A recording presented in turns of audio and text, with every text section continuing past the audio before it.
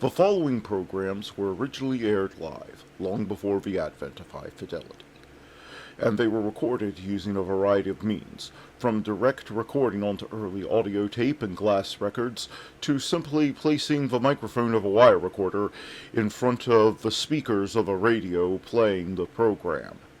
I hope, however, that any variance in audio quality will not take away from your pleasure in listening to these, some of the all-time favorite shows.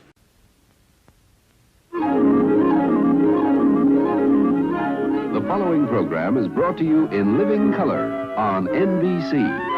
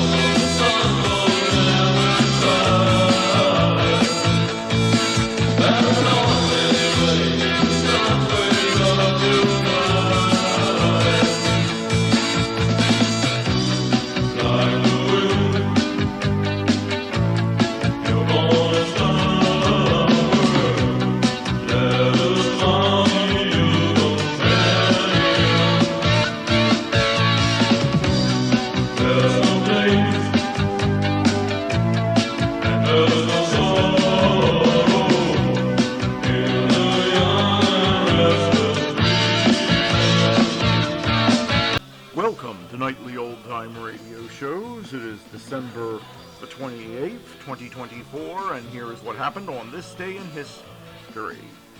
In 1065 AD, new church devoted to St. Peter the Apostle built by Edward the Confessor, later called Westminster, consecrated in London, rebuilt mid-13th century. In 1612, first observation of Neptune, Galileo observes and records a fixed star without realizing it is a planet. In 1767, King Tuscan, crowned King of Thailand, and establishes Thornbury as his capital. In 1836, Spain recognizes the independence of Mexico. In 1860, Harriet Tubman arrives in Auburn, New York on her last mission to free slaves, having evaded capture for 8 years on the Underground Railroad. In 1908, earthquake struck Messina in Italy, killing nearly 80,000. In 1943, all Kalmyk inhabitants of the Republic of Kalmykia deported by the Soviet Union to Central Asia and Siberia. Many die en route. In 1895, filmmakers the Lumiere brothers hold the first commercial film screening at Salon Indeni du Grand Café, Paris.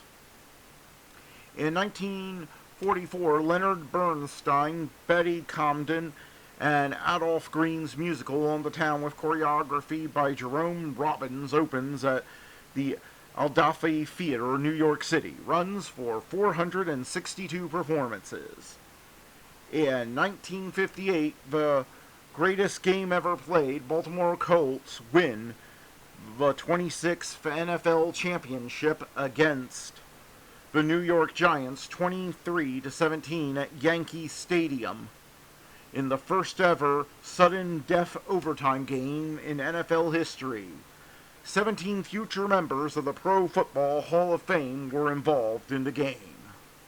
Born on this day, Woodrow Wilson, Pierre Borgiani, Lily Elby, Stan Lee, Lilu Bowie, Linus Torvalds, Maggie Smith, Denzel Washington, Seth Meyers, John Legend, Roger Sessions, Terry Shulchuk, Ray Barake, James Blake, Adam Peaty. Dying on this day, Mary II, Maurice Ravel, Victor Emmanuel III, Susan Sontag, Gregorio Alvarez, and John Madden. And that was This Day in History. Now let's get on with the shows. Calling all cars, be on the lookout for excitement with our next show.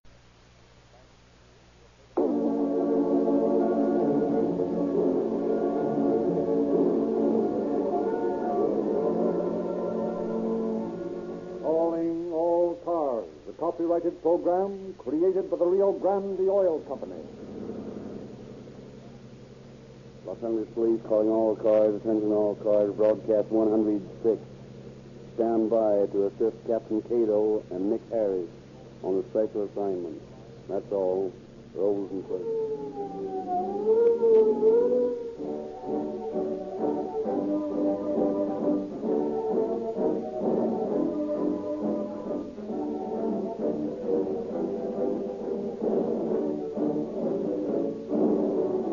Rio Grande declares war on bootleg gasoline.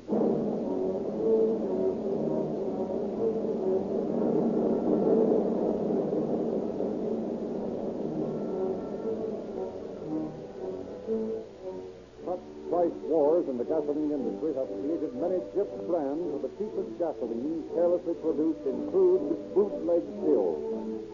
Low prices attract many motorists who don't realize the damage done to their motors by such carbon-laden mixtures.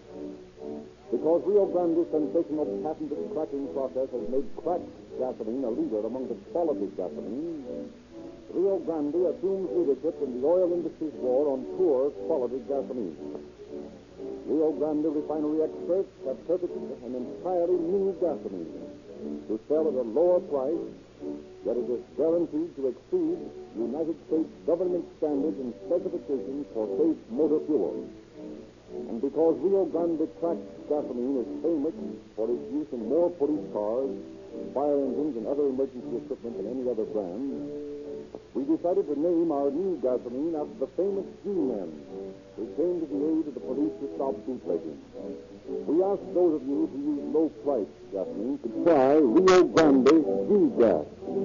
Make no mistake, this new G-Gas is not cracked.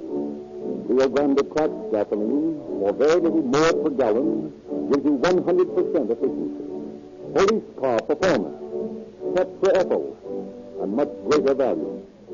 But if your budget won't stand the extra pennies for superlative performance, then be a G-man. Get the finest gasoline made in the low-price field, Rio Grande G-Gas. The low-price gasoline that's guaranteed to exceed government specifications.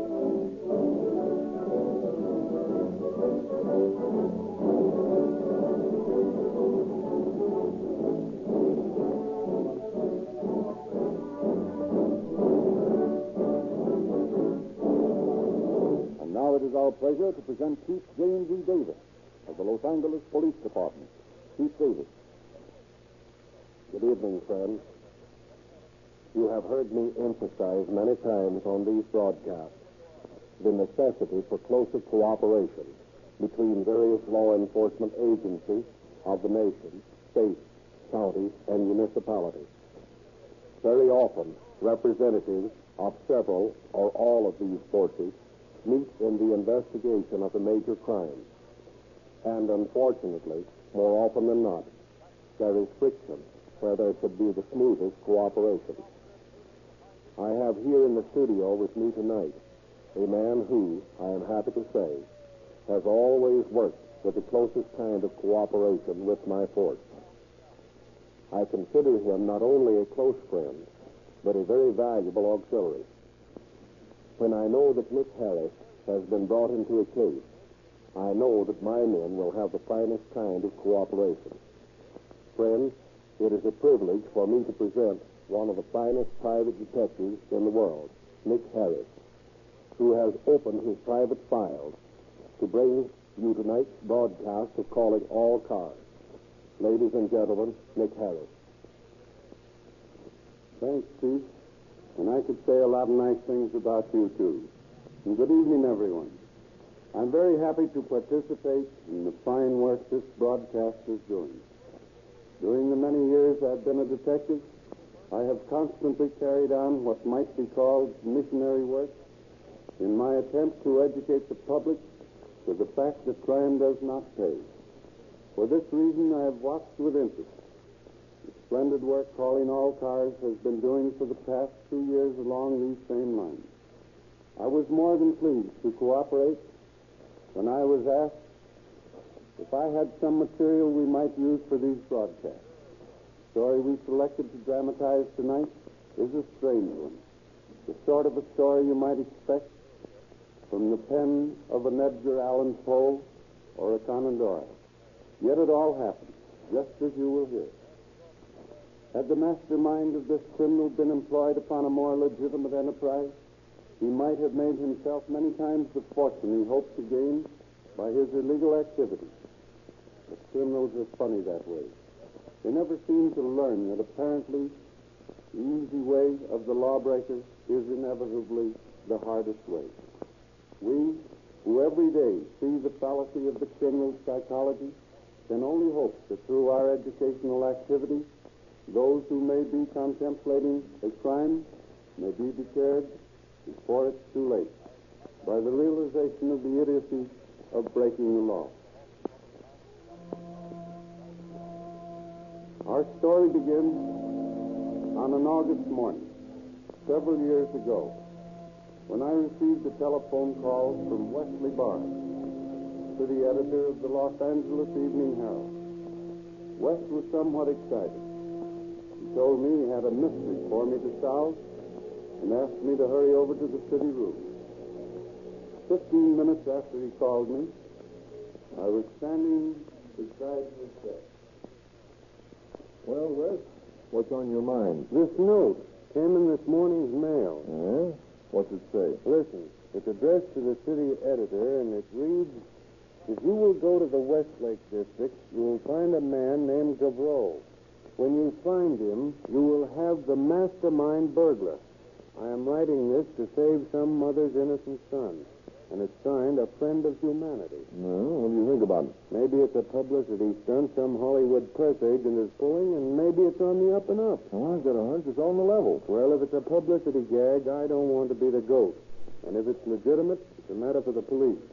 So I thought I'd better send you out and get the lowdown. Okay, Wes. Only listen.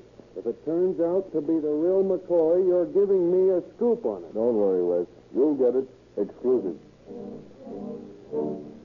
So, Nick Harris details a couple of men to investigate the hotels and apartment houses in the Westlake district for a man named Gavreau. The officers play in luck, for at the fifth place visited, they locate their man. An hour later, they are reporting to their chief. We found a fellow by the name of Gavreau, registered the El Capitan Apartments in West 6. First name is George. What'd you find out about him? Well, not much, but enough to sound suspicious. Yeah, the manager of the El Capitan says he's a queer one. What do you mean by that? Well, he comes here and goes out at strange times. Nobody knows anything about him. He keeps to himself all the time. Well, sounds worth following up. You two boys go out there and shadow that bird. Find out where he spends his time and why. Okay, Pete. Watching their man whenever he leaves his apartment, the shadows soon discover that he makes daily visits to a trunk factory on Main Street. They interview the manager of the establishment. Yes, gentlemen, what can I do for you? You know a man by the name of Gavreau? George Gavreau? Yes, indeed. He's a customer of mine. What do you know about him? Oh, nothing much. Why do you ask? We're officers, doing a little job of investigation. We want to find out something about the man. We'd appreciate your help. Well, of course, I'm always glad to help the law. Well, all right, then. What do you know about Gavreau? Well, as I said, I really don't know very much. I'm making a trunk for him. You know why I think the guy is a nut? What do you mean? Well, he wants a trunk that's padded inside and has a small seat in it. What? Yes, and it's to have a false top that can be opened from the inside after the trunk has been locked. Now, what the devil's all that for? He says he's going to do a Houdini act on the stage. I tell you, I think he's daffy.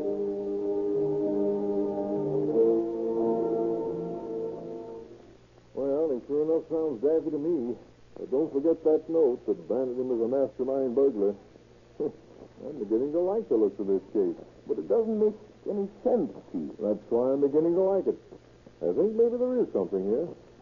When they start making no sense, you're just around the corner from the answer. Now, you boys go on out that guy's tail and don't lose sight of him, day or night. You may be surprised what they find out about him.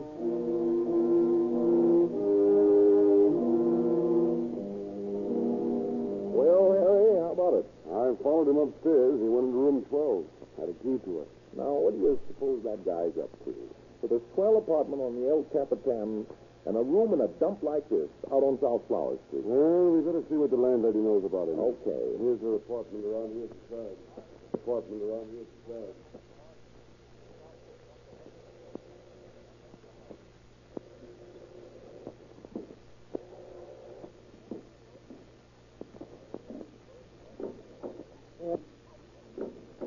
Yes? You have a tenant here by the name of Gabro? Yes? He's in number 12, isn't he? Yes. What do you know about him? Who wants to know? Well, now, let's not get in an argument, lady. We're merely asking some questions. Hey, you look like cops to me. Well, even if we are, we won't get you into any trouble. Well, can I depend on that? You can. Well, I don't know nothing about Mr. Galvro, excepting that he pays his rent in advance, and he hasn't slept in his bed since he took the room. Oh, hasn't slept in his bed, eh? Oh, that don't bother me none. If you don't sleep in it, I don't have to make it. How long has he had the room? Oh, about 10 days. So now look here, I don't want you to go make no trouble for him. If all my roomers is as quiet as here, I like to be...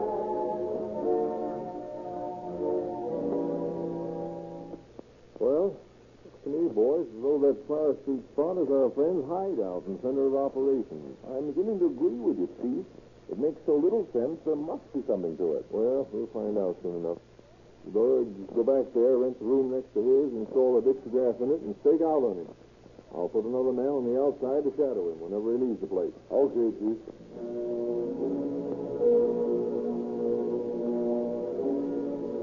With a man constantly at the dictograph and another constantly shadowing Gavreau when he leaves the rooming house, the suspect is always under Nick Harris' surveillance. A few days later, Gavreau was seen scraping up an acquaintance with a boy about 19 in Westlake Park. He was followed to the Flower Street room, and once certain that Gavreau had gone to his room, the Harris operative joined his partner at the dictograph. You just came in. Yeah, I know it. I've been hearing him. Picked up a young kid over in the park. They're both in there now. Put on those earphones and see what they're saying. I couldn't get close enough to hear them in the park. How'd you like to make $20,000, kid? Who wouldn't? I think you like to that much dough if you're doing surgery something. Okay. What's the racket? Swallow a lot of liquor first? Not a bad idea. Very well. Thanks. See how? Right. Now, what's the deal? I'd like to tell you a little about my past to make the thing clear to you. When I was in the Army, I served in the intelligence corps. And it seemed to me that there was some way to get across the lines without taking the usual chances. After a bit of thinking, I figured out a way that worked very successfully. What's that got to do with this idea of yours now? Take it easy, kid. I'll come to that. Okay. I had a case made that, to all appearances, was just an ordinary packing case. But inside I had it fixed so that I could hide there and be inside when the case was sent across the border. Then, when I was safe on the other side of the lines, I'd sneak out, get the dope I wanted, and climb back in again. My helpers would then get the case back across the lines, and there I was, safe and sound and in possession of all the information I wanted. Hey, that's pretty slick. Well, it's along the same lines that I want to work now. But I need an assistant who can be trusted. That's where you fit in the picture. Sure, I get it.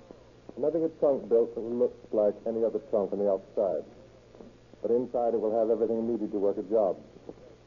Now, when the trunk is finished, I'll get in it with all the tools I'll need, and you'll have it sent to a bank vault for storage.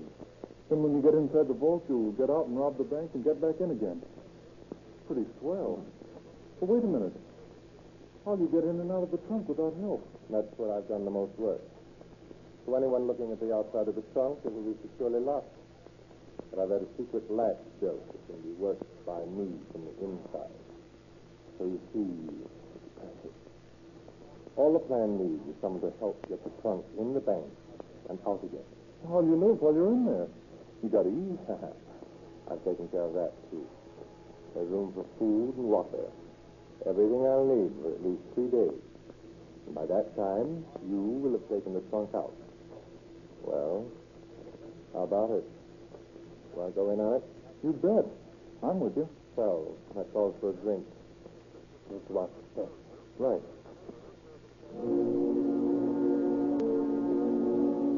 Realizing that they have stumbled onto something big, the two operatives report their findings to Nick Harris, expecting to get the order to make an arrest once. But Harris, knowing that if he arrests Davro at this point, he will have no case. No overt action hasn't been committed. Orders the two men to return to the photograph plant and await the development. This they do, and 3 days later, their patience rewarded. We overhear the following conversation. Kid, we're ready to try the trunk out. Well, We've got a bank all lined up. Tomorrow I want you to make arrangements to have the trunk placed in the vault next Friday. That'll give us 2 days. Then I want you to get the trunk out of there on the pretense that you decided to go away and you're taking the trunk with you. Do you understand that? yeah, I got it. The time I'm sealed up in there until I get out again, it's all up to you. You think you can handle it? Yeah, I'm sure of it. Good. Now, look out for me and you go and see the people at the bank. Tell them that you have valuables worth a lot of money in this trunk. Then, when that's done, there's nothing left for you.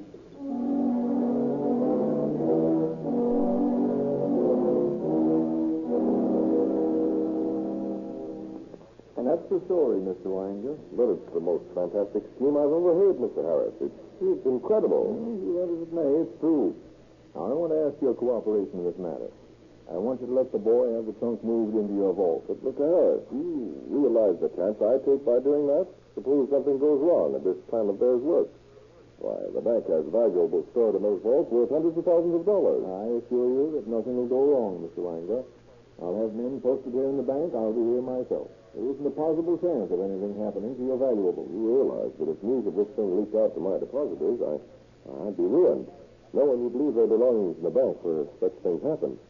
You feel it all right about this, Mr. Harris. Naturally, I understand your feelings. But I can't see how you fail to realize the importance of this thing. I want to catch the criminal red-handed. This way I can. Well, there's something I don't think you know about our vault, Mr. Harris. Every night, in order to protect the furs and things down there, we spray a chemical solution into the vault that is powerful enough to kill a man. If this criminal ever does get in, he won't be alive in the morning. It puts a different light on things, doesn't it? Well, if you want your man alive, it does. All right. I'll tell you what. If you'll allow the trunk to be put in there, I'll make an arrest before you close the vault. How's that? Well, I suppose that would be all right. That way, there'll be no danger of anything happening to your deposits, and I'll still have my man in a case against you. Will you agree to that? All right, Mr. Harris, I will. Good. All you have to do is to act as though you suspected nothing. I'll take care of the rest.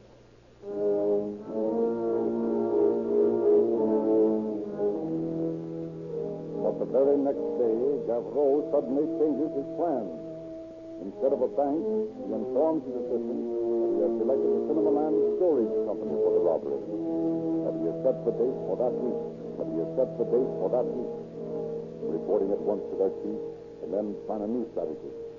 Did Gavreau give any reason for his sudden change in plans? He told the kid that on account of a lot of the screen stars being robbed lately. Did Gavreau give any reason for his sudden change in plans? He told the kid that on account of a lot of the screen stars being robbed lately, they put all their stuff in this storage place. There were a lot better pickings there than in the bank. I see. Well, that changes our plans a little, but not seriously. You're going to let them get into the storage warehouse, Chief? Oh, I am. And a few of us will pick up the boy, go into the building, and wait for our friend to make an appearance out of his magic trunk. Won't he be surprised when he sees us? I rather imagine he will. Not too happily surprised. I'd sure like to get a look at the inside of that trunk. Now I'd better go out and see the manager of the Cinema Land Storage Company and tell him about it. Oh, you want us to stay with the dictograph chief? Right. And if our genius makes another change of plans, let me know at once. Well, don't worry, we will. And I hope he doesn't. I'd kind of like to finish this thing up. Cheer up, boys. We should have Gavreau behind bars before the week is out.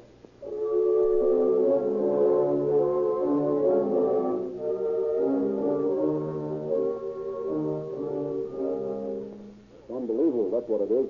Like a storybook. Not quite as harmless as a storybook, but certainly a strange scheme. What is it you want me to do? Well, I'm not just sure of what day they'll bring the trunk in, but I'll have men stationed outside watching your place all the time.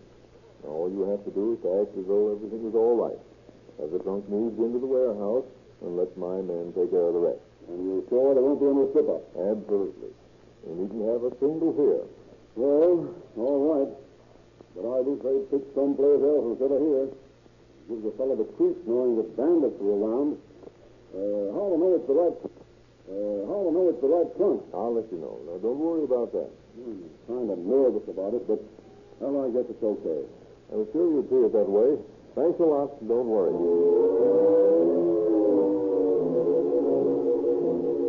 Thus, the plans are carefully laid. An inescapable net is thrown around the Cinema Land storage building. A dozen terrace operatives are placed at strategic spots in the neighborhood. From the second story of a small building across the street, two men watch night and day. From the cab of a milk wagon parked down the street, two more men seemingly intent on loading and unloading crates of milk. Keep an alert eye on all passers-by. Meanwhile, in the office of Miss Harris.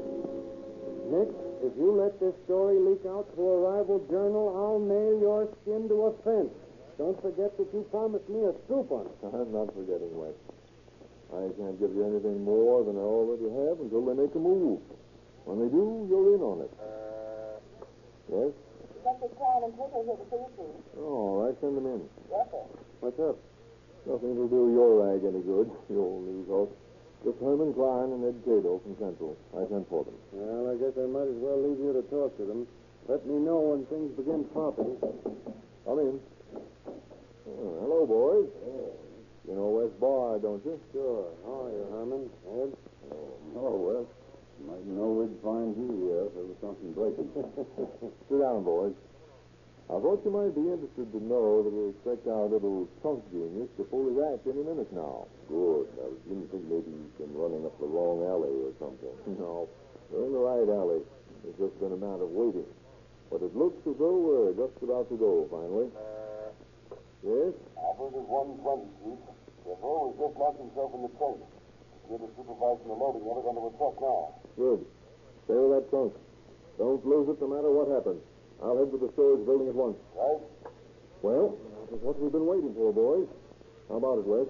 You still leaving, or do you want to go along? What a question to ask me. Come on.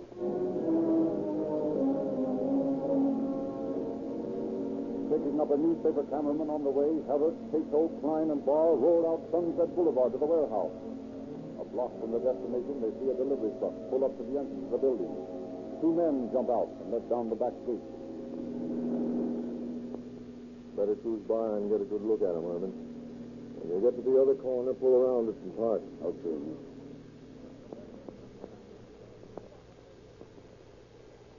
Okay, Herman. Swing around here and stop. Barr, you and I had better cut across this lot. Herman, you and Cato walk up the other side of the street. We'll let him get the trunk inside and pick up the kid. The other side. Herman, you and Cato walk up the other side of the street. We'll let him get the trunk inside and pick up the kid. Okay, Nick. Come on, Ed. The kid. Okay, Nick. Come on, Ed. Come on, Ed. Okay, Nick. Come on, Ed. Okay, Nick. Come on, Ed.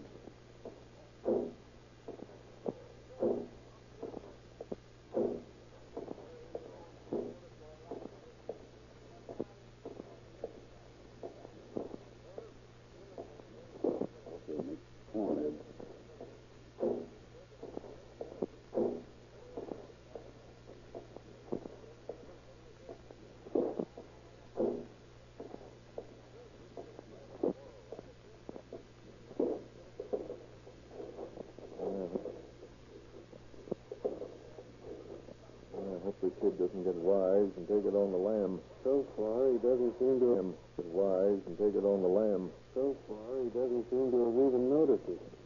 All wrapped up in his work. Yeah. Hold it a minute, Wes. Light a cigarette or something. Light a cigarette or something. I didn't want to give her something.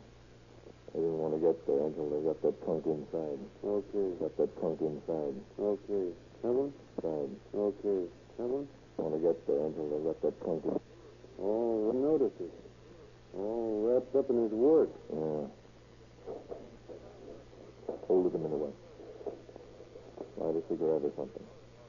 I didn't want to get there until they got that trunk inside. Okay. Come on. Right.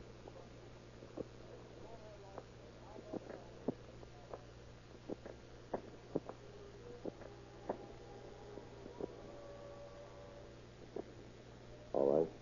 Let's go. They're inside. Let's go. They're inside. They're inside. Inside. Inside.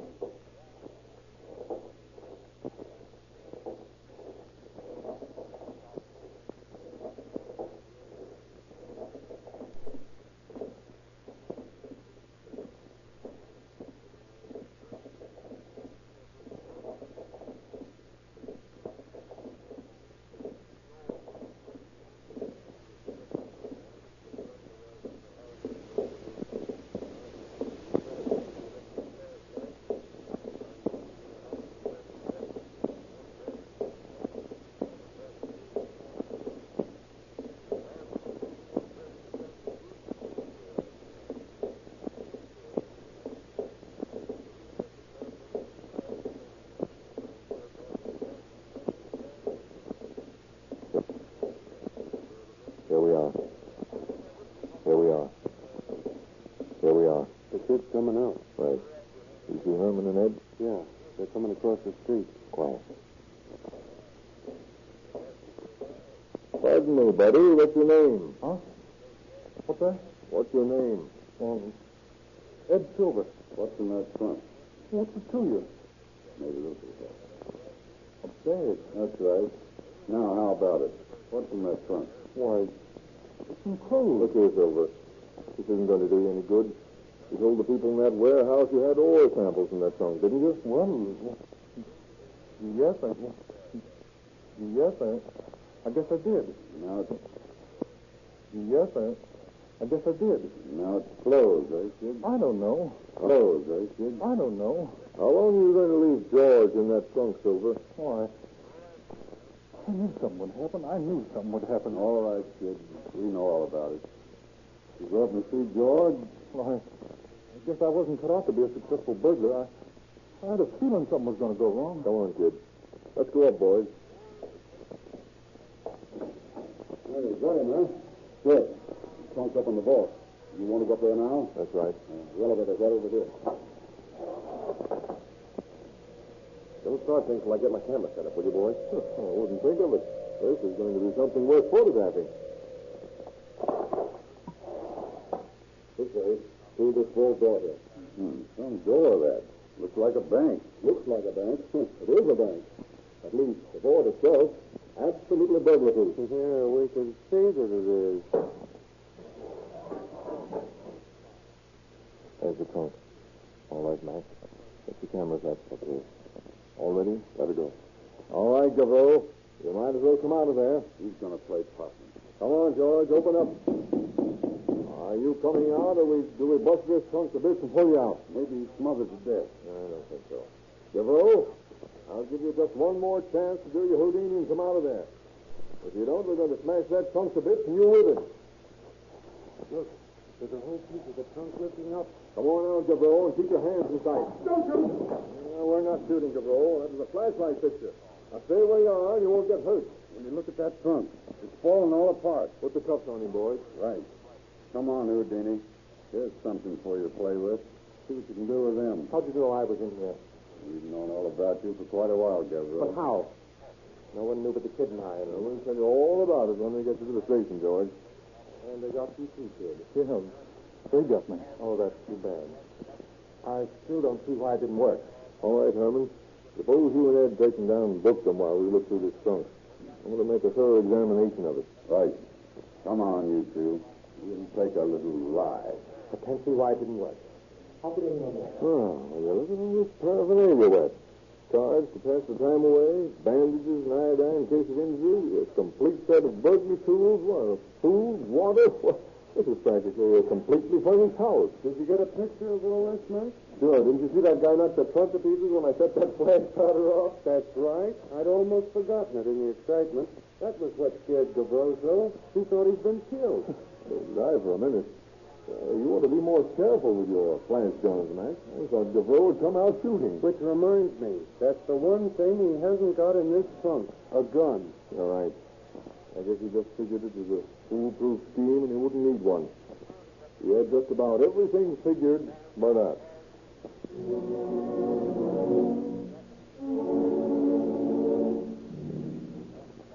Gavreau and the boy are held on charges of attempted burglary. When the day arrives for the trial... The case of George Gavreau and Ed Silver versus the state. Are the defendants present?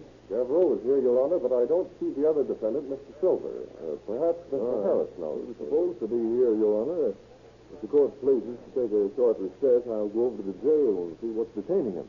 We will take a short recess.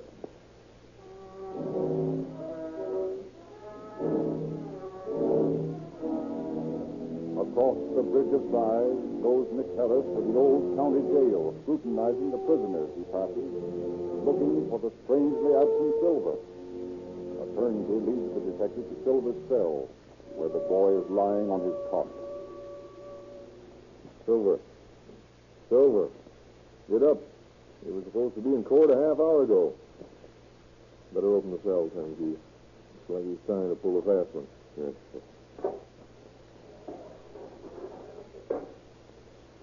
Come on, Silver. There's no use trying to get out of this. He's got to move. Turn him over. Poor kid. Couldn't stand the gas. Looks like it was heart trouble. Well, he's better off this way, I guess. Just goes to show, turnkey, that there's no way you can beat the law and win.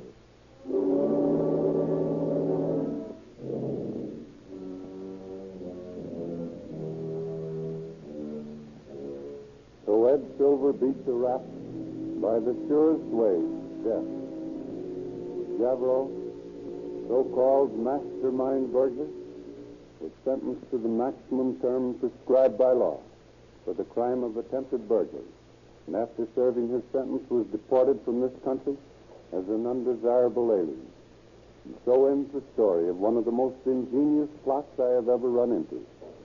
Had it not been for that mysterious letter, Gavreau might have been able to carry out his scheme and even now be living off the thousands of dollars of loot. But, fortunately for a great many people, such was not the case. And as the result of our discovery, trunks left in storage are thoroughly inspected before being allowed to be placed in warehouse or bank vault. Thus, my advice to anyone who might wish to try this scheme is, it might have worked once, but it won't work now. You can't commit crime and get away with it.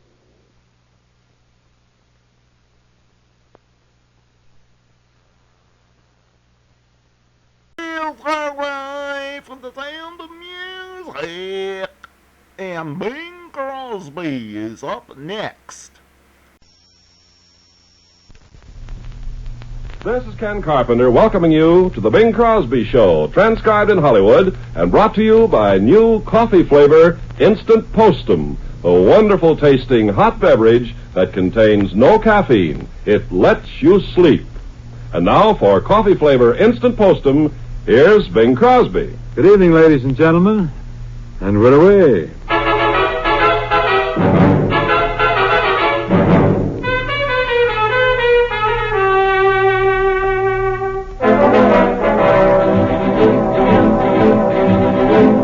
Valencia, in my dreams it always seems I hear you softly call to me. Valencia, where the orange trees forever scent the breeze beside the sea. Valencia, in my arms I held your charms beneath the blossoms high above. You loved me. In Valencia long ago we found our paradise of love. In a magic dream of memory, I see you there once again. In that old town far away, beneath the skies of Spain, that city of tender romances, so shy were your glances, and swift is the sunshine that dances through the orange grove. Valencia, in my dreams it always seems I hear you softly call to me. Valencia, where the orange trees forever scent the breeze beside the sea. Valencia, in my arms I held your charms beneath the blossoms high above. You loved me. In Valencia long ago, we found our paradise of love.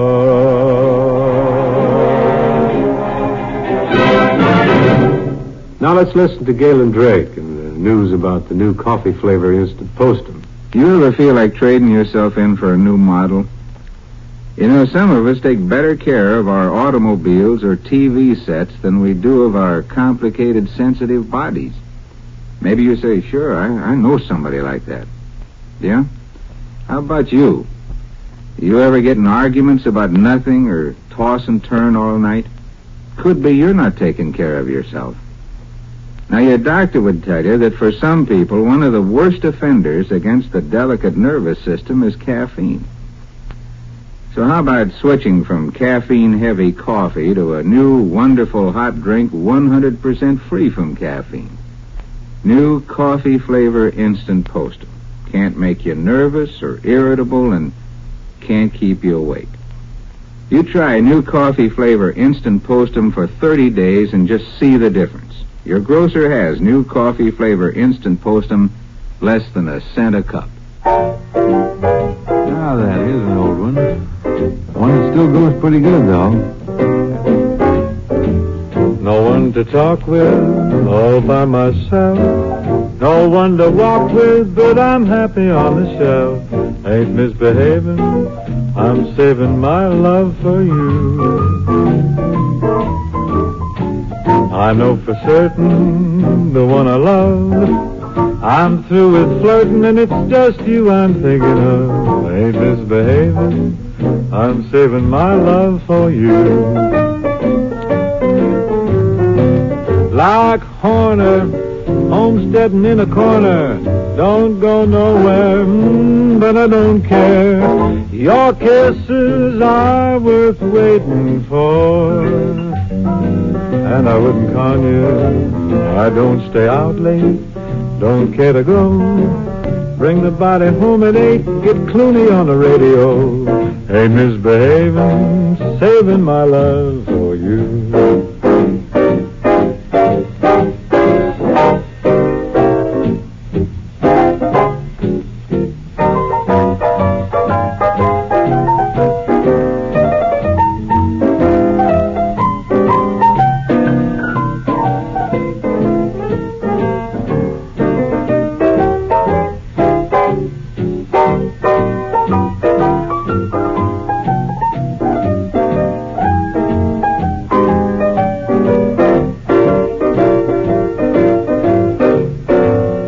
Like Jack Horner in the Amen corner, I don't go nowhere, I don't care.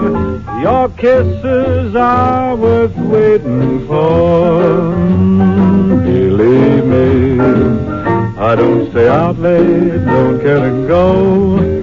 I'm home about 8, just me and my radio. Ain't misbehaving, saving my love for you.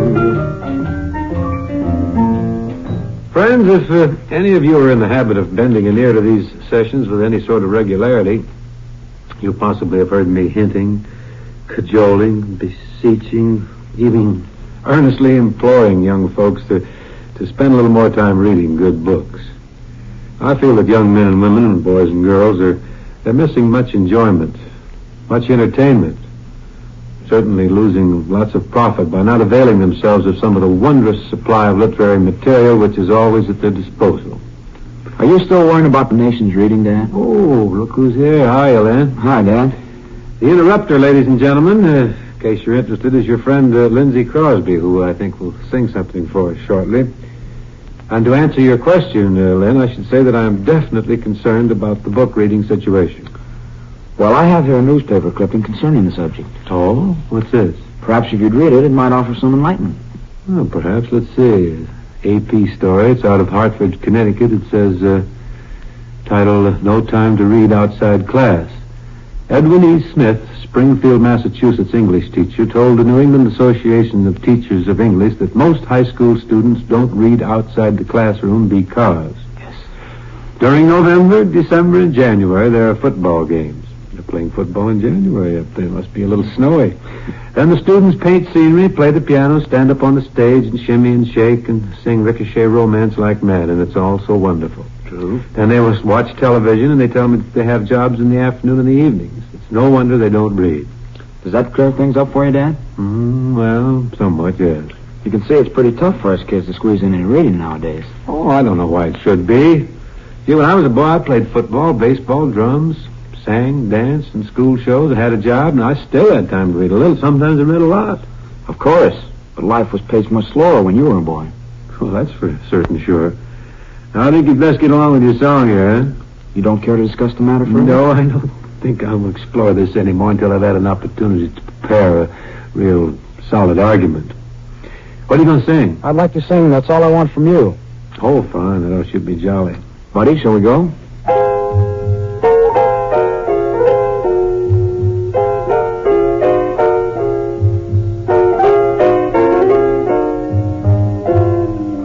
Little love that slowly grows and grows, not one that comes and goes, that's all I want from you. A sunny day with hopes up to the sky, a kiss and no goodbye, that's all I want from you. Don't let me down, oh show me that you care. Remember, when you give, you also get your share. Don't let me down, I have no time to wait. Tomorrow might not come, when dreamers dream too late. A little love that slowly grows and grows, not one that comes and goes. That's all I want from you.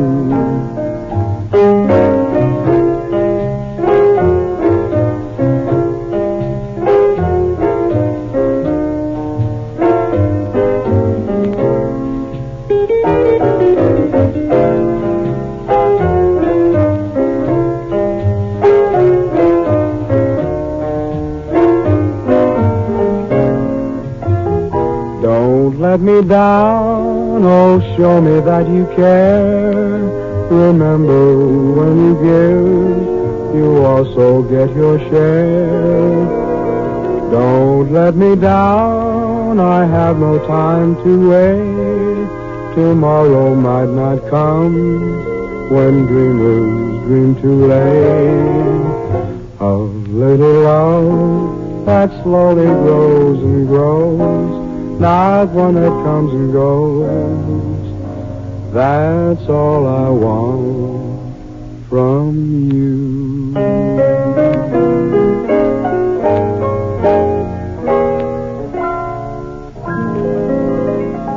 Thank you, Lynn. Thank you. Congratulations. You handled that very adroitly. We're going to step aside here for an instant now as Galen Drake moves in to tell us all about the new coffee flavor Instant Postum. Say, I wonder if you can remember when you were a little kid. Do you remember how much fun you had? You used to play and laugh and sing and so on with the other kids. But now, do you ever begin to wonder if you've outgrown fun? Well, you know, fun isn't just for kids or just for the rich. Fun is what keeps you feeling young and looking young, and you need it. But maybe you're missing out. Maybe you drag through the day, you lose your temper easily, and you're not sick, but, well, you're not well either. Well, you're not alone. There are an awful lot of people who feel that way. And they're missing out on fun, too, and they don't know why either. But your doctor would tell you that for some people, one of the worst offenders against the human nervous system is caffeine. Would you like to feel right again? Switch from caffeine-heavy coffee to the new coffee flavor Instant Postum, available for the first time. Not a bit of caffeine, a sleepless hour, or a headache in it. You try new coffee flavor Instant Postum for at least 30 days and start having fun again. Well, now, I believe we have time for another song. I think we have here. This is one called Anyone Can Fall in Love. Anyone can fall in love. Anyone can touch a star. Beggars can be choosers, winners though they're losers.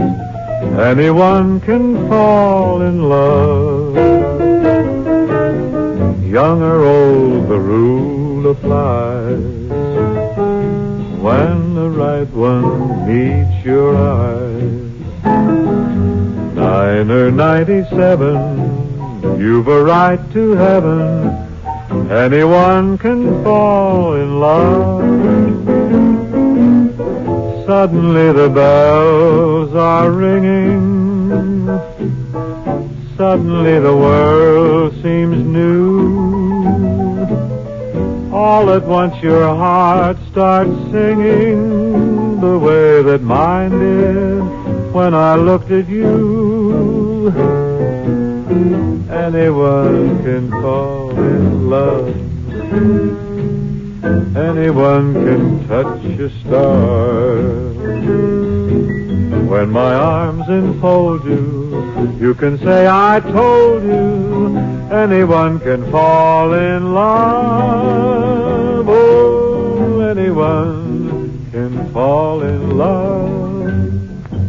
That's about it for this evening. Matter of fact, that's all for this week. But we'll be right back here Monday night, though. Same time, same place. You have a nice weekend, you hear?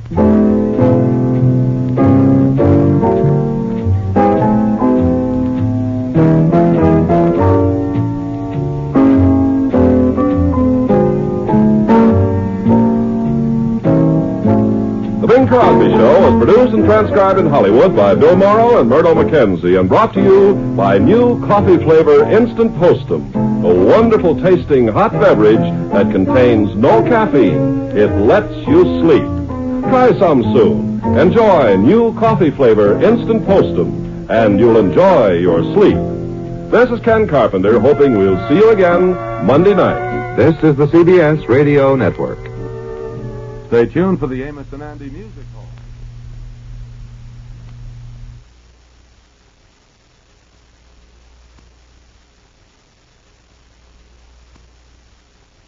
One of old-time radio's longest-running and most popular programs, CBS Mystery Theater, is up next.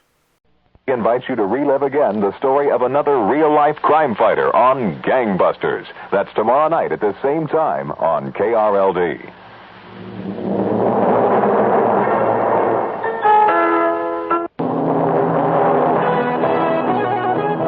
The News Authority, KRLD, Dallas.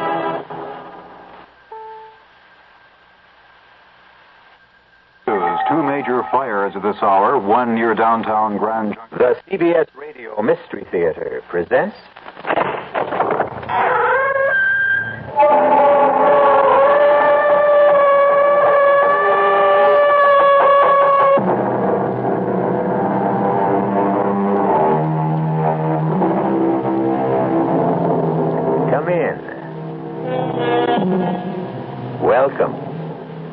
I'm E.G. Marshall. Welcome to the fear you can hear. Welcome to the world of your own terrifying imagination. All of us daydream. It seems a harmless enough way of passing the time. But what might we do if some of the things that pass through our minds come true? Supposing the man or the woman we created in the mind's eye became reality. The phantom became flesh and blood. Our puzzling, nerve-tingling tale begins as it ends, with sudden, irrevocable death.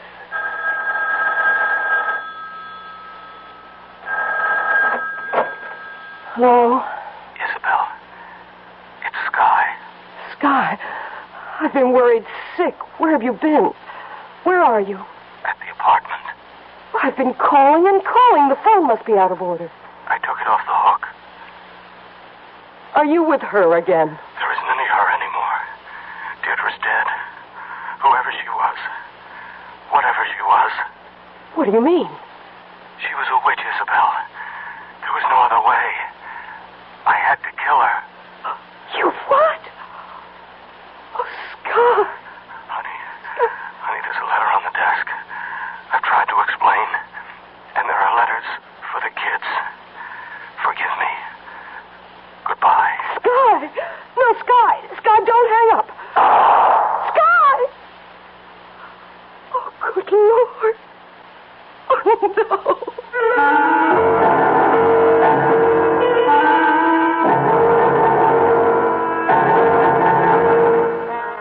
Our mystery drama, Out of Focus, was written especially for the Mystery Theater by Ian Martin and stars William Redfield. It is sponsored in part by new sugar-free Diet 7-Up and by the Kellogg Company, makers of Kellogg's Special K cereal. I'll be back shortly with Act 1. Hi, I'm Goldilocks, Ms. Goldilocks, if you please, and I'm a professional taste tester. Here at my taste test laboratory, that's TTL for short, I taste test everything from porridge to diet drinks. Actually, there's not that much taste testing in porridge these days. There used to be. Once upon a time. I mean, that's how this Ms. got into the biz. But lately it's been diet drinks. I mean, with so many diet drinks going sugar-free, I've been really busy conducting taste tests. A rather unbearable assignment, to be sure. But then I discovered sugar-free Diet 7-Up. Fresh, natural, delicious. My only problem is that sugar-free Diet 7-Up tastes so good that it broke my Goldilocks diet drink taste-o-meter. Well, sugar-free Diet 7-Up certainly has my seal of approval. This one's just right. When you're in Los Angeles, stay at the dazzling new Los Angeles Marriott Hotel. Because no matter where you travel, a Marriott Hotel always means a marvelous time. And the exciting new Los Angeles Marriott is exactly what we're talking about. With 7 superb restaurants and lounges, a sensational swim-up bar in our big, beautiful pool. And the new Los Angeles Marriott is only minutes away from L.A. International Airport, a great location, the center of everything in Southern California. It's life as it should be. Live like living meant to be. And come to a Marriott and live. For reservations, ask the toll-free information operator for Marriott's nationwide 800 number.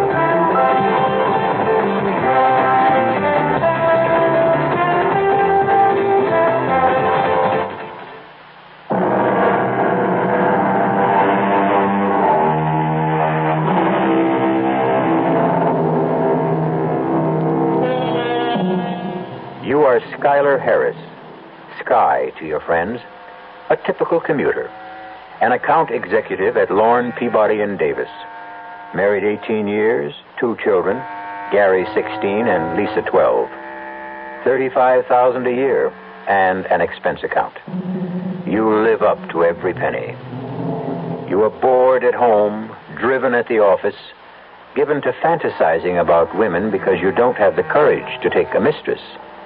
But you are to find one, and such a one. who will quite literally be the death of you. What do you got here, Jake? It's a DOA, Sam. Cold turkey. Mm-hmm. It's like the woman on the phone said. Where's the other? The dame? Yeah. Search me, not in here. It's probably the bedroom. Check out the rest of the apartment, huh?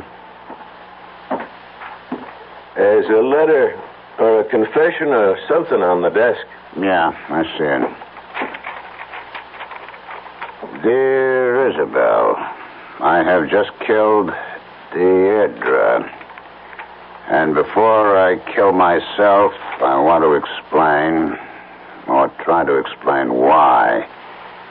It started 10 days ago. It doesn't seem possible that in so short a time my whole life was ripped to shreds.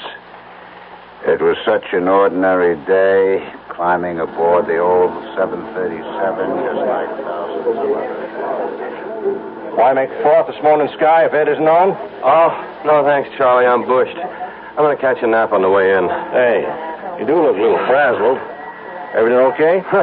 Oh, my health's all right, as far as I know. Oh, it's just the rat race, I guess. It's getting to me. Maybe it's a male change of life, Sky. No, not yet. Please, God. Oh, Lord, that I could do with a little change of life, you know. Well, leave you to get on with it. At least you got the whole seat to yourself in case the action gets rough. Oh, thanks. Sweet dreams, lover boy. Oh, go trump your partner's ace. All tickets, please. Have your tickets ready, please. Morning, Miss Harris. Oh, hi, Benji. Hang on to it. It's the last ride left on the ticket. Tough night, Mr. Harris? Oh, they're all tough these days, Benji. I'll see you at the end of the line, okay?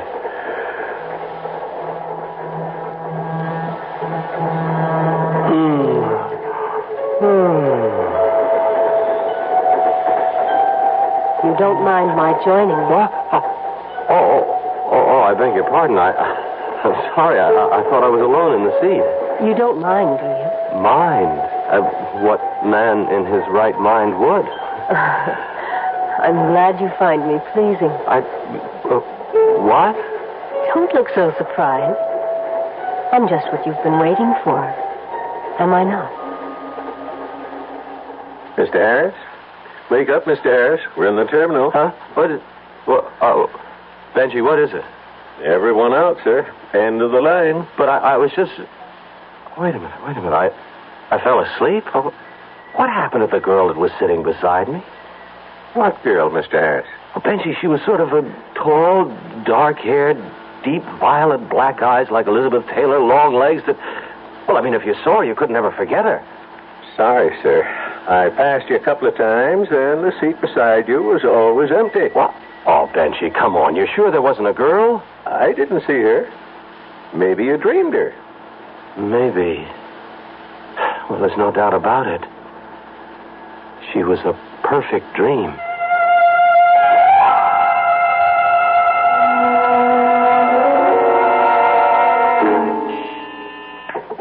Yes, Doris? Harry? Oh, sure. Send him right in. Sky, have I got news for you? Hold on to your hat. What? I just came from a session with the Kingpin. Oh, so what does Boss Man Peabody have up his sleeve this morning? The brass ring for you, Sky, and I go along for the ride.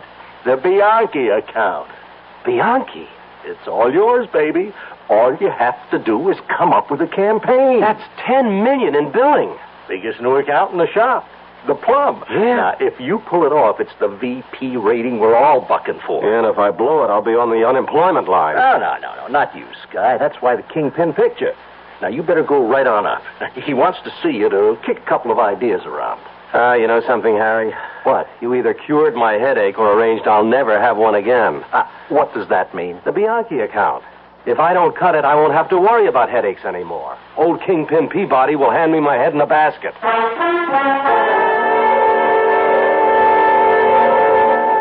Hey, Mario. Yes, Miss Alice. Once again, not too lightly for Mr. Lipscomb and me, okay? Right. You don't want to miss your train, Sky. Oh, you don't know how often I want to, but not tonight. What's the big deal tonight? You and Isabel socializing? No. For once, it's the train I'm interested in. Oh, well, that's a switch. Yeah. Oh, thanks, Mario. Well, what's so special about tonight's commute? I won't know until I prowl all the trains. I'll be looking for something. Do me a favor, Sky. Now, I'm only a poor working photo stiff. And you're the idea man. Look for an idea for Bianchi. But I already have it. Genius. What? Could you picture a girl like this? Great violet gentian eyes framed with black lashes, natural at least a half-inch long, cream white skin, full lips, deep carmine to match the cheek blush, a mass of blue-black hair to frame the face, a figure full but gorgeously shaped, long tapering legs with ankles that lead to high-arched feet. Picture her in semi-décolletage, a hint of cleavage, and the promise of all sex. And underneath that caption, Bianchi. If you have it, you don't need anything else. And if you don't have it, it doesn't much matter what else you have. Now all we got to do is find the babe. Harry, I already found her. The trick is just how I find her again. Oh, holy cow. I got to make the first train. Put this tab on the national debt, Mario. Harry, you can pop for the tip, will you? I got a date with an angel. I hope.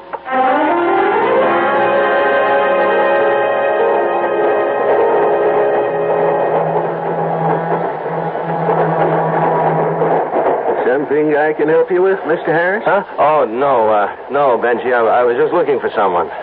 Yeah, I figured. You've been from one end of the train to the other. Anyone I know? No, just a girl. The one you asked me about on the way in this morning? Yes, I've got to find her. Well, if she's anything like you described, I wouldn't blame you. You know, Benji, you better find me a seat now. I'm still a little stoned. Well, take my spot, Mr. Harris. I'll put my work case up on the rack. Oh, thanks. Stretch out, make yourself comfortable. I'll wake you before you get to your stop. Oh, you're a scholar, a gentleman, and a fine conductor, Benji.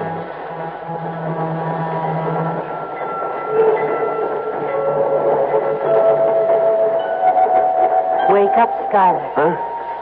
It isn't very flattering to have you always falling asleep on me. What's that? Oh, you're real. This time I've been waiting for you. But I hunted the whole train for you. Did you? You shouldn't have worried, Skylar. I wasn't going to let you get away. How do you know my name? If I want information, I just ask questions. Skylar Harris. Well, how do I do with the same question? The name is Deirdre. Lovely. Provoking, sensuous, a little incomplete, perhaps. No surname? Do you really care? Well, it would be necessary eventually just to satisfy the accountants, you know. Social Security and Uncle Sam. Dear me, does everyone have to know all about us? Well, maybe I didn't make it clear. See, I have a proposition to make to you. Oh, yes. I thought perhaps you might. No. Don't misunderstand me. See, I'm an advertising executive. Yes, I know all about you, Skylar. No, I mean, there's this account. Bianchi Cosmetics. Oh, yes. Deirdre, I guess I may call you that? I want you to. Oh, I have no idea who you are or what you are, but would you be interested in this? Skylar. No, look, honestly, I mean, this is strictly a business arrangement. I have a campaign in mind using you as the central figure. I don't know what you want to call it, Skylar, but as far as we're concerned, there needn't be any embarrassment or cover-ups. Don't we both know what we really want? Now, come on, Deirdre. Don't put me on. I'm not. You're the one who turned me on, Skylar. Now, look, Deirdre, whatever your other name is, I am honest-to-God leveling about this big ad campaign and how perfect you are for it and how much money you could make if it all goes the way I think it could. If you insist, Skylar. Anything. But if we have to talk about something other than ourselves, would you mind getting me a drink? Oh, sure. I could use one myself. What'll it be? It doesn't matter. You pick it. Just hurry back. Oh, don't worry. Just don't vanish.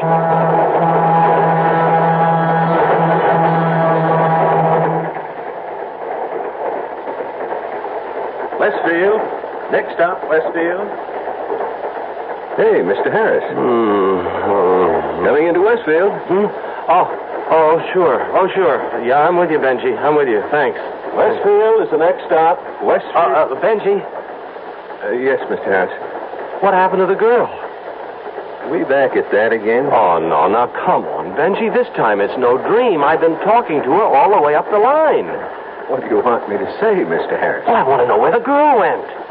Mr. Harris, we've been riding this line a long time together. You don't want to make no scene.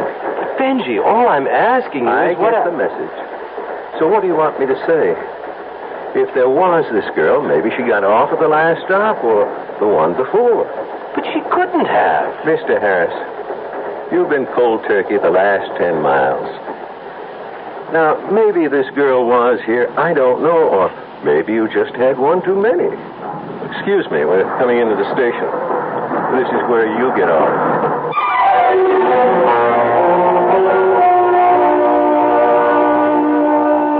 A man who doesn't realize how near the end of his emotional rope he is. A girl named Deirdre, who promises desire as sensually as a centerfold in today's magazines. A suburban family who awaits the return of the husband and father as routine. And the disaster we know is to happen. We'll start to fit the pieces of the jigsaw together when I return shortly with Act 2. Ever see a beer drinker pour his beer real easy down the side of the glass? Maybe you do it yourself. If so, the Budweiser brewmaster thinks you're missing something, especially if you're a Budweiser drinker. You see, Bud is brewed, so it will kick up a healthy head of foam. Exclusive beechwood aging and natural carbonation make it a lively brew. Well, anyway, pouring Bud plunk down the middle of the glass helps bring out the best in that clean white Budweiser foam and real beer aroma. It also helps you get the full benefit of a taste, smoothness, and drinkability you'll find in no other beer at any price. Remember, brewing beer right does make a difference. Next time, pour that Budweiser right down the middle and see for yourself. Anheuser-Busch, St. Louis. When occasional heartburn or acid indigestion is combined with a gassy, foolish feeling, that's what we call gassed indigestion. Digel is made for gassed indigestion because Digel is different. It does more than plain add acids. Digel reduces excess acid while its patented simethicone gets rid of trapped gas fast. Use only as directed. Digel for gassed indigestion. No plain add acid can do what Digel can.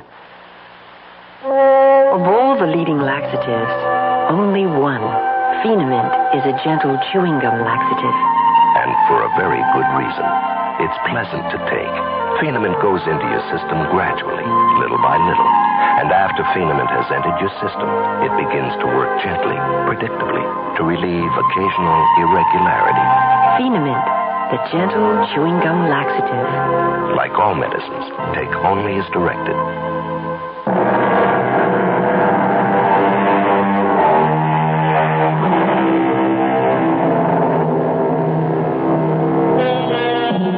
One of the minor sad comedies of the world is the faces of the wives as they meet their returning commuter husbands.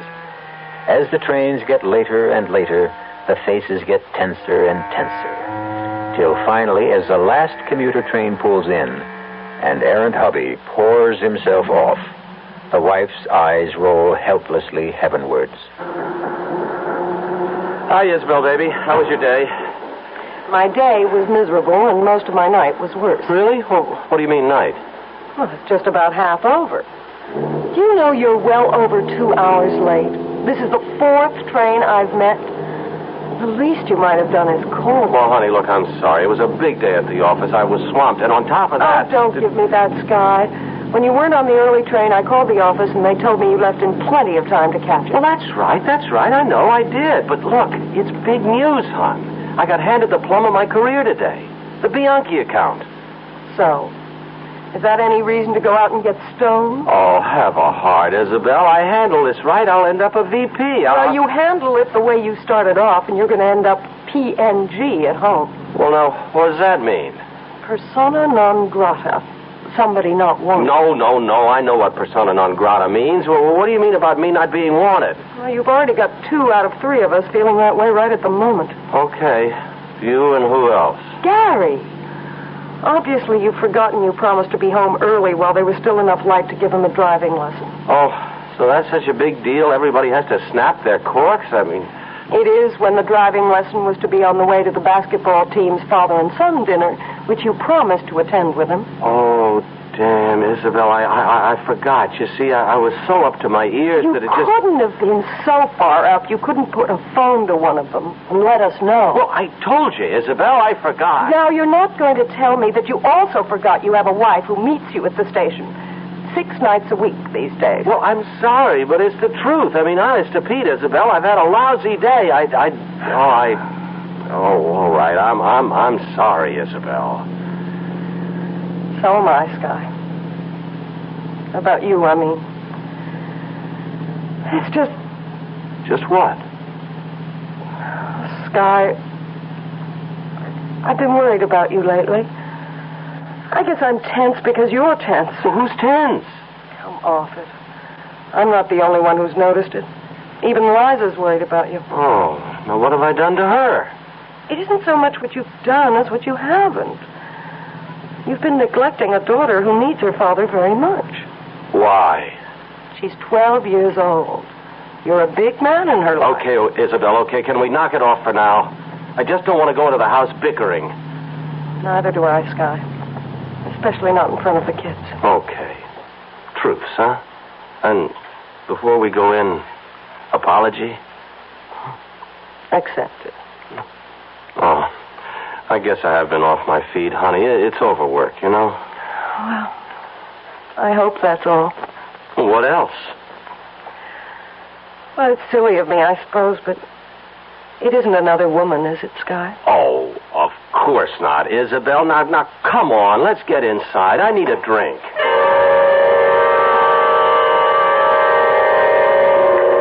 Chrysler Model Agency? Yeah, this is Scarlett Harris here. Put me through to Irene. Yeah, that's all right. I'll hold. Doris, while I'm on 1, call IFW and hold them on 2. I want to talk to Ed Rashby, okay? Hello, Irene. It's Sky. Yeah, fine. Well, I'm looking for a girl. First name Deirdre. I don't know the second. She is a natural for the Bianchi account, and I've just got to find her.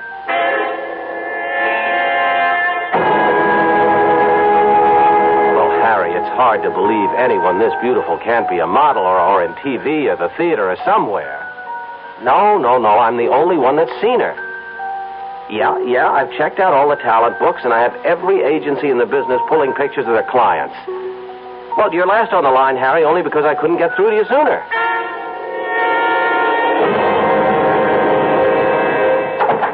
Are those the Maurice Williams pics, Harry? Yeah, I just came by special messenger. No luck yet? Nope, not yet. Okay, let me see him. Here, now, just look at all these dames. And now, any one of them I can make something out of this world. Yeah. Now, why this special one? Because she is out of this world to start with. Well, that I gotta see. Now, what's she got that this little number hasn't got? Well, you'd have to see Deirdre understand. Oh, it's a name for you. That's right, it suits her. Keep your fingers crossed. I'm almost through these. Well, suppose you don't find her. I've got to find her. Look, it's been nearly a week, Sky. The kingpin is getting restless. Huh? What? I said Mr. Peabody's hollering for some layouts. At least the kind of campaign you're planning. Oh. Didn't find her, huh? No. Well, maybe she's not a model. Maybe. I've still got to find her. You don't even know she exists. Now, don't be silly, Harry. She couldn't just vanish into thin air. Sky. What? Sky, look, I just don't want you to take this wrong. Now, come on, Harry. Get it out. Okay. Now, you've been running off the tracks quite a bit for the last few months. You don't look so hot. You've been no ball of fire around the shop. You've been hitting the sauce pretty heavy, and now this screwball bit about this Deirdre dame. Now, I think you ought to have a little skull session with your local friendly shrink. I got 2 words for you, Harry. Butt out. Okay, only friendly advice. I don't need it. On second thought, I'll butt out. I need a drink and some space to think.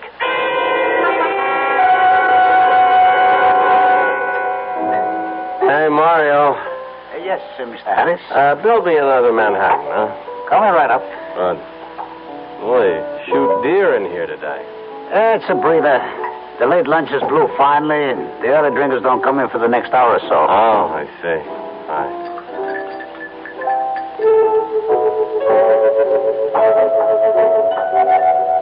Sure you want to be alone, Sky? Deirdre. Mind if I sit on the stool next to you? Mine? Oh, I've been going out of my mind trying to find you. Where do you keep disappearing to? I'm a very private person, Sky. With me, too, is more than enough company. I hate crowds. Well, this time, I'm not letting you go. How about a drink? Or does it have to be here? No, name the place. How about yours? Mine? Oh, you mean the office? No, I don't like offices either. I have a studio apartment. Well, then can't we go there? Well, we sure can. Just let me settle my tab. Mario. Now, where did he go? If you mean the bartender, I heard a phone ring. I think he went to answer it around the corner there. Don't you move now. We'll go right away. How far are we going, Sky? Oh, you mean the address. 825 East 50th. I'll be right back. Hey, Mario. I was just coming to get you. It's your office. Well, I can't talk to him now. Here. Well, they said it was urgent. Oh, damn. Now, look, Mario, there's a girl sitting on the stool next to where I was around the corner. Don't let her get out of here. Don't let her get away. I'll handle it, Mr. Harris. Thank you, Mario. Hello? Oh, hello, Doris. When? Well, I can't call now. What did my wife say was wrong? She didn't. Well, look, call her back and tell her she can reach me at the apartment. I should be there within 10 or 15 minutes. But, yeah, I got to rush now. Oh, what now? Well, Isabel will just have to... Mario, the girl. Why did you let her... Sorry, Mr. Harris. When I came around, there was no one here. Oh, no. No, she can't get away again.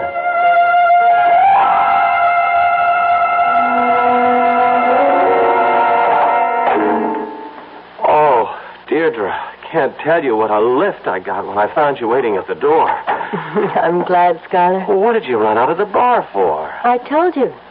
I don't like crowds. I almost had heart failure thinking I'd lost you again. Oh, you'll never lose me. Take my coat. Oh, sure. Get me a drink. What's your poison? Oh, heck. You get that. I'll mix my own poison. Hello? Oh, Sky, why didn't you call me right back? Isabel, I was busy. At a bar? Now, honey, you know how much of our business is... well, never mind that. What is it? Well, at the time, I wanted you to talk to Gary. All of a sudden, just before I called, he threw a kind of fit. I don't know how to describe it. He just yelled at me like he was another person. Yelled something about being tired of being a kid and ran out of the house. Look, Isabel, please, I'm very busy now. It's the worst, Sky. While I was trying to get you, he took the car and drove off. Oh, well, unless you gassed it up, he can't get very far, and he's a pretty good driver anyway. And he doesn't have a license. Well, what do you want to do, call the police? He's an all right kid, and he'll be right back. Now, Isabel, please stop worrying. And stop worrying me, will you? I have urgent business to attend to. At the apartment? Yes, at the apartment. Now, let me get on with it. Apron strings? Oh, no, my wife's just a little upset over one of the kids. I hope she's not going to keep calling back and interrupting our business. Well, there's one sure way of taking care of that. Just leave it off the hook. Let's get away from that ugly noise. Okay. What's in here? The bedroom. Oh. This is nice. And comfy. Skylar? What, Deirdre? Aren't you coming in? Well, it'd be a little easier for me to keep my mind on business out here. Besides, you never mixed that drink. I decided on headier wine. There. No. Isn't this what you really want from me?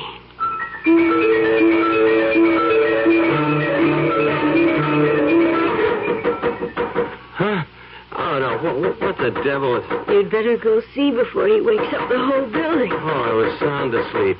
All right, I won't be a second. Who is it? What is it? Open the door, Scotty. It's Harry. Well, take the chain off and let me in. Harry, what do you want? Oh, that way, huh? Well, I should have figured. Well, you better ditch her fast and get on home. Isabella's frantic. She's been trying to reach you all evening, and she finally got in touch with me. What is it? Your boy, Gary. He's had an accident with the car. It's concussion. I don't know how bad. Now, I've got a cab waiting. If you only get... No, Harry, look. I've got to get dressed. Thanks. For nothing. Now, you make sure you get rid of that chick and get home where you belong. Okay, Harry. Oh, Deirdre, I didn't know you were standing there. You heard? I know. Home. What about you? We haven't even talked about... Deirdre, I can't lose you again. I promised you wouldn't. I'll be waiting. It doesn't matter about tonight. Not anymore now. Because you know there's always tomorrow. And tomorrow. And tomorrow.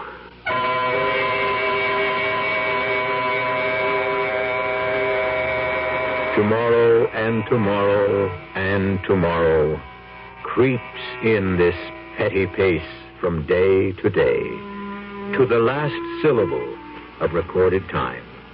And all our yesterdays have lighted fools the way to dusty death. So mourned Shakespeare's Macbeth for the death of his lady. How much will Our Lady called Deirdre mourn the death of her lover? We'll return shortly with Act 3. And now another story of the ball and chain as Kellogg's Special K presents Veronica and Jack. Oh, Jeffrey, isn't this romantic? Out in a quiet lake at night with you rowing the boat. Yes, Veronica, it's really neat. Jeffrey, what was that? Frogs. Frogs that go bonk? They're pretty weird frogs. Oh, Jeffrey, you're such a card. You have a ball and chain, like the ones they use in those Special K commercials. Yes, Veronica. It symbolizes my few pounds of extra weight. But I'm going to get rid of it. How? By exercising. You know, like rowing this boat and eating smart at every meal, starting with a Special K breakfast. You mean a 1 ounce bowl of high-protein Special K, 4 ounces of skim milk, orange juice, and coffee? Precisely. It's less than 240 calories, and it tastes delicious. It'll help me get rid of this ball and chain. I'll help too, Jeff. After all, we're all in the same boat. You have a ball and chain, too. Your happy ending could begin with the Special K breakfast from Kellogg's. The Tab Paysetter account from Exchange Bank. An unusual name for an unusual checking account. TAB stands for Total Account Banking, and that means a complete package of 14 customer services. A Paysetter is a leader in its field, which means we have the only account of its kind in town. And here's what you get with your Tab Paysetter account. As many personalized checks as you need, and you get to write as many as you want. No minimum balance. $10,000 accidental death insurance, membership in Bank Club Association, installment loan discounts, all the money orders and traveler's checks you want, local and national discounts, a safety deposit box, and special deals on travel tours, a quarterly Bank Club newsletter, and financial counseling for the asking. You get all these services for only $3 a month. The Tab Paysetter account, an unusual name for an unusual checking account. From Exchange Bank, Harry Hines at Mockingbird, member FDIC.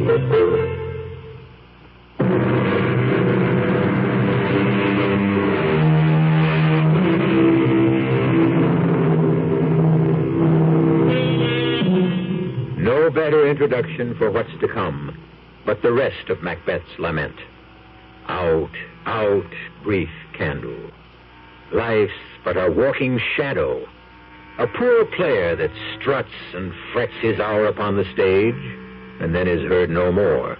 It is a tale told by an idiot, full of sound and fury, signifying nothing. And then to the messenger who came, he said, "Thy story, quickly." Deirdre? Skylar. Thank God you're still there.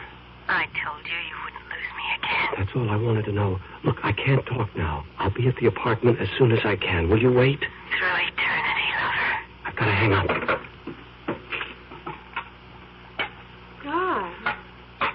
doing up? Oh, it's all right, honey. I've just got to get to the office. You're going into town today? Yeah, I have to. You see, the deadline on the Bianchi account's day after tomorrow. I got my work cut out to meet it. I doubt if I can even get back tonight. Perhaps not even tomorrow night. Well, what about Gary? Honey, I checked the hospital, and he's fine. You knew that when we left at 4 o'clock this morning. I'm still glad you checked again. I thought I heard you on the phone coming downstairs. Well, I called a cab, too. I can run you to the station in my car. No, it's all right. It's better this way. Hey, you want some coffee? No. My stomach's too upset. Oh, Sky, we could have lost Gary. Well, we didn't, honey, so let's not agonize over it. I don't know. Everything seems so confused. Like there was a sort of curse on us. And you worry me most of all. Me? You. You're like a stranger. Sky, why couldn't I reach you last night? What were you doing? I told you, Isabel, I had work to do. I didn't want to be interrupted. I took the phone off the hook, and then I just forgot about it. Work seems to be the only thing that matters to you nowadays. Sky, you only had 2 hours sleep. Do you have... Come on, Isabel. We haven't got time for messing around. Now, you see, there's my cab. Couldn't you at least take a later train? Look, my job depends on this. And you won't be home tonight. I doubt it.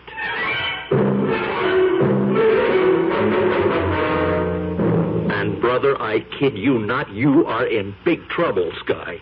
Now, Peabody is really on the warpath. The only thing saving your neck for a day or so is that Bristol Proctor's in town. Oh, Harry, please, will you lay off me? I've got everything under control. Oh, boy, that is for laughs. Oh, now I get the whole picture. Why, you're off the rails, on the sauce, and running hot and cold flashes. Well, if you think some chick is worth what you're heading for, come on, let me give you some advice. The only thing I want from you, Harry, is technical advice in your specialty. What? I want to take some pictures of a girl. Well, bring her into the studio here. No. That's just the trouble. She won't come here, and I'm only gambling that if she'll let anyone shoot her, it'll be me. What do you know from cameras? You're an idea man. Now, look, do me a favor. Will you let's set up the copy like you suggested and let me pick the girl. Harry, listen, I've got the girl. If only you can get me a camera that's reasonably foolproof, I can get good enough stuff for the sample layouts. Then we can take it from there. Well, the gal is that sensational. Take my word for it. Well, I can give you a Miclon 35, 85-millimeter lens, a micro-blitz strobe with high-speed Ektachrome film. That's okay. You name it. Just show me how to use it. Oh, you don't have to worry too much about the strobe, even. The film will take natural light, and I'll push it in developing. Okay, get me the camera. I'll be back with the picture in an hour.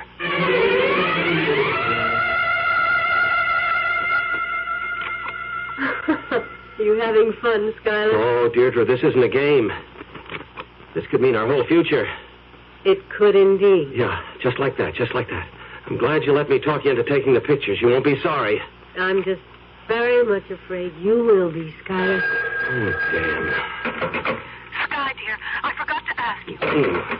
Cutting out your wife? Well, I've got to finish these pictures.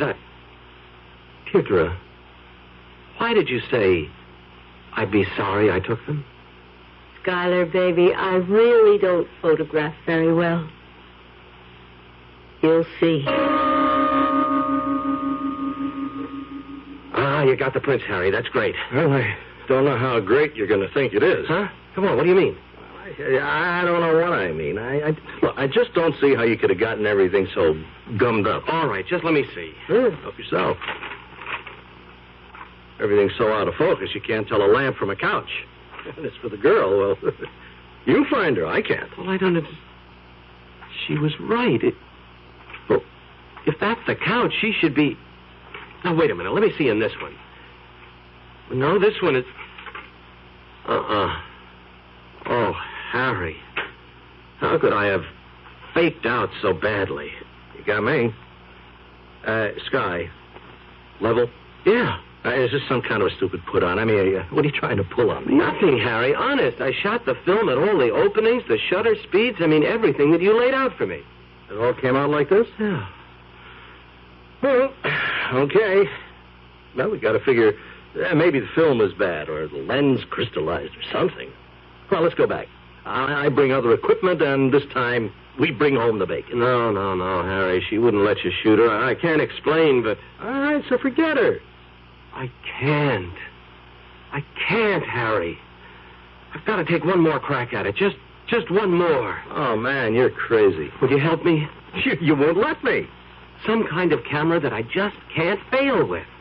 Well, okay. Look, I'll give you an instant.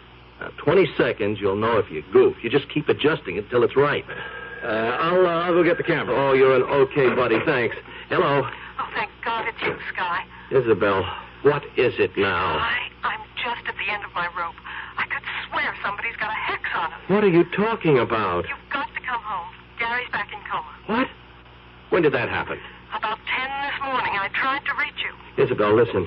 You've got to cope a little longer. Everything's falling apart for me here, too. I can't get home till at the earliest later tonight. What's the matter? She won't let you go? Ooh. Oh, don't try to kid me. There has to be another woman. You couldn't be like this if there weren't. Okay, Sky. If this is the way you want it, you can just let us all go to hell. Isabel. The only thing I wish you is a one-way ticket there yourself. Isabel. Oh. Okay, Sky. Here's your instant camera. Now, maybe this will get us all a clearer picture of where we're going.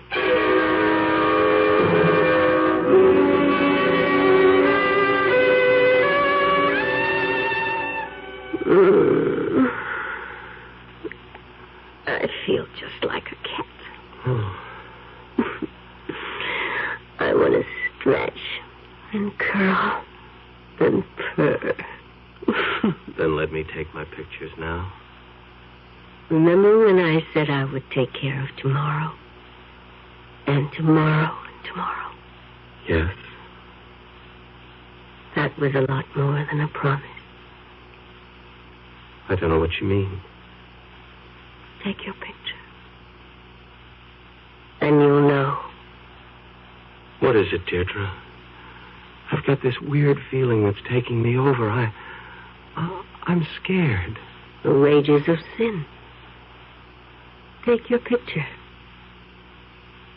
Shoot, Sky. All right. Now just like that. Just hold it. Now, while we wait for it to develop, let me tell you what you'll see. Where? On the picture. Everything sharply in focus for just a second, and then, where I should be, a blank. An empty hole in space. Look. All right. Oh, Lord, no! As I really look. You've never seen a witch before, have you? No. You think I'd be a successful model for your Bianchi account? Who are you? Look at your picture again. Just what you said. You, whatever it was, it's gone. But I'm still here. This is me. You won't let me go, will you, Skylar? Why me, Deirdre? A personal whim. And you were so ripe for the tempting. You'd destroy me eventually. Of course.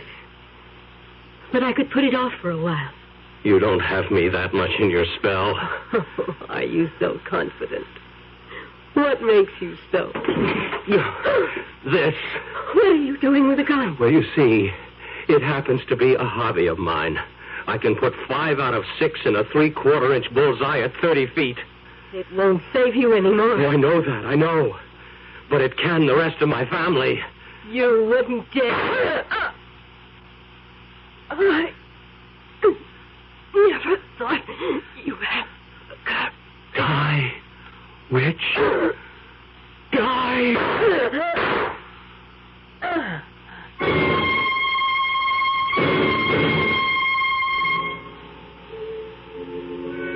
I saw the bullet strike her. I saw her fall. If she was mortal, she was dead. Just a second ago, 3 hours after I shot her, I rose and touched her cheek. It was cold as the grave. I go to meet her there now, or eternal damnation. I have no hope for myself. Only for you, Isabel, and for the children. Whatever harm there is left in her, I pray can reach only me alone. I hope I've brought you protection. Goodbye forever. For I know whatever life after death there is, I can never, ever share it with any of you. I sold my soul to the devil, and the witch he sent to find me. How do you like that for a confession, Jake? What am I going to say, Sam? Them guys working in advertising, they're halfway around the bend. I guess you got to be a little bit screwy to get into that kind of business in the first place. Figures. Now, hold it. Yeah? Oh, hi, Lieutenant. This is Detective Sam Danks. Yeah. It's pretty much like the story the wife called in from Connecticut. Guy left a confession you got to read. Won't help much. I mean, it's far out. Huh? Oh, the subject. Yeah, there's not much doubt from pictures around the apartment. This is Skylar Harris, all right. Sure, DOA. Bullet through the head. We're just waiting for the ME now. Well, what do you mean, both? There's nobody else in the apartment but the guy. The dame? There's not a sign of her. Well, you'll get it when you read the confession. The way I figure it, she was one of them, what do you call it? Firmaments of the imagination. I don't think she ever existed.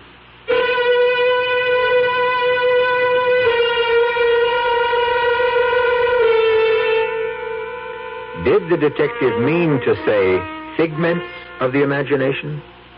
Or was his choice of firmament perhaps nearer the truth? Was Deirdre more finite than he believed? Was she somebody of incarnate evil, clothed in beauty, who still stalks the day and the night, looking for other prey? I'll be back shortly. John Jones, statistic, born with cleft feet and cleft palate.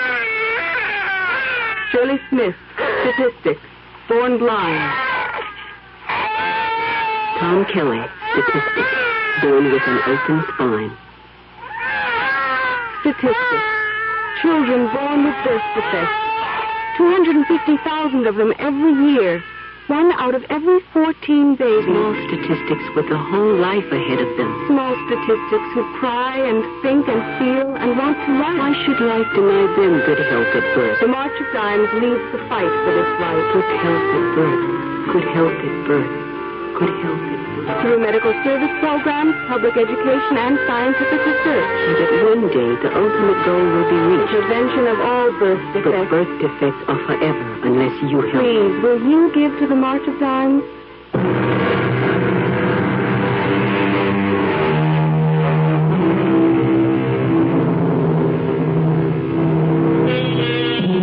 One parting word until we meet again. Be careful, commuters, and all the other men with extra time that weighs heavy on your hands.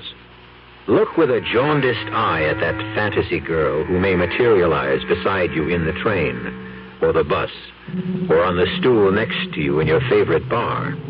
And before you succumb to temptation, remember, at the best, she's apt to burn a hole in your pocket. At the worst, she may burn your soul forever. Our cast included William Redfield, Joan Loring, Suzanne Grossman, Ralph Bell, Dan Ocko, and Earl Hammond. The entire production was under the direction of Hyman Brown. And now, a preview of our next tale. We're going to be extra nice to Aunt Belle, Linda. After all, we're protecting an investment.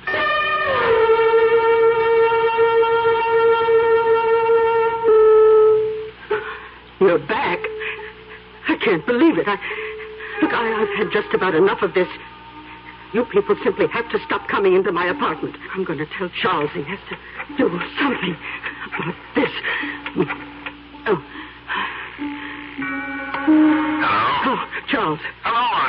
Will you get over here and get these people out? Who, Aunt Belle? That man who was here last week. And this time he has a friend. A lady friend, no less. Aunt Belle, you mean that guy is back? He certainly is, and with a strange woman. I'll be right over. Oh, please do. They're upsetting Julia terribly. I think she's afraid of them. Julia? Aunt Belle, Julia is dead. She can't be there. Radio Mystery Theater was sponsored in part by Anheuser-Busch Incorporated, brewers of Budweiser. This is E.G. Marshall inviting you to return to our Mystery Theater for another adventure in the macabre. Until next time, pleasant dreams.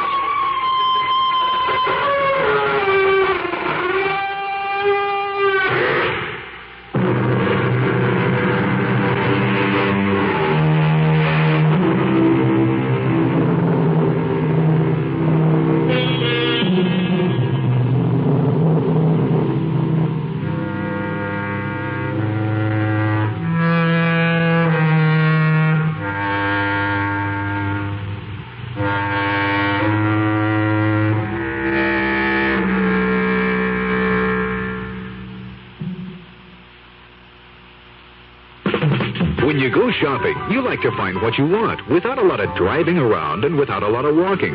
That's why you'll like Plymouth Park. It's the anything and everything place. Quality merchandise, services, dining, entertainment, you name it. It's all at Plymouth Park. We call it total shopping. You'll call it great.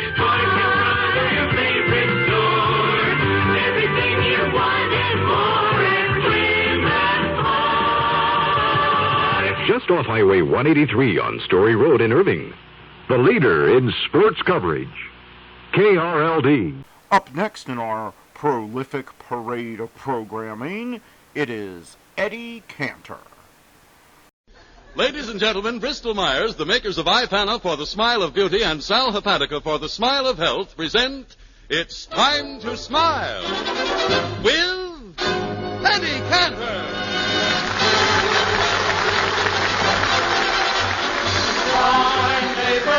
My neighbor, it's time to smile. Time to smile.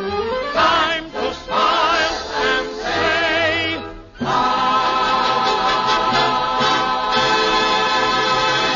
Ladies and gentlemen, to increase the output of foodstuffs, our government is urging private citizens to take up farming.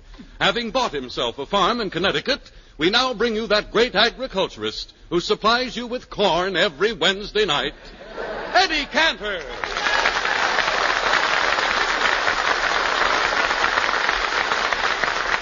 Thank you, Harry Bonzell, and good evening, ladies and gentlemen. Harry, I've fallen in love with my farm. I never knew what it was, the joys of nature. Think of it, Harry. Harry, think of it. Yes? 2 weeks ago, I took a little seed. I planted it in the earth, covered it up, tucked it in, nursed it day and night. And this morning at 3 a.m., Yes? I became the proud father of a 2-pound cabbage. Oh. Have a cigar. Have a cigar. Thank you, Eddie, and congratulations. That's all right. Now, what else have you accomplished on the farm? Well, Harry, I've gone in for time-saving devices. For instance, I built the hen's nest 10 feet above the kitchen stove. And now I never have to wait for breakfast. You see, at 5 a.m., the alarm clock rings, the rooster crows, the hen wakes up and lays an egg right in the frying pan. Harry, it's beautiful. Look, the whole thing works like this.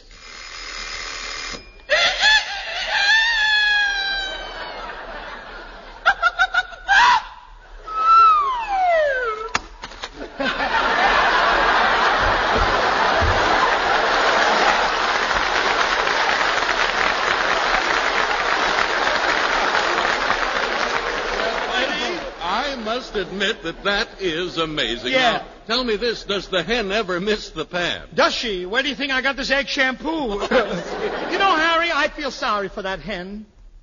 She overworked herself something awful yesterday. And now, Harry, my hen is in the poultry hospital.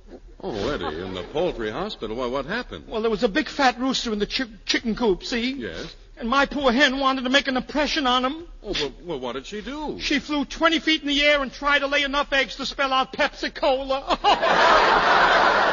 No. Yeah, she wrote Pepsi-Cola all right. But like a big show-off, she had to go back and try to dot the I's. The poor hen was so exhausted she collapsed and fell into a 6-foot ditch. I climbed down into it to pick her up, and, oh, Harry, it was so embarrassing when I tried to crawl out. Why, Eddie? As soon as I stuck my head out of the ditch, a little kid pointed at me and yelled to his mother, "Look, Ma, it's Groundhog Day." Well, now, listen here, Eddie. That farm work, I'm afraid, is too strenuous for you. You ought to give it up. Give it up, but why? Well, why? You just don't look healthy enough to be a farmer. What makes you say that? Well, I heard that every time you dig a hole in the ground, somebody tries to lower you into it. Yep. Now, don't laugh, Harry. You'd be doing a wise thing if you bought a farm, believe me. Oh, Eddie, how could I buy a farm? I've only got $500. It's a deal. It's a deal. It's a deal. I'm selling you half interest of mine. Congratulations, partner. My buddy. My buddy. Oh, you're a partner. You're a partner. Wait a minute, Eddie. I think... Pardon me, is that the phone? Hello? Eddie Cantor speaking. Mr. Cantor, I'm calling from your farm. What's up? The cows in the meadow, the sheep's in the corn. Who is this? Little Boy Blue. Now, Eddie, look here a minute. Don't get excited, Harry. I tell you, we're going to make a lot of money. Oh. Why, right now I'm growing 12 acres of expensive Chinese rice. Think of that. In China, rice is their second favorite in the planting season. Yeah, second favorite? What do they like to plant more than rice? Japs. Oh.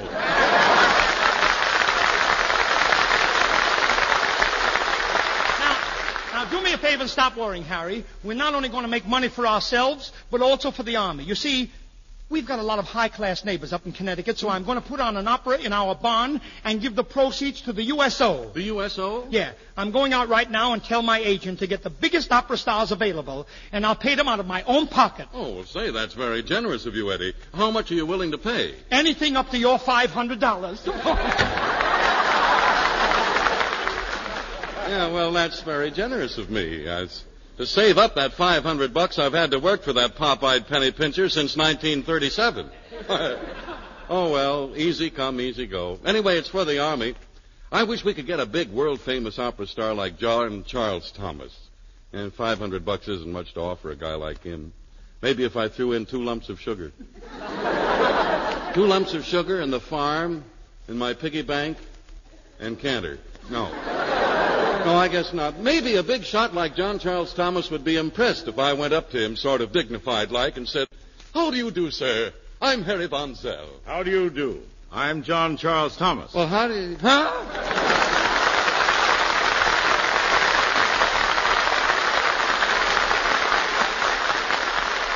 Now, Mr. Von Zell, I heard about Cantor putting on a show for the USO, and I'm here to rehearse my song. If you'll be good enough to introduce me to your conductor. Oh, yes, of course. Cookie Fairchild, come here. Cookie, this is John Charles Thomas. John Charles Thomas. Do you mind if I call you Sam? I wouldn't mind it at all, Gertrude. Gee, thanks. You know, Sam, you don't look like an opera singer. Well, appearances are often deceiving. For instance, you don't look like a jerk. But I am.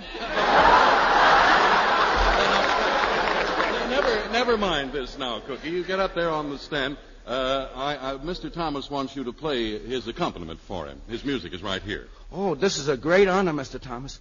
There's one thing I must know before we get into your number. What's this? When you reach a high note, do you want me to play loud and drown you out like I do for Mr. Cantor?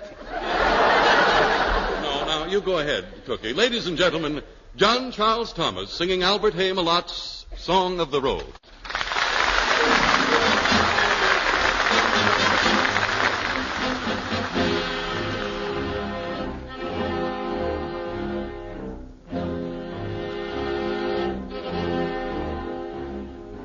Listen to the tramp, tramp, tramp of millions of feet. On every high road, by road, and city street. Like an endless cavalcade, they come and they go. Over the hills hills and into the vales below. The long, long road is calling me. Misfortune has set me free. I'm on the road to anywhere. Let me travel on. With no more load and no more care, just a vagabond. I let the blue sky above me cover my head. Why do I want a feather bed? I'm on the road to anywhere. Let me travel on. Hello, hobo. Hi, boy. Here am I, wandering too. Let me travel and sing my song of the road, the long, long road, my song of the road.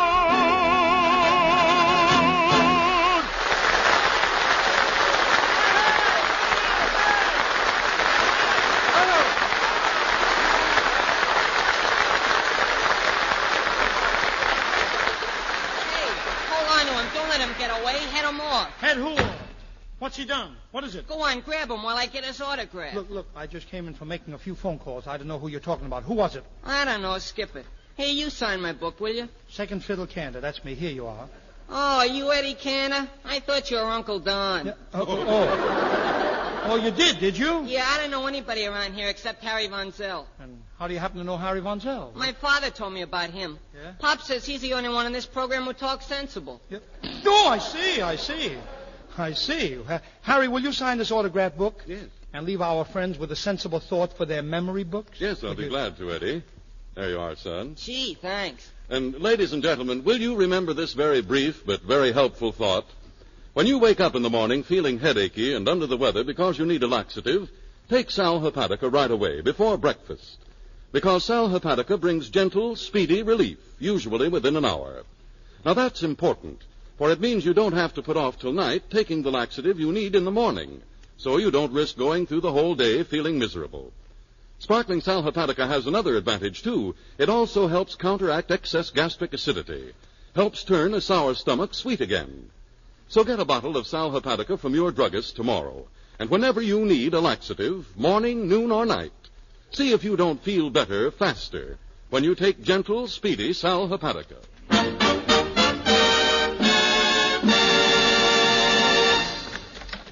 What, Eddie? Harry, while I was out, I engaged a wonderful singer for my opera company, Enrico Garibaldi. He's marvelous. Well, Eddie, He's the most sensational... Wait. This is John Charles Thomas. Don't interrupt me. I'm trying to find an opera singer. Wait a minute. What do you... But you don't understand. This Garibaldi is terrific. He's dynamite. He's sensational. Well, how much are you paying this... What's his name? $12 a week, and he's also doing my laundry. Look at Harry. I want to tell you, this Eddie, man... Listen, John Charles Thomas here wants to work for you. He's a real opera singer. Is that so? Yes. Maybe we can make a deal, Mr. Thomas. But since I've never heard of you, I can only give you $10. I have heard of you. I only expected $5. Now, Mr. Thomas, I hope you understand that I can only give you a small part. You see, for the big roles, I can get some famous people.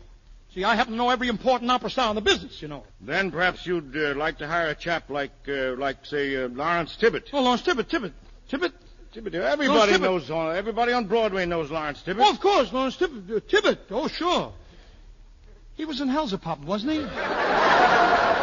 His last appearance was with Lily Pons. Who? Lily Pons. Who's he? Eddie, listen, are you sure you know enough about opera to put on your own show? He wants to know, too. I know. Of course I know. And what's more, I'll put on every opera except the Barber of Seville. Why? Is there a shortage of singers? No, a shortage of razor blades. Eddie, maybe we ought to call the whole thing off. What? And lose your big chance? Don't be silly, kid. I'm trying to give you a break, boy, see? Appearing in my opera company might even get you a break in pictures. Oh, I don't think I belong in pictures. Oh, don't be silly, John. You could be to the movies what I am to radio. I wouldn't take that from anybody.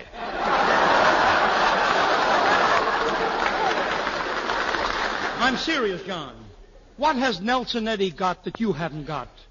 Curls.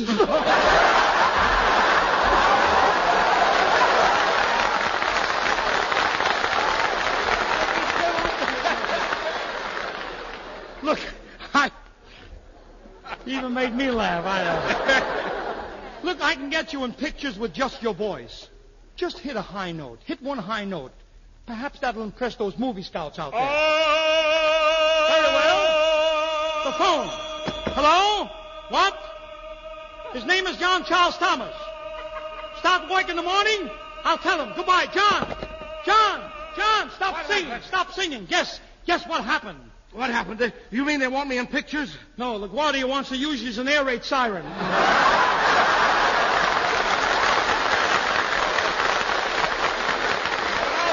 That's not as silly as it sounds. Right now, I happen to be one of the air wardens at the Metropolitan Opera House. You, an air raid warden? Opera singers would be lost in an air raid drill. Whenever there's an emergency, they spend a half an hour just singing about it. What do you mean? I'll show you. Just suppose there's an emergency blackout at the Metropolitan Opera House. The siren has just blown. The warden rushes up the stairs to warn the singers. Racing against time, he frantically knocks on the door. Hark! Methinks there's someone knocking at the door.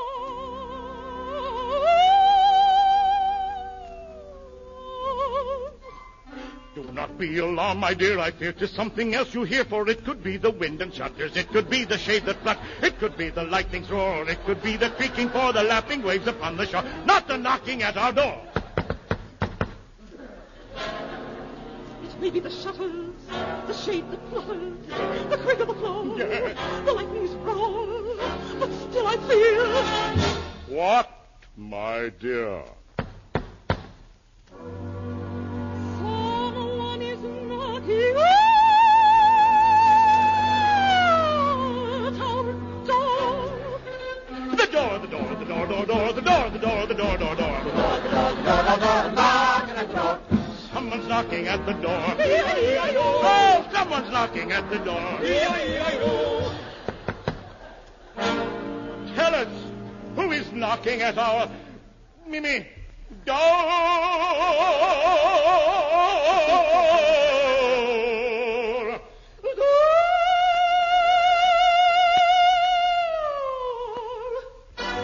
It's me, the air raid warden. Please forgive my urgency, but this fa-la-la is an emergency. The warden's in a hurry, and his voice is fraught with worry, so perhaps we'd better scurry to the door, to the door. The warden's in a hurry, and his voice is fraught with worry, so perhaps we'd better scurry to the door, to the door, to the door, to the door. Why, Mr. Jones, I thought your son was air raid warden on this floor. Not anymore. While he was waiting for you to open the door, the kid was drafted. We shouldn't have kept you so long, Mr. Warden. No! Tell us what is wrong, Mr. Warden. Oh, there's a blackout going on. Yes, there's a blackout going on. A light on here, light on there. Here a light, there a light, everywhere a light, light. There's a blackout going on. Oh, So, all lights must go off. No. Front and the back out. No. This is the blackout. Well, if we obey your command, if here in darkness we stand, will you, dear sir? Yes? Will you, dear sir? Yes? If here in darkness we stand, will you hold my hand?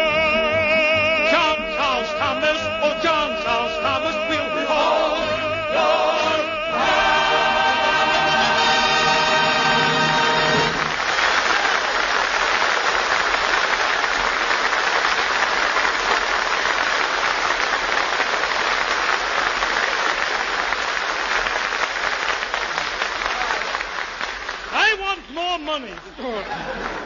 Oh, Mr. Thomas, if you're really serious, I'll hold your hand. If Mr. Cantor will hold my handbag. Why are you so careful of that bag, Dinah Shaw? Because I have something very valuable in it, Mr. Cantor. Jewelry? No, an empty toothpaste tube. Well, say, you're right at that, Dinah. From what I read in the papers this morning, empty tubes are more important to us and to the government right now than ever before. Oh, Master. What is it, Cookie? I'm all mixed up on this tin tube business. Well, Cookie, if you'll just pull yourself together, I'll elucidate. Oh, don't go to all that trouble, Master. Just explain it to me. Yeah, all right. I'll try. You see, for some time on this program, we've been pointing out that there is a drastic tin shortage in this country, that America needs tin. And we've been asking everyone to help meet that shortage by saving all their empty toothpaste and shave cream tubes and taking them to the tin salvage station at the drugstores. Is that clear so far? Yes. Yeah, well, up to today, that saving of tin tubes was purely voluntary, but now it's required. Last night, the War Production Board issued this order. Beginning today, when anyone goes into a store to buy a tube of toothpaste or shaving cream, they must bring an empty tube in with them, or they can't get a new one. The same kind of tube? No. Any kind of tube so long as it's a metal one. So you see, the retail store is still the tin salvage depot, but this time it's required. This isn't an April Fool, is it, Harry? No, sirree, Cookie. This is straight from the government. And ladies and gentlemen, just as we've been urging you in the past to save those tubes, we're urging you now to cooperate. Oh, it may be a little bothersome at first to always remember to take tubes to the store when you want to buy toothpaste or shaving cream. That's only human. And if you do forget, don't get mad at your druggist because he won't sell you what you want. This is a government order. Just remember, the more tin your government gets from you, the more successful this war effort is going to be. So when you buy a new tube of toothpaste or shaving cream, don't forget to take a used metal tube along for exchange, because you're helping your government to help you.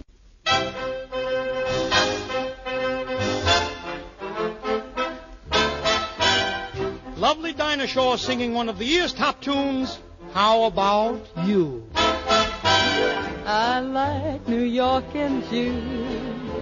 How about you? I like a Gershwin too. How about you? I like a fireside when a storm is due. I like potato chips, moonlight and motor trips. How about you?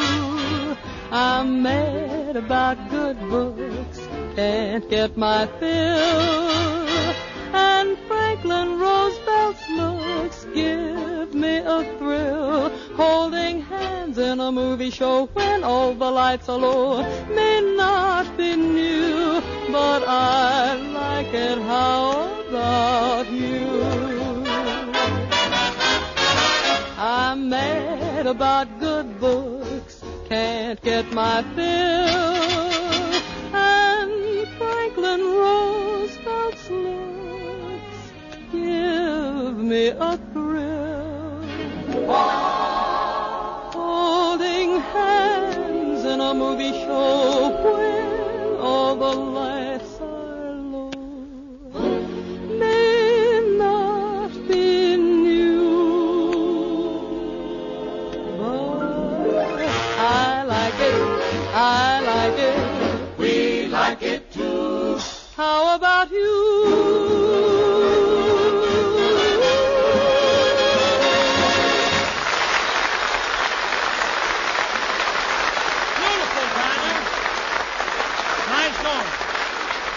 Oh, say, Harry Von Zell, where is John Charles Thomas? Here I am, Eddie. What's up? I just got a wire from Enrico Tobias Garibaldi. He has offered to sing an entire opera on my program for $2. $2? Say, Eddie, any opera singer who would work that cheap is an untalented, incompetent fool and a stupid, lame-brained idiot. How do you do? Mad Russian.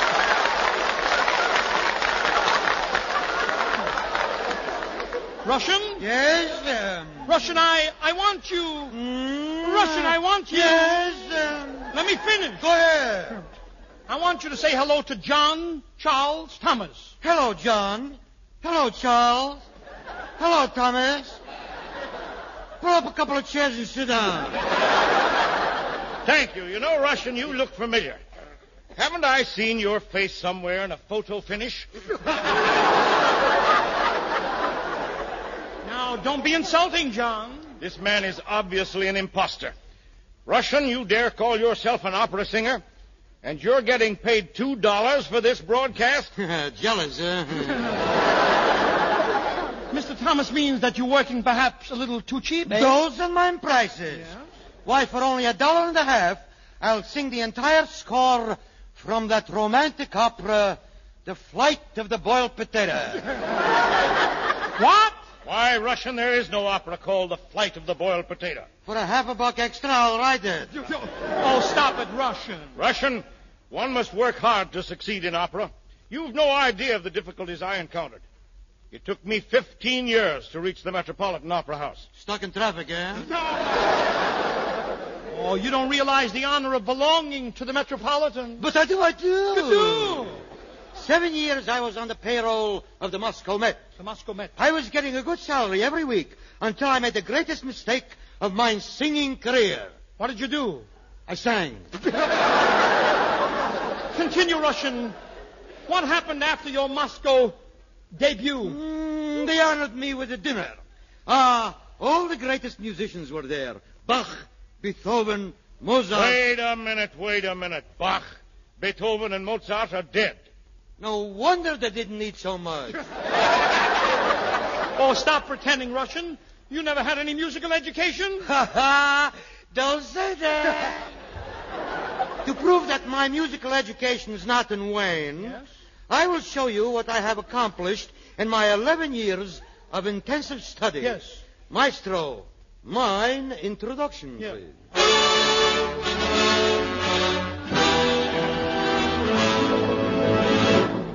Do, re, fa, sol, la, ti, do.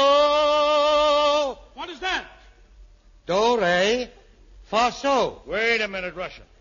What happened to me? What happened to me? What happened to you shouldn't happen to a dog. Oh, you stop that. Please, Russian, let me hear it complete. Give me the whole scale. Very well. Do, re, mi, fa, sol, la, ti, ti. Wait, will you give me your dough? What is this, a stick-up? No! Russian, the trouble with your voice is that you don't practice enough. Tell me, did you ever sing in the bathtub? Ha ha, silly boy. Who's got a bathtub? You have, Russian. It's that big tub you have in your apartment. You leave my wife out of this. No! Oh, you might as well give up. Oh, Russian, I'm convinced you know nothing about the opera.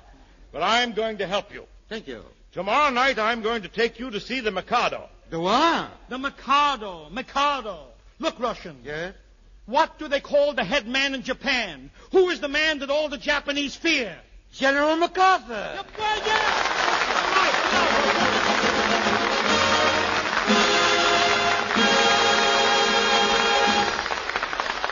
Say, Eddie, about this opera you're putting on, how are you going to raise the money for the production costs? Listen, I've got a farm and I can raise anything. I've grown a lot of vegetables and I've got a great way to sell them. How? I put a big sign over my farm and it says, potatoes are cheaper, tomatoes are cheaper, now's the time to fall in love. Why, the butcher, the baker, the candlestick maker gave their price a downward shove. Grab yourself someone to fry your eggs and bacon. She can live just like a queen on what you're making. You'll find in sunshine and trouble, you're better off double. Now's the time to fall in love. I know potatoes are cheaper, tomatoes are cheaper. Down on Eddie Cantor's farm. Fresh greens give you vigor, string beans make you bigger, carrots give your figure charm. After spinach, you're a miniature gin tonic. Every mussel sprout from Brussels sprouts and honey. Why, with my cauliflower, you'll out-type power. Down on Eddie Cantor's farm.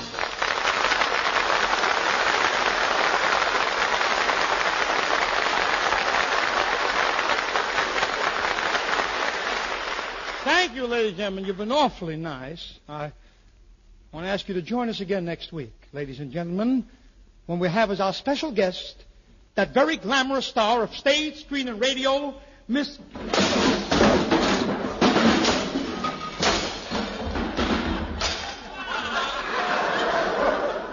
And believe me, you don't often hear her on the air, do you?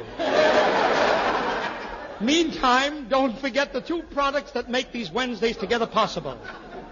Ipana for the smile of beauty, Sal Hepatica for the smile of health. Ipana, Sal Hepatica. And so, remember, I love to spend each Wednesday with you. As friend to friend, I'm sorry it's true. I'm telling you just how I feel. I hope you feel that way. From New York to California, women are acclaiming Touche, the wonderful new lotion that protects your hands even in soapy water. Touche is the latest product of Bristol-Myers, makers of Ipana and Sal Hepatica, and it's based on a brand new idea. Other hand lotions are applied after you have had your hands in water. Touche is smoothed on before you put your hands in water, and it actually protects them against roughness and dryness.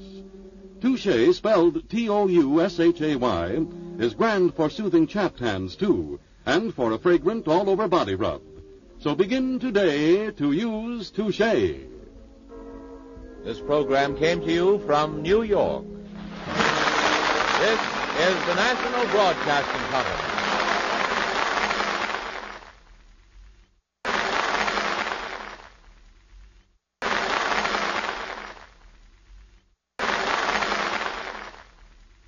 Up next, you will go on a journey into Dimension X.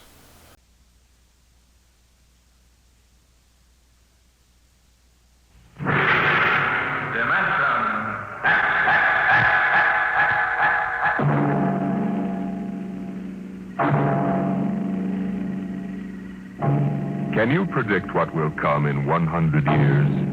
Can you see beyond the known dimensions of time and space into the unknown, Dimension X? The ridge stars spread 200 light years across space. To the passengers on the immigration spaceship from Earth, they appear to be pinpoints of light in the darkness. The men, women, and children slept in their bunks in the tiered dormitories, or sat reading the immigration folders that describe the worlds of the ridge stars in glowing, rosy terms. Anne Travis stood before the vision port and searched for the spot of light which would be her new home.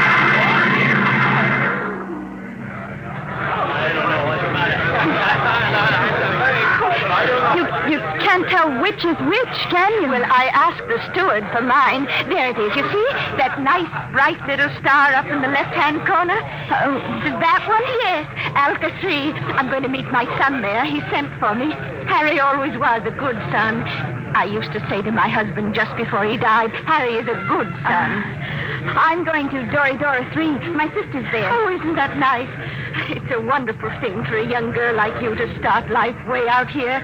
I used to tell Harry's father that if he had any spunk, he'd be out on the ridge stars making a fortune. He was assistant buyer at Bloomingdale's kitchenware. I see. Maybe if I asked the purser, he could point out Dora 3. Oh, well, you go ahead, dear. You've paid your fare like everybody else. What did you say your name was? Anne Travis. Well, I'm Lottie Elders, Mrs. Harold E. Elders, though, of course, I don't use Harold's name now. Are you all alone?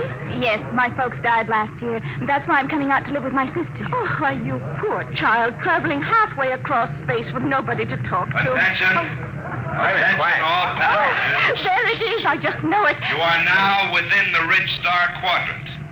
The trip is almost over. Captain Braxton wishes me to inform you that a vote will shortly be taken to determine on which planet of which sun every passenger of this ship will be landed. What is he talking The about? majority will decide, and all must abide by the decision. I don't understand. What did he say about a vote? I don't believe it. He said everybody Harry had to go to the same planet, didn't he? But Harry's on Alpha 3. Look here, Mrs. Elders, they can't get away with this. They can't just set us down anywhere. I've got to meet my sister. What can we do? I don't know, but I'm going to find out. I'm going to see the captain right now.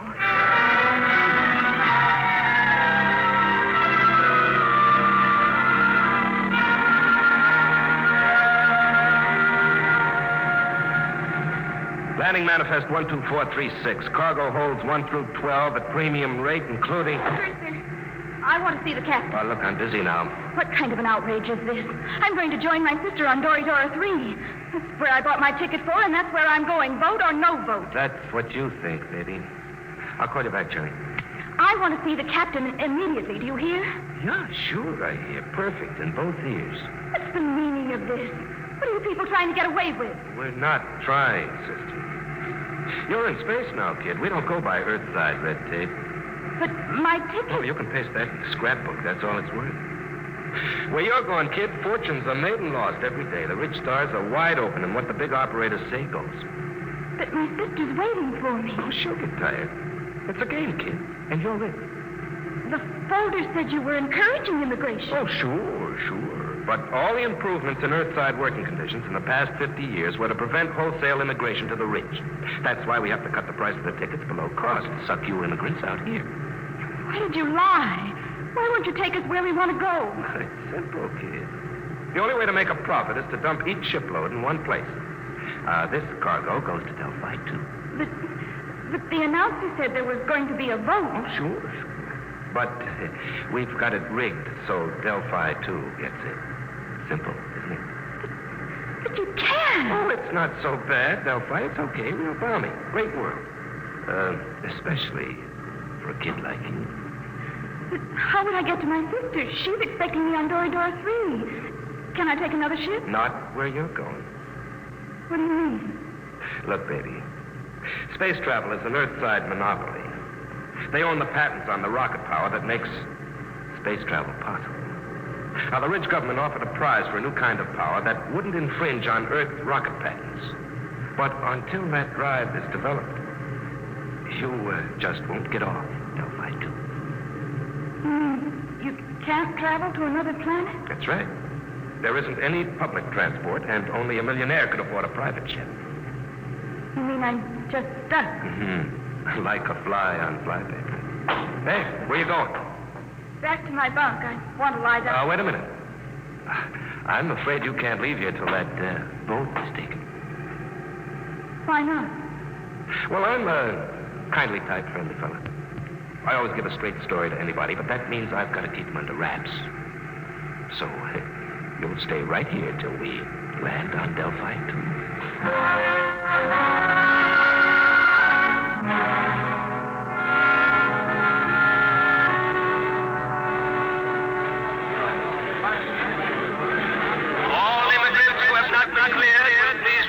Inspector under the first letter of their last name. Anne, where have you been, child? I looked all over for you. They kept me in the prince's cabin.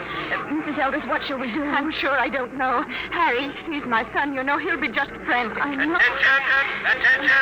Any immigrants not cleared or in the proper line in 10 minutes will be indefinitely detained. Oh, dear, I haven't been cleared yet. Oh, you'd better go then. I'll wait for you right here. Oh, be sure you do, dear. I'm so frightened. Oh, which way do I go? Oh, the E sign is over there, see? Oh, I don't have my distance glasses. You will wait for me, dear? Yes, right here. Go along now. All right, you. Come on. What? Who are you? Never mind. Come on. Grab her, Al. Come on. Let go of me. What's the idea? Let go. Get her. Who are you? Let go. Let go. We can't take any chances, Al. Put her out, right?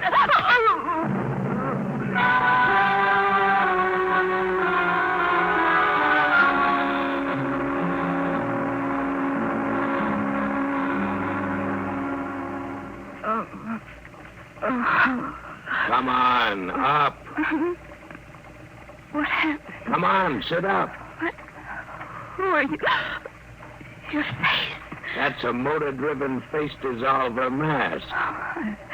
I've read about them. I've never seen one. Who are you? That's why I'm wearing a mask, because I don't want you to know. But there must be... Look, lady, quit babbling.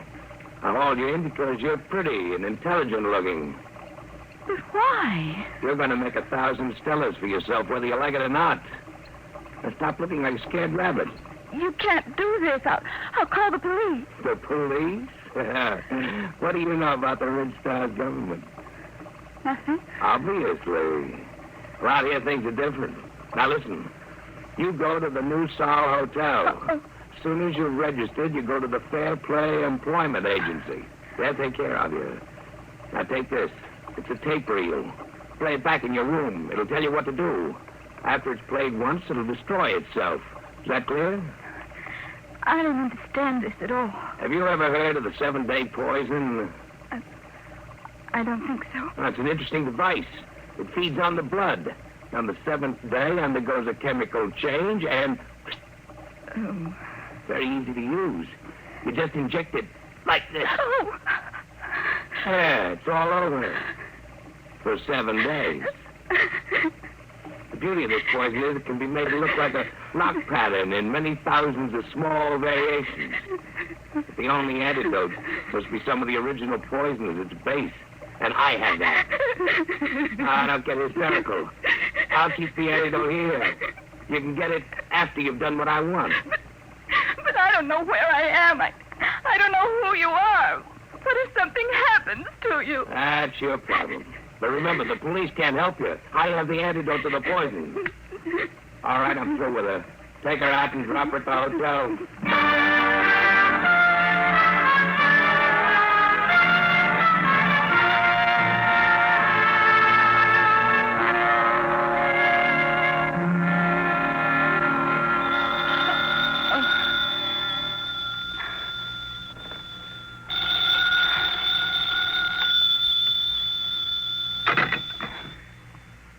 Room 2635.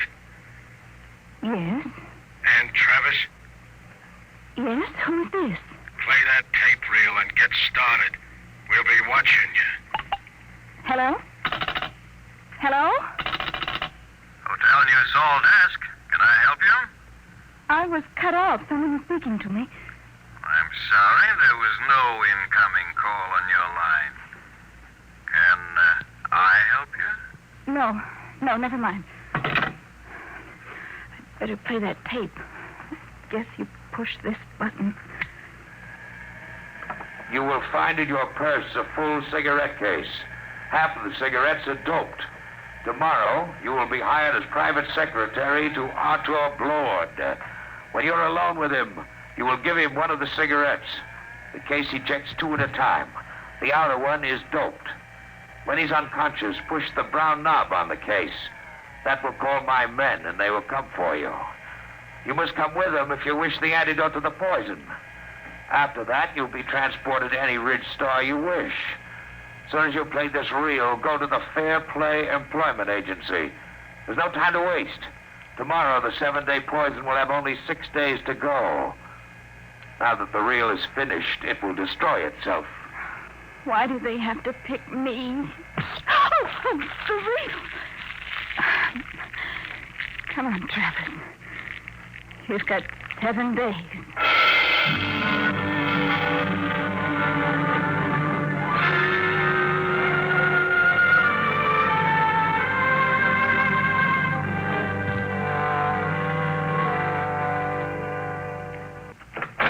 Come in, Miss Travis. Well, everything seems in order. I must verify one thing. Yes, Mr. Robertson? You did arrive just yesterday on that immigrant ship from Earth. Oh, yes, sir. And this is your first job, not only on Delphi, but on any planet other than Earth. Yes, sir, that's right. We'll check that, of course. In the meantime, we can go up to see Mr. Blord. You'll be his private secretary. This way, please. Did you say... Did I say what? Never mind. Nothing. Have you heard of Arthur Blord before? Not exactly. You would if you'd been in the Ridge Stars longer. Amazing man. Amazing. We'll wait here for the elevator. He must be very important. Important? There are names out here that they've never heard of back on Earth, and the greatest name is Arthur Blord. Really? In less than 10 years, he's made himself an astronomical fortune. Astronomical. Here we are, after you. house. What's he like? You'll see. Very dynamic, sharp. He outsmarts the big shots, the planetary operators. They exploit whole worlds. He exploits them. They hate him, the Ridge Star operators. Well, here we are. Come along, Miss Travis. Mr. Blord is waiting for you.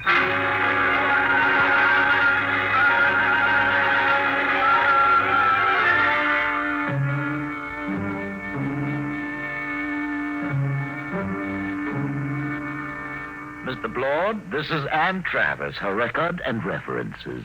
Not interested. You check them. Margerson, get out. Yes, Mr. Blord.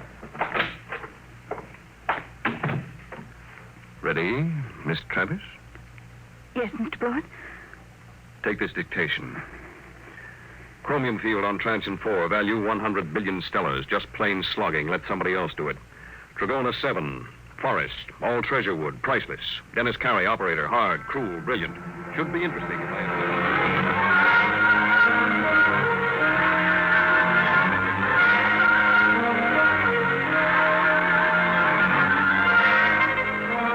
All right, Miss Travis.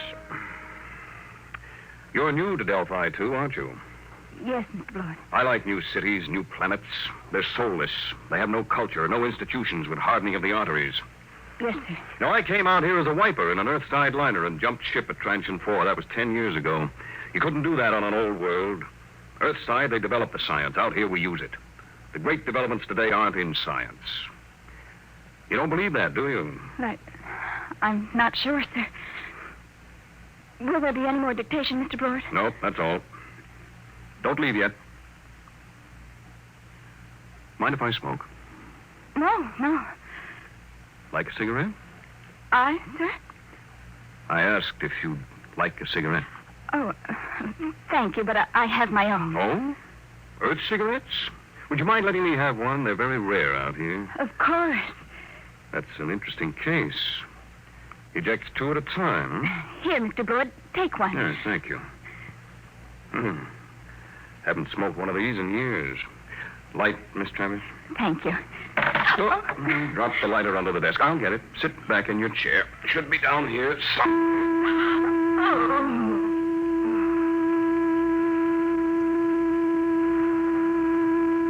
Miss Travis. Miss Travis.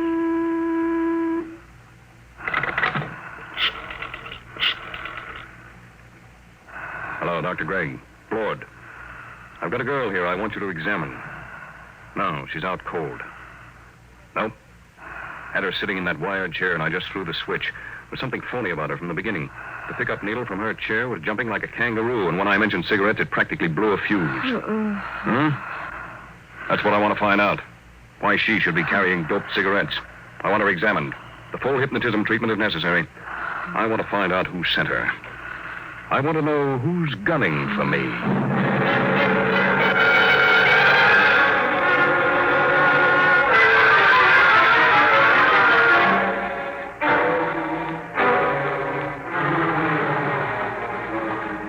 There you are, Blord.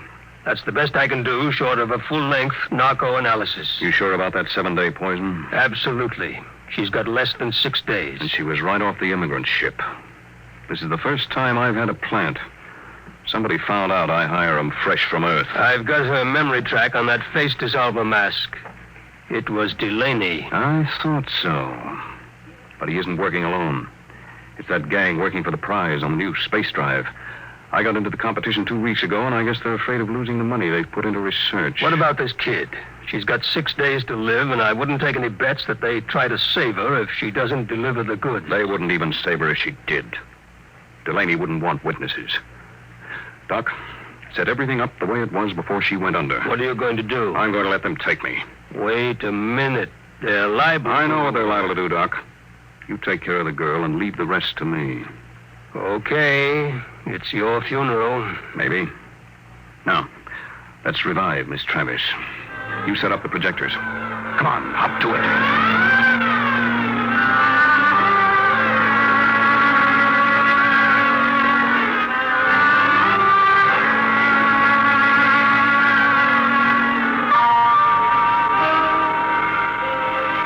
set now.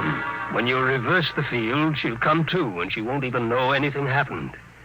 You remember exactly what you were doing when you knocked her out? Sure. I was looking for the lighter under the table for that doped cigarette of hers. Well, I'll be going. Good luck, Artur. You'll need it. I'll be seeing you, Doc. All right, Miss Travis. Now let's take up where we left off. Oh, I felt faint for a minute. Did you find the lighter, Mr. Blord? Oh, yes. Thank you. I haven't had a good drag on an earth cigarette in years.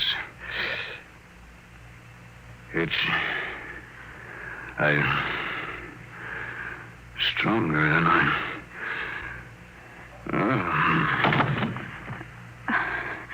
I've got to call those men now. Let's see the brown knob on the case.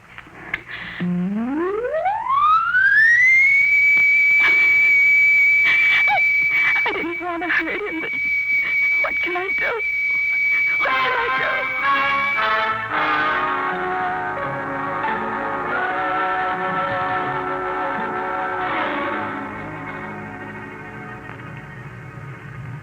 How's Blord, Hal? I'd like a light. This dame sure fixed him. do? Where are we going? What do you care? Tell her. In 6 days, it won't matter. The boys give orders. What's the difference? These two are dead ducks. What do you mean? You think the boss will give you that antidote? He promised. Al, he promised. Did he really? But did he give his scouts honor? You know, spit twice and cross his heart. Please, stop it. What will happen to him? Blord? Oh, you got me. Last 3 guys I brought over here ended up in the disposal unit. You mean they'll kill him? Wouldn't be surprised. Oh, no, they couldn't. They don't play for marbles out here in the rich stars. But the police. It's just like Earthside, sister. Police take their cut and arrest a couple of bindle stiffs every night to make it look good. Lord was playing around with some pretty big men. He knew what he was getting into. Oh, I didn't think they'd kill him. I don't know anything about the Ridge Stars. Oh, that's tough, lady. Real tough. There's the beam. We're hit. All right, fasten your straps. I'm taking her down.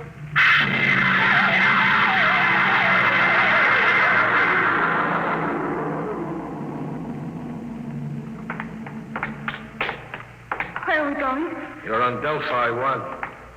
What is this place? A private estate. Very private. How you coming with Blord, Al? He's heavy. All right. We stop here. I gotta spring the voice lock. Combination 1-3 alibi Peter uranium. Repeat. These things never work. 1-3 alibi Peter uranium.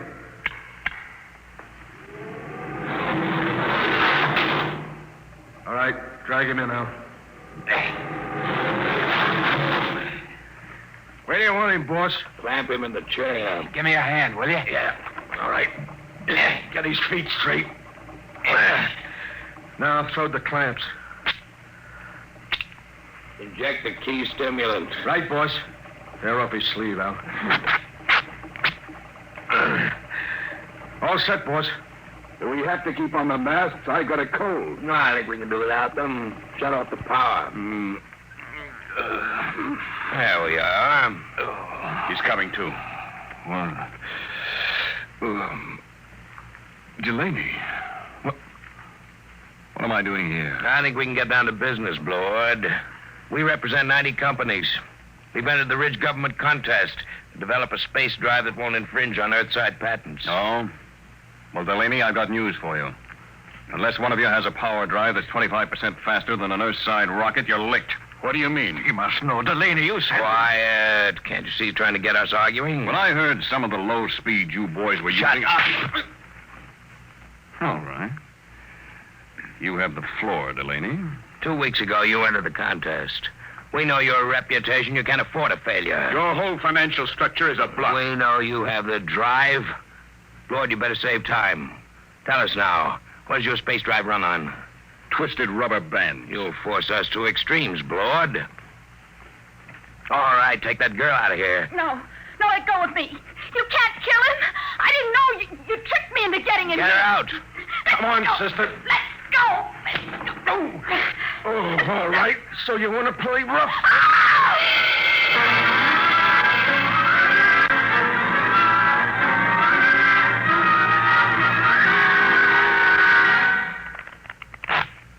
Okay, that's 23 you owe me. Your deal. Cut. I trust your deal. Oh. Oh, she's coming too, huh? That's nice. Deal from the top. Did they kill him? Who knows? You want the top card? No, neither do I. Where is he? In there. They'll let him go, won't they?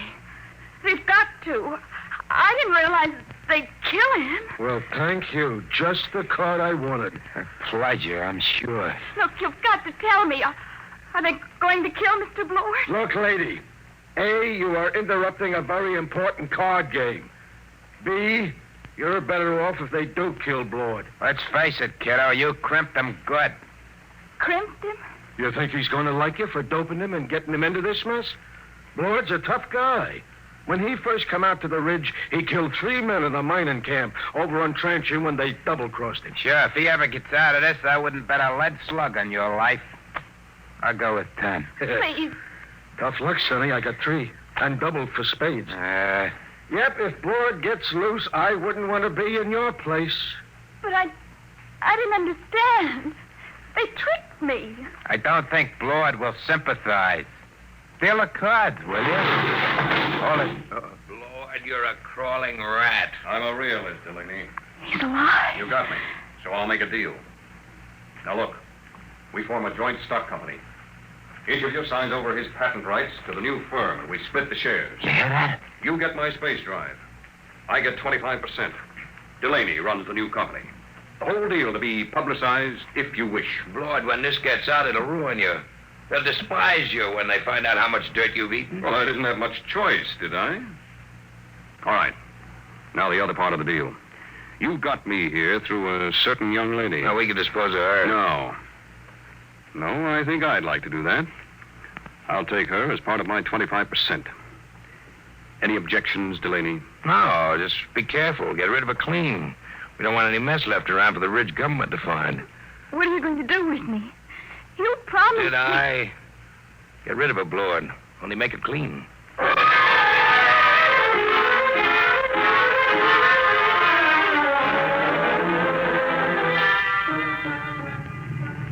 You can loosen your strap now.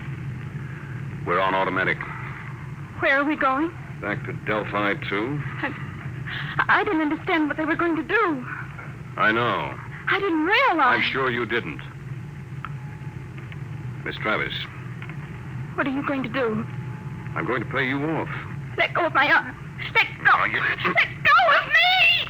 Shut up. What are you screaming about? Now hold still. This won't take a second. Just one small injection. No, don't. Let me go, please. Stop screaming. Stop. There. Scratched my face like a cat. Will it take long What? for me to die? For you to... Stop it, please. Please, stop it. But it's funny. It's very funny. That was the antidote. The antidote? The 7-day poison Delaney gave you. I got it from him before we left.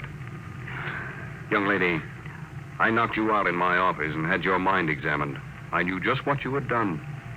I came here because I wanted to. Oh. You mean you're not angry with me? Certainly not. Besides, everything turned out my way. Your way? But they forced you to give them the drive. You've signed away the right. I'm a percentage man. Let them do the operating. Besides, it was their drive in the first place. Their drive? Yes, it's simple. I knew that after the contest, there'd be a merger of research, so I merged it before instead. Wait till they discover they signed away their own patent rights. I don't think they'll feel like laughing then. But to give Delaney control of the new company. But don't you see, I had to get him to go along. He had the antidote to your poison. What about me now? Look at the vision port. Now turn up the scale.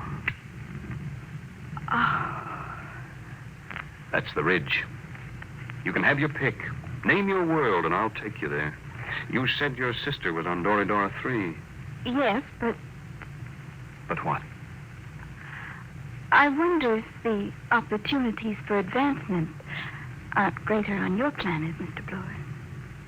You know, Miss Travers, I wouldn't be a bit surprised if they were.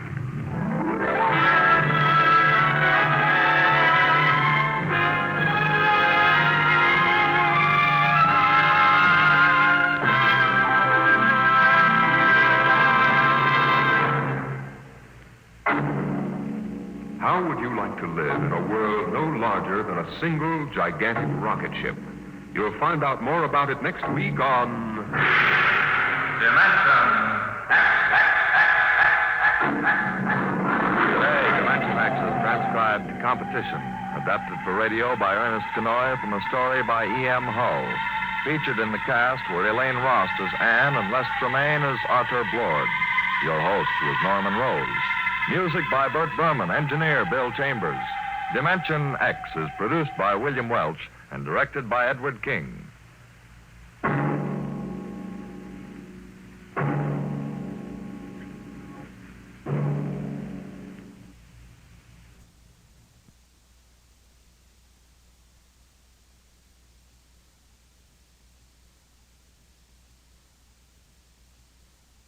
Take a trip back and pay a visit to Fort Laramie.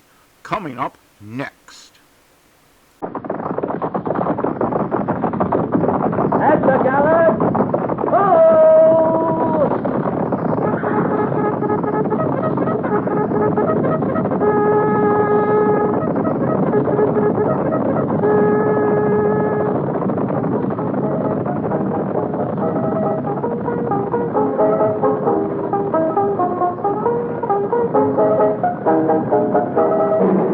Fort Laramie.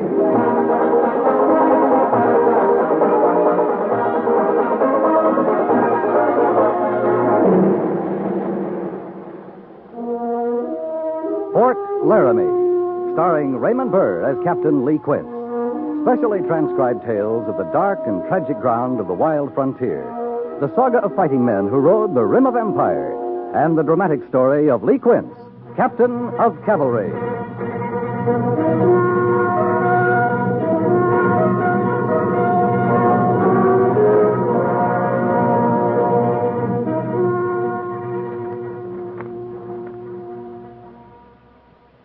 Four barrels of flour.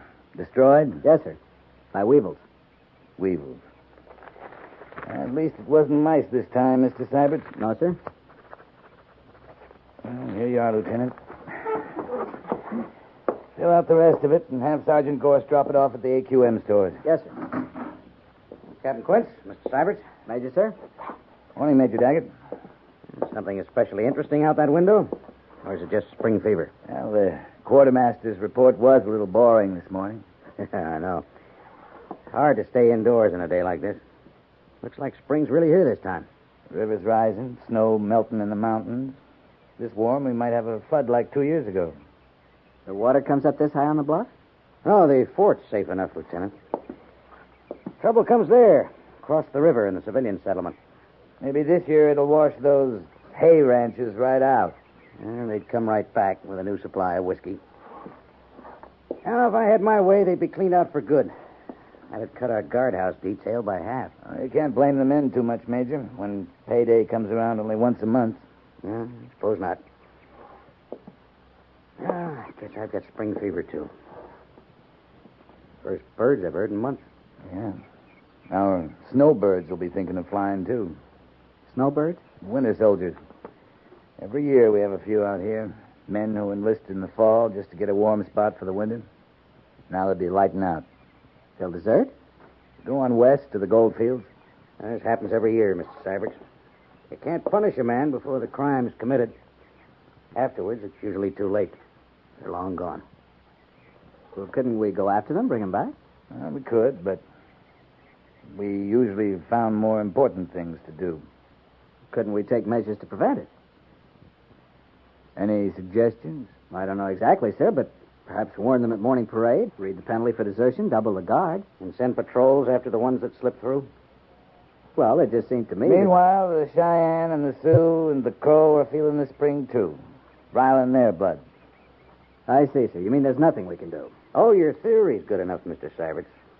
I'll have the penalty read. And as for the Indians, we'll send out the usual spring patrols to look them over. Well, this weather can't be too soon, Major. I'd say the Clearwater Patrol should be the first. I'd like to take that one. Mr. Syberts here could handle it. Mr. Syberts could handle these quartermaster reports, too, Major. I'd probably be more useful in the field. On a day like this, I'd like to be in the field, too. That's the price you pay. Why should I relieve you of your responsibility just because you have spring fever? No reason, I guess, Major Daggett. All right. Take the Clearwater Patrol, Captain Quince. Thank you, Major. Well, I guess I'd better finish these reports.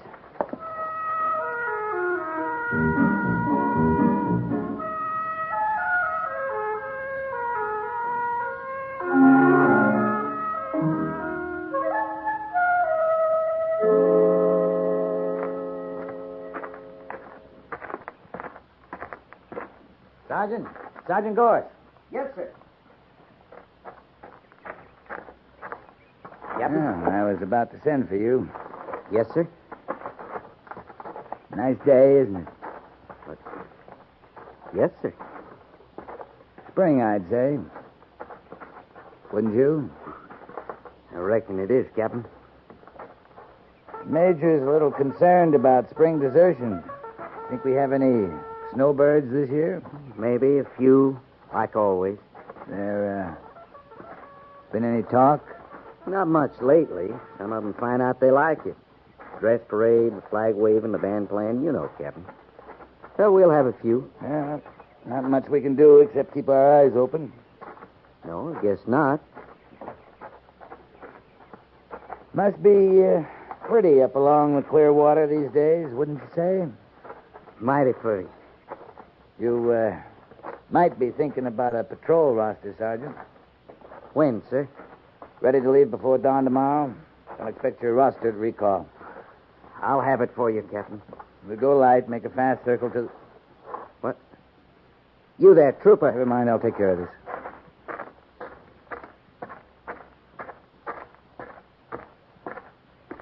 Private? Yes? Oh, yes, sir. Private, a soldier in the United States Cavalry does not sit down on sentry duty. Not even on a lazy spring day. No, sir. Sorry, sir. What's your name? Blant, sir. How long you been in the second? 6 months, sir. You should be a soldier by now, Blant. But look at those boots. How long since you polished them? And this, what's this? A belt, sir. Where's your service belt? I lost it, sir. Lost it? You ever hear of canteen inventory? You know that everything you have is government property. Anything you lose is charged to your pay. Yes, sir. Then you'd better be more careful, Private. Get a new service belt today. And shine those boots. Yes, sir. Above all, don't sit down on sentry duty. No, sir. Carry on.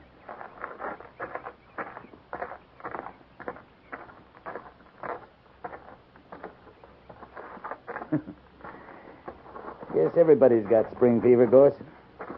Captain, that fella Blant, What about him? he was one of them, did a lot of talking last fall. Oh? That's why he doesn't care about his uniform. Well, maybe he's one we can do something about. Like what, Captain? You can put him on the Clearwater Patrol roster. I ain't too sure he's soldier enough. It'll kill or cure him. And we'll be able to watch him. Yes, sir. Hey, you might try some of that dress parade on him. Put him on flag detail at retreat tonight. And Gorse. Sir?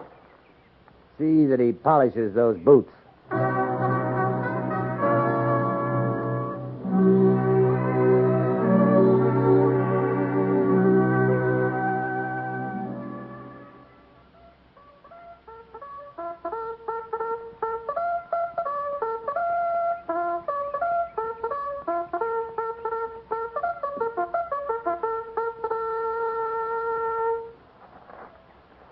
Order!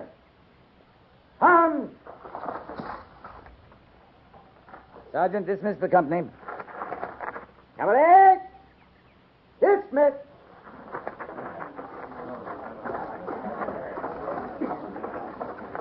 Private Blanche, Yes, sir. you don't carry the flag tucked under your arm. That's the emblem of your country. Sorry, sir. I see Sergeant Gorse has you looking like you might make a soldier, but we'll find that out on patrol. All right, move out, Private. Well, what do you think, Gorse? I don't know, Captain.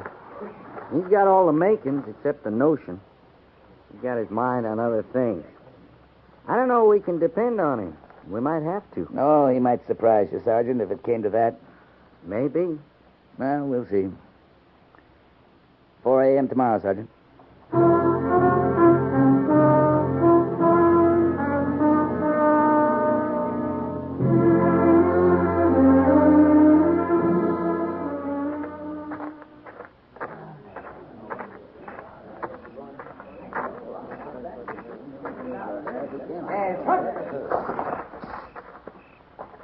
Caddies. All present or accounted for, Sergeant? All except one, sir. Blant. He's gone. Must have left last night. Took his horse, equipment. Real snowbird after all. You were right, Sergeant.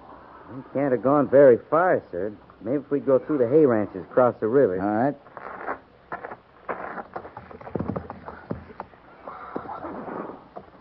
Stand a horse. Lead out. Prepare to mount. Mount. Forward. By twos. At the walk. Ho!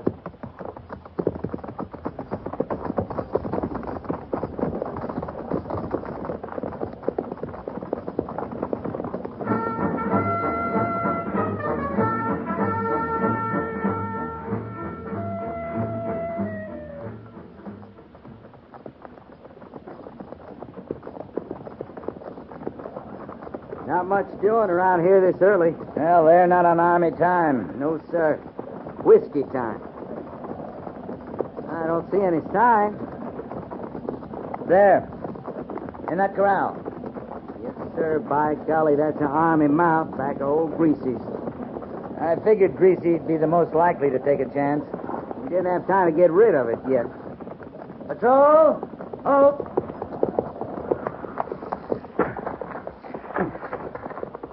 Gorse, come on along. Yes, sir. Jenkins, get that horse and put him with the pack mules. Yes.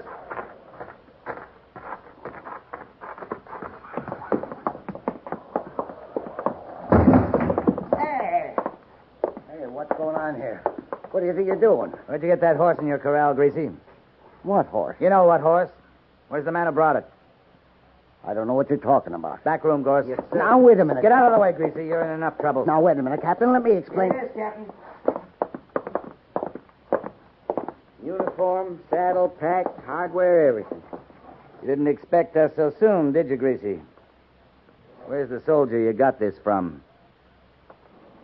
Well? He left last night. Went on west to catch up with a wagon train, went through yesterday. All right. Gorse will take the uniform, saddle, and horse. Leave the rest. Now, look here. I paid $150 and an old mule for them. You didn't know it was stolen government property. Didn't figure to make at least another 100 profit from it. Oh, I'm bleeding for you, Greasy. Next time, stay out of trouble and collect the reward for deserters.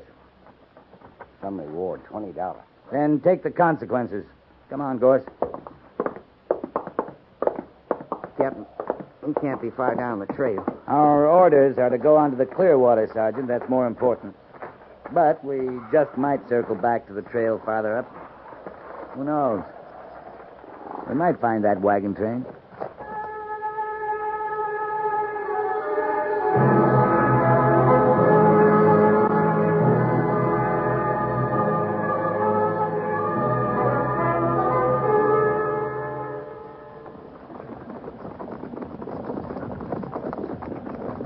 You was right, Captain.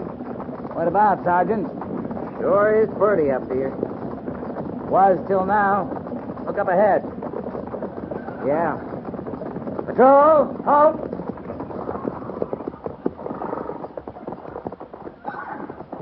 Well, Gorse, what do you make of it? This engine's all right. I don't know what tribe. There was a lot of them, maybe 30, 40. Went south, maybe a day. Yeah. And it was no hunting party. No, it's a raiding party for sure. We're not too far from the Oregon Trail now. There'll be wagon trains coming through even this early. We know of at least one. We'll follow that trail. Make sure. Yes, sir, but we're awful short-handed for that big a party. Well, we can warn the trains at least. Who's got the strongest horse? Jenkins, I think. All right. Jenkins? Yes, sir? You get back to Laramie as fast as you can. Report to Major Daggett we found a big party. Ask him to send B Company out along the Oregon Trail to meet us. Yes, sir. Right now, sir? Move out. All right, Gorse, let's go. At the trot. Ho!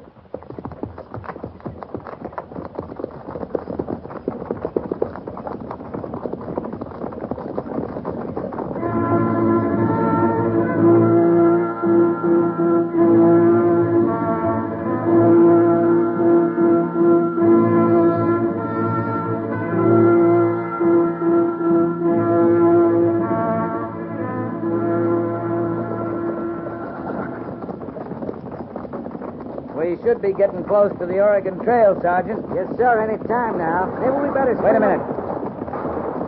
Guns, Captain. At the gallop! Ho!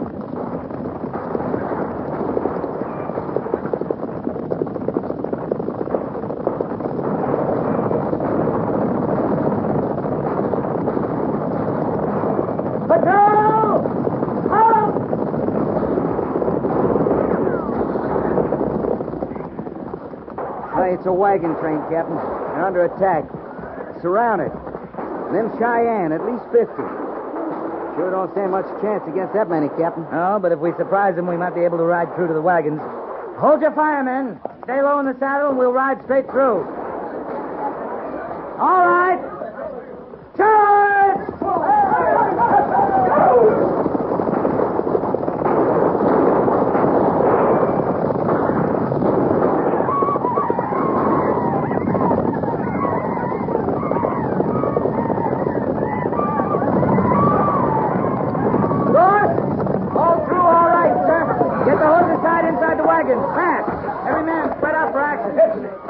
Captain, we're mighty glad to see you.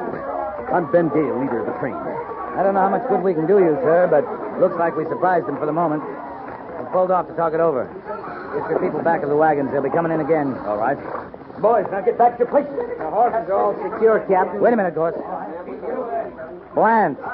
Oh? Hello, Captain. I guess you were hoping not to see us. Yeah, I guess I was.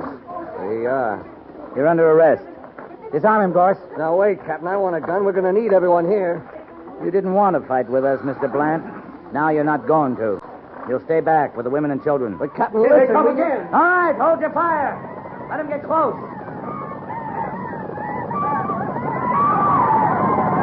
Now. Reload. Fire at will.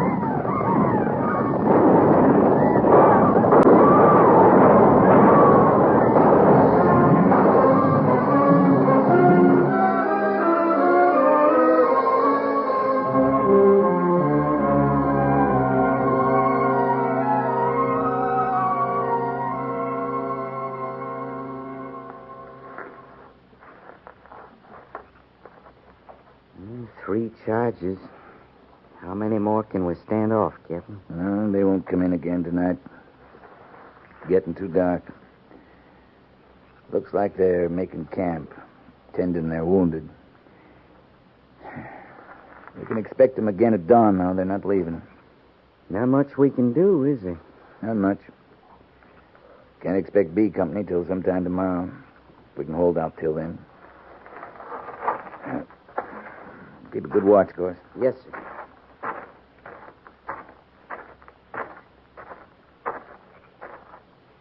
How's Corporal James? He'll be all right. He's asleep now. Oh. It's you, Bland. Bandaged his arm. Thought I might as well be useful. Very good. This one's all right, but Chambers over there is dead. I see. Captain, I want a gun. You do, Bland? You're outnumbered 3-1. You got 4 men wounded, 1 dead. I want to take his place. You didn't want to fight with the cavalry. I was never afraid of a fight. I just had other plans. I admit it wasn't right, but what does it matter now? We may none of us get back. Matters to me. Matters to my men. The men you rode with. Captain, I'd made up my mind, planned it all for so long. I had to go through with it. Stubbornness is a poor excuse, Mr. Plant. Won't you even let me try to make up for it? Plant, you're going to stand trial for desertion. I don't mean that. I mean to the men. We'll see, Plant. In the morning. Captain? What? Why wait till morning? I got an idea how we can get out of this. It's going to be dark tonight. If somebody could sneak out to those Indian horses, cut the picket rope, stampede them... You think anybody could get within 100 yards of those horses and live? But if they could, then if we were ready to move fast, they couldn't follow us. We could make it back to Bridger's Crossing by morning, maybe. And what man am I supposed to send out there, Mr. Blant? Me. No. It's a crazy idea. So crazy, I think you were betting I wouldn't accept it. I guess I got that coming. But you have to admit, even if it was true, I was betting my life. We'll risk it right here, Mr. Blant. You go on tending the wounded. About the gun? Well, we'll see you in the morning.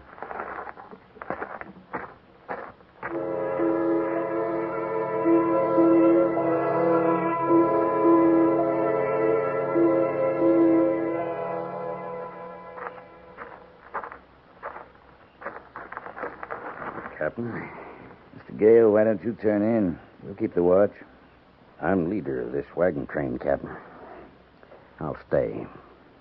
All right. It's kind of mesmerizing, though. Staring at them little fires, winking in the dark. Captain, think we got a chance?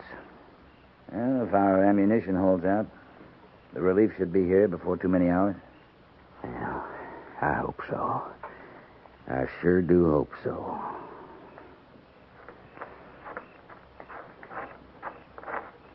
Captain? Yes, Sergeant? Have you seen Blant, sir? No. He's gone. Escaped again, I guess. I wouldn't be too sure of that, Sergeant. What do you mean, sir? Mr. Gale, if I give the word, how quick can you hitch all your mules to 2 wagons, put the women and children in one, wounded in the other? What do you mean, Captain? I mean, we may be getting out of here. Captain, something's going on over there. I know, Sergeant. Get those mules hitched, Mr. Gale. All right, Captain. Captain, I don't understand. You will in a minute, Gorse. Here he comes. Now hold your fire. Hold your fire! Captain, it's Blant. Yeah, it's Blant. It worked, Captain. It worked. Stampeded them right through the camp. There's quite a ruckus over there. I can hear it, Mr. Blant. We're getting ready to move. You're not very good at obeying orders, are you? What about that gun now, sir, and a horse? We might have to fight yet. You're still under arrest, and it's dark night. If you had a horse and a gun, we might not ever see you again. That's right, sir. You might not. Sergeant Gorse? Sir? You'll furnish Mr. Blant with a horse and carbine.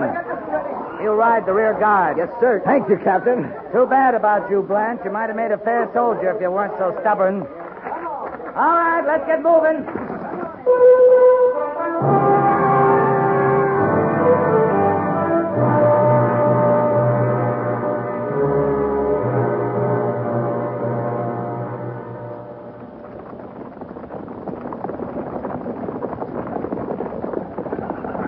Getting light, sir. You can see pretty good now. What do you see, Sergeant? Well, no engines anyway, and that's the main thing. Look up ahead, Sergeant. Way out, past the crossing. Well, that's a column, Captain. That's Company B. Right, Sergeant. I think we can pull up now. Patrol! Hope!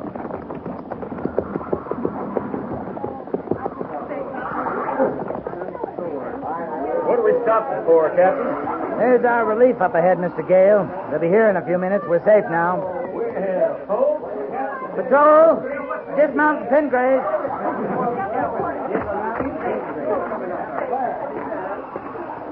Wood and water detail, Sergeant Gorse. Everybody will be hungry. As soon as... Oh. Hello, Blant. Morning, Captain. You lost your chance, Mr. Blant. Well, sir, a man can be stubborn just so long. True. it's any satisfaction to you, I'm sorry now about the whole thing. You mean you find you like the cavalry? Yes, sir, I do. Sergeant Gorse? Yes, sir? You still have that uniform we picked up at Old Greasy's? Back with the pack mules. You better get into it, Blant, before B Company arrives. But you have some objection, Private? No, sir. I don't think anybody in this patrol will object. Will they, Sergeant Gorse? I sure don't think so. Captain? Thank you, sir. I'm going to cite you in my report. I understand, sir. For heroism in action against the enemy. Well, Captain... But don't think you're going to get off scot-free, Private. There's always canteen inventory, and you got a bad habit of losing government property. We recovered your horse and saddle and uniform, but the rest of it is going to cost you a couple of months' pay. Yes, sir. I don't mind, sir. All right, move out, Private. Yes, sir.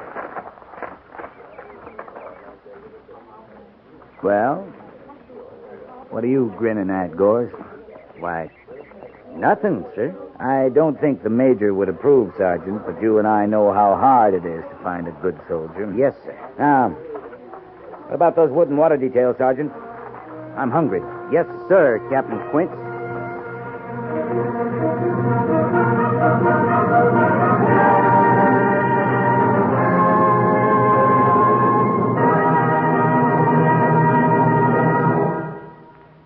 Fort Laramie is produced and directed by Norman MacDonald and stars Raymond Burr as Lee Quince, Captain of Cavalry, with Vic Perrin as Sergeant Gorse.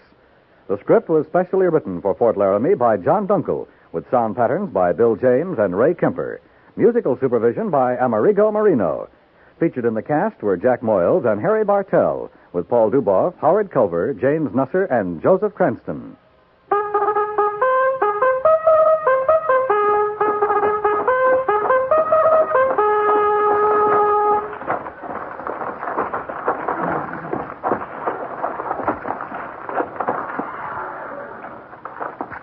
Company, 10 cents.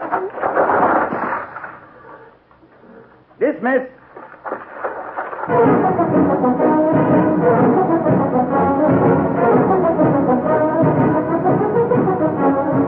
Next week, another transcribed story of the Northwest frontier and the troopers who fought under Lee Quince, Captain of Cavalry.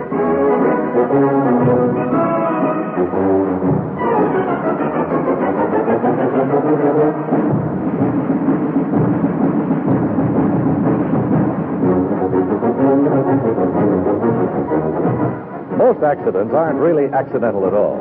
Only you can cause an accident. That's right. It's up to you to read and heed the safety signs, to keep your eyes on the road, to watch out for those curves ahead and the cars driving along near you. Most drivers know how to operate a car. They know the traffic rules. They know that speeding, taking chances, failing to keep to the right of the line are dangerous hazards.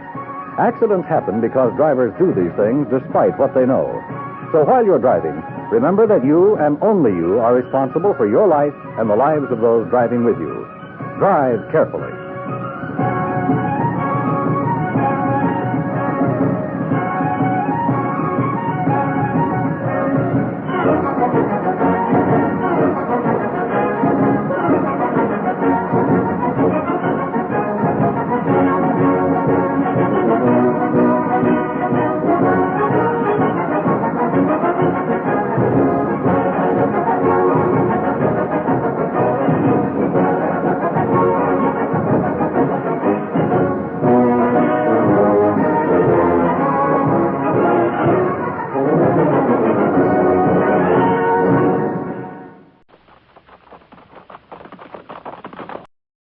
Hey, man, how about we check in with Fibber, Magee, and Molly next? That sounds good to me. The Wax Program with Fibber, Magee, and Molly.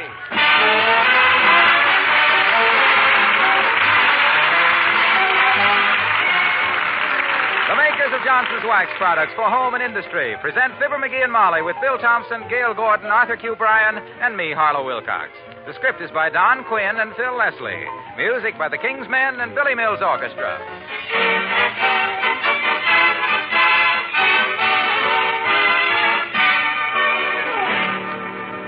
Fibber and Molly join us in a moment. The best way to bring out the beauty of your wood floors is to use Johnson's Paste Wax.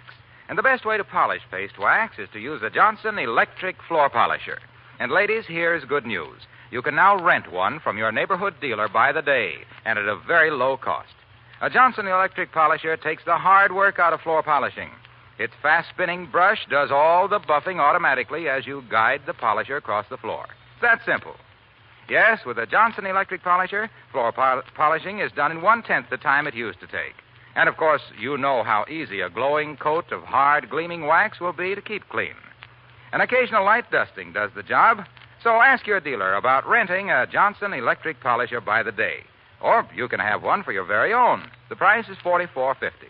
Rent or buy. Either way, you'll find a Johnson electric polisher and a can of genuine Johnson's paste wax are the perfect pair to bring out the beauty of your home.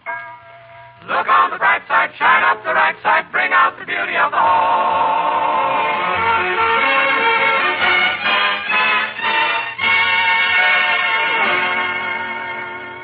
The world is made up of two kinds of people, men and women. Here is one of each, Fibber, Magee, and Molly.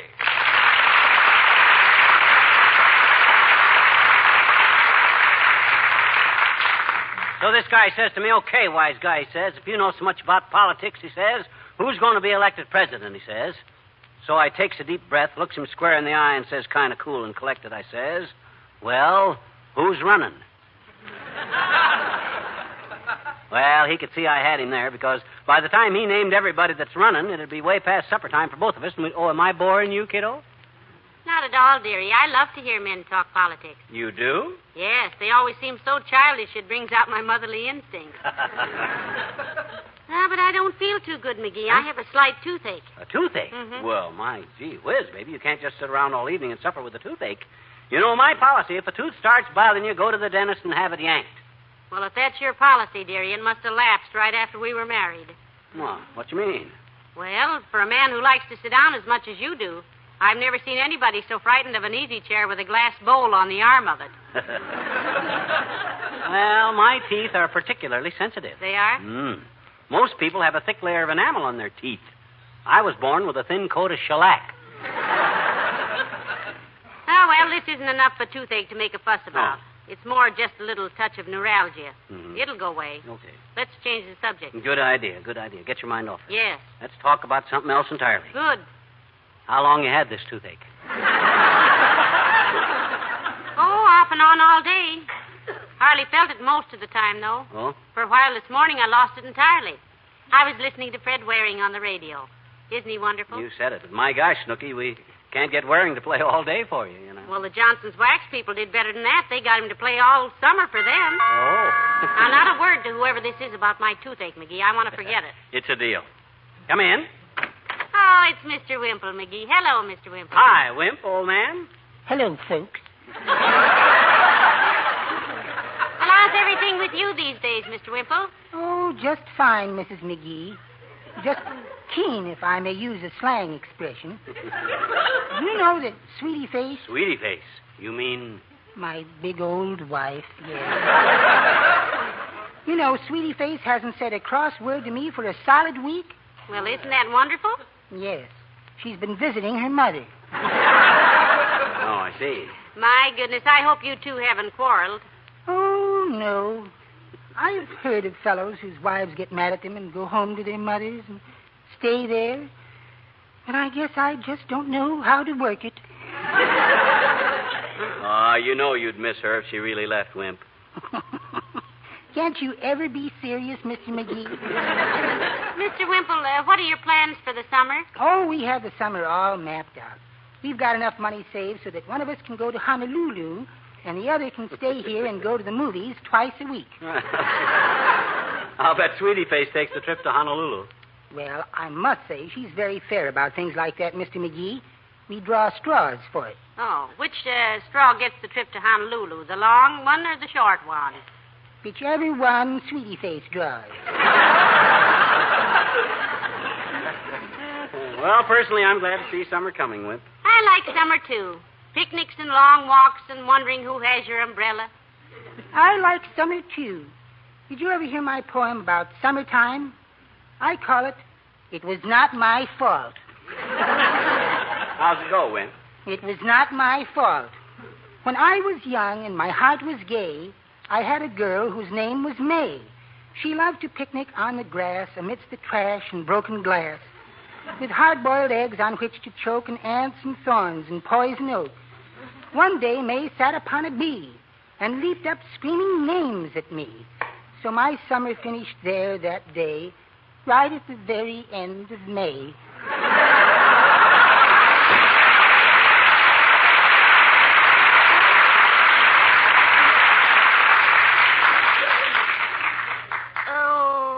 Oh, that poem? Oh, it wasn't that bad. No, but this tooth is. Oh, well, come on, Snooky. Let me take you down to the dentist. It's too late for office hours, but I'll call him up and have him meet us there. Oh, we can't do that. Why can't we? My gosh, I just paid him $42 for fillings. That's quite an outlay for an inlay. If I hadn't been an umpche, I'd put up an eat bay, so don't feel you can't have him come. Oh, dear, it's Dr. Gamble. Oh, McGee. swell. He'll give you something for that tooth. No, He no, just- no. Not a word to him, please. Oh, now. but Molly, you gotta have... It's too trivial. Come in. Hello, Molly. Hello, Dr. Gamble. Nice to see you. Hello, gruesome. Hi, butcher boy. How's your golf game? I haven't had time to play golf since August of 1940, and you know it. What made you think the doctor was playing golf, dearie? I heard a couple of other doctors talking about him. They said he was developing a bad slice. That's professional jealousy, my boy. It is common knowledge in surgical circles that a gamble incision is short and to the point. On an appendectomy, for instance, par for the course is 9 stitches. I do it in 7. Really, Doctor? 7 stitches? Why, certainly he does. Have you ever seen his needlework? My gosh, he must have studied sewing under Omar the tent maker. Now, McGee, don't talk like that to the good doctor. Well, I can't stand a guy that brags. Gee whiz, I may not be absolutely and completely perfect in every possible way myself, but if I got faults, at least I'll admit it. I'll face it. That I will say for you, my boy. Everyone at the Elks says that about you. Oh, they do, Doctor? That McGee is not afraid to face his faults? I think that's what they mean. They always refer to him as Old False Face.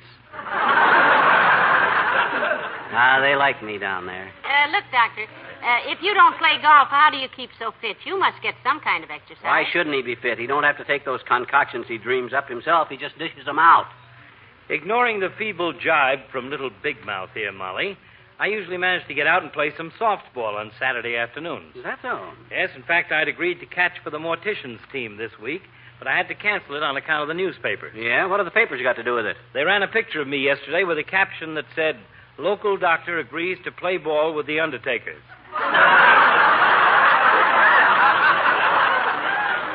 Say, I'd better go explain that to the medical board. So long.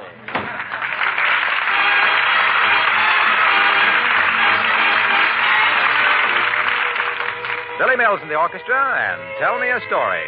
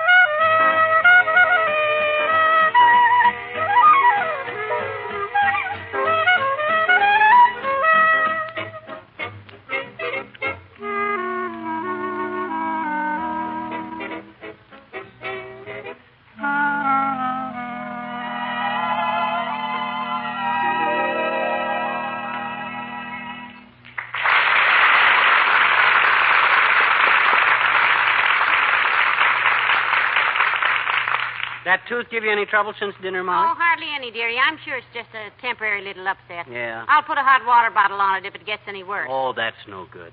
Why isn't it? I tried that. I had a terrible toothache once, and somebody told me to put a hot water bottle on it, and by the time I got the dad-dreaded thing in my mouth, I like to strangle myself. You put the hot water bottle in your mouth? Oh, where else have I got teeth? I had to empty the water out of it to get it in my mouth, and then when I tried to fill it up again, I swelled up so much. Look. Can we change the subject? Okay. When we talk about it, it hurts. And... Come in. Oh, it's the old-timer, McGee. Hello, Mr. Old-timer. Hello there, kid. Hi, old-timer. Hey, before you say anything, let's not talk about teeth, huh? Molly's got a toothache. We want to keep off the subject. That's absolutely right, Johnny. Let her forget it. Yeah. Only way to let her forget it is to get her mind off it. Right, so let's talk about... Yes, sir, daughter. If you sit around brooding about that awful throbbing pain that keeps going through you like electricity, jangling your nerves like the bell on a hook and ladder, well, stabbing at you like little hot needles, it'll hurt. Well, thank you. I remember when I was a kid, kids. We didn't have no dentist in them days, kids. No, sir. Papa used to take care of us kids' toothaches himself. Your father? Yep. Had a very simple system, Papa did. Yeah? Whenever we'd get a toothache, he'd just tie a string to the tooth, tie the other end to a brick. Got my upper plate stuck there, Johnny. Tie the other end to a brick, I reiterate, and heave the brick out the window. Oh, I see. I remember the last tooth he pulled for me that way. The mayor sued him for $50,000. The mayor? My gosh, what business was it of his? Well, it was this way, Johnny. Papa tied the string to my tooth, see? Yeah? Sat me down in the living room, tied a brick to the string, took it upstairs, and flung it out the second-story window. Why, heavenly days, what happened? Well, the string yanked me halfway up the hall steps, jammed me into the turn at the landing, and broke. Wow. Brick hit the mayor, who happened to be passing, and knocked him into the gutter cold. 2 ladies from the Temperance Club see him laying there in the gutter and call the police. Cops chucked the mayor into the pokey, and the ladies got up a petition to throw him out of the city hall, and when he come to and got his wind back, he sued Papa. Papa got his wind back first, was over the border into Mexico, where he lived happily ever after, con mucho gusto. Adios, Amogies.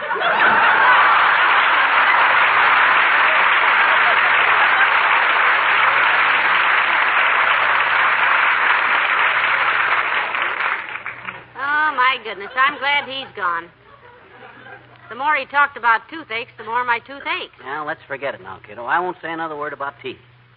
Let's talk about the time I was in the seesaw business back in Sioux City for the... You in the seesaw business? I never told you about when I sold seesaws for the seesaw company that old man Seymour had in Sioux City? You never did. Well, maybe I will.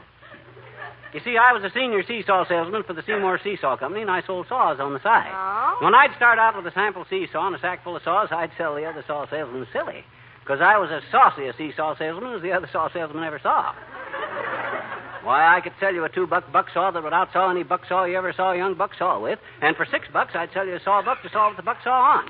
I sold so many saws and seesaws that I got saw sick from saw selling and seasick from seesaw selling, and between the saw selling and the seesaws, the seasick seesaw sales, and the saw sick saw selling, the buck saws and hack saws. Hey, by the bell.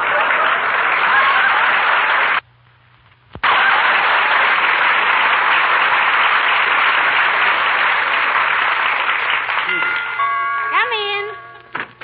Hello, folks. Hello, Mr. Wilcox. Come in. Hi, Junior. Say, awfully sorry I'm late, kids, but I just came from a sales meeting. Well, now, you didn't have to rush over here all out of breath, Junior. We'd have made out some way, even if you didn't show up at all. No, I didn't want to disappoint you, pal. Disappoint us, he says. Gee, that was a great meeting we had tonight, What? kid. You see, our district manager always gives a short talk on some current event, some topic in the news. And tonight he really picked a subject. Yeah, what did he talk on, Junior? Politics, European affairs, or the love life of the anchovy? No, he selected as his subject Johnson's self-polishing glow coat. Oh, McGee, you sucker. Will you ever learn to keep your... He started out by saying what pride most housewives take in the appearance of their kitchen, and how when they see their kitchen linoleum all covered with dirt and mud, makes any good housekeeper just grit her teeth. Grit her teeth. Oh. And he went on to say how tracked in dirt and dampness and spilled things can be a perfect pain in the neck. Oh. Yeah, Yeah, we know, Junior. But Until, of course, you discover how Johnson's self-polishing glow coat protects that linoleum against dirt and dampness and makes spilled things so easy to wipe up. Yeah, but what I'm And telling because there's no rubbing or buffing with glow coat, you Yeah. find that more housewives use glow coat than any other floor polish. Yep. Because you can bet your back teeth, he Oh, back teeth, oh. said. Yes, you can bet your back teeth that with the safe and simple protection glow coat gives your linoleum floor coverings, you're going to save a lot of the wear and tear on your nerves. That uncertainty about the appearance of your home that leaves a housewife's nerves raw at the end of the day. Oh. Junior, please, look. And Molly... in conclusion, he pointed out one thing. Hey, look, Waxy. Yes, pal. May I point out one thing in conclusion? Why, sure, pal. What? The door. Oh, good night.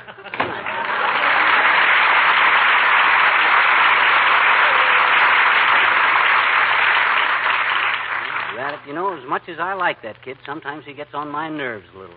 Nerves, oh. Hey, you didn't hardly open your mouth while Junior was here, Molly. You usually help me annoy him a little bit. Well, I was afraid if I did, I'd scream. Yeah? No use kidding myself any longer, dearie. This tooth is killing me. Oh, gee whiz, kiddo. I wish you'd let me took you to the dentist while he was still open. Look, you sit down here. I'll run upstairs and get some aspirin out of the medicine chest. I looked a while ago. We haven't any aspirin. Well, I'll call Kramer's drugstore. Uh-oh. Kramer closes at 10 o'clock. What time is it? 11:30. Oh. Well, give me the phone. I'll call Kramer at home and have him run down there, open up, grab some aspirin, and run over here with it. I tried that. There's no answer. I guess I'm stuck with it until morning, dearie. Oh, no, you're not, baby. Leave everything to me. I'll get you some aspirin. Where? At Kramer's drugstore. It's closed. I'll open it. I can get in. Oh, no. Oh, yes. I'll sneak up the alley. I'll jimmy the door. Oh, no, I don't need aspirin. I feel better. Yeah. I'm going with you. Oh, no. Oh, yes. Okay. Oh. The King's Men and their recently recorded hit, Pecos Now, Bill. Pecos Bill was quite a cowboy down in Texas, and a western superman, to say the least. He was the roughest, toughest critter, never known to be a quitter, 'cause he never had no fear for man or beast. So yippee-yi-yi, yippee-yi-oh, for the toughest critter west of the Alamo.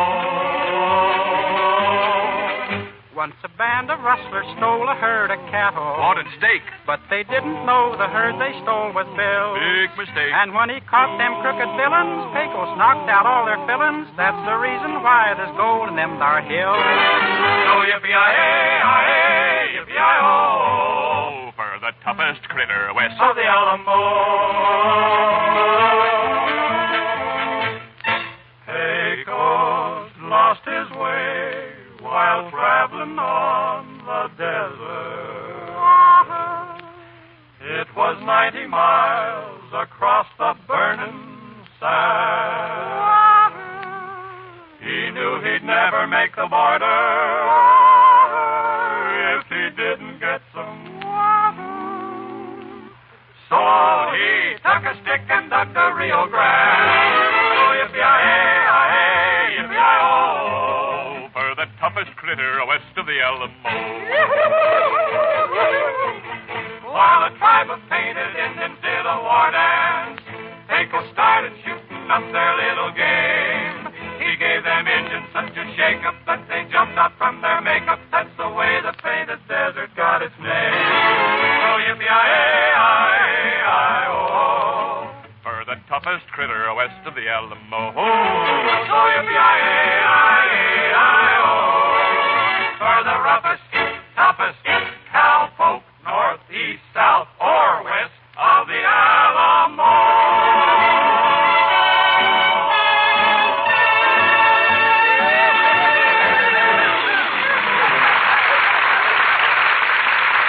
Nice song,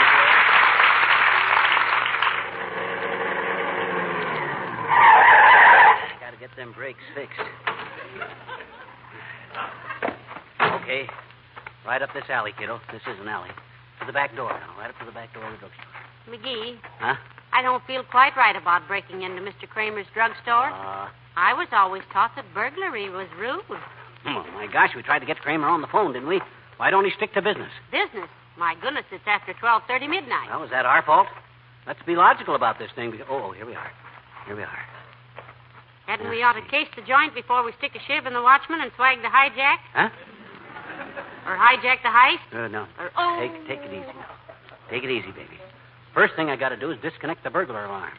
If that thing ever starts clanging, we'll be up to our clavicles and harness bulls. How does it happen you know so much about disconnecting burglar alarms? I sat right there on the top of that very trash can and watched the guy install it.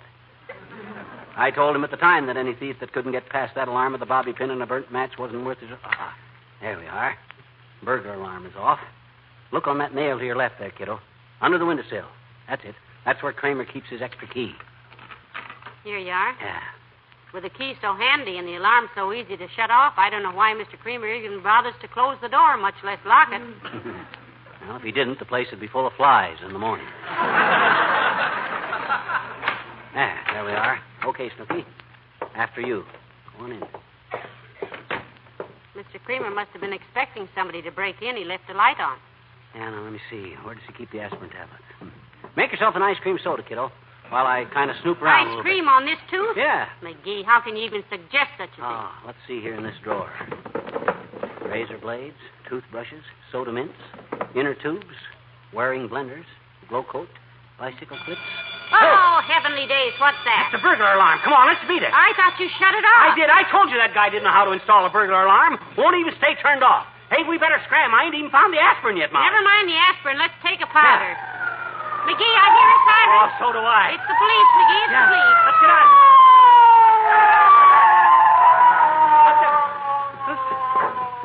All right, here they are, Needham. Go watch the front door, Lewis. All right, you two, get them up and keep them up. Frisk them, Broadway. You lay a hand on me, you big Lugan, and I'll take off my slipper and hammer your pointed little head full of French heel prints.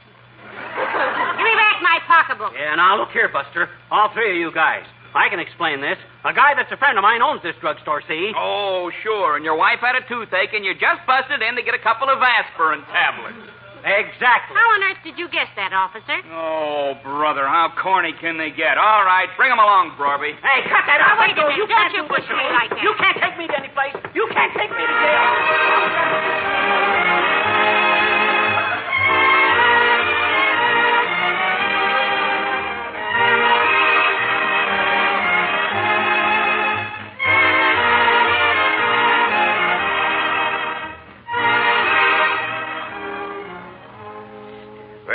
Looks bad for you, Magee. We've called everybody you suggested. So far, we haven't found anybody home. I don't know what this country's coming to when a guy's friends can't stay home and answer the phone when he gets in a jam. Well, personally, I'm tired of the whole argument. Just show us to our rooms, officer. I'm sleepy. Doggone it, this is ridiculous. There must be somebody in Wistful Vista that knows me and will vouch for me. Both? You'll have to admit this is a pretty silly story of yours, folks. If you only had some evidence that you were in... Here's somebody says he knows the drugstore burglars, Chief. We are not a drugstore burglar. No. We never stole a drugstore in our whole life. Oh, heavenly days, it's Mr. Williams, the weatherman, Magee. Foggy, old man, pal. Hi, friend. Look, here's what happened, Foggy. Molly had a toothache, see? Yes. I heard all about it, Magee. Oh? Chief, I'll take the responsibility for these people's release. You mean this fellow's an honest, decent, law-abiding citizen, Mr. Williams? Am I under oath? No. Then, yes, he is. May we go now, officer? Please do. Thanks, Bud, and if we never see you again, we can wait. Likewise, citizen. Oh, my, you'll never know how we appreciate this, Mr. Williams. Things ever happen anyway. My goodness, Magee had them call Dr. Gamble, Mr. Kramer, Mr. Wilcox, and everybody. Oh, it's quite all right, Mrs. Magee. I had just got to bed, although I was not yet asleep. I had been studying quite late. Studying? Yes. Yes, I'm doing some research on the basic causes of typhoons, hurricanes, and tornadoes. And I think I've found the answer. Heavenly days, Mr. Williams. That's marvelous. You'll be famous. You mean you've discovered the causes for tornadoes, typhoons, and hurricanes? I think so, yes. Oh? What is it? Wind.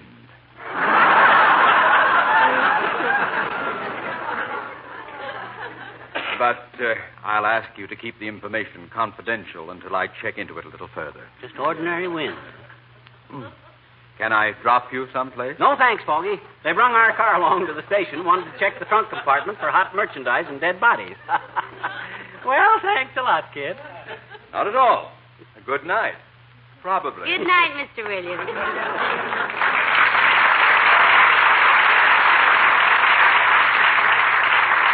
Oh, thank goodness that's over. Yeah, well, here's the car. Get in, Tootsie.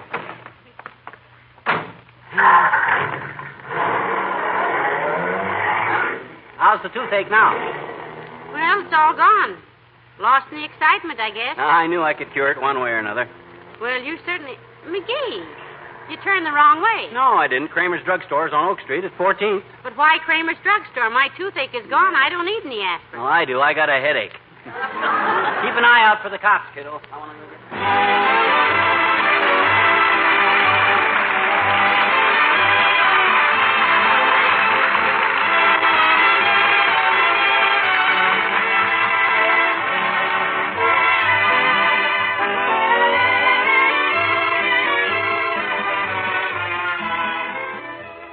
There's a good way and a bad way to keep wood floors clean. If you've been scrubbing your wood floors with water, you've been doing them more harm than good. Water soaks wood, raises the grain, and dulls the surface. If you've been using Johnson's liquid cleaning and polishing wax, you've been doing it the best and the easiest way. Your floors are clean, shining, and wax protected. You see, Johnson's liquid cleaning and polishing wax makes water scrubbing unnecessary. It's a combination of effective cleaning ingredients and genuine wax. It dry cleans and waxes your floors at the same time. With just a little buffing, your wood floors are perfectly clean and sparkling with a bright, shining luster. Just think, no more constant back-breaking scrubbing. Johnson's liquid cleaning and polishing wax does away with all that. One easy application cleans, polishes, and protects. Next time, ask your dealer for Johnson's liquid cleaning and polishing wax, and enjoy the easy, modern way to clean and bring out the beauty of your home. Look on the bright side, shine up the right side, bring out the beauty of the home.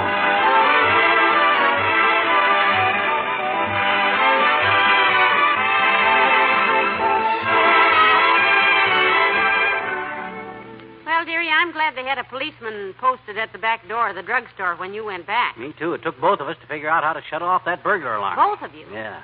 You mean the policeman helped you get back in there? Sure. But why? He had an earache. Wanted me to get him a couple aspirin tablets. Have one?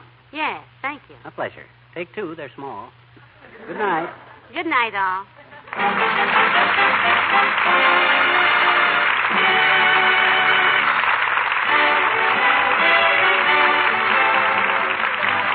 The makers of Johnson's Wax Products, Racine, Wisconsin, bring you Fibber, Magee, and Molly each week at this time. Be with us again next Tuesday night, won't you? Good night.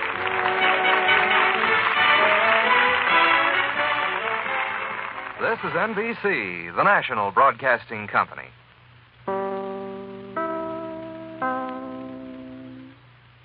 This is WMAQ, NBC in Chicago. Tales of Espionage are coming at you with CounterSpy next.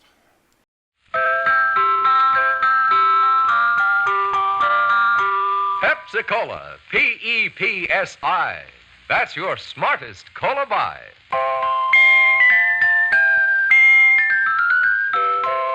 Pepsi-Cola presents CounterSpy.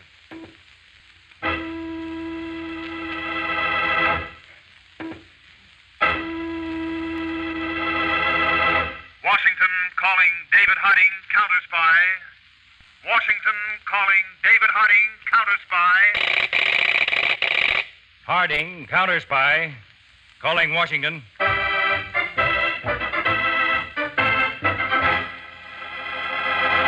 United States CounterSpies, especially appointed to investigate and combat the enemies of our country, both at home and abroad.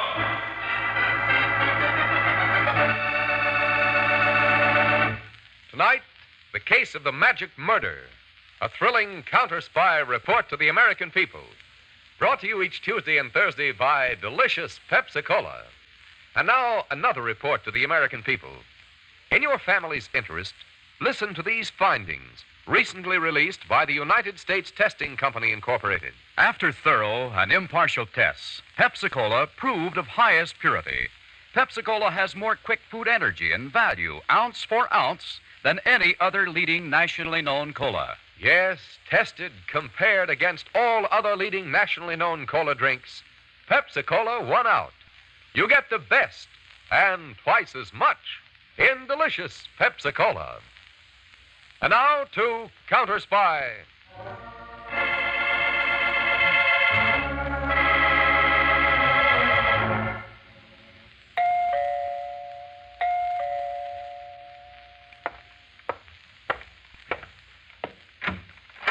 Oh, this would be Mr. Peters, would it not? Good evening, Professor Cabarrus. Good evening. I appreciate you seeing me this evening. Please come in. Thank you. This chair by the desk, Mr. Peters. Thanks. Well, you were lucky to find such a nice little house so near Washington, Professor. It was your chief of the counterspies, Mr. David Harding, who helped me find it, Mr. Peters. The 3 rooms are sufficient for my personal needs. I have turned the cellar into a fine laboratory for my homework. Of course, you'll be working most of the time at the government laboratories, won't you, sir? Yes. The development of turbojet engines for land vehicles is a big project. Mm-hmm. I'm honored to have been brought to this country by your great government to work on it. Why, the possibilities of jet engines for land use are... But you did not come for a lecture on engines, Mr. Peters. Not quite, Professor. The main purpose of my visit is to have you fill out this questionnaire. That is what you mentioned on the telephone. Yes. Now, by law, the counterspies are responsible for the safety of distinguished visitors from abroad. The more information we have, the easier our job is. But no one means me any harm, Mr. Peters. We hope not. But in these days, there's no knowing. Oh. Now, will you fill in these blanks? Now then, do we have the full name correctly, Professor? Of the University of Maslava. First name, Jan. Middle name, Fyodorovich. Yes, and last name, Cabarrus. C-A-B-A-R-R-U-S. Correct. It's an odd name, sir. But common in my part of Europe. Oh? Now, our records already show that you hold 5 degrees. Yes. And before the last war, you were a scientific consultant to the government of your own country. Those were happy, fruitful days, Mr. Peters. But today, my country is in the hands of... My feelings on that point are very strong, Mr. Peters. Please, go on. Now, as to your experiences during the war and immediately after, our records require some more information. Well, I shall do my best. In 1939, when the Germans first...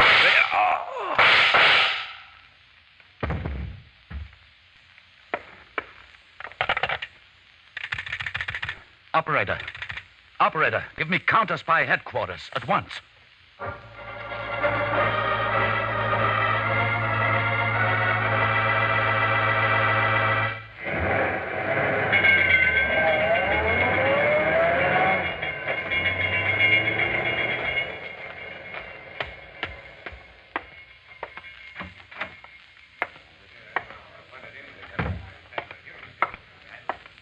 Feeling all right now, Professor Cabarrus? Somewhat shaken, Mr. Harding. I am much more disturbed over Mr. Peters. Me, too. He's very seriously wounded in the head. Oh. He's been taken to the CounterSpy infirmary. The shots seem to come, you said, from that glass door to the sunroom. Yes. It must have been opened quietly by someone as Mr. Peters and I were filling out this... Oh. By the way, here it is. Oh, the questionnaire. Thank you. Oh, Professor, did you by any chance get a glimpse of the man who fired the shots? Just as it were, out of the corner of my eye. Well, can you recall anything at all? Try to recreate the image of that moment in your mind, if you can. Let me see. I was here. Mr. Peters was there. You were at right angles to the sunroom door? Yes. And then the door must have opened. He wore a black velour hat. Oh? And, he must have been holding the pistol in his left hand. Left-handed. Now, go ahead. I believe he was tall, wearing a dark coat, and yes, a mustache. Black or dark brown. And one other thing. Yeah? In my mind, the picture of that man is like death. Death? He seems like a skeleton. Sunken eyes, a thin face. I'm sorry, Mr. Harding. This may be all a waste of time. Beg your pardon, Mr. Harding. Oh, yes, Edwards. Did you and the boys find anything? Yes, sir. The attacker apparently entered the sunroom from outside the house. Cut out a square of glass above the lock on the door from outside into the sunroom. See. Professor Cabarrus, with your permission, my men will keep working here. We can't even tell now whether the shots were meant for you or for Mr. Peters. Edwards, bring all the data with you later. Yes, sir. I'm going to headquarters to see how Peters is.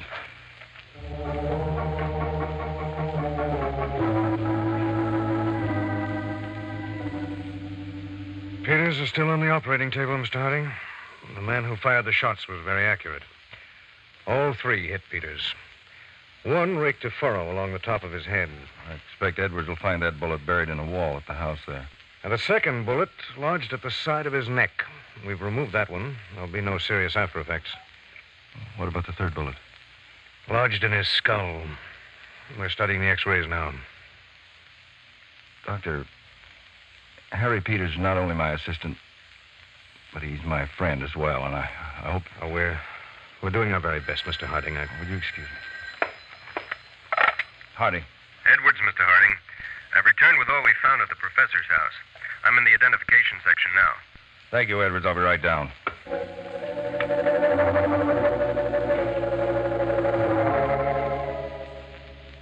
We couldn't find any trace of footprints around the house, Mr. Harding. The grass is all pretty well grown. Well, what about car tracks? Oh, no, sir.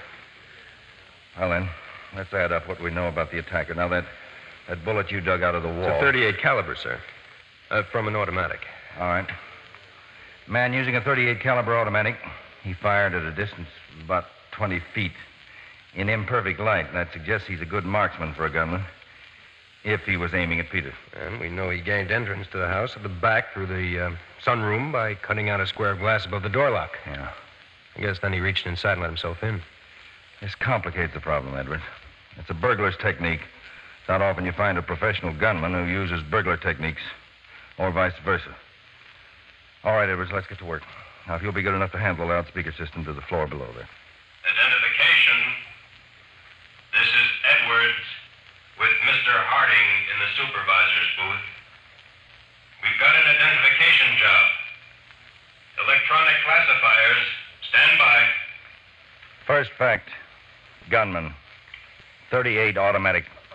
Gunman, 38 automatic.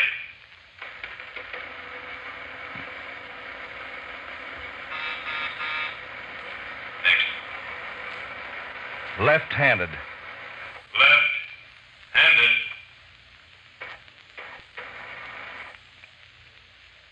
Next. Technique of entry by rear of establishment. Technique of entry by rear of establishment. Next. By door. By cutting out glass.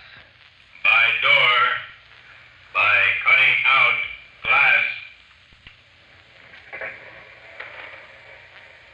Next. Appearance, mustache, black or dark brown. Appearance, mustache, black or dark brown. Next. Eyes, black or dark brown. Eyes, black or dark brown. Those are the facts. Let her roll.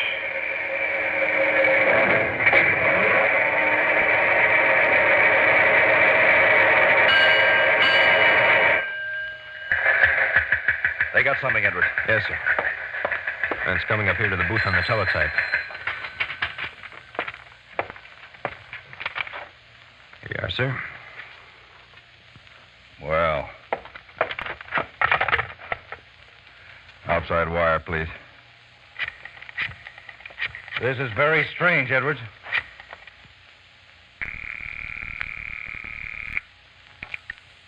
Yes, hello.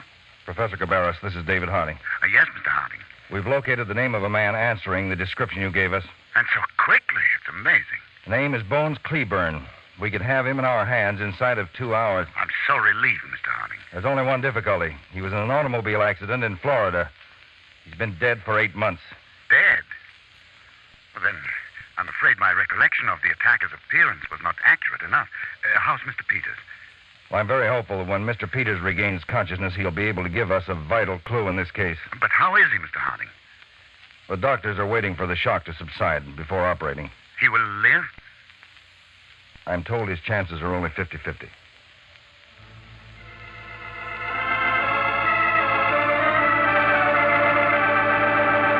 We just don't dare operate, Mr. Harding. We just don't dare. I don't understand, Dr. Dillon.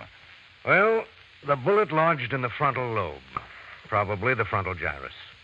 Just missing the lateral cerebral artery. Oh. Now, the removal would be a most delicate operation. None of us here on the staff knows the technique well enough.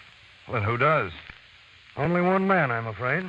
A great brain surgeon who just this past year developed a new technique for this type of brain operation. Get him over here, Dr. Dillon.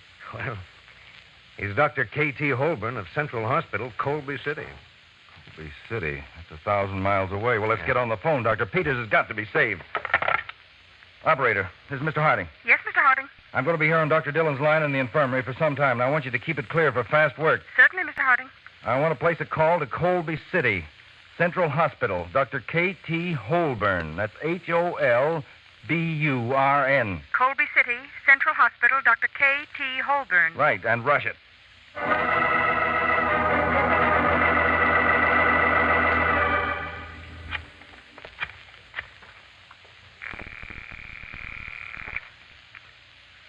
Long distance. Operator, this is CounterSpy headquarters. I want Colby City 6700. Colby City 6700. Dr. K.T. Holborn. Dr. K.T. Holborn. What is your number, please? Equator 1000. Will you hold the line, please?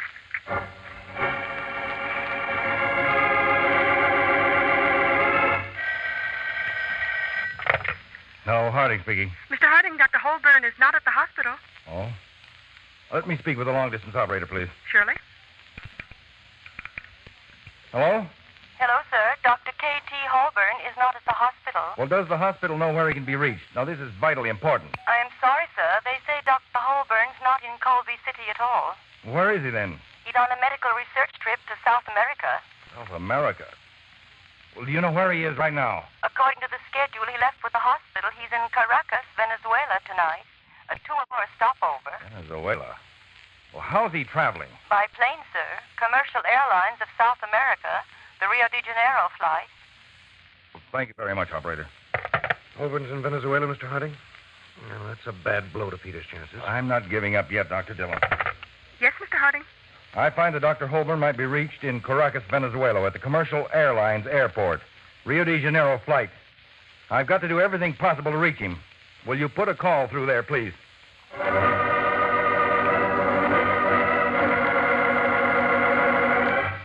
Hello, Miami. This is Washington, long distance. Will you give me your overseas operator? Overseas? Hello, overseas. A ticket. Washington, Equator 1000. Mr. David Harding, CounterSpy headquarters, calling Dr. K.T. Holborn at Commercial Airlines Airport, Caracas, Venezuela. Washington, Equator 1000. Mr. David Harding, CounterSpy headquarters, calling Dr. K.T. Holborn, Commercial Airlines Airport, Caracas, Venezuela. Will you ring the number, Washington? CounterSpy headquarters. This is the overseas operator. Let me speak to Mr. Harding, please. Harding speaking. On your call to Caracas, Venezuela, due to the number of calls already on hand, the next available time is tomorrow afternoon. Will that be satisfactory? Tomorrow afternoon, operator, Dr. Holborn's a brain surgeon. We must reach him for an important operation. We'll try to complete your call as soon as possible.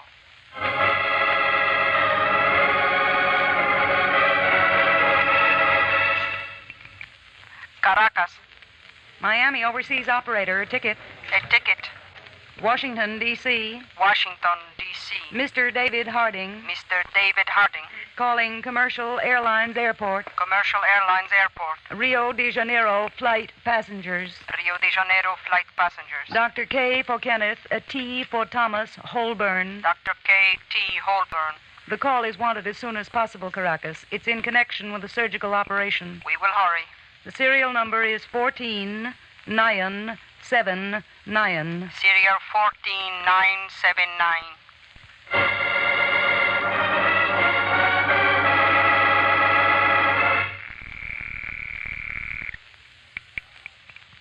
Commercial Airlines Airport. This is the overseas operator in Caracas. Mr. David Harding in Washington, D.C. is calling a passenger on your Rio de Janeiro flight, Dr. K.T. Holborn. Rio de Janeiro flight, it has not yet come in. What time is it due? It was delayed over the Caribbean by bad weather. It is due in 2 hours. We can give Dr. Holborn a message when the flight arrives. Please do so. Have him call the overseas operator. It is in connection with an important surgical operation.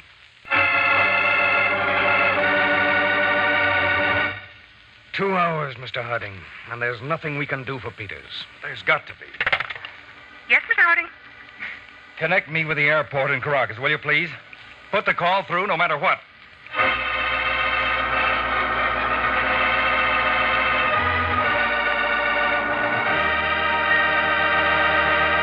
In a moment, back to CounterSpy, presented by delicious Pepsi-Cola. Pepsi-Cola, it's a spot. 2 full glasses, that's a lot. Twice as much and better, too. Yes, twice as much and better, too. You know Pepsi gives you twice as much. You know Pepsi's better, tastes better. But now I want to make sure you know which cola drink is of proven highest quality.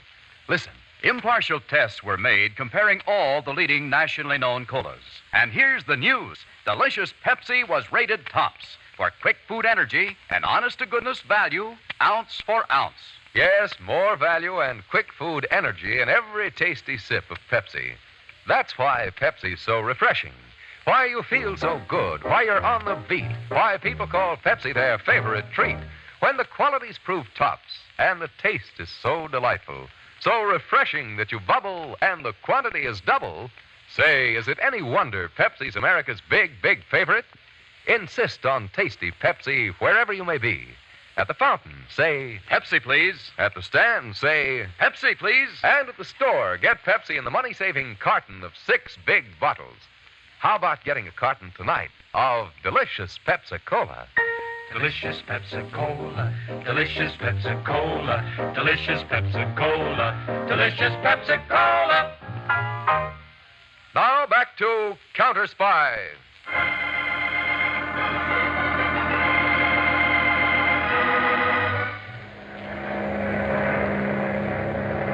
Caracas Airport to Flight 598. Caracas Airport to Flight 598. Flight 598. What is it, Caracas? Do you have a Dr. K.T. Holborn aboard? Dr. Holborn? Yes, we have. There is an emergency telephone call for him from Washington, D.C. You are due in 1 hour and 45 minutes, but at the request of the Chief of the United States CounterSpies, we have obtained special permission for you to come in ahead of time, if you can do it. We can try. If you give us the air lane and landing clearance. We will arrange everything. Come in with all possible speed. I can be over the field at 23:30. Bring me in fast.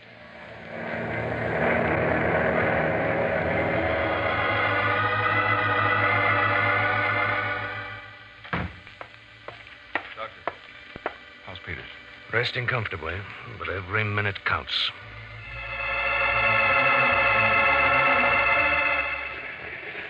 Pilot, where will I find a telephone? That side entrance to the administration building, Dr. Holborn. Thank you.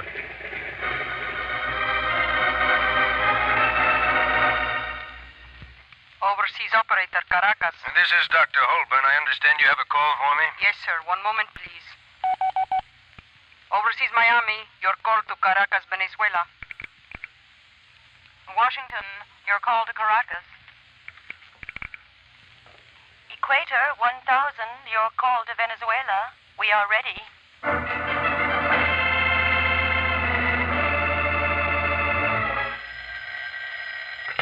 Harding. Dr. Holborn in Venezuela for you, Mr. Harding. Go ahead, please. Dr. Dillon. Talk to him. Yes. Hello. Holborn speaking. Dr. Holborn, this is Dr. Henry Dillon, Chief Medical Officer of the United States CounterSpy. Oh, yes, Dr. Dillon. We have a serious case here that requires your technique, the Holborn incision. And none of us here is familiar with it. I suppose I'd fly right back to Washington. And I'm afraid there isn't time for that now, Dr. Holborn. Could we do this? If I acquaint you with the X-rays, could you then direct me in the operation over the phone? We'll have the phone connected right in the operating theater.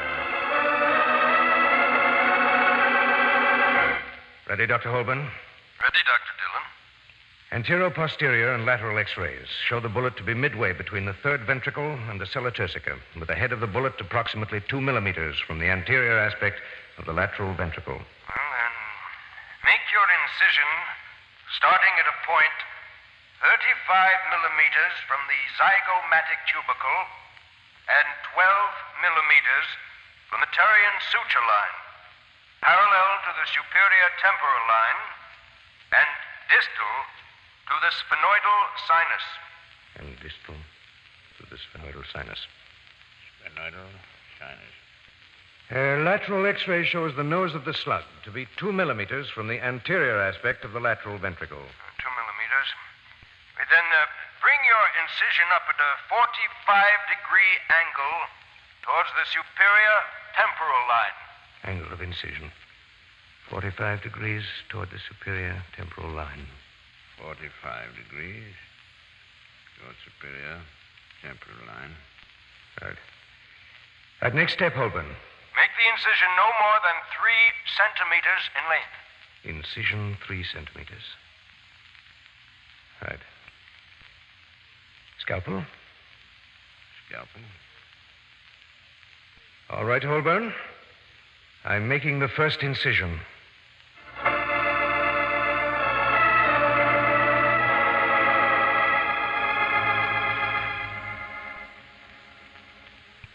Hello, Peters.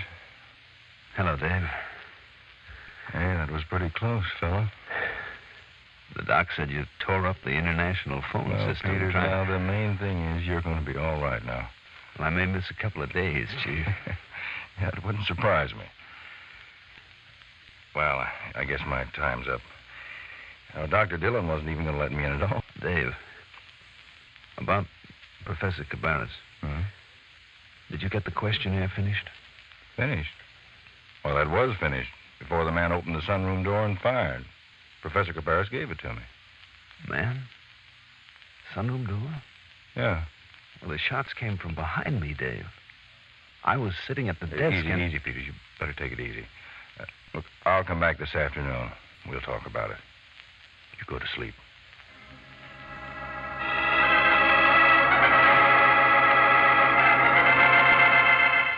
Well, Edwards, Professor Cabarrus isn't here, but we can work anyway. Yes, Mr. Harding. Now, Peters said that he was sitting here at the desk. I faced him right at the sunroom door. Professor Cabarrus said that that's where the attacker appeared. But Peters was looking right at the door and saw no one. And another thing, the 3 bullets that hit Peters hit him in the back of the head. That means then that the bullets came from behind him. And there's only the fireplace behind the desk. This one filing cabinet. Of course, when I spoke to Peters, he was still foggy from the operation and the anesthetic. Look out! Thanks for knocking me out of the way, Edward. Where'd those shots come from? As I was looking at the filing cabinet, the little metal flap covering the lock on the second drawer moved aside. Behind it, I saw the muzzle of a pistol. Now, let's see. Locked. Hand me that poker from the fireplace. All right. Thanks. We'll pry the drawer open.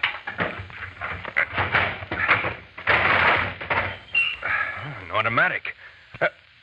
What's that apparatus, Mr. Harding? That looks like a photoelectric cell. Yes, projecting a photoelectric beam across the chair at the desk. To actuate the firing of the automatic.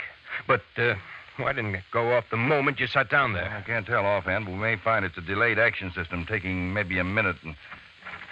Ah, Mr. Harding. Oh, hello, Professor Cabarrus. Your man at the front door told me you gentlemen were here. I take it you've discovered, sir. The filing cabinet, Mr. Harding. An ingenious murder scheme to kill Peters while he sat at that desk. To kill Mr. Peters? Then he's dead? Somebody wanted him dead. Dreadful. Dreadful. Who could have used my house to try to murder him? I have only one suspicion, Professor. It was someone who wanted to conceal certain facts about himself. Edwards, that questionnaire, please. Yes, sir. Professor, you told me you and Peters had completed filling this out before the shots were fired, but Peters tells me you'd only reached item 7, just before the questions concerning your activities in Europe during the war. I'm sure Mr. Peters is mistaken, Mr. Harding. No, he's not, because this reveals the motive for the murder attempt. Peters might have asked pointed questions, and they would have shown that during the last war you were not in exile or in the underground, but in the pay of the very people you pretend to despise. Ridiculous, Mr. Hart. Not at all. But this morning I talked to our attachés in your capital, and these answers here are false. You gambled. Nobody would check them. You'd be safe to work on American scientific projects and steal vital information. Edward, search him. Yes, sir. Mr. Harding, I protest. You'll have every liberty to, in court, because I'm charging you now with the attempted murder of Harry Peters. I'm very happy to say you failed all around.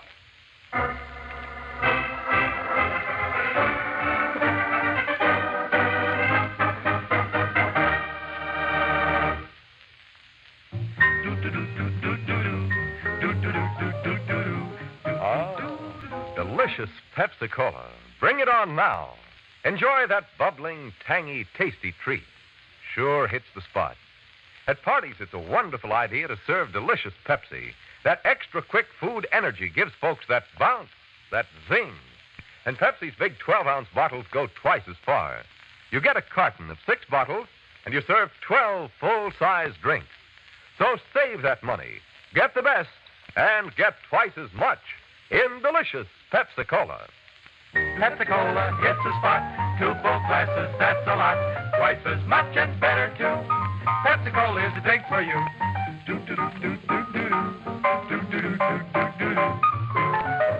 That's it. Delicious Pepsi-Cola. Tune in every Tuesday and Thursday, same time, same station, to CounterSpy. Listen on Thursday for the exciting Case of the Bootleg Buttons. High-grade gold, purified in the white heat of flame. A criminal scheme forged in the heat of greed. Yet your counterspies were able to apply the heat of the law to a trio who dealt in death and double-cross. Listen on Thursday to The Case of the Bootleg Buttons on CounterSpy.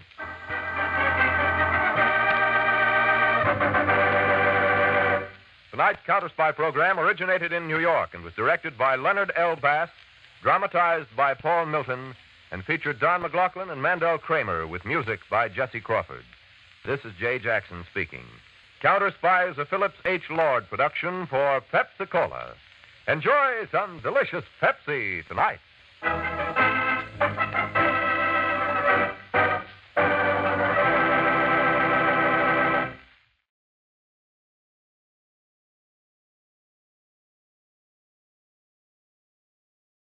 Now it is time to go back to Dodge City with Gunsmoke.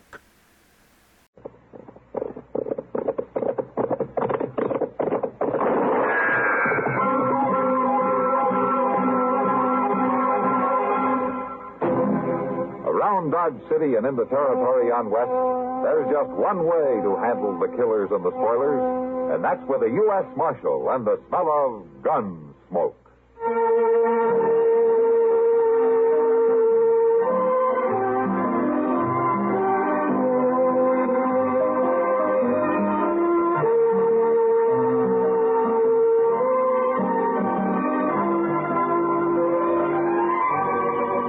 Gunsmoke, starring William Conrad, the story of the violence that moved west with young America, and the story of a man who moved with it. I'm that man, Matt Dillon, United States Marshal. The first man they look for and the last they want to meet. It's a chancy job, and it makes a man watchful and a little lonely.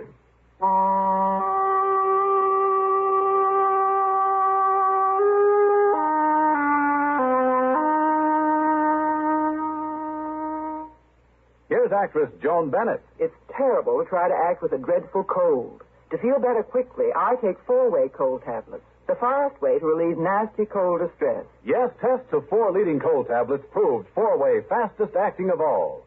Amazing 4-way starts in minutes to relieve aches, pains, headache, reduce fever, calm upset stomach, also overcomes irregularity. When you catch cold, try my way.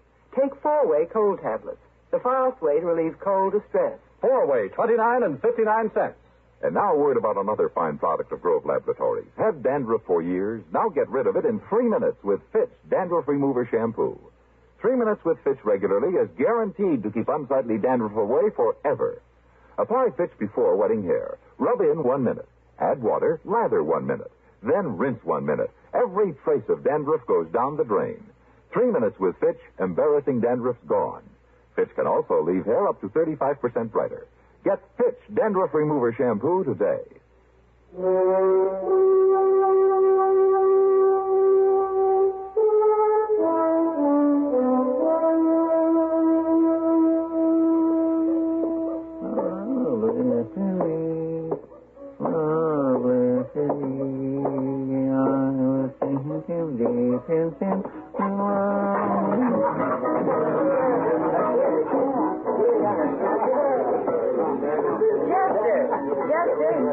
Evening, Miss Kitty. Well, you were going straight to the bar without even saying hello. Well, I figured you were busy.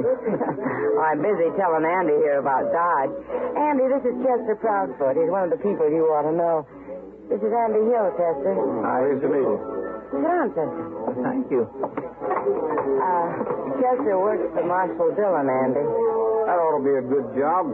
Well, it's a fine job if you like long hours and poor pay.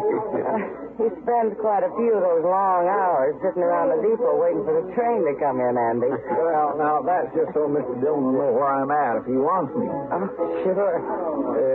You staying long in Dodge, Andy?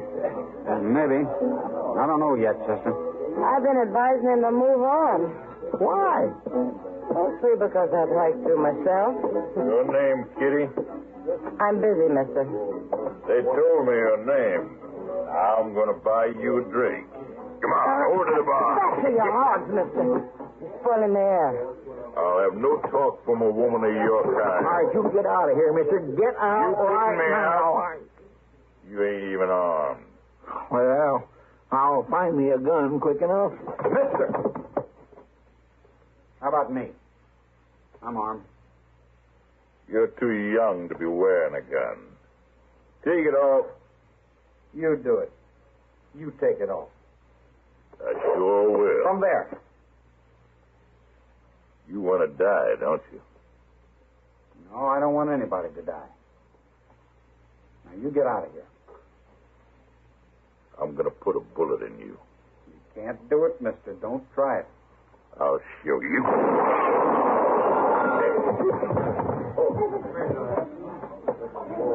I told him he couldn't do it. Well, you killed him, Andy. He was looking for a fight.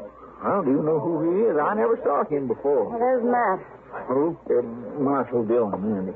Oh. Did you kill this man? No, I did it. It was self-defense, Matt. He started and he drew first, and he had to shoot him. That's the truth, Mr. Dillon. He was treating Miss Kitty bad, and I didn't have no gun, and Andy stood right up to him. Get some help and carry him out of here, Chester. That's right, I will. Alvin, you and Pony, give me a hand here. Kitty, let's step over here. You and Andy, is it? Andy Hill, Marshal. You should have seen it, Matt. That man had his gun almost out before Andy even started to draw. So you're pretty fast, huh, Andy? Well, I'm alive. Where you from? I told you my name. It don't matter where I'm from. What are you doing in Dodge? I come here looking for a job. An honest job. He told me the same thing, Matt. I believe him. Why would I be lying? Well, the way Kitty described it, you're mighty handy with a gun for a man who's looking for an honest job. All right, I'll move on. I wouldn't have a chance here with you against me. Matt. Don't worry about it, Miss Kitty. I'll make out someplace else. Wait a minute, Andy. Yeah? Why don't you go over to the stage office? That's for Jim Buck. What for? He's a driver. He's looking for a man to ride shotgun. You tell him I sent you, huh? All right, Marshal. I'll go. Go on. You see, Matt, he did mean it. Yeah, he wants a job, Kitty. But he's hiding something. And when a man hides something, it's usually bad. But I've got a feeling about him, Matt. I think he's all right. Well, I hope so, Kitty. Won't be so good if I've recommended an outlaw to protect the stage.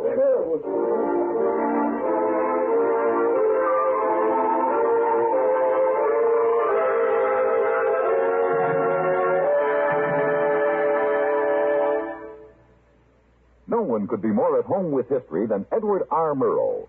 For more than 20 years now, he's focused his attention on world affairs, broadened his viewpoint with travel, and sharpened his perspective by meeting and getting to know many of the leading statesmen of our time. 5 evenings a week on CBS Radio, Edward R. Murrow shares his experience with you. For a clear, concise report on today's important developments, join us on most of these same stations when it's time for Edward R. Murrow with the news. A fuller understanding of current events is waiting for you, too, on every lively edition of our World News Roundup. 7 mornings a week on CBS Radio, the World News Roundup takes you to the scene of the news for eyewitness reports by CBS News correspondents. Hear what's happening direct from where it's happening. Get the feeling of the news along with the facts as our World News Roundup comes your way at breakfast time tomorrow and every weekday morning on CBS Radio.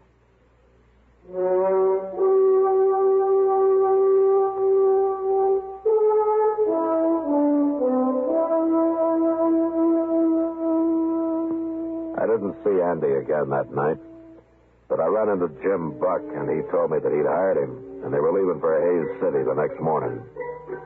It was 2 days before they were due back before I'd find out if I had made a mistake or not.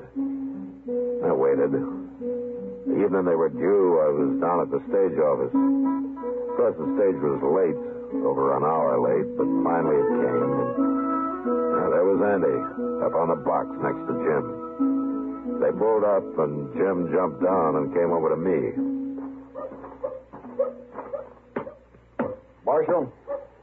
Marshal, arrest him. Huh? Arrest who? Andy Hill, that's who. If I hadn't heard how good he is with a gun, I'd have taken him myself. I'd have shot him dead. Now, wait a minute, Jim. Wait a minute. What's the trouble? He's mad at me, Marshal. Mad at you? You ought to be tarred and feathered. Now, wait a minute. He was held up, Marshal. Held up, by heaven. This so-called shotgun man sat there like a owl on a rafter. Sat there and didn't do a thing. Is that true, Andy? Why kill a man for nothing, Marshal? For nothing? The treasure box was empty and we carried no passengers this trip. He didn't get a thing. You didn't know that box was empty till I told you afterwards. I knew it before we left Hays City. I figured I ought to know what I was guarding, so I found out. Sure, and for all I know, you was in cahoots with that bandit. Maybe him and you were partners. There's no proof of that, Jim. Well, I ain't hiring a man who won't fight. You're fired, Andy. I never want to see you again. I'm sorry, Marshal. I guess I've disappointed you. Because you didn't want to kill a man for nothing? That's right. There, wasn't any other reason. Was there, Andy? You think I was in on it, too? No, I didn't say that. Good night, Marshal. Andy. Andy.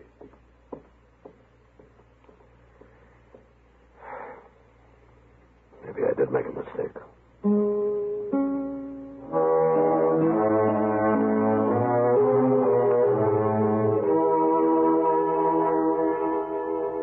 I wasn't sure about Andy that night, but the next few days changed my mind again. He went all over town looking for a job. He tried everybody and everything, but nothing came of it. And finally I heard that he'd got this courage and had quit trying. I had a long talk with Jim Buck, and at the end of it he was sorry that he'd lost his temper, but he still wouldn't rehire him. And that was that.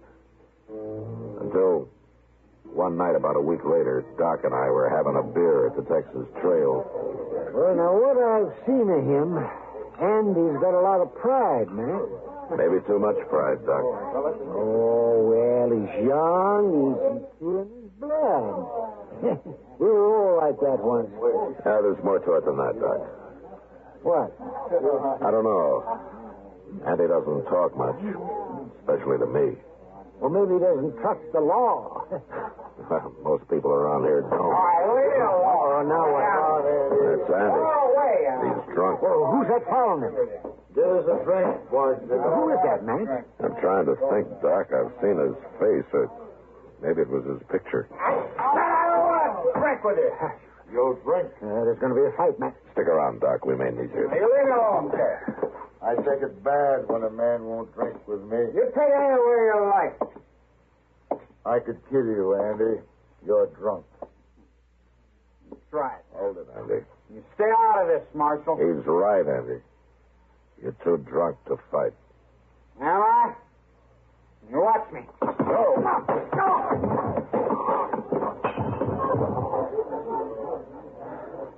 What'd you do that for, Marshal? To keep you from killing him, Carrick. You know my name? I heard Andy say it. But I don't want to hear it again, and I don't want to see you again. You find your horse and you ride out of town, Carrick, and you keep on riding. Now you get moving while you got a chance. Sure, Marshal. Chester?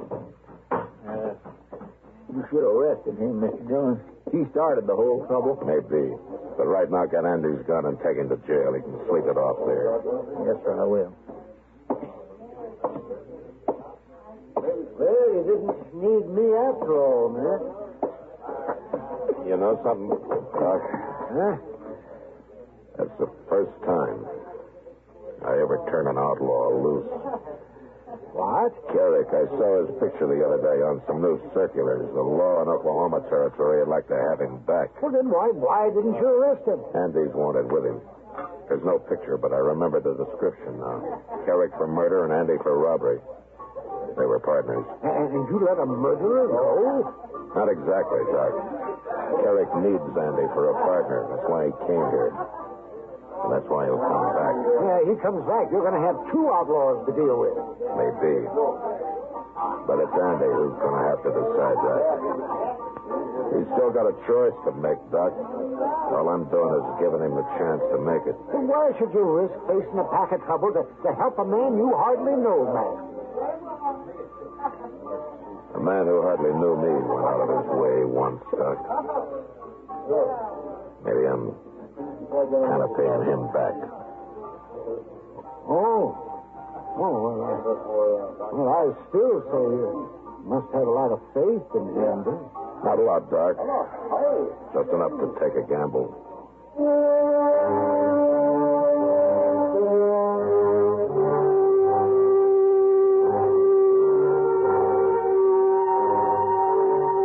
The next morning, it looked like a bad gamble. Andy came out of his cell sullen and angry, and when I gave him his gun back, he took it and left without a word. Later, Chester reported that he'd ridden out of town, and it was several days before I heard of him again. Dillon? Yeah, what is it, Chester? Andy Hill's back in town. Oh? He's standing out there on the boardwalk talking to Jim Buck. I went up and said hello to him, and you know what Jim told me? He's went and hired Andy to ride shotgun for him again. He has? Yes, sir. He was kind of laughing about it. He said Andy spent most of the morning arguing him into it. Said anybody who could talk that good and that long deserved a job, so I guess he ain't mad at Andy no more. Yeah. Jim's bringing a shipment of gold back from Hayes City next trip. Oh? Maybe Andy knows about it. Him and Carrick both. Oh. What's that? It's a circular from Oklahoma with Carrick's picture on it and Andy's description. What's it going to do with it? Andy's outside, you said? Yes, sir. I'll be back directly.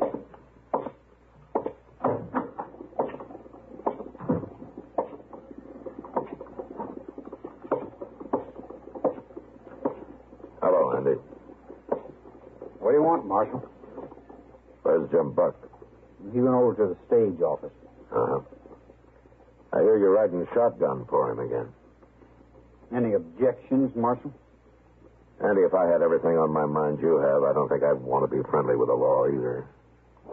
Now, what do you mean by that? Here. Take a look at this. Hmm?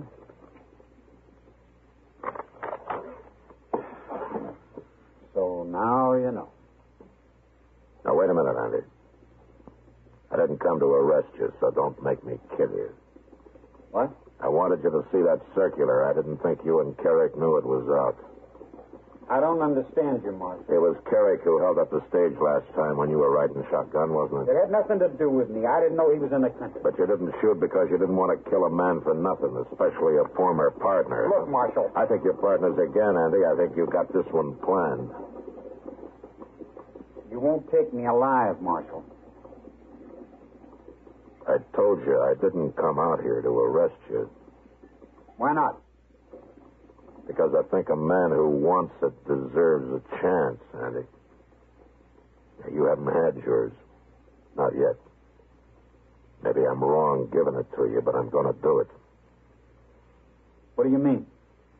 The stage goes to Hayes tomorrow. It'll be back Thursday. I'm going to be waiting for it, Andy. Waiting real hard.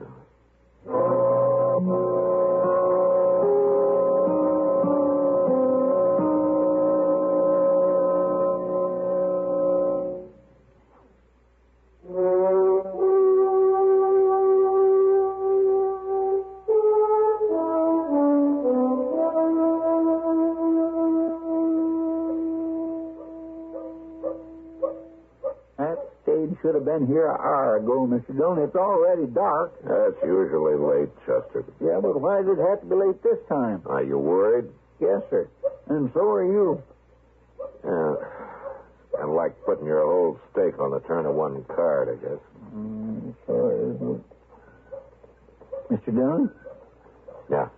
Look, it made it. The stage made it. Yeah, the stage did, Chester. But there's no shotgun messenger. What? I got you right. Well, where is Andy?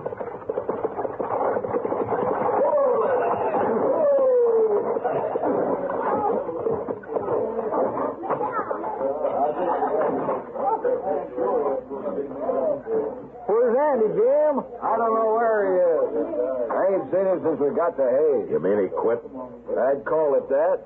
But did he tell you he was quitting? He told me nothing. He just disappeared. Serves me right for hiring him again. I got work to do. Well, come on, Chester. Let's go back to the office. Reckon he figured he'd get as far as Hayes without you after him. Then him and Carrick could run from there. What you looking at? That rider coming up the street. Leading that pack horse? It's not a pack horse, Chester. That's a body tied across a saddle. And that's Andy leading it. Why, Jim, you're right. Well, now what's he gone and done? We'll find out. Hello, Marshal. Hello, Andy.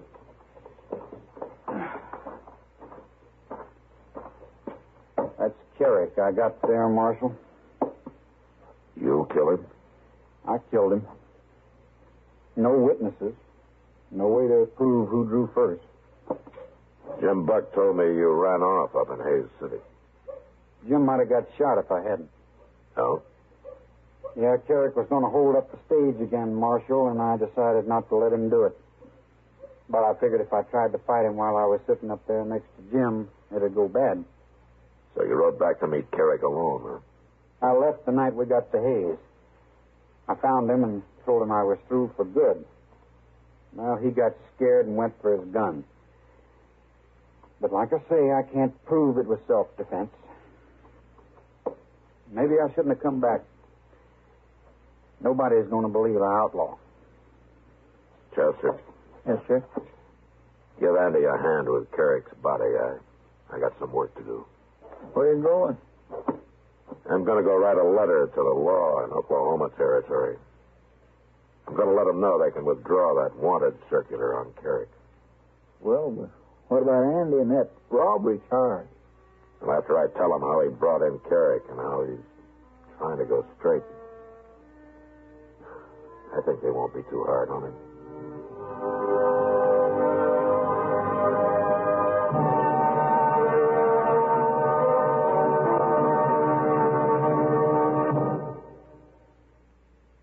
You and your best date have a New Year's Eve date right here on CBS Radio. Join us on New Year's Eve as many of these same stations present America's top dance bands, one right after another, for the 1959 CBS Radio New Year's Eve dancing party. From mid-evening right up to dawn, dance to the music of Jan Garber's orchestra and the Glenn Miller Orchestra with Ray McKinley. Ring out the old, ring in the new with the orchestras of Richard Maltby, Count Basie, Vincent Lopez, and Guy Lombardo. Old Lang Syne it with the Tommy Dorsey Orchestra and Warren Covington. The orchestras of Freddie Martin, Duke Ellington, Ralph Flanagan, Lawrence Welk, and Turk Murphy. When 1958 bows out, you supply the partner and the fancy footwork, and let the biggest bands in the land take care of the rest. Wherever you may be, whatever you may be doing, ring in 1959 with CBS Radio's Gala New Year's Eve dancing party on most of these same CBS radio stations. Gunsmoke. Produced and directed by Norman McDonald, stars William Conrad as Matt Dillon, U.S. Marshal. The story was specially written for Gunsmoke by John Meston. Featured in the cast were Sam Edwards, Harry Bartell, and Barney Phillips. Harley Bayer is Chester, Howard McNear is Doc, and Georgia Ellis is Kitty. This is George Walsh inviting you to join us again next week for another story on Gunsmoke. Over the CBS Radio Network. Over the CBS Radio Network. Over the CBS Radio Network. Our next guest will give you the laughs. Just don't ask him to lend you money. It's Jack Benny coming up next.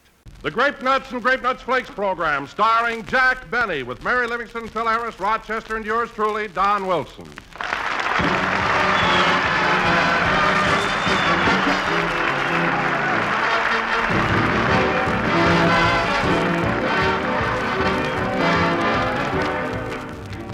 Well, friends, I have a little poem here for you tonight, and it goes something like this. A pert little welder named Susie found by 10 she felt washed out and woozy. Now, a good breakfast she takes with crisp grape nuts flakes. And at noon, she's still peppy, not snoozy. Well, you can all take a tip from Sue. Don't try to do a man-sized job on a canary-sized breakfast. After all, your vitality's low in the morning because you haven't had a thing to eat for 12 long hours. That's why doctors and dietitians say you need at least 1/4 of your entire day's nourishment at breakfast. And dietitians say it should include a cereal with whole grain food values. Well, that's the kind you get with Grape Nuts Flakes, because those tempting toasty brown flakes are packed with energy-giving whole grain nourishment. Tomorrow, try a big bowl full of Grape Nuts Flakes. Pour on the milk, pile on the fruit. Man, what an elegant dish. So eat a good breakfast, do a better job. You'll sure enjoy those malty-rich Grape Nuts Flakes.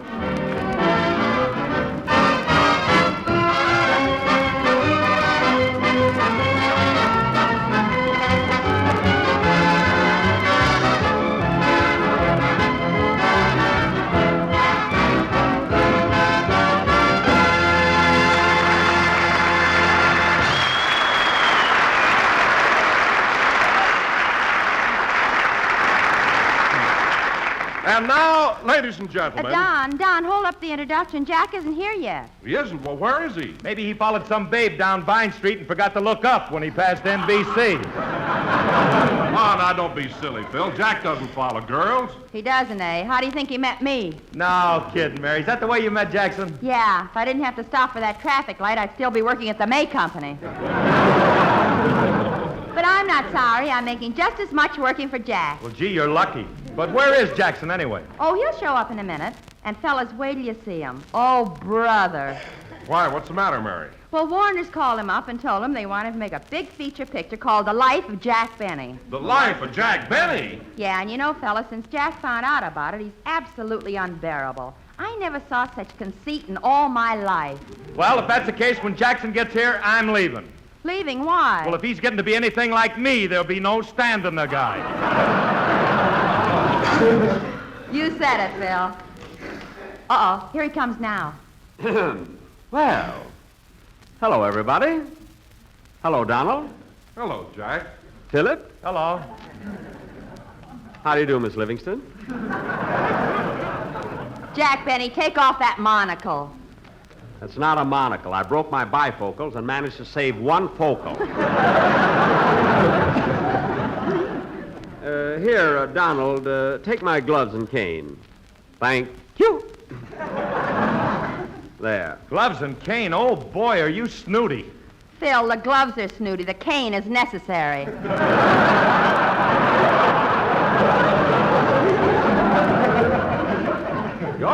Go ahead, have your little fun. But you'll all apologize when you know what's happened to me. We know. Yes, Jack. Mary told us that Warner Brothers were going to make a picture about your life. Yes, sir. The same studio that made the life of Emile Zola, the life of Louis Pasteur, the life of Mark Twain, and now the life of Jack Benny. Now cut that out. Smart aleck musician. You know, Jackson, I can't understand. I can't understand any studio wanting to make a picture of your life. Well, what do you mean? Well, I'm the guy. Color, glamour, excitement. That's what they should make. The life of Phil Harris. The life of Phil Harris? Why, sure. Phil, the story of your life wouldn't pass the Hayes office if it was endorsed by Good Housekeeping.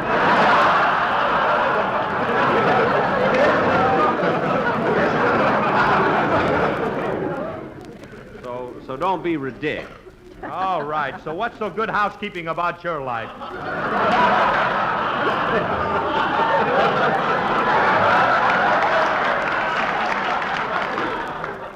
What makes your life so interesting? Well, mine... Well, my life is the story of adventure, courage, the real true life of Jack Benny. Now stop with that. Enough's enough. Listen, Phil, you may not believe this, but my life has been one adventure after another. It started when I ran away from home to face the world all by myself. How old were you? 32.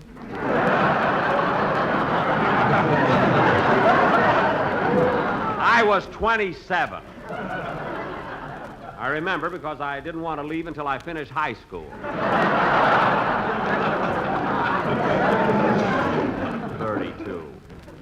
Well, fellas, I have to leave you now. You see, they're making my life. Rochester's waiting in the car to take me to Warner Brothers. Hey, wait a minute, Jackson. We got a radio program to do. Radio?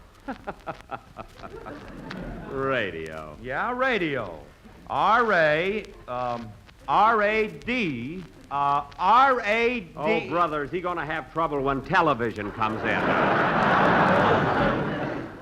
Anyway. Television. T-E-L-U. Never mind. Come on, Mary, you can go with me. Okay. Gee, Mary, just to think of it gives me a thrill. Imagine on the marquees of theaters all over the country, in big bright lights, the life of Jack Benny.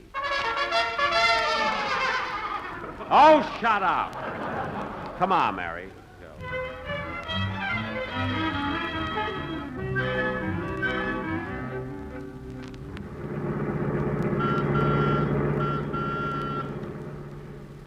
Take it easy, Rochester. Watch where you're going. Oh, Jack, don't be so nervous. I'm not nervous. You must be, boss. You're telling me to take it easy and you're driving. What? Wait a minute, Rochester. When we started out, you were driving. What happened? Remember that big bump we hit back there? Yes? Well, when those people put us back in the car, they put us in wrong.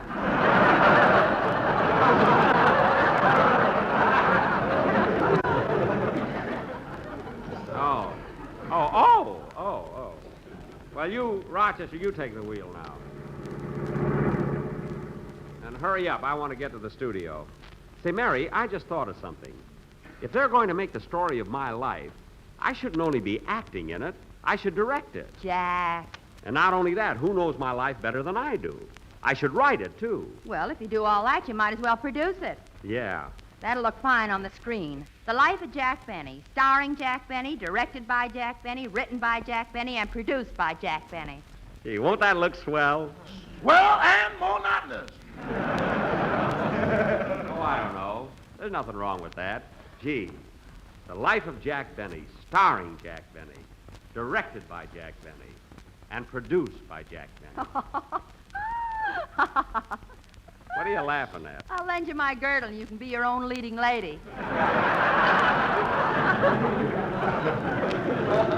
No, that'd be going too far. Gosh, imagine the story of my life. Rochester, let's put the top down so people can see me. So people can see you. Oh, Jack. That's nothing, Miss Livingston. This morning he wanted to ride down Hollywood Boulevard on a white horse like Lady Godiva. Lady Godiva? Yeah, but his toupee wasn't long enough. Rochester, I was just going to do that to save gas. That's all. I wonder how I'd look on a white horse. Never mind. Now, Rochester, we have quite a ways to go yet, so turn on the radio. Might as well have some entertainment. Okay. So remember, folks, if you feel dull, listless, and logy, try Sympathy Soothing Syrup. Sympathy spelled backwards is Yatapamys. The Y-H-T-A-P-M-Y-S. Get something else, Rochester. Ladies and gentlemen, is your mattress lumpy? Do you feel like you've been sleeping uphill? If you do, discard your old mattress and get yourself a genuine Sleepmore. Sleepmore spelled backwards is Erampeels. E-R-O-M-P-E-E-L-S. Oh, Rochester. Rochester, get something else. Okay. So remember, folks, eat a good breakfast and do a better job. And you can do that by eating malty rich, sweet as a nut grape nuts flakes. Grape nuts flakes spelled backwards is Seekalf Stun Apart. Seekalf Stun Apart? S-E-K-A-L-F-S-T-U-N-E-P-A-R-G. Hey, now that's a clever commercial. Television. T-E-L-U. Shut it off, Rochester.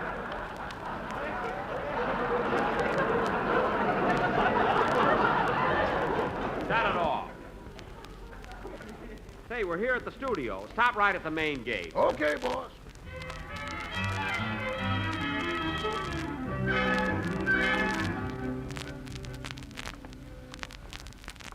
Now, let's see. Where's Jerry Wall's office? He's in charge of production for my picture. Maybe it's down this corridor. Yeah, here are some offices. Let's see. Waterman, Silverman, Overman, Gentleman.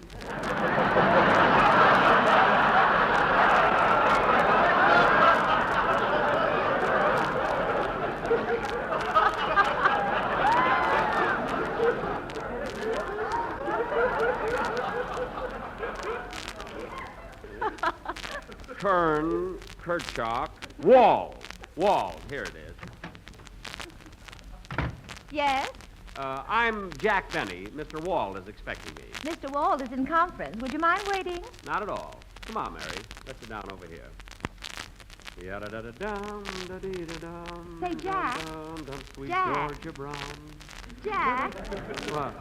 Look at that fella sitting on the other side of the room. Isn't that Danny Kaye? Danny Kaye? Where? Reading that newspaper. Oh, yeah. And he used to be such a nice kid. Used to be? What did he ever do to you? What did he do to me? Did you see that Samuel Goldwyn picture he made, Up in Arms? Yes, he was a big hit in it. He was sensational. What about it? What about it? I'm having enough trouble with Paul Lucas. Oh, Jack. And now Danny Kaye. Get that nonchalant manner. Sitting there reading that newspaper. Look at that expression on his face. Loaded with confidence. Jack, that's a picture of Wilkie on the back page.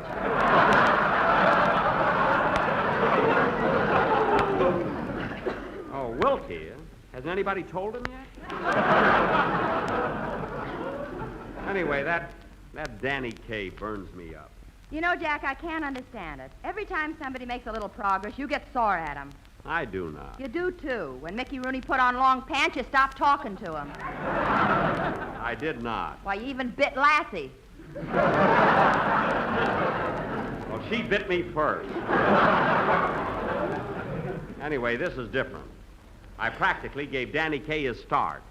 Well, I remember the day he came to me for advice, and I was fool enough. Oh, Jack, Danny sees you and he's coming over. Oh, well, I'll just have to hide my feelings. Hello, Jack. Oh, hello, Mary. Hello, Maggie.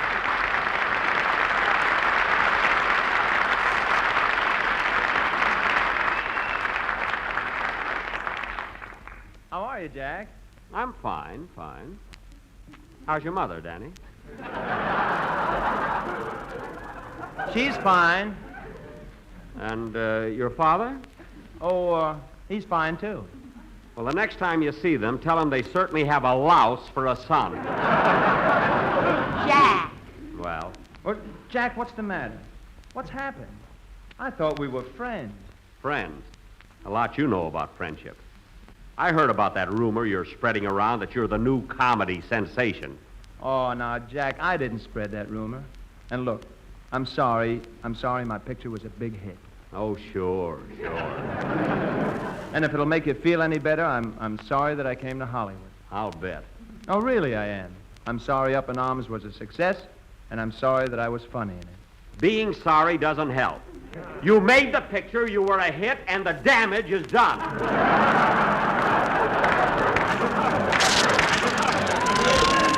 It's too late to apologize. Oh, Danny, don't pay any attention to him. Mary, what's the matter with Jack? He's jealous of any newcomer that's a big success. Oh, God, Jack, I wouldn't hurt you for the world. I know how you love show business. I wouldn't do anything to take the bread and Nuco out of your mouth.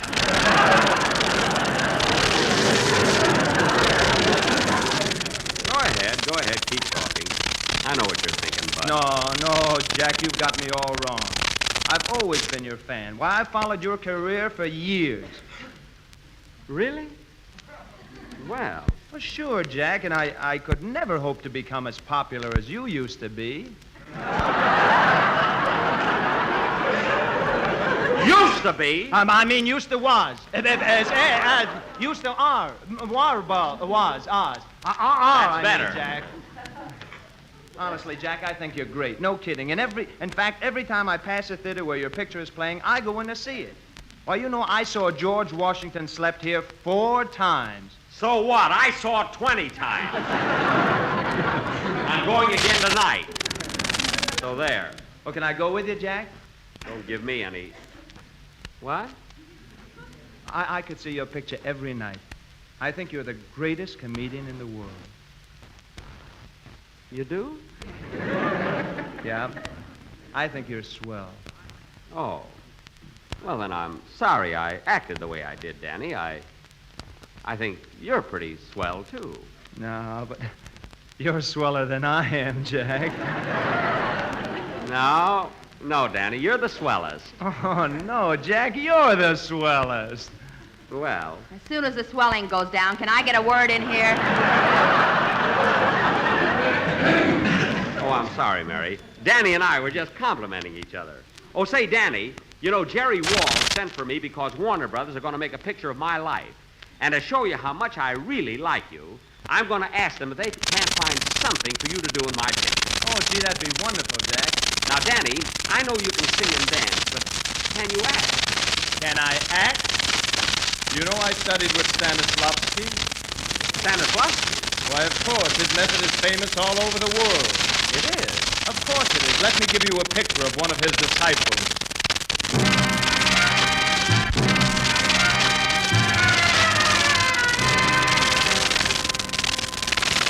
Who is the world's greatest actor? And how did I get that way? Who made me a genius, the greatest projector who ever wore a toupee? Who made me most miserable Hamlet, the deadest Romeo who died for his bride? Who made me most awful Dr. Jekyll, and then made me hide? Stanislavski of the Moscow Theater, Stanislavski, a director from the heart. I will never forget the day I first met the great master. He took me by the hand and beat my head against the wall.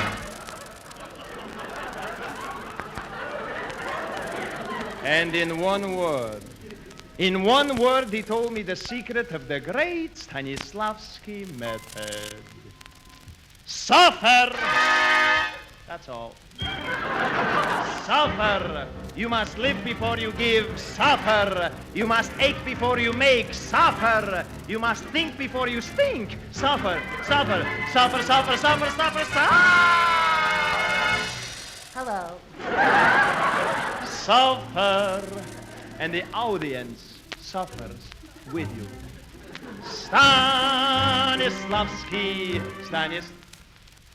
I will never forget the day they give me first part to play. I'm supposed to play part of sailor. But first I must suffer. What I'm going to do? I join Navy, become sailor. First day out, big storm. At first I was afraid I was going to die. Then I was afraid I wasn't going to die. But I suffered. I came back to Moscow, and in this part, I was wowed. Here is what the great critic George Jean Yasha Sasha Vladimir Nathan said. Господин Горяченко, зачем это ночь так была хорошо? Ты плес красивый большой, люди там тоже здравствуйте. Нет, здесь зла и знай, нет, брошь. Just like in America, 3.5 stars. So if you want career on stage, you mustn't dream of merely acting. Use the Stanislavski method of mental chiropractic.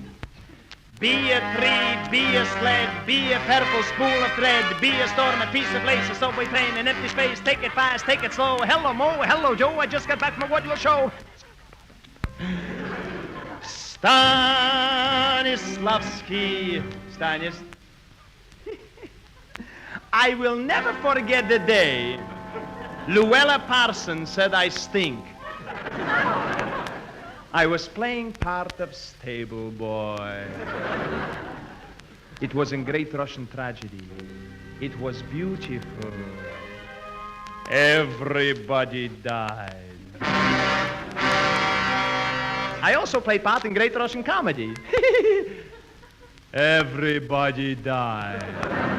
But they died happy. This makes it funny. But I will never forget the day of my greatest triumph. I was playing part of Antique Mahogany Bureau. So convincing in the third act, my drawers fell out. And who was the man who loosened my screws? Who pulled me all apart? Stanislavski of the Mosky.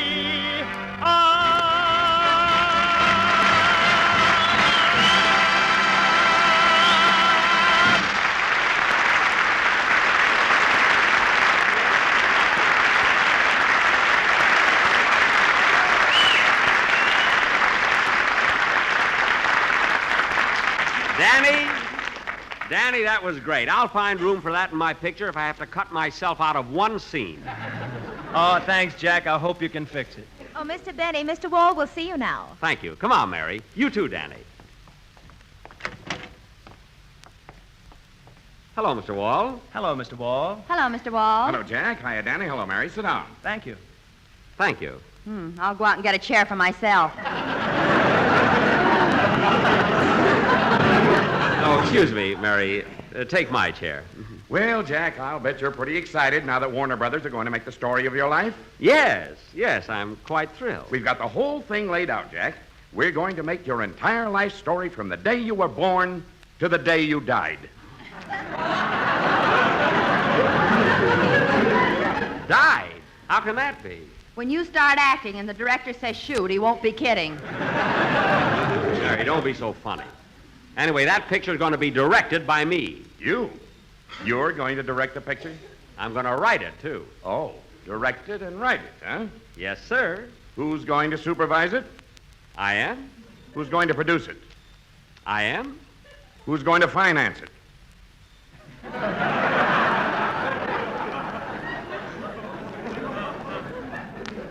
May I have the next dance with you, Miss Livingston?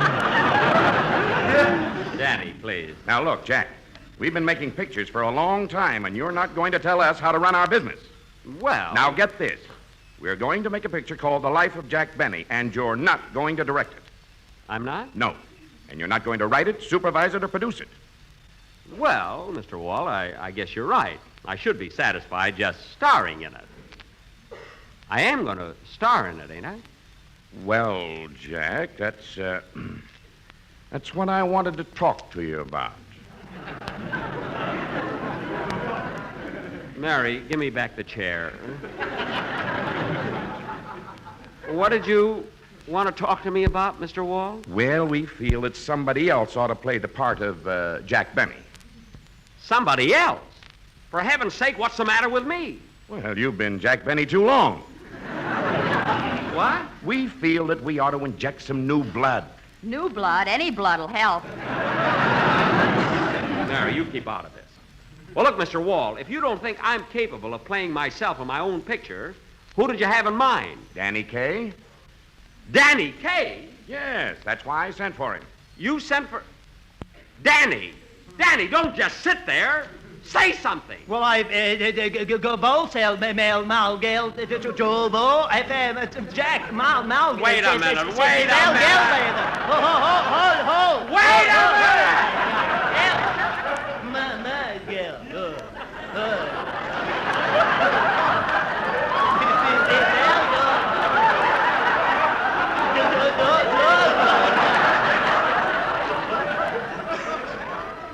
Now, Danny Kaye, you knew about this all the time. No, I didn't, Jack. Really, I didn't. This is all a surprise to me. Imagine even thinking of making the picture of my life without me being in it. Jack, I didn't say you weren't going to be in it. I have something very important for you. You have? Yes. You're going to play the part of your father.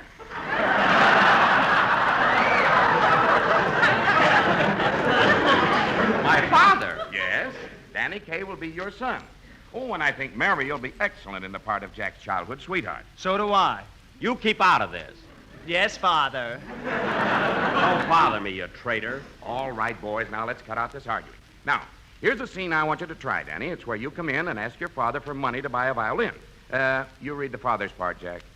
Okay. Why, I'll never know. Stop mumbling. All right, go ahead, Danny. Now, remember, you're asking your father for money, and you're Jack Benny at the age of 9. Yes, sir. I got him about it. And one time. Wait a minute. When I was 9 years old, I could talk.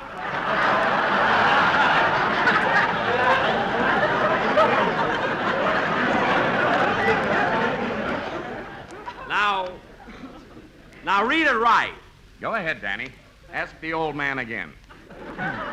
Okay. Dadichka. Could I please have $4 to buy a violin, Dadichka, please? Just a minute. What's the idea of doing Russian? Well, isn't Waukegan in Russia? Oh, it's in Illinois. Jeepers. Now, try it again, Danny, and remember, you're a little country boy. Uh-huh, okay. Hey, Paul. Hey, Paul, can I have $4 to kind of buy myself a fiddle and a place? Paul. Now, stop it! What do you think I was when I was a kid? A moron? And besides, he outgrew it. Yes, heavens to Betsy. Danny, you better try it as a city boy. A city boy? Okay. Hey, Baldy! Hey, Baldy, can I put the bite on you for 4 fox skins to buy a scratch box? Everybody in Brooklyn is playing them. I want to get one of those scratch boxes. Now, cut that out! Now, look here, Mr. Wall. If this is the way you're going to do the story of my life, you can drop the whole thing. All right, then. We won't make the picture. Now, let's not be hasty, Mr. Wall. What's bothering you? You're bothering me, and I'm sick of it. We're not going to make the life of Jack Benny. Well, that's okay with me. Goodbye. Come on, Mary. Come on, Danny. Imagine pulling that stuff on us. Oh, but, Jack, this was a great opportunity for me. I don't know when I'll ever get another chance like that. Look, Danny, let me give you a little piece of advice. You're a very clever kid. You're very talented, and you've got a lot of charm. But take it easy. Climb the ladder of success slowly. One rung at a time. Yes, Jack. And when you do get to the top, don't let it go to your head. Don't ever be hammy. I won't, Jack. Come on, kid. Let's go see George Washington slept here. Come on, come on.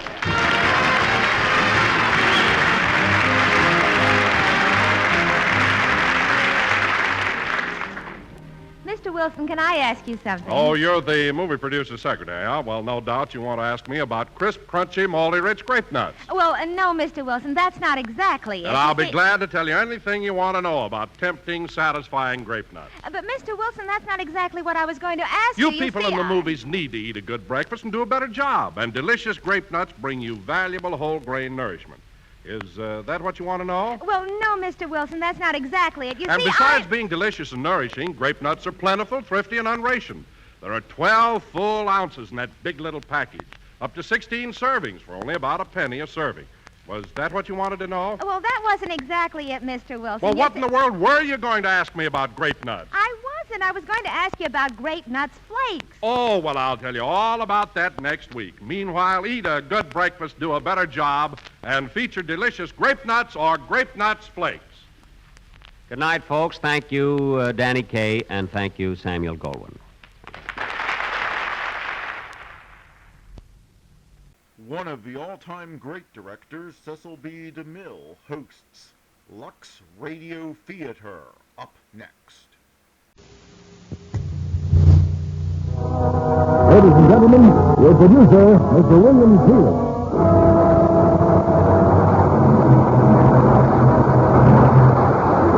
Greetings from Hollywood, ladies and gentlemen. A few moments ago, I finished my day's work out at Warner Brothers Studio, where I'm making a picture involving 3 babies, aged 1 month, 3 months, and 6 months. All of which I mention because I now have a slight idea of what the husband and wife in tonight's play must have thought when they decided to have 12 children. I imagine almost anyone who grew up in a family of 12 children would have enough material to write a book. And that's just what Frank Gilbert Jr. and Ernestine Gilbert Carey did, producing a best-selling novel and our play for tonight, Cheaper by the Dozen. Of course, it takes quite a talented actor to play the role of father to 12 children, so naturally 20th Century Fox cast Clifton Webb in the part. And we, too, are delighted to star the very sophisticated Mr. Webb in this charming family story tonight. As you will discover in our play, it takes efficiency and careful management to rear a dozen children. And, of course, we recommend Lux Flakes. And now you'll discover Lux Flakes are even more wonderful when you try the new Lux with color freshener. Now the curtain rises on Cheaper by the Dozen, starring Clifton Webb as Frank Gilbert.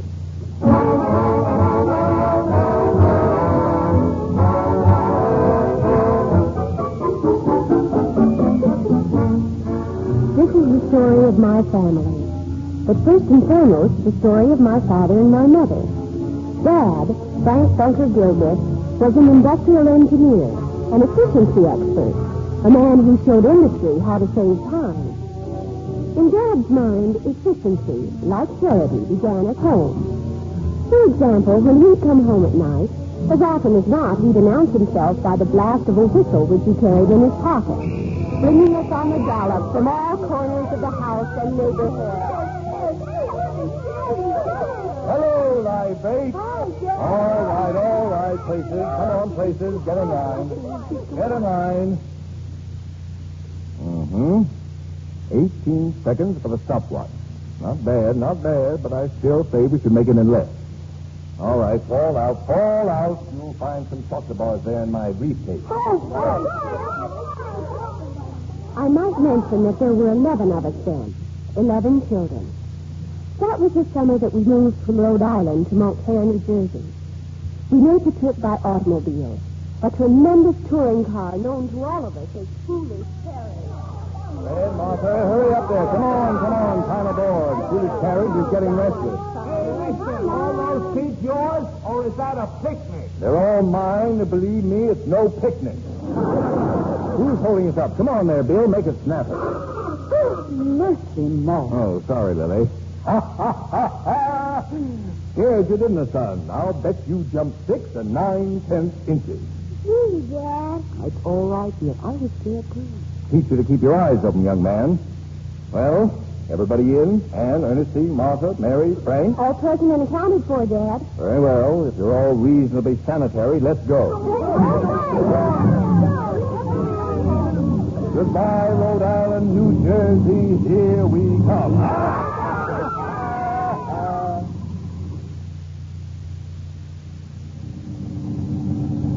We were all quite accustomed to being an object of considerable curiosity to strangers. But Dad always had an answer for those bold enough to assail his dignity. Hey, Noah! What are you doing with that hawk? Collecting animals like the good Lord told me, brother. All I need now is a jackass. Hop in. All right, come on, kids. Let's have a song. I'll start it. When you wore a tulip, a big yellow tulip, and I wore a big red rose.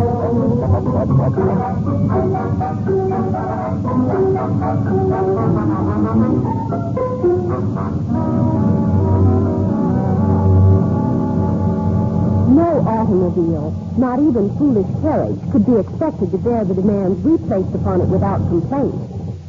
We were well out in the country when the radiator started steaming like a volcano. Oh, it's that fan bill again.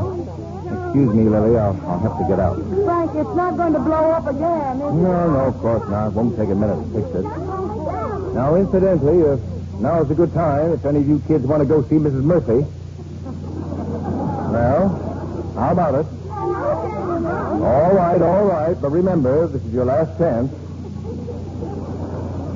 I can't understand why a good car like this should keep acting up. Not one thing, it's another. Last week it was the carburetor. The week before that it was the fuel. Who did that? Who blew that horn? Young man, there's a time and place for jokes and a time and place for spanking. Mr. Maud, Frank, I'll bet you jumped 6 and 9 tenths inches. Oh. You're right, son. That was a good joke on me. By jingo, I'll bet I did jump 6 and 9/10 inches. Would have done better than that if I hadn't hit my head in the hood. Oh, these kids, Lily, these kids.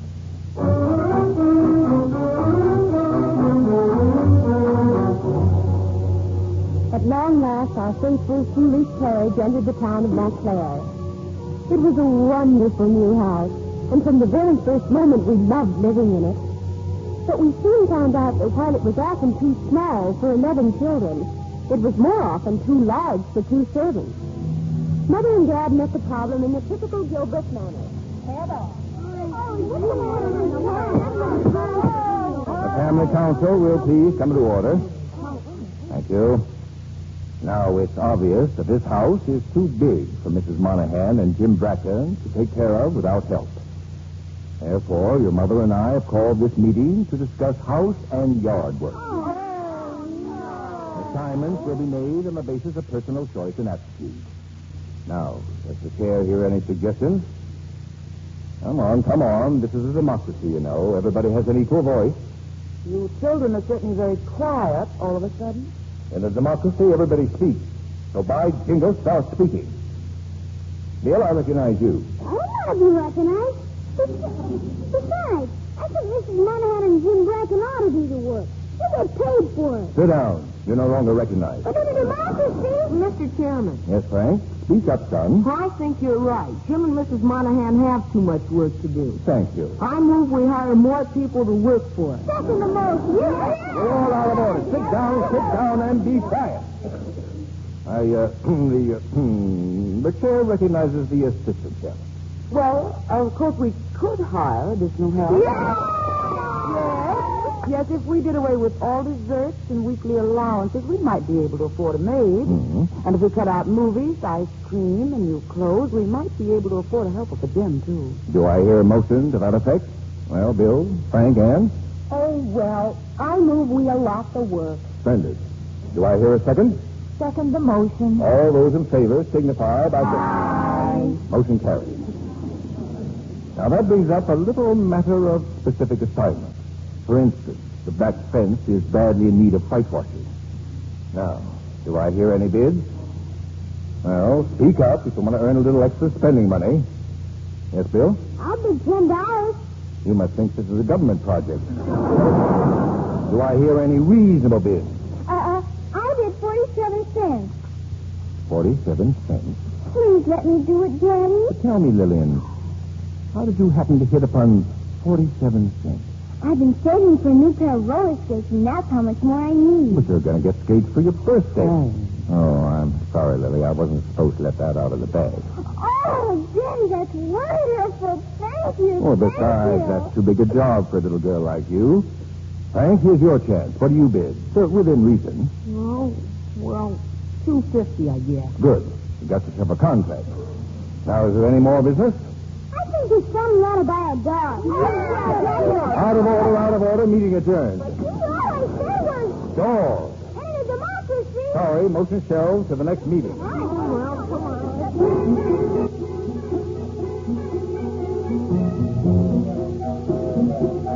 Before we knew it, the new school term began. Early that Monday morning, Dad blew his whistle and piled the older 7 of us into foolish carriage. 10 minutes later, we stood outside the school building. Well, here we are, children. Come on now. I know you're very eager to catch registers, so in you go. Come on, quickly now. Hurry up. Let's go. But, Dad, not all of us. Certainly all of you.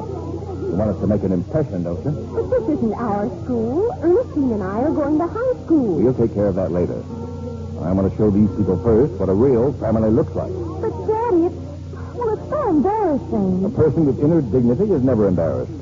Besides, visits like this get results. Only wish you had time to go home for your mother and the baby. I will, too, unless you get a move on. Honestly, Dad, you have more gall. Somebody in this family has to show a little spunk. Now hold your heads up and look alive. No dying cow look. Come on, open the door, boys, and take your hats off. Come in, won't you? I'm the school principal. Good morning, madam.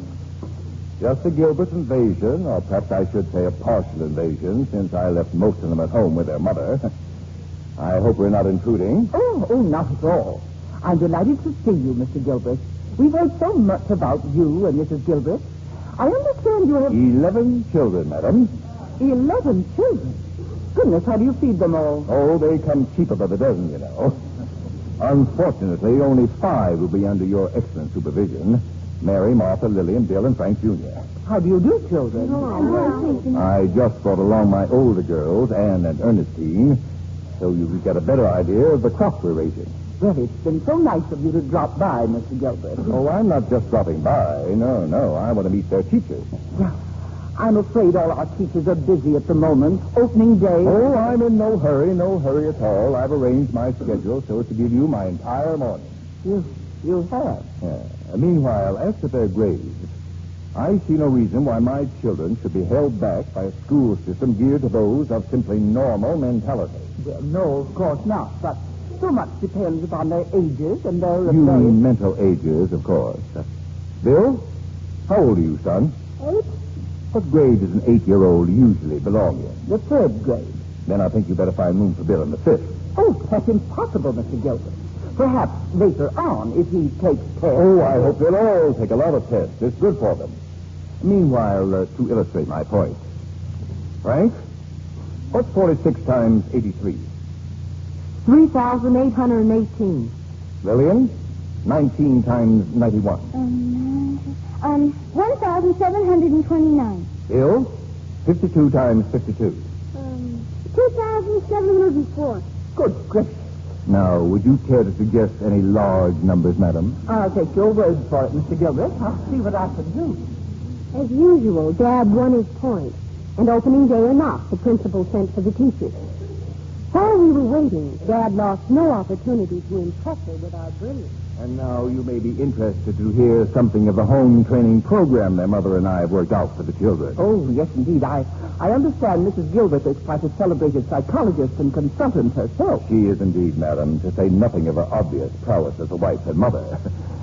Now then, our home study program includes spelling games, geography quizzes, and languages. We're learning French and German from the phonograph. And Dad's even taught us how to take a scientific bath in a takes to play just one record. Really? A simple matter of coordination, madam, like any other physical effort. But how do you do it? Well, this seems hardly the time and place for... Oh, it sounds perfectly fascinating. Yeah, go on, Dad. Show us. Well, it's really very simple, madam. Now, if I may be seated on the floor by way of illustration. Oh, yes. Yes. Thank you. Well, first you take the soap in your right hand, thusly, and apply it to the left shoulder, running it down the top of the left arm, up the inside of the left arm to the armpit. Then both ears, like this, both of them, madam, and up beginning the back of the neck, then down the outside of the left leg, back up the inside of the left leg, then down the right leg and up. You will now observe that having reached my hip without lost motion, I quickly transfer the soap to the left hand, repeating the process on the right arm and right shoulder. This is followed by a couple of circular motions in the midsection and the back with some special attention to the feet. Then you slide under for a rinse and rise from the bathtub bathed. Oh, that's wonderful. Yes, isn't it? But you appear to have callers, madam. What? Oh, come in, ladies. Our teachers, Mr. Gilbert. Mr. Gilbert was just showing me how to take a bath. Good morning, ladies. Good morning. Come on in. The water's fine.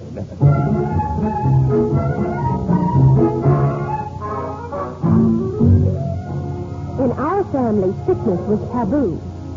Dr. Burton's car in front of our house could mean only one thing. Dad, where is it? Where's the baby? In a room, taking your nap, of course. We mean no Lotus, Ronald, Daddy. He's a boy or girl. What are we going to name this one, Daddy? Lily, what got into these children? I can't imagine, dear. Now, whatever gave you the idea there was a new baby? Dr. Burton's car's out front. And you were sick last night, weren't you? What a slight headache, yes. And every time you're sick, there's always a baby, isn't there? Mercy, Maud, babies don't come just because you're sick.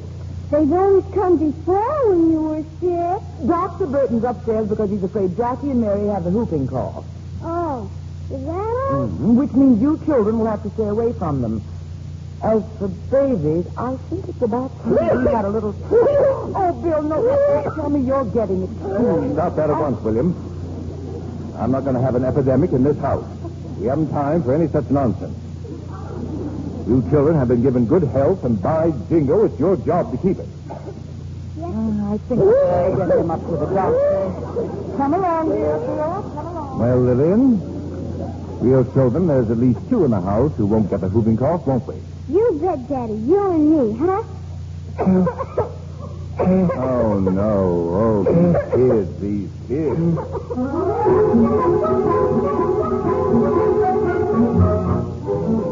We all caught it, of course. And the upstairs took on the antiseptic aspects of a hospital ward, with Mother fluttering from bed to bed, full of love and reassurance.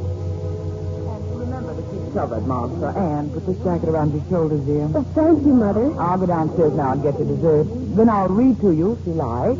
May I come in? Oh, of course, dear. I won't disturb anything. It's all right. The children admit you so.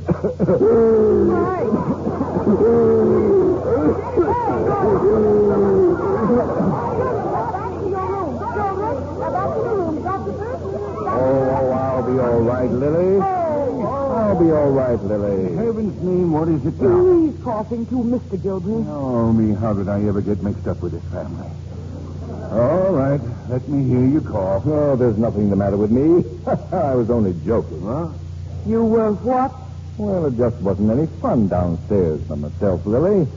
I wanted to be up here with the rest of the family. Very, very amusing. Oh, I give up. I'm sorry, Lily, but all that quiet down there makes me nervous. Really?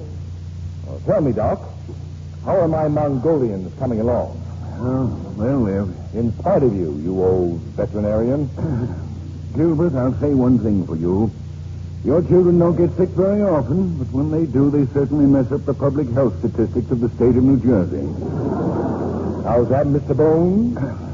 Ordinarily, I have a couple of cases of whooping cough or measles a week. When I have to report 11 cases in a single day, they're liable to quarantine the whole town of Montclair and close every school in Essex County. Well, at least these are only light cases. Pioneer stuff, you know. Yes, that's so. By the way, those kids have tonsils. Really ugly ones. soon as they're over this cough, they ought to come out. Nonsense. I've never had mine out. Well, maybe you should have. Let's have a look at No, you don't. No, you don't. My tonsils are sound as $1. Sit down and open that mouth. What's the point of all of this? If you've got to talk, say ah.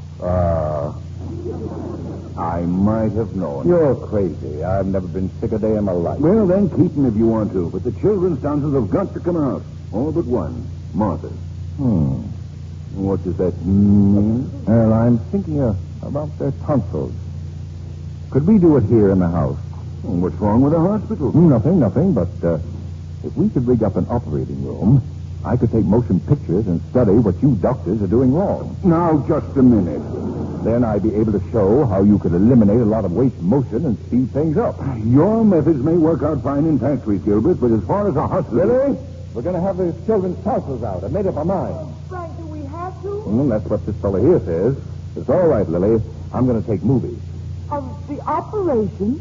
Certainly. There's no telling how many lives this sort of story will help save. Besides, if it makes you feel any better, I'll let the old butcher yank mine out, too. Well, now we're getting somewhere. Oh, Frank, don't you think we ought to stop him? Let him go ahead and cut his own throat. That's one part of the festivities I might even enjoy. Will you stop drooling? By jingle, this may make you famous, you old quack.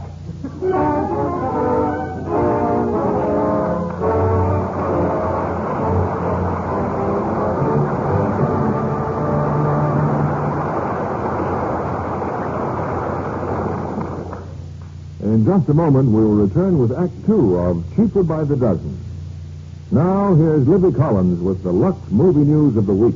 John, I'm still gasping from the suspense of the new 20th Century Fox thriller, 14 Hours. If you like to break out into cold chills, this is your picture. Superbly done. It's the story of a would-be suicide, Richard Basehart, who stands precariously on a hotel ledge for 14 hours. All day long, Paul Douglas, a sympathetic cop, tries to dissuade him, as do his father, his mother, and his girlfriend, Barbara Bargetty. Meanwhile, in the crowd below, pretty Deborah Paget finds romance. Authentic New York backgrounds make it so real, you're on the edge of your seat for all 91 minutes, John. The entire action takes place the same day? That's right. The camera never moves away from the hotel or the street, and most of the time it's centered on the ledge. With no change of costumes, you can imagine how often they have to be freshened during the shooting. Barbara Bargetty wears a sweater. Richard's mother, a lace-trimmed blouse, and Deborah Paget, a washable shantung dress. The kind of clothes that are so easy to keep gay as new with wonderful new Lux. Deborah Paget says new Lux with color freshener gives the most exciting results they've ever seen. And all over the country you hear the same thing. New Lux is pure magic for white things. Keeps them dazzling white. And for color, why, it's a real beauty bath for color. Prints look more brilliant, all shades more sparkling than you've ever dreamed possible. You simply can't imagine how much brighter and gayer your washables can stay until you try New Lux with color freshness. And it's mild and safe as ever. Get a big box of amazing New Lux tomorrow. Give your spring prints, your soft sweaters, your white blouses, your new cottons, all the washables in your wardrobe, that nice as new Lux look. Here's Mr. Keeley, our producer. Act Two of Cheaper by the Dozen, starring Clifton Webb as Frank Gilbert.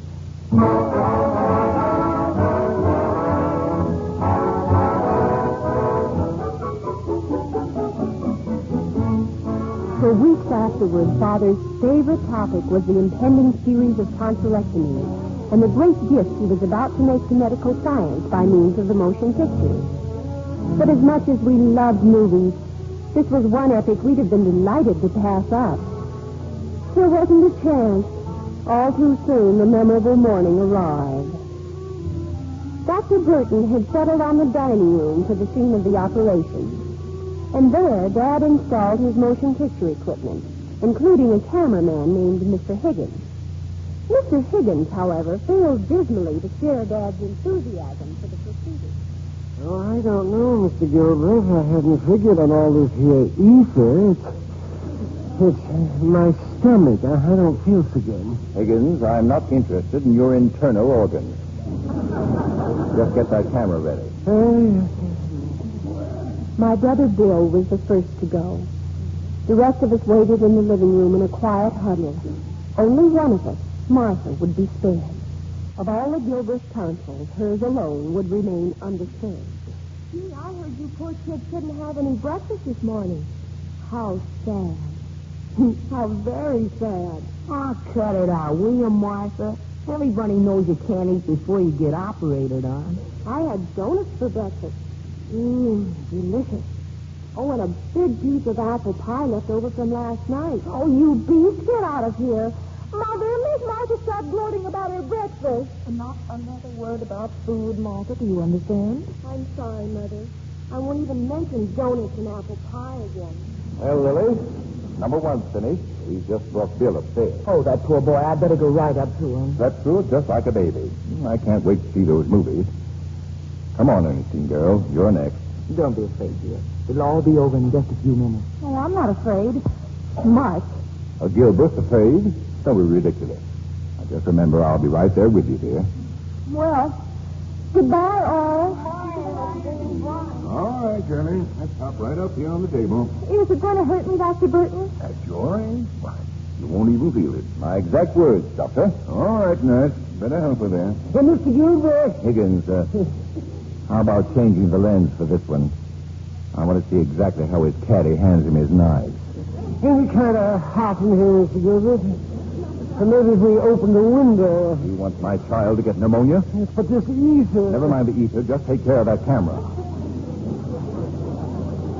Now then, nurse. You'll get... Good heavens.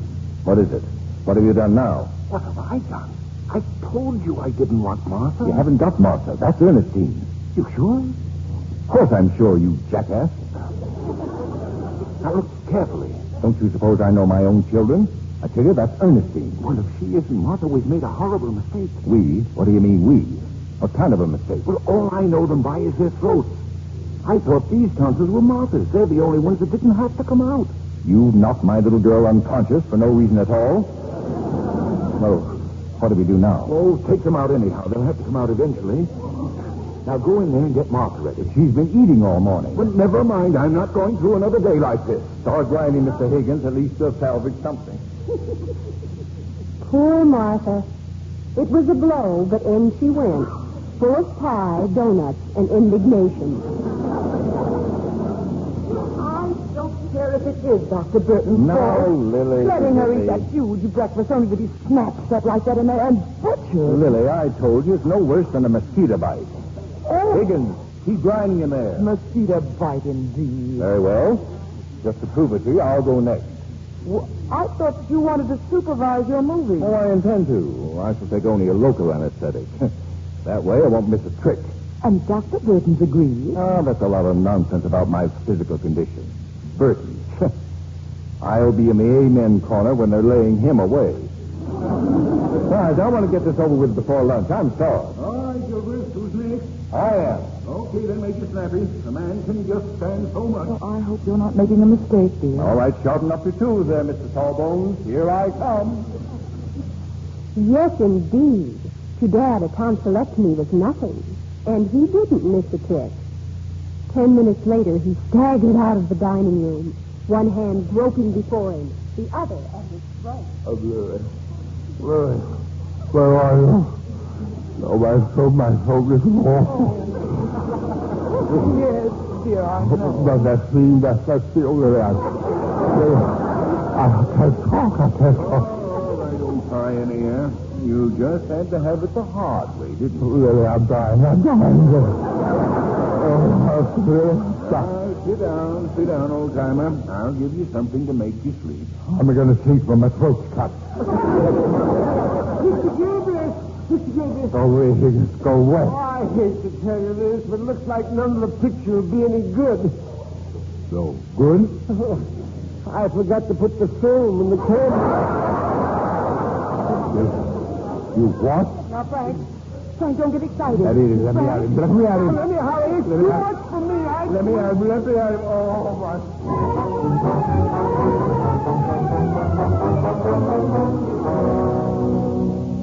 From that day on, tonsils was a subject we just didn't talk about in front of Father. One afternoon, he came home early. We children were in the living room undergoing our weekly music lesson.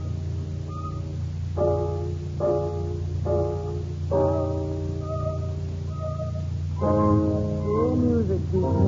What for did you? Well, dear? I had a letter today, Lily, from Dr. Blenheim. You remember him, Czechoslovakia? Frank, they want you to come. Well, it's not definite, but Blenheim thinks they'll ask me to speak at the International Management Conference in Prague. I knew they would. I knew they would. The best scientific minds in the world, Lily. Oh, and what an opportunity, darling, to have your methods recognized universally. Yes, it's what I've always hoped for. But if it hadn't been for you, Lily, your help.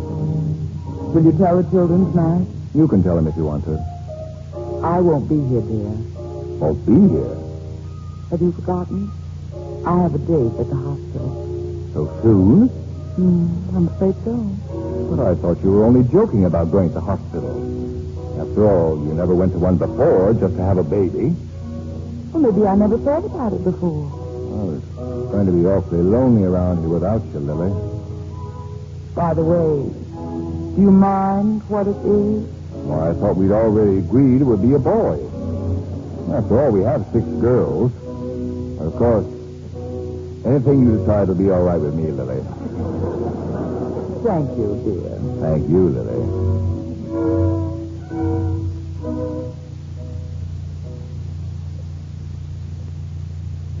That night, our baby brother was born.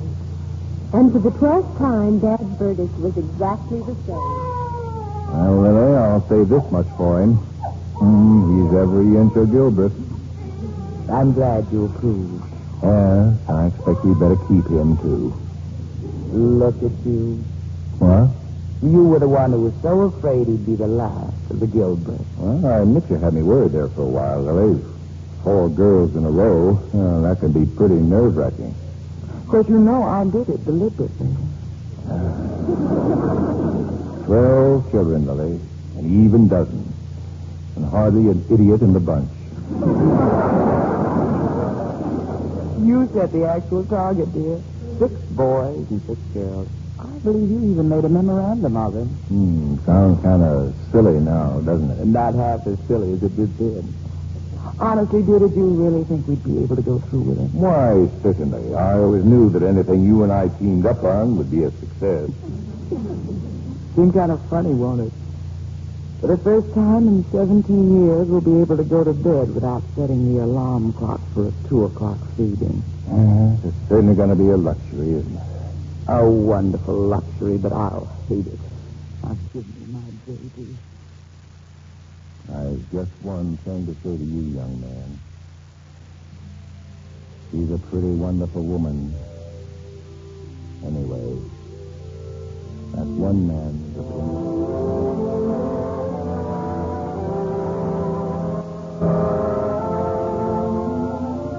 Mother and our baby brother Robert came home, and it was home once again.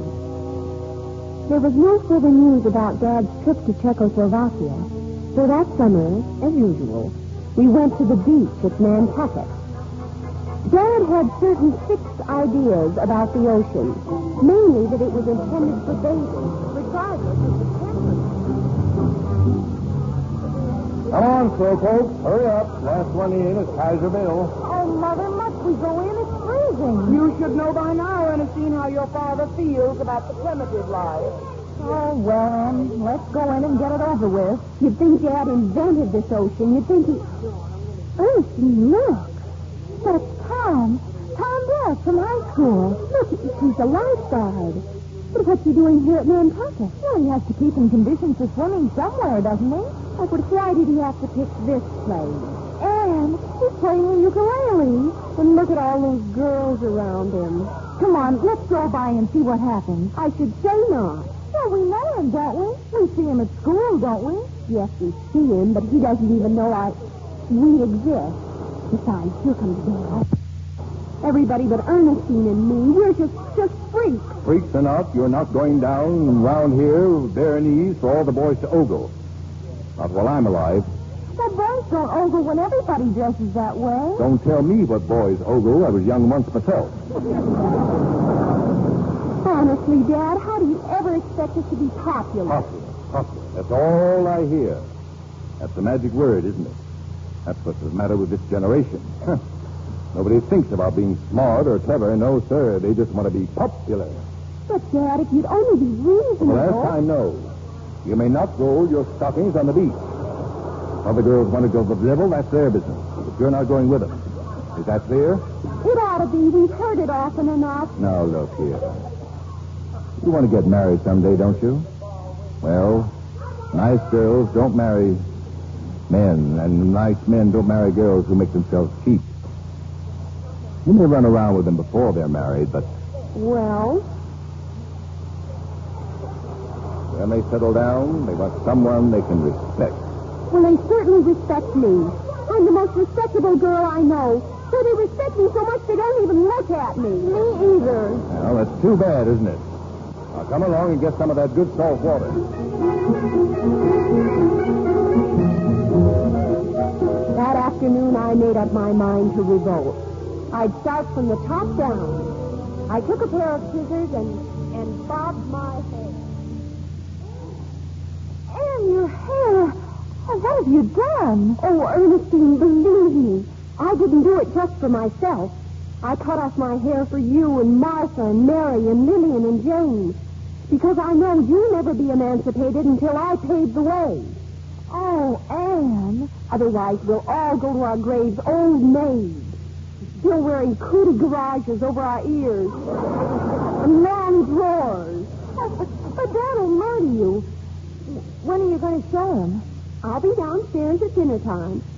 Now hand me that comb and help me trim the ends. Oh, your hair, Anne. Your beautiful hair. I had picked the worst possible moment for my revolt. Of course, I didn't know it at the time, but Dad had already received one blow, one that really hurt. When I went down for dinner, he and Mother were alone on the porch. The cablegram, Lily, and Dr. Benheim. It seems the management conference program is filled without me. Oh, Frank, really? Yes, Blenheim says he's still working on it, but not to count it. I gather there's a general lack of interest. Well, there'll be other conferences, Frank. Don't be too disappointed. Yes, I guess I was counting on it too much, Lily. Well, let's go in and have dinner. There's only one thing I can count on. You and the children. The sweetest, the most obedient children who ever...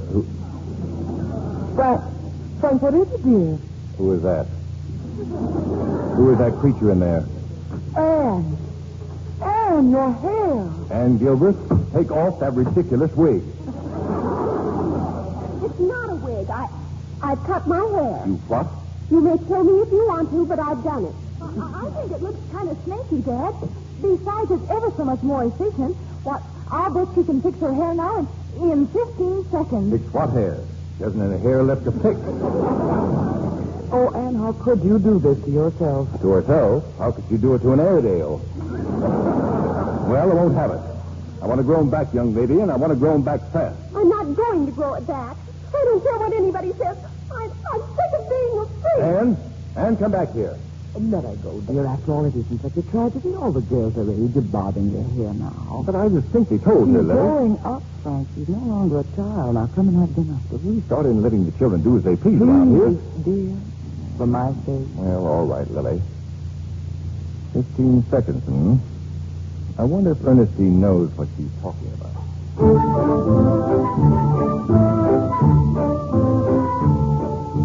By the time vacation was over, Dad was reconciled.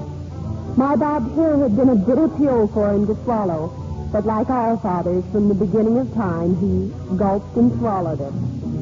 Then one evening, in my bedroom... What was it, Anne? That package from the department store. Come on in, Daddy. You may as well know the worst.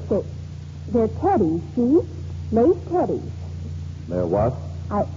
I bought them with my own money, and I'm going to wear them. No, you're not. You're going to send them right back. It embarrasses me even to look at them. Oh, but Dad... You mean to tell me this is all the underwear women put on nowadays? Oh, please be sensible, Daddy. And you don't really mean I have to send them back. Not really. Do you? Well, but no silk stockings and high-heeled shoes. I'm not going to have a lot of doctor's bills because of foot trouble. Oh, thank you, Daddy. And while we're both in the mood, you may as well know it's a little late for that now. See? High heels? I've been wearing them ever since we came home from Nantucket. Hey there, Joe. It's for you, Annie. It's a boy. A boy? Oh, excuse me, Dad. Better hurry up before I get to work. Come back here. I'm not saying you can wear those things. My own flesh and blood in high heels.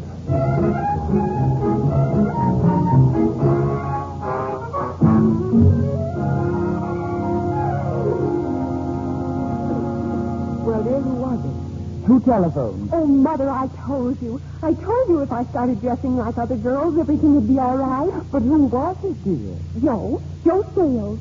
He's asked me to go to the senior prom on Friday night. The prom, Mother. Who is Joe Scales? Is he nice? Oh, he comes from an awfully nice family, and he's cheerleader. He's got his own car, too. Two mighty fine recommendations. What about a raccoon coat? Oh, well, he'll probably get that next year when he goes to college. Gee. Come on, Ernestine. I've got to decide on what I'm going to wear. It's formal. Just a minute, young lady. Friday night, you say? Oh, yes. Let me see. Friday night, yes. Yes, that's all right. I can make it. You can make what? The dance, of course. Dad, you don't mean... You didn't think I was going to let you go out by yourself with a cheerleader, did you? Oh, Daddy, you wouldn't spoil everything by doing a thing like that, would you? What do you think of me? You're a sensible, well-brought-up child with sensible parents. Oh, honestly, Dad, don't you even trust your own daughter? I trust all my daughters.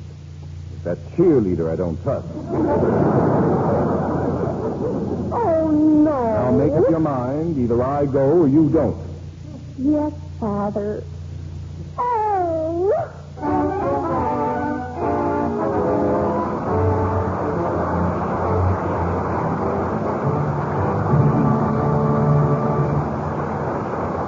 Before we return with Act 3 of Cheaper by the Dozen, I'd like you to meet our special guest, 18-year-old Ann Kimball, who is all testing shortly for 20th Century Fox. I understand you've already been in several pictures, Ann. When school didn't interfere, Mr. Keeley. And what are you doing now? Radio shows and studying dancing so I can entertain in USO shows. An excellent idea. You know, one of the most popular entertainers in camp shows is Danny Kaye with his specialty. You're talking to a Danny Kaye fan, Mr. Keeley. I collect his records, and I never miss one of his pictures. Then be sure to see him in On the Riviera. He plays a dual role in a comedy of mistaken identity. The one Danny is an American entertainer who makes a hit with his dancing partner, Corinne Calvé. And the other Danny is a great French lover and millionaire manufacturer married to Jean Tierney. Jean Tierney's one of my favorites. She wears such gorgeous clothes. Indeed, she does. You know, Ole Cassini designed her Technicolor wardrobe for On the Riviera with his usual flair. One of the wardrobe women at 20th Century Fox showed me the white satin and chiffon nightgown she wears in it. It was stunning. Did she tell you that it had been washed in Lux Flakes many times? Yes, she did, Mr. Kennedy, and I was amazed. I know Lux is wonderful, but this gown looks just as white as new. That's just one of the miracles New Lux with Color Freshener performs. In Technicolor, it's even more important that whites stay pure white. Colors look brilliant and gay. New Lux with Color Freshener keeps prints unbelievably sharp and clear.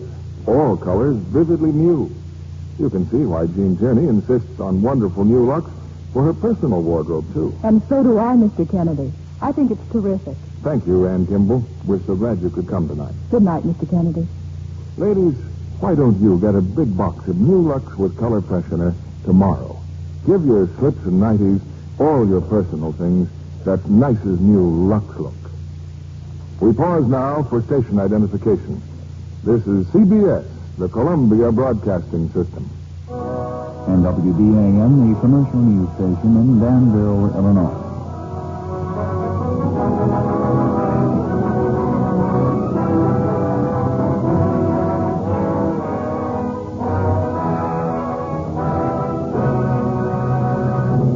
Curtain rises on Act 3 of Cheaper by the Dozen, starring Clifton Webb as Frank Gilbert, with Rhoda Williams as Anne and Betty Lou Gerson as Mother.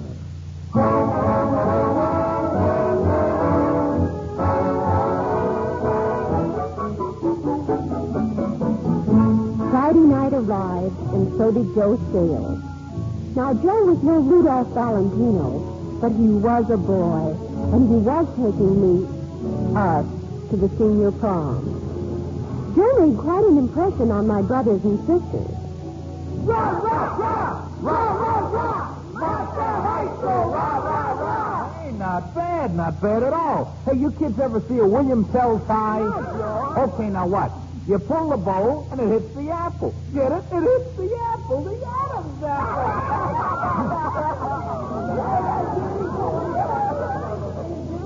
Gray Caesar's ghost, Lily.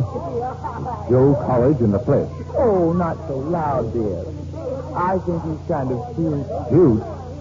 He looks like what might happen if a pygmy married a bobtail penguin. Where's Anne? She just went up to get her wrap. Now, look, dear, why don't you just stay home and have a nice, quiet... Stay home? I said I was going, and I am. I know it's not your fault, Lily, but things would have been a lot easier if you'd taken my advice and had old boy. I'm sorry, dear. I'll try to be more careful with the next dozen. Daddy, where are you? We're ready. Coming, daughter, coming. All set, Pop? Okay, baby, let's shake that thing. Come on, gang. Yeah, let's take that thing. Come on, gang.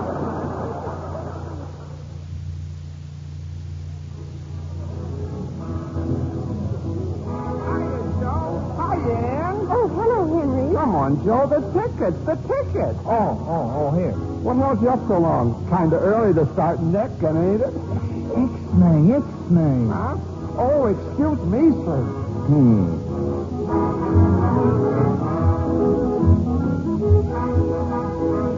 Well, what happened to the cheerleader? He's checking our wrap. Well, shall we sit down? Oh, don't you see, Dad? Everybody's talking. I can't even go to a dance alone. I don't know why boys even bother about me. Well, I know if you don't. And that's exactly why I'm here. I haven't seen such ogling since we left Nantucket. All set, baby? Oh, yes, Joe. Well, then come on. Let's give it the old hip. So long, Pop. Don't do anything I wouldn't do.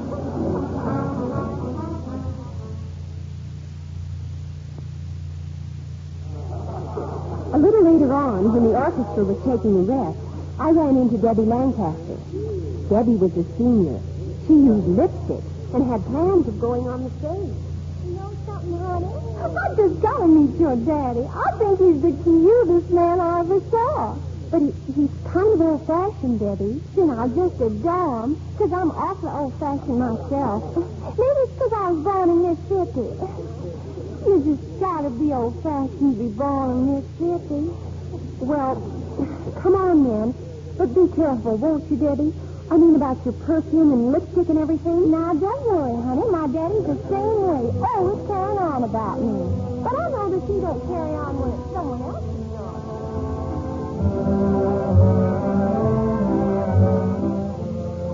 Nice to meet Deborah Lancaster, Daddy. She's from Mississippi. How do you do? Oh, Mr. Gilbrand, I've just been hoping to meet you ever since you started visiting our school. Is that so? Well, I'm delighted. So you're from Mississippi, are you? Just a little old fugitive from a plantation. Mm-hmm. Oh. Hello, Debbie. Hello, honey. Oh, and darling, you know Tom Black is called. Well, we ought to know each other by now. Yes, of course. Dad, this is Tom Black. How do you do? Evening, Mr. Gilbert. Well, how about a dance, Anne? Me? Do you mind, Dad? Not at all. No, I'm sure this young lady and I will have a very pleasant time. I guess Joe won't like this, Anne, but I've been waiting for this chance ever since you got here. Say, what have you done to yourself? Nothing. What do you mean? Well, you sure didn't look like this last summer at Nantucket. How would you know what I looked like? You never even noticed me. Well, I'm noticing you now, baby. And I knew.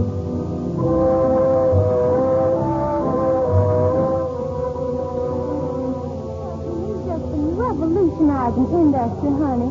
Oh, I mean, Mr. Gilbreth. Just saving millions of dollars in time and things. Oh, well,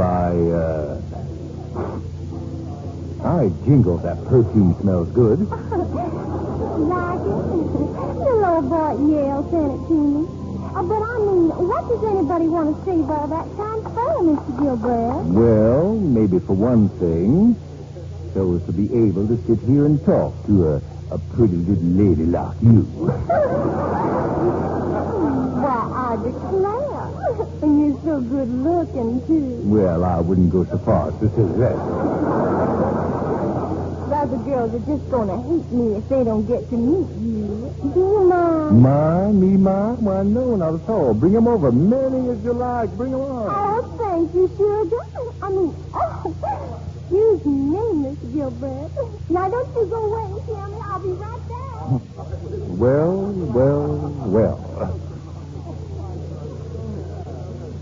Hey, your old man sure is swell, Ann. Believe me, if I ever have a daughter, I'm sure going to watch her, too. You are? They're not going to catch me letting her run around by herself. But I mean, oh, yes. A fellow likes to run around a little, sure. But when it comes to settling down, believe me, I want a girl I can respect. Well, that's funny. That's just what my father It sure said. makes you stop and think, all right. An important man like Mr. Gilbert, sitting there all by himself, not even dancing, just watching. Tom, look. My father over there, all alone, not even dancing. Holy cow, look at him joust.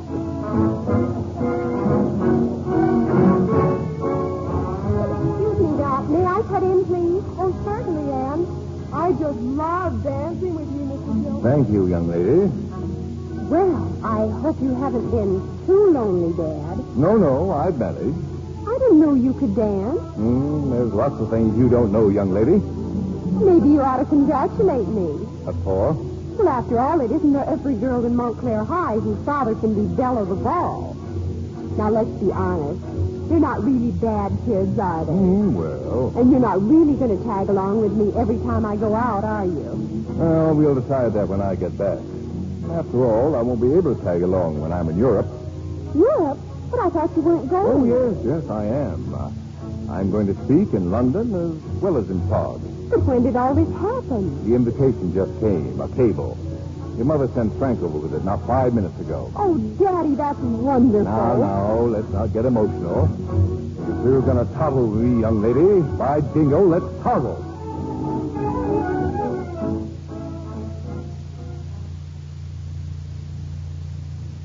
A few days later, we were all in the living room saying goodbye.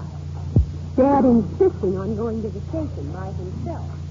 Mom, I thought we'd go to the station with Daddy. Yeah, I want to see the train. When I get back, I'll show you lots of things. But I don't intend to start off for Europe wringing wet with tears.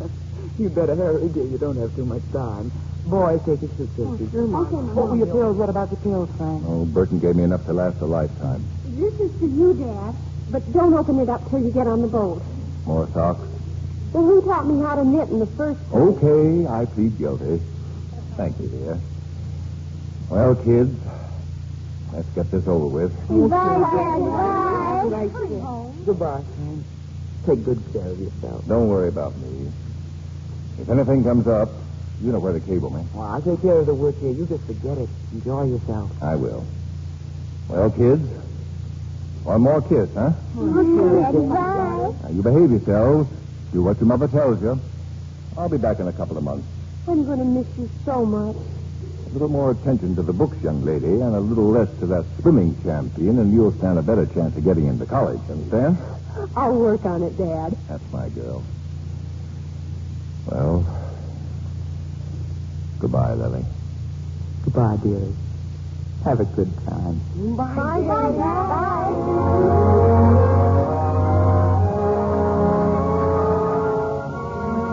And so he left us.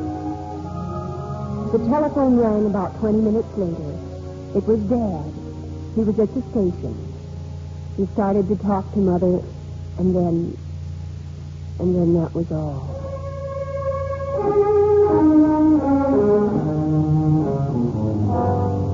What happened is like a dream now, an evil dream. Mother rushing from the house, the neighbors finding my younger brothers and sisters and sending them home.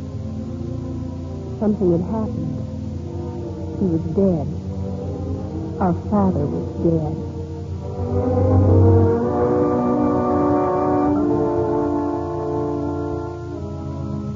Sit down. Children, please. Please sit down. I've called you older children together because I think you ought to know the situation. There isn't going to be a great deal of money. Most of it had to go back into Father's business. Anyway, I just telephoned Grandmother in California. She wants us to move out there and live with her. If it's a matter of money, Mother, I plan not to go to college anyway. I'll get a job. I don't want to go to college either. Please, wait until I finish. There is an alternative, but it hinges on your being able to take care of yourselves. I can go on with Father's work, keep the office open. That would mean we could stay here if we live very simply. And if things should work out, then Anne, you can go to college later on. Father wanted all of you to go to college. Oh, don't worry about that, Mother. Do you want to try? Can you run the house and look after things until I come back? Come back from where, Mother? I'm going to Europe. I'm going to give those speeches for Father. We all know how much they meant to him. I'm sure that's the way he'd want it. But as I say, the final decision is up to you. Oh, Mother, you don't have to ask us. You know we'll do anything as long as we can stay together. Thank you, dear. I knew that's the way you'd feel about it. Well, since I'm going to be planning the meals from now on, I guess I better get started. And I'll see that the house is kept nicely, Mother, just the way you like it. And I'll help her. We all will. We'll be young, won't we, Frank? And keep the yard clean and... You bet we will. You've got a bigger job than that, Frank. Yes, Mother. From now on, you'll have to be the man of the family. We'll handle things, Mother. And we'll do a good job, too. You just wait and see. Yes, son, I know you will. Well, anyway, that's one man's thing.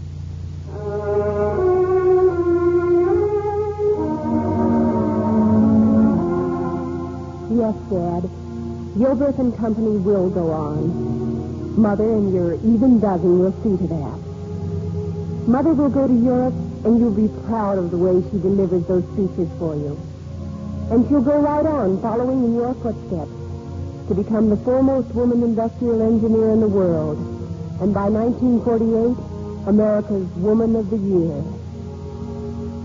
But wherever you are, Dad, somehow I'm sure you know that, and never doubted it for one moment.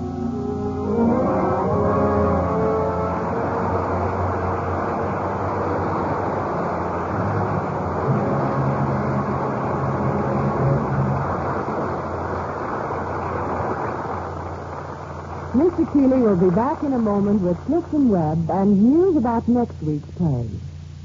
Vacation time isn't far away, and do you know what I'd suggest? Come to California this summer. Imagine the fun of seeing in person the stars you hear on the air.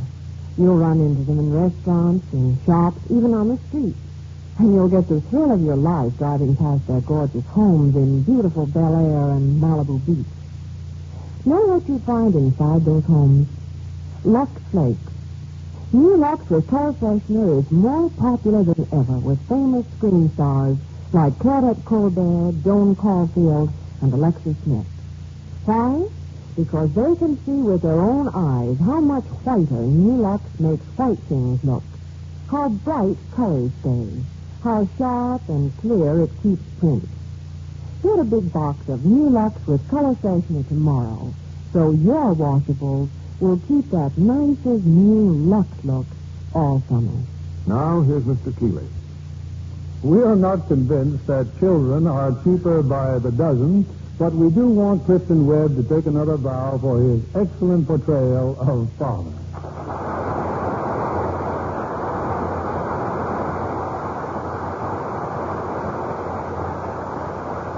You know, Clifton, it's still difficult for me to think of Mr. Belvedere as anything but a bachelor. Well, I'm reverting to type again for my 20th Century Fox picture. My next one, Mr. Belvedere blows his whistle.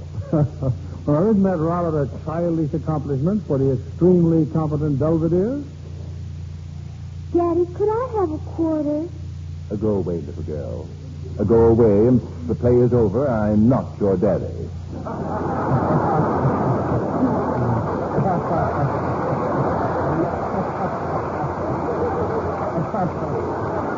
Now then, where was I? Yeah, you were telling us about your next picture. Oh, yes. Well, as a matter of fact, Mr. Belvedere is so extraordinary that his talents can only be released to the public a few at a time.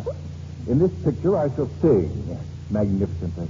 Yes, I'll bet the public will be surprised to discover how well you can sing. Daddy, could I please have a quarter? Will someone please give this child some Lux Flakes or something and send her home? Oh, you recommend Lux Flakes? Why, certainly. You forget I'm an efficiency expert. My household is a model of perfection, so naturally we use Lux Flakes. Daddy, could I please have a quarter? Little girl, what on earth do you want a quarter for? There's a Clifton Webb picture playing at our movie, and I want to go. Well, of course you shall have a quarter. You dear, sweet child. Now, you run along. What an intelligent child and a fine judge of acting. And by the way, Bill, who are your actors, and what is to be next week's play? Well, everyone likes a love story, Clifton, so for next week we've chosen Brief Encounter. A tender romance of two people whose lives are completely changed through a chance meeting in a railway station.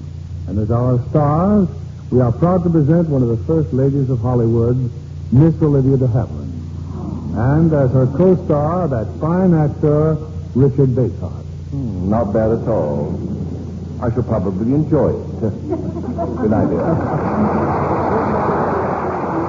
Yes.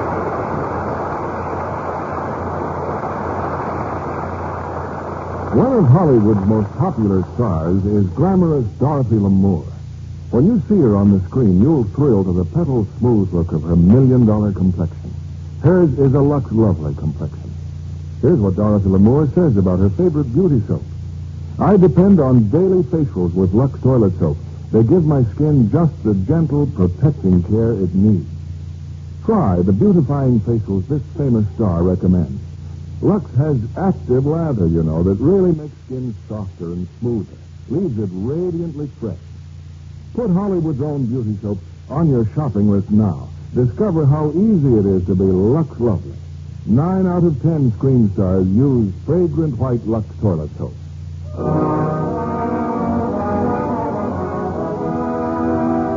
Lever Brother Company, the makers of Lux Flakes, join me in inviting you to be with us again next Monday evening when the Lux Radio Theater presents Brief Encounter, starring Olivia de Havilland and Richard Basehart. This is William Keeley saying good night to you from Hollywood.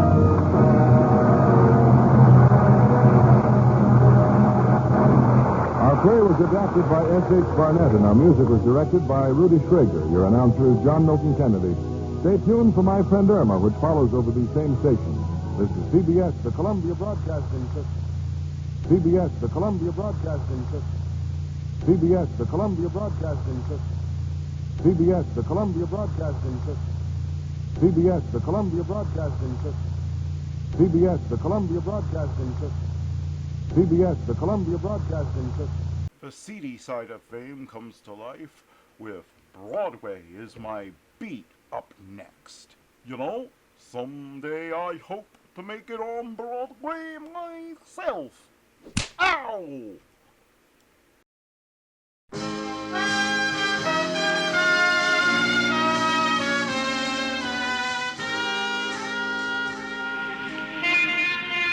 Broadway's My Beat, from Times Square to Columbus Circle. The gaudiest, the most violent, the lonesomest mile in the world. Broadway's My Beat, with Larry Thor as Detective Danny Clover.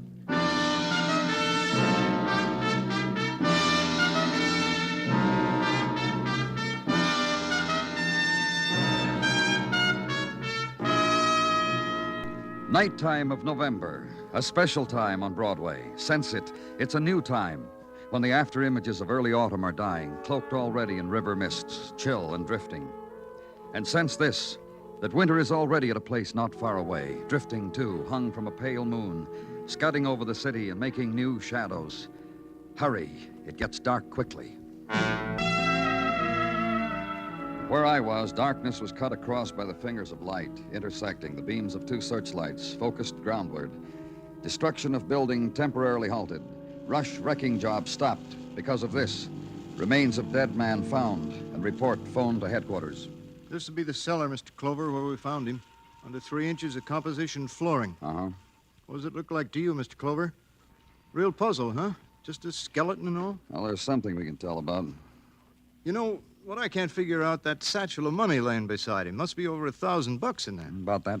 Imagine lying 5 years under a cellar floor. How do you know it's been 5 years, Mr. Rogers? When I bought these 3 buildings to tear them down for a garage, I got a story about this one, right where we're standing. What story? Of course, we've torn down to the cellar, so you can't tell, but this one used to be a nightclub, you know. No, I didn't. Yeah, it was. That's the story, a scandal or something about this nightclub. The bank told me. Partner or something 5 years ago ran away with a payroll or something to California. What else? Nothing, except that the other partner tried to hold on to the club, but it failed a year later. Bankrupt. Bank took it over 4 years ago. Couldn't lease it. Nailed it up. Anyhow, that's the story the bank told me. Well, it doesn't look like the man ever got to California. He was murdered. Sure, what else? He didn't just lie there and pull 3 inches of composition flooring over his head. Shot. Huh? Twice. See the bullet, the chest cavity? Small caliber, 22. And here, right arm fractured, and beside it, see another bullet. Bigger one? Yeah, 38. Shot twice by 2 different guns. Like I said, a puzzle. Well? Well, what? This is a rush job, Mr. Clover. You know that. Let's get this stuff out of here.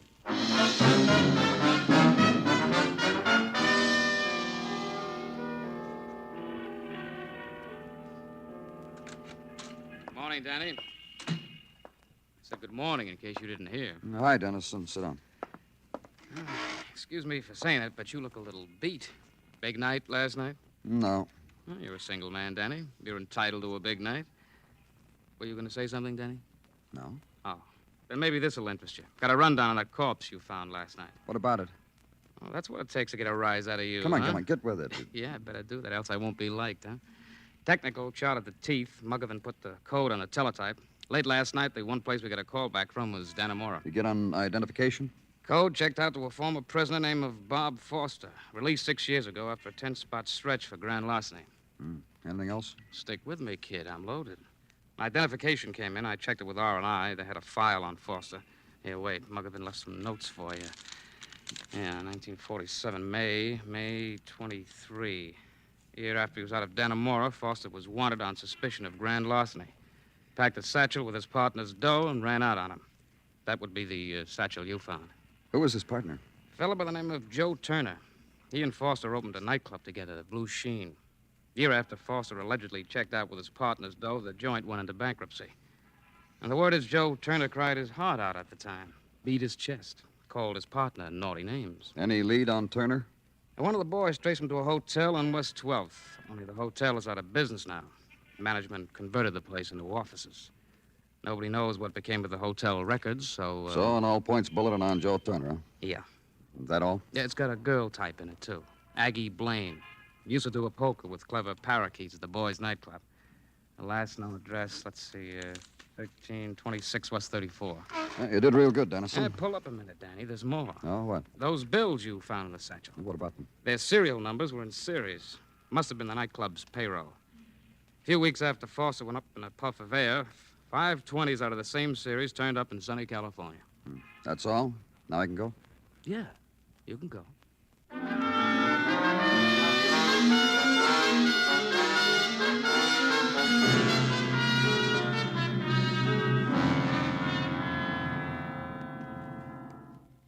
Don't sit in that chair, Sonny. Just pick a spot on the floor and stand on it.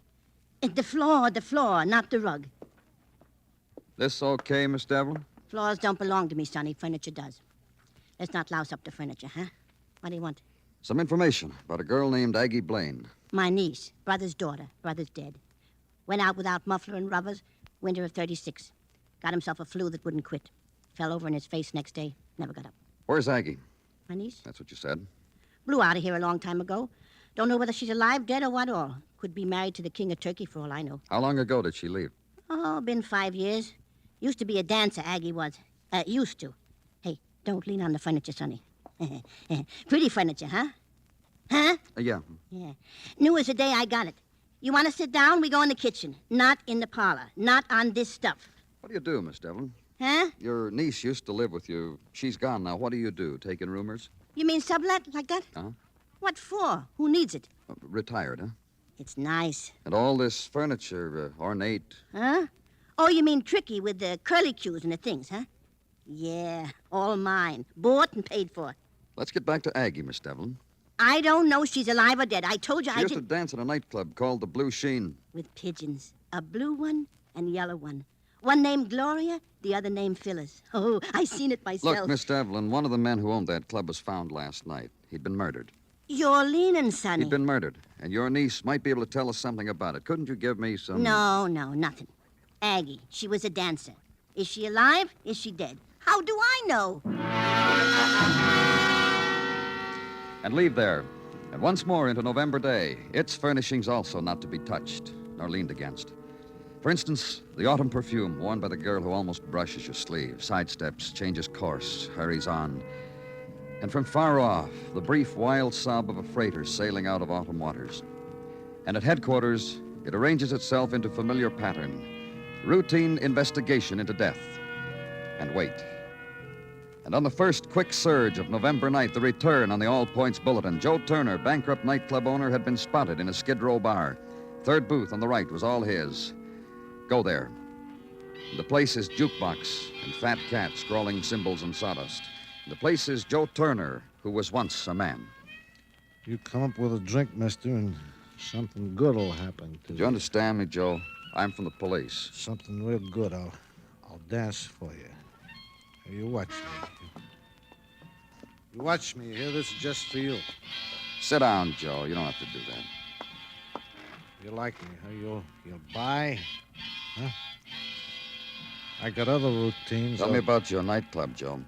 Huh? Your nightclub, the Blue Sheen. Tell me about the club and about Bob Foster. Him? Oh, you're a friend of Bob's? I'll hate you. I'll squash you like a fly, so help me. What'd he do to you, Joe? Who did something to me? Foster. Bob Foster. He stole from you, didn't he? Walked out on me. Didn't even wave goodbye. He just took my money, danced off someplace. Far away. Never sent a postcard. Nothing. Aggie either. Aggie Blaine? There was a dancer. You ever see her? Oh, it's a stunning dancer. Well, I'll show you a dance. It's with the hands first. You see, it's like this. You know where Aggie is, Joe? Aggie's far away, too. Aggie and Bob. The Blue Sheen. We found Bob last night, Joe. He'd been buried under the cellar of your nightclub. Bob? Bobby Foster? Oh, that's where he's been. You kill him, Joe? Because he stole from you and went away? Joe, listen to me. I performed for you, mister. Where's my drink? You kill him, Joe? I don't know. Maybe I did. He deserved it. Maybe I did. You think I did? Come on, Joe. Let's you and me go uptown.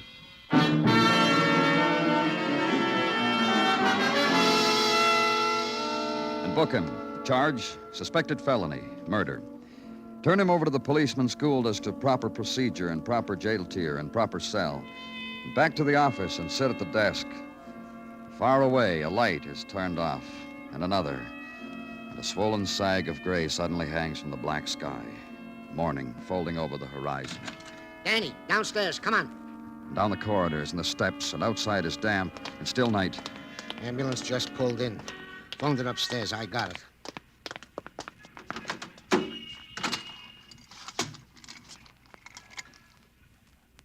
Miss Devlin. Uh-huh. Shot. Dead, Danny? On account of the police rang her doorbell yesterday? On account of she's Aggie Blaine's aunt? I'm talking to you, Danny. You think so?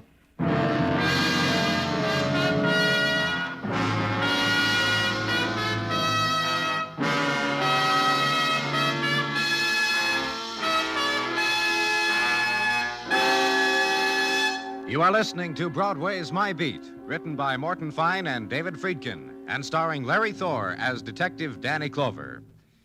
Two outstanding events on CBS Radio tomorrow in the daytime. For one, the Quiz Kids return to the Star's address to begin another series of their breathtaking mental gymnastics. Professor Joe Kelly will be in charge of the Little Wizards, and they'll all be waiting for you to join them tomorrow on most of these same stations. The other big event tomorrow is the American radio premiere of Christopher Columbus, Darius Milhaud's famous opera conducted in concert form by Dmitri Mitropoulos. It's the featured work on the New York Philharmonic Symphony, heard on most of these same stations tomorrow.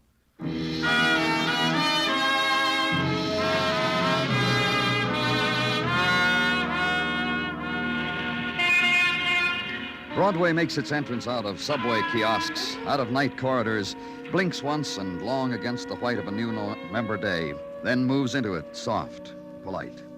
It's the thing to do. Treat the morning nice. Don't step on the cracks. You'll still be on your feet when day is done. And the other performers, the man hanging from a spectacular, twisting out the Mazdas that died in the night, and the mannequin, her face dusted, a bolt tightened where wax had given in tonight, and torso and head tilted closer now to shop window, and on wax lips, the good morning kiss. A new day, kid. Live it.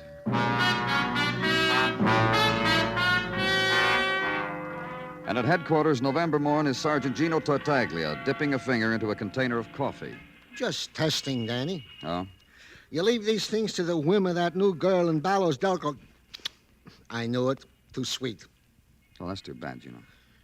Some days you wake up on the wrong side, you get too many lumps in your container. True, Gino. Don't feel bad about it, Danny. No percentage in building a tragedy out of it. We'll both be bigger persons if we don't make of it an issue with the delicatessen. And off to work we go. You game, Danny? Whatever you say, Gino. Am I permitted a simple statement of fact? Of course. I admire you. Thank you. To work. Wino Joe Turner is still in the drying out tank. Also, ballistics has established that in the murder of Miss Devlin, aunt to Aggie Blaine, the murder weapon was the same that 5 years ago did do in Bob Foster, suspected absconder with his partner's loot. The same weapon? Indeed. The bullet that was found in the chest cavity of the remains of Bob Foster bore the same markings, riflings, as the bullet extracted from Miss Devlin. Ergo, same weapon was used. Small caliber gun, Danny, .22. Then whoever killed Foster 5 years ago is still around. Which brings me to Miss Aggie Blaine. Oh, how? That in a routine perusal made by our boys of vital statistic records, a marriage license date of July 30, 1947, was found made out to one Aggie Blaine and one Herbie Morse. They find the... Don't interrupt, Danny. A check was made on said Herbie Morse and was found that he owns a drugstore on 23rd, corner of 9th. That's how. You care for my coffee, Danny? No, but thanks anyway, Gino. Thanks for everything.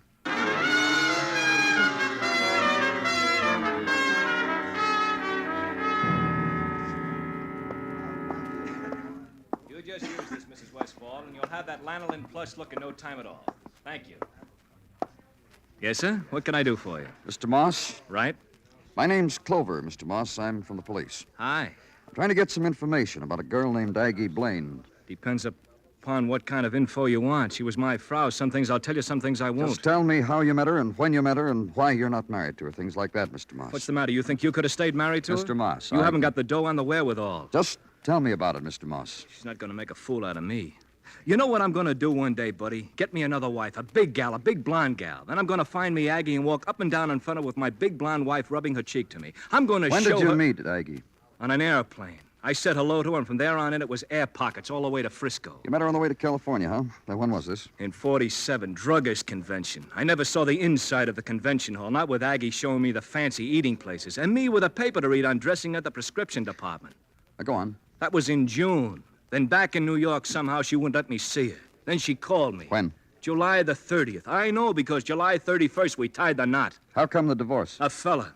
I worked late one night fixing up a 1-cent sale. I came home. She wouldn't let me in. I beat the door in with my bare hands. There was a fella there selling rugs. He gives me his card and left. Next day, she followed him. One of these days, I'm going to look that guy up. You know that? You still have his card? Do I? Right in my wallet. I want it. Oh.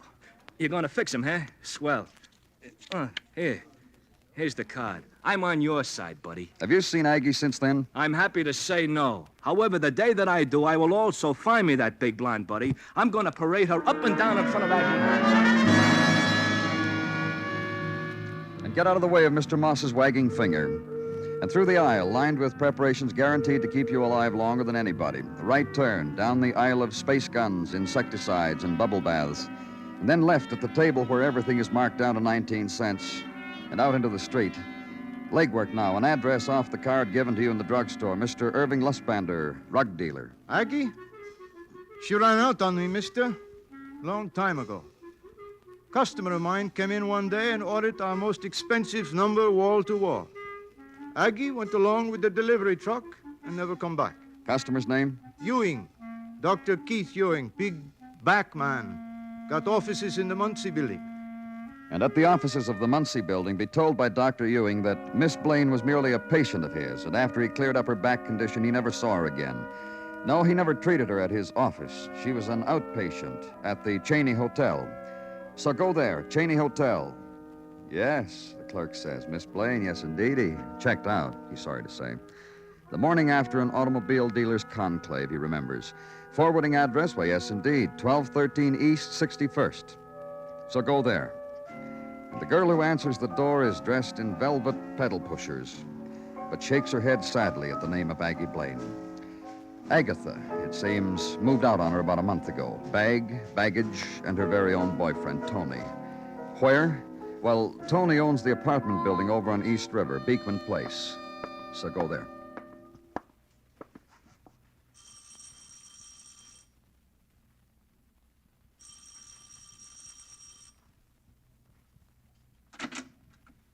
Yes? I'm from the police, Danny Clover. And I'm too desperately sorry because whatever it is, I can't use it. Let's talk about it inside, Miss Blaine. Oh, but then we'd be committing something or other, wouldn't we? Oh? Oh, yes, there must be a city ordinance or something. You see, I'd let you in here and we'd talk or whatever, and all the time you'd be operating under false pretenses. Naughty. Tell me about it. You see, dear boy, I'm not Miss Blaine. Not the girl you need. Not Miss... What, Blaine? Aggie Blaine. Girl who used to work at a club called the Blue Sheen, danced there with birds. With birds? Oh, how desperately thrilling. That's what we'll talk about, huh? Of course, let's. I haven't indulged in anything so pulpy in years. Nightclub dancer with birds, man of the police knocking at my door. Oh, just walk right in, Mr. Clover. The rugs are deep and the fireplace is Italian marble, and my dressing room is perfumes and custom-made crystal and full-length golden mirror, and it's a castle, and I call it home, so you may plump down wherever you like. I'm grateful. Don't thank me, thank Tony. Tony Crenshaw, my fiancé. Nothing's too good for you, Agatha, he said, and he's loving it. I get this shack on our wedding day. All mine. Oh, that Tony. He's a charm, all right, all right. And now you're Agatha... Agatha Raines. Always was, always will be. Oh, I almost slipped. Soon, Agatha Crenshaw, Tony's wife. You want to hear about Aggie Blaine? Oh, dying. It's how we met, we two. Yeah, speak to me of Aggie. 5 years ago, she was a dancer at the Blue Sheen. Yeah, there were feathered creatures. You said all There that. was something else. A man named Bob Foster. Just one man? Well, this dancer couldn't have been very good. Bob Foster, ex-con, 5 years ago, 1947. Partner in the Blue Sheen. We found him the other day buried under its cellar flooring. He'd been shot twice, murdered. Oh, tell me you're not making this up. Because if you are, I'd die of disillusion. It's so desperately sordid and thrilling. You ever know this, Bob Foster? Not till this precious instant. But don't let that stop you. Go on. Aggie Blaine had an aunt, Miss Devlin. Yesterday, she was murdered with the same gun that killed Foster. Isn't that always the way? Another thing about Aggie Blaine. In 1947, she met a man on a plane to California. When they came back here, they got married. A man named Herbie Moss. Serves a girl right, killing her aunt and that Foster fellow. Yeah. Get your things. We're going downtown. Oh, such a short time, and we so well know each other. Already you're taking me out. We want you for suspicion of murder. Get your things. It's a lovely day, and when I got up, I didn't know what I'd do with myself this morning. And you've come up with something. Let's go wherever you want, Mr. Clover.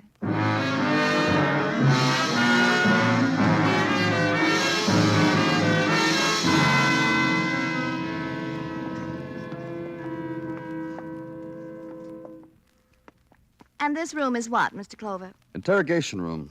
Sitting or standing? Well, sit down, please. Smoke? Oh, I have my own. You can light me, though. Yeah. Thanks. Still excited? Tolerably. It's slowing down. Do something about it, Mr. Clover. Like book you now? For what was that again? I've forgotten. Murder. Oh, that's a charge, all right. That's really one of the... Danny? You got him? Bring him in. Come on, Joe. How do you feel, Joe? It's a shame the way I feel right now. Hi, Aggie. Charades, fellas? I supposed to guess what he is? Yeah, do that. Hint, a guy named Joe Turner, co-owner of a nightclub named the Blue Sheen, partner found in the cellar. Employed a girl named Aggie Blaine. Now guess why he's here. Hi, Aggie. There's no excitement in it anymore, Mr. Clover. Take me home. Then you don't know who this man is. By the pink of his eyes, I'd say a wino. You look nice, Aggie. A rum pot. Well, there's another way we can do it, Dennison. Get the druggist, get the rug salesman, the doctor. Look at her, Danny. She's getting excited all over again. Those people bring back fond memories, lady? You should have seen her when she danced. Should have seen her with the blue light, with the spinning spot. Hi, Joe. Where you been, Aggie? I looked for you once, Joe. I couldn't find you. You're a stinking liar, Aggie. Now you see why I didn't find you. Now we all know each other. Hi, Aggie. Sure. I used to know a cop. I've been drinking a lot, Aggie. I've been thinking about you. Have you? Joe? She's still pretty. Almost all we need, Joe, is the motive. Why did you kill Bob Foster? Hey, Aggie. Don't remember out loud, Joe. Do you want the business, Joe? The nightclub or her? Tell him, Aggie. You want to confess how you killed Bob? Go ahead. Oh, baby. I'm going to tell him my part, baby. I never killed anybody. Joe. Who'd I kill? I wanted the business, so I took a shot at Bob, but I hit him in the arm, that's all. Then he ran to you, Aggie. You boys believe rum pots around Go here? on, Joe. Next time I saw my poor old partner, he was dead. Then you felt so sorry for him, Joe, you buried him under the cellar with some money to see him on his way. Oh, that Aggie, she's got a mind on her. She figured it. Go ahead, Aggie. Show the fellas how you got a mind on you. Mr. Clover? Uh-huh. It's getting serious, huh? Huh, Mr. Clover? That's the lieutenant's serious face, yeah. It's getting serious. Look, Bob Foster came over with a shot arm. I said, Bob, before you go see an MD about your poor bullet-filled arm, here's a gun. Bob, I said, you shouldn't take that from a guy like Joe. When I handed the gun to him, it went off. Oh, that's some mind. Then what was your aunt defending herself against when she got shot by the same gun? Well... When Bob came to you, when he was shot, you were staying at your aunt's place, weren't you? Well, yes, I was. Your aunt knew what happened. Blackmailed you. Hey, how about my aunt's furniture? A scream, huh? Furniture, income, proceeds from blackmail. Was your aunt dead, Aggie? I didn't know. Gee, you're all alone, huh? She lost the whole thing for us, Joe. This policeman came calling. She got panicky, called me up and said she was going to talk. You see? Yeah, sure. From the first she lost it, Joe, you and me. As soon as I got back from California, remember? Now, how about that California trip, Aggie? Great. Just took a flyer to plant some of that money Foster was supposed to have stolen, to make it look like he'd run away to California. Hi, Joe. 5 years, honey. I've had a lousy time. What about you? Great. A time. A real time. You're still lying. Yeah. I've missed you, Joe. We probably see a lot of each other now. For a time.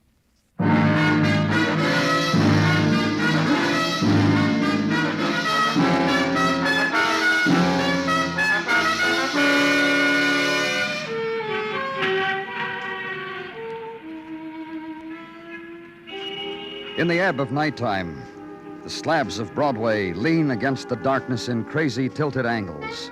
The balance is delicate, precise. So the walk must be careful, the talk quiet. It's the never-never time that drifts in from the edge of the world. The time of regret. It's Broadway, the gaudiest, the most violent, the lonesomest mile in the world. Broadway, my beat.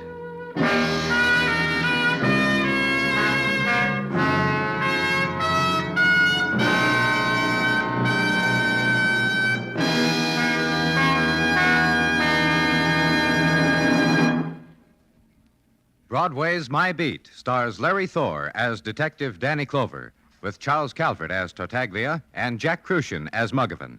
The program is produced and directed by Elliott Lewis, with musical score composed and conducted by Alexander Courage.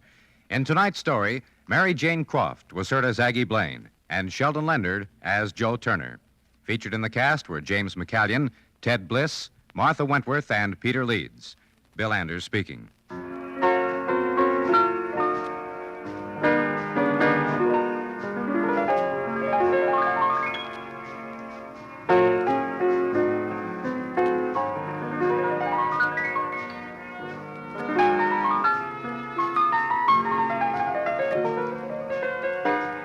Have you ever longed for escape? Escape from an everyday existence that may have a color of its own, but with which, nevertheless, you are temporarily bored? If so, CBS Radio's dramatic adventure program called Escape is meant for you. Every Sunday evening on most of these same stations, listen in for a new drama of Escape at the Star's address.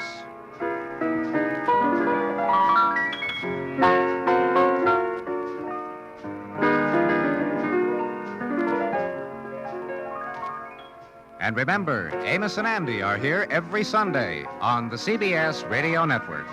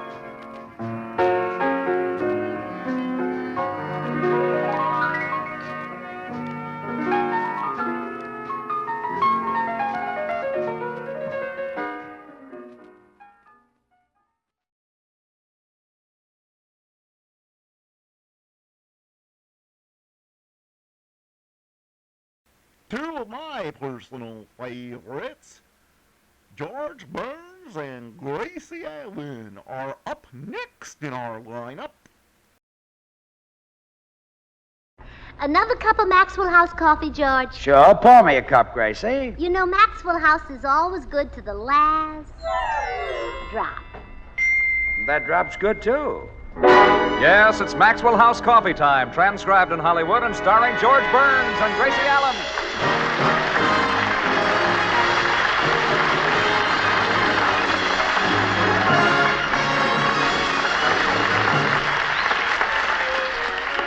With our special guest tonight, Bill Hopalong Cassidy Boyd. Yours truly, Toby Reed, Verna Felton, Harry Lubin, the Maxwell House Orchestra, and Bill Goodwin. For America's Thursday night comedy enjoyment, it's George and Gracie. And for America's everyday coffee-drinking enjoyment, it's Maxwell House. Always good to the last drop.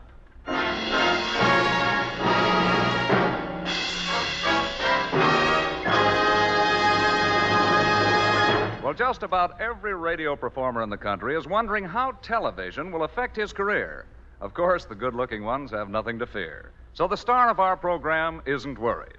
But her husband is. Plenty. Now, George, stop worrying. You'll be great on television. What do they want with me? Be hundreds of new faces on television. Young, handsome faces. Well, sure, there'll be a dime a dozen. But there'll only be one face like yours. Is that good? Well, of course it's good. Oh, well, thanks. I was nervous for a minute. Faces are like books, George. The new ones sell for a couple of dollars. But what do people go crazy over and pay thousands for? An old, wrinkled, yellow parchment.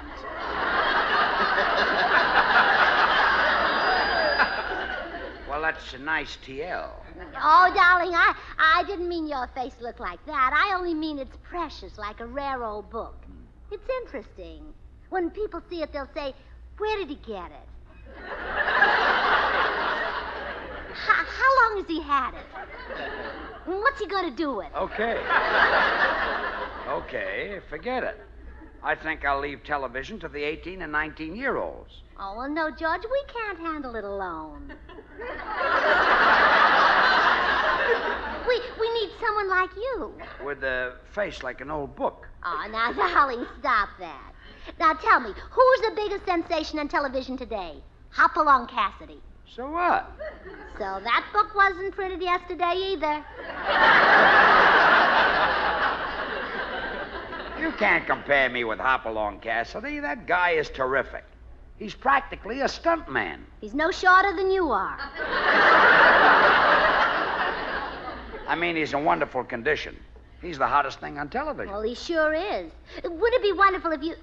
Hey, George, I've just hatched an idea. Well, leave it in the nest. I don't want to hear it. But it's wonderful. You can become the biggest star on television if you act and talk like a cowboy. How? No, not Indian talk, a cowboy.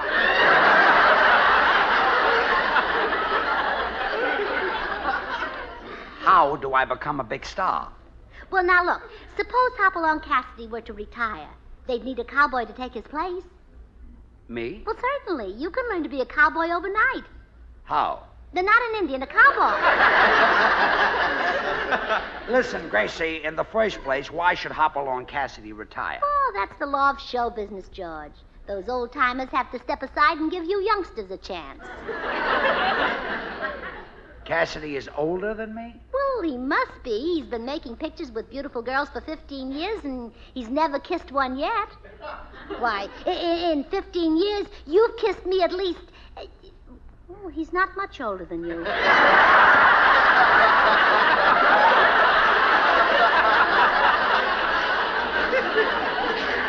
About a year. Let's forget this whole silly idea. Cassidy is not going to retire. Well, if you cooperate and try to be a cowboy instead of an Indian, maybe I can persuade him to retire. How? You won't cooperate, I want to be an Indian. But, George, they say on television, you've got to have action, and those cowboy pictures have plenty. Look, the only kind of action I can give them is dancing. Like the dancing act I did in vaudeville with Trixie Lorraine. Remember Trixie? Oh, I'll say I remember her. I thought you were going to marry that girl. So did she. Good old Trixie. Not a bad-looking girl. Ha! What a figure. Of course, she wasn't as pretty as you. It didn't fit that time, did it? No, it didn't. You know, Trixie lives out here now. She does. Got a ranch up near Bakersfield. Raises horses. Her children look like her, huh?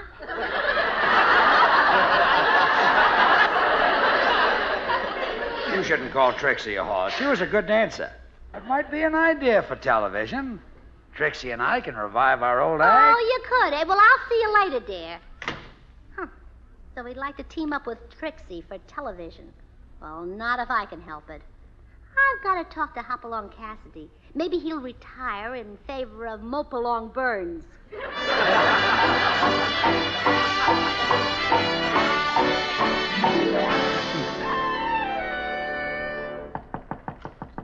I guess the best way to appeal to a cowboy like Cassidy is talk his own language, that Western lingo.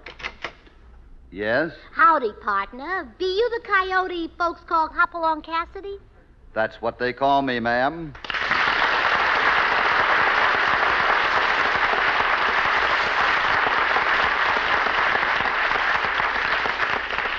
Won't you come in, ma'am? Well, don't mind if I do, partner.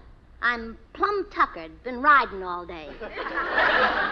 What do you ride, a cow pony? Yep, half cow and half pony.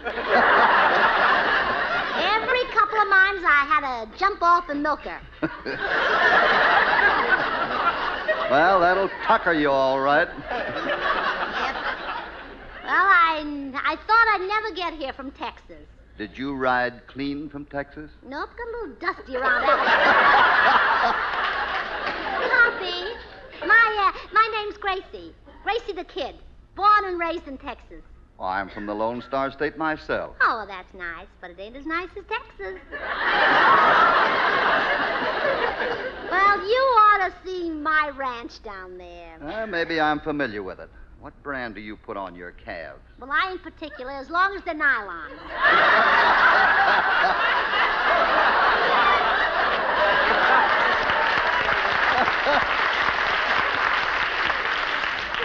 You know, nice and sheer. Yes. But enough about me. I come to talk about you. You know, us folks down in Texas been watching you on television. Well, that's fine. How do you like me? We ain't happy, Hoppy. I'm sorry to hear that. Back east, folks have been calling me the cowboy Milton Berle. They don't like you there either, huh? So maybe you ought to retire, Hoppy, and let a real for sure cowboy take over your job. Got anybody in mind? My husband, Saddle-Face Burns. Oh, what a man. Is your husband a wrangler? Yeah, he'll argue over anything. He's a mighty tough Homburg. I meant, does he break horses? No, sir. 30 years a cowboy and never dropped a horse. Put that in your Bronco and smoke it. Can Saddle-Face handle a shooting iron? Can he handle a shooting iron? Ha! What's a shooting iron? That's a gun. Oh, yes, he's great with a gun. Carries one in his holstein. You'd be scared to meet him. Yes, ma'am, I'd be cowed. Maybe you better get out of town while the getting's good, huh? You can always go back to your family, Ma and Pa Cassidy. Oh, I'm afraid I can't do that, ma'am. You see, I'm not really a Cassidy. No? No, I'm a Boyd. You're a what? A Boyd. Well, spread your wings and fly back to Brooklyn.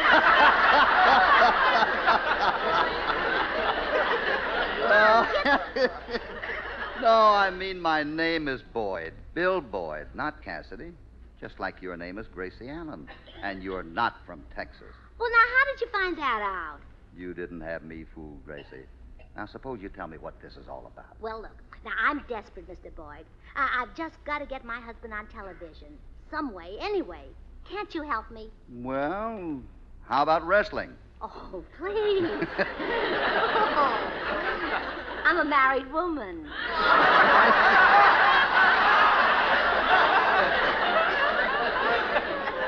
Couldn't you put him in one of your Hopalong Cassidy pictures? Well, that depends on his background. Well, he was in vaudeville for years. Well, for my pictures, I'm afraid he'd need experience with horses. Oh, well, that's what he did in vaudeville, an act with a trick horse. A trick horse, huh? Say, I could use something like that in my new picture. Can your husband ride bareback? Yeah, but he looks better with a shirt on. Oh, gee, I hope you can use him. If you don't, I'm afraid he'll get mixed up with another woman. Oh, don't worry. I'm sure no other woman can get him as mixed up as you can. Oh, you're sweet. Well, I'll have to be running along now. I'm late for my club meeting. Goodbye, Hopalong, or as you cowboys say, bon voyage. Happy landing to you, ma'am.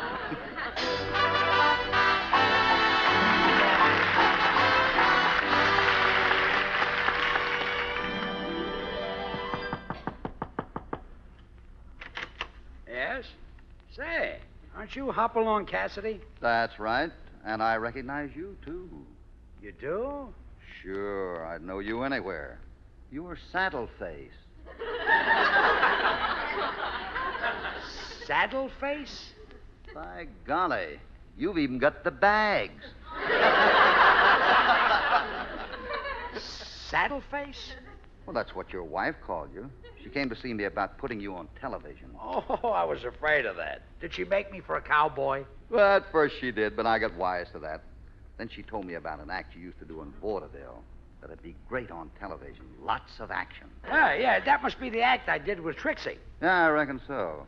According to your wife, Trixie's quite a horse. Well, Gracie would say that. But the last time I saw Trixie, she looked beautiful. What color is she? What color? She's white. Solid white?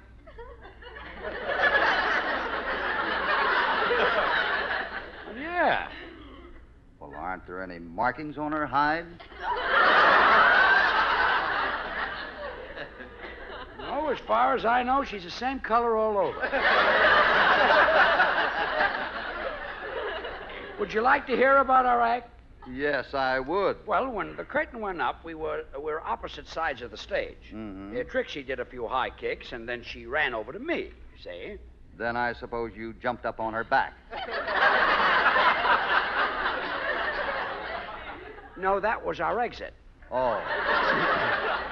For the main part of our act, we just danced. You taught Trixie how to dance? Sure. And for an encore, we did a tap dance on roller skates. Oh, man, this is the doggonedest act I ever heard of. I've just got to have that in my new picture. Well, I'd much rather if you do something with Gracie and myself, or even me alone. No, sir. I want you and Trixie. Can you locate her? Well, she's on a ranch in Bakersfield, but I'm not sure she'll come down here. She's happy up there raising horses. Listen, George. If she'll come down here, I'll see that she meets the best-looking horses in Hollywood.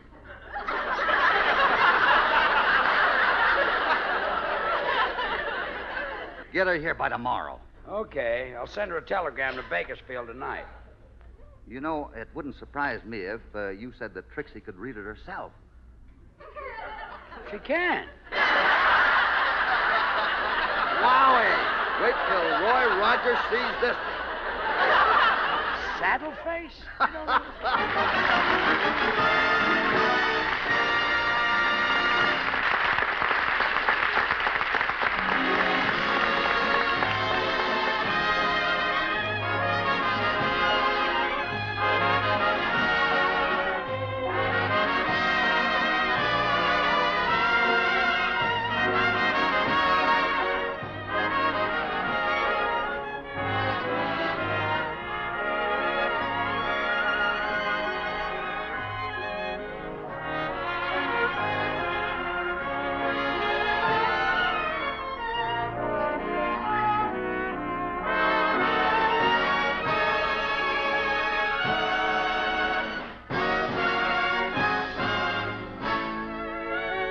That's Sigmund Romberg's musical salute to Maytime. Maytime, month of joyous spring mornings, when all the world seems brighter.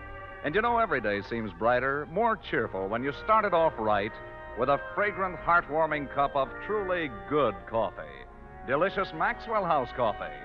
It's America's favorite, you know, enjoyed by more people than any other brand of coffee at any price. And do you know why so many people prefer Maxwell House? Well, in a word, flavor. That famous good-to-the-last-drop flavor only Maxwell House gives you. Now, there's just one way to create this superb flavor. It's the blending of many choice coffees, premium Latin American coffees, which our Maxwell House experts carefully choose and skillfully combine. First, they select Manizales coffees for mellowness. They add Medellins for richness. Other choice coffees contribute robust vigor. And Bucaramangas add their fine, full body.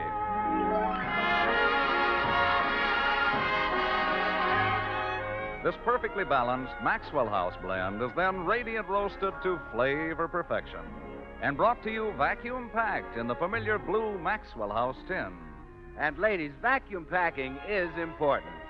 You see, air steals the flavor of coffee in ordinary packages. But Maxwell House is carefully vacuum packed, so you get all the flavor and goodness you pay for. Friends, why be satisfied with anything but the best in coffee drinking pleasure? Tomorrow, enjoy Maxwell House. Always good to the last drop.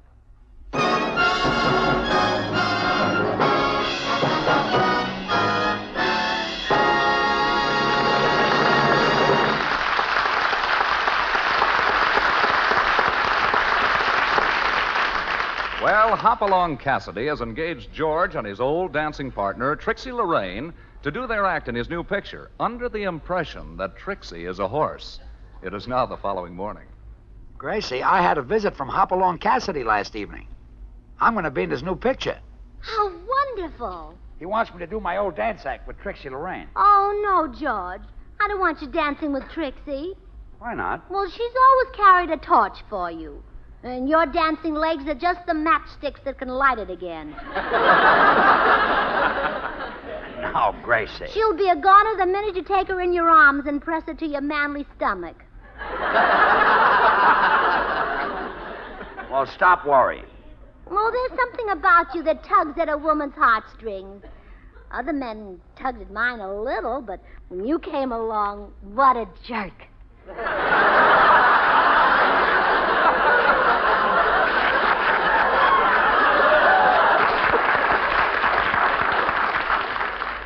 Gracie, listen to me. You started all this yourself. You wanted me on television in a Hopalong Cassidy picture. Well, so ride a horse, steer a bulldog, do anything, but don't dance with Trixie. Well, it's too late to do anything about it. She's flying down from Bakersfield this morning. Well, I hope she falls off a broomstick.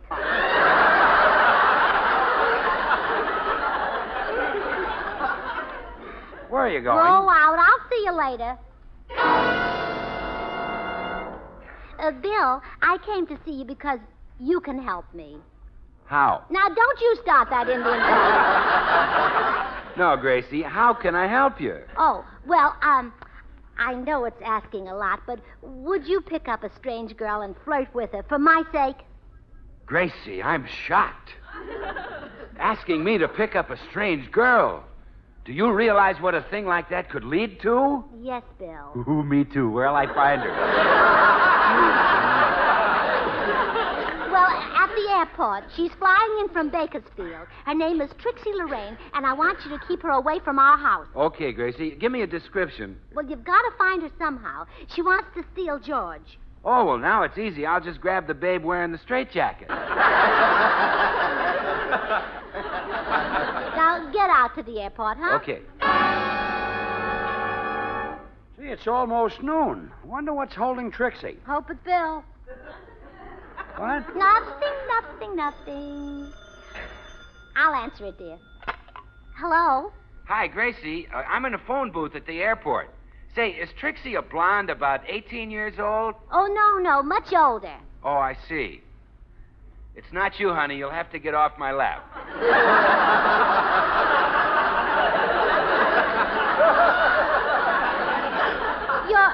You're both in a phone booth? It's okay. We're not smoking. Well, I'll keep trying. So long, Gracie. Who was that? Who was what? Who was that talking on the phone? That was me. My goodness, George, you need classes. I meant who... Oh, excuse me, dear. I'll see who's at the door. Howdy, ma'am. Well, hello, Mr. Cassidy. If your husband's here, I'd like to talk to him a little more about his act with Trixie. My husband? Oh, why, no, he's not here. He's gone to Australia. Australia? Yes, on a hunting trip. He's gone to shoot a few Aussies. Oh. I'll be glad to give him a message for you. He said he'd call me from Australia about noon. Gracie! Well, right on schedule. Your husband's got a mighty powerful voice. Who was that at the door? Oh, hello, Hoppy. Hello, saddle face. Just call me Sam Newman. Hoppy, I've been thinking about our act for your picture. How would you like me to dress? Well, it's a story about the gold rush days. Then I should have on a real old-time suit. Yeah, just leave on the one you're wearing.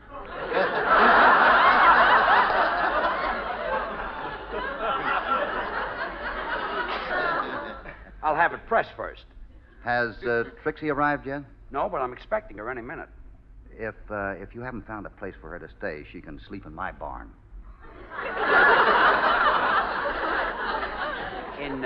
In your barn? Yeah, that's just the place for her. Nothing doing. She'll stay at the Plaza Hotel. They'll take her? Well, certainly. Trixie is very attractive. Of course, she's not as young as she used to be. Oh, that doesn't matter. Who's going to look at her teeth? Her teeth? Yeah, maybe she won't even bring them along.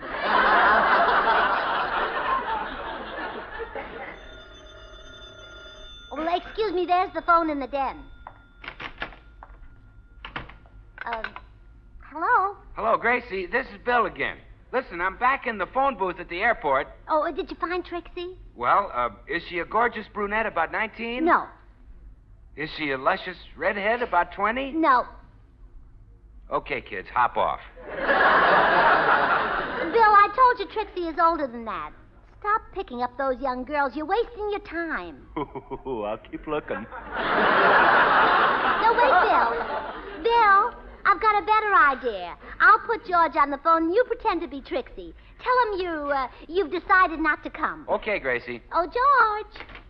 Yes? There's a beautiful woman calling you. Thanks. Go in and talk to Hoppy. All right, dear. Hello? Hello, Boopsy boy. This is Trixie, the pretty little girl you used to dance with. Trixie, you sound like Bill Goodwin. Oh, go on. I'm not that pretty.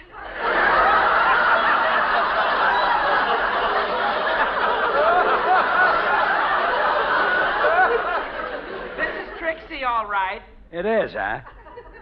Tell me, Trixie, how do you like Maxwell House coffee? Oh, I love it. It's so rich, delicious, and mellow. Good to the last drop. America's favorite brand of coffee. Trixie. Maxwell House is a blend of choice Latin American coffees. Trixie. Radiant roasted to the very peak of flavor perfection. Trixie. And vacuum packed so that it comes to you roaster fresh. Trixie. Oh, Trixie, how do you happen to know so much about Maxwell House coffee?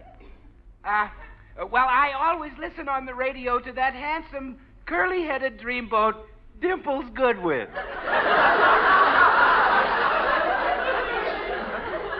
I happen to know he has his hair waved at a beauty shop. That's a lie. I do it at home. I mean, that's a lie. He does it at home. I know. I knew it was you, Bill. I'm surprised you let Gracie talk you into this. Her little joke never works. I know, George. Why don't you get a job? Goodbye, summer replacement. Excuse me for leaving you, Hoppy. I thought that was Trixie on the telephone. On the telephone? Yeah, but I could tell it wasn't her voice. You don't mean to tell me Trixie can talk? Certainly. She also sings and plays the violin. Man, am I going to get rid of my horse. That stupid animal can't do anything but run. Can't compare your horse to a woman. Hold on a minute. Isn't Trixie a mare? No, she's never been in politics.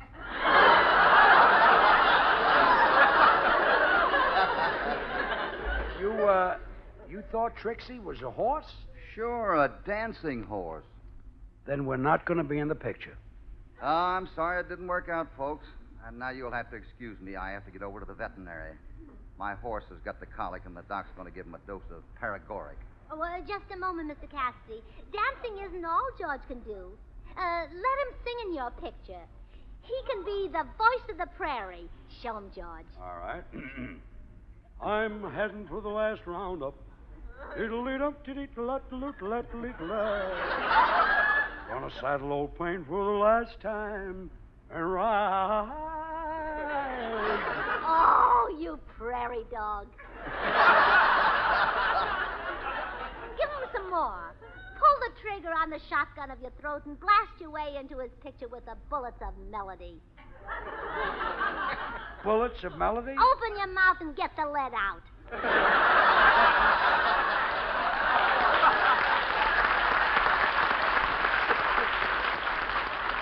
Where the strays are counted and branded, there go I. I'm in with the West. Oh, you. How about that, Hoppy? All right, George, come along with me. Really? You're taking him with you? Yes, ma'am. He can use a dose of that paregoric, too.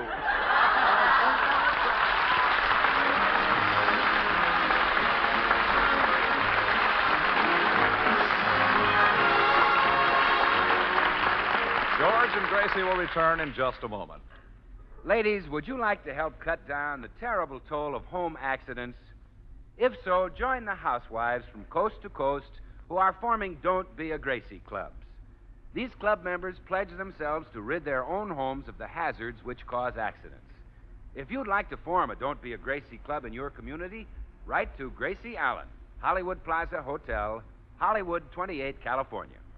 Join us again next Thursday when we'll all be back. George Burns, Gracie Allen, Bill Goodwin, Harry Lubin, and the Maxwell House Orchestra, and yours truly, Toby Reed. And now, here are our stars. Gracie, you know who's going to be on this program next week? Who?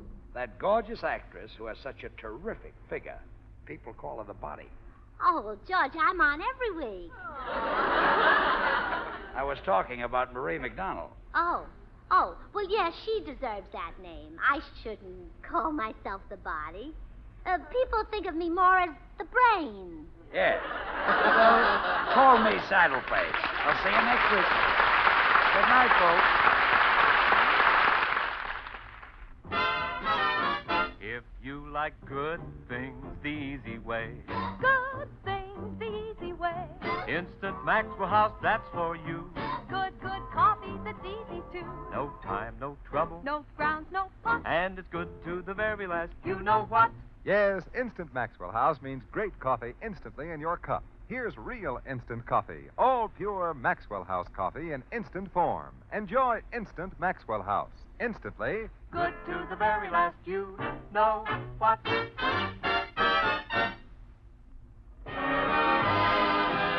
Until next Thursday, when our guest will be Marie McDonald, good night and good luck from the makers of Maxwell House, who remind you that this is National Restaurant Week. So why not dine out with the family? And remember, at home or in restaurants, Maxwell House coffee is always good to the last drop. The George Burns and Gracie Allen Show was transcribed in Hollywood and written by Paul Henning and Keith Fowler.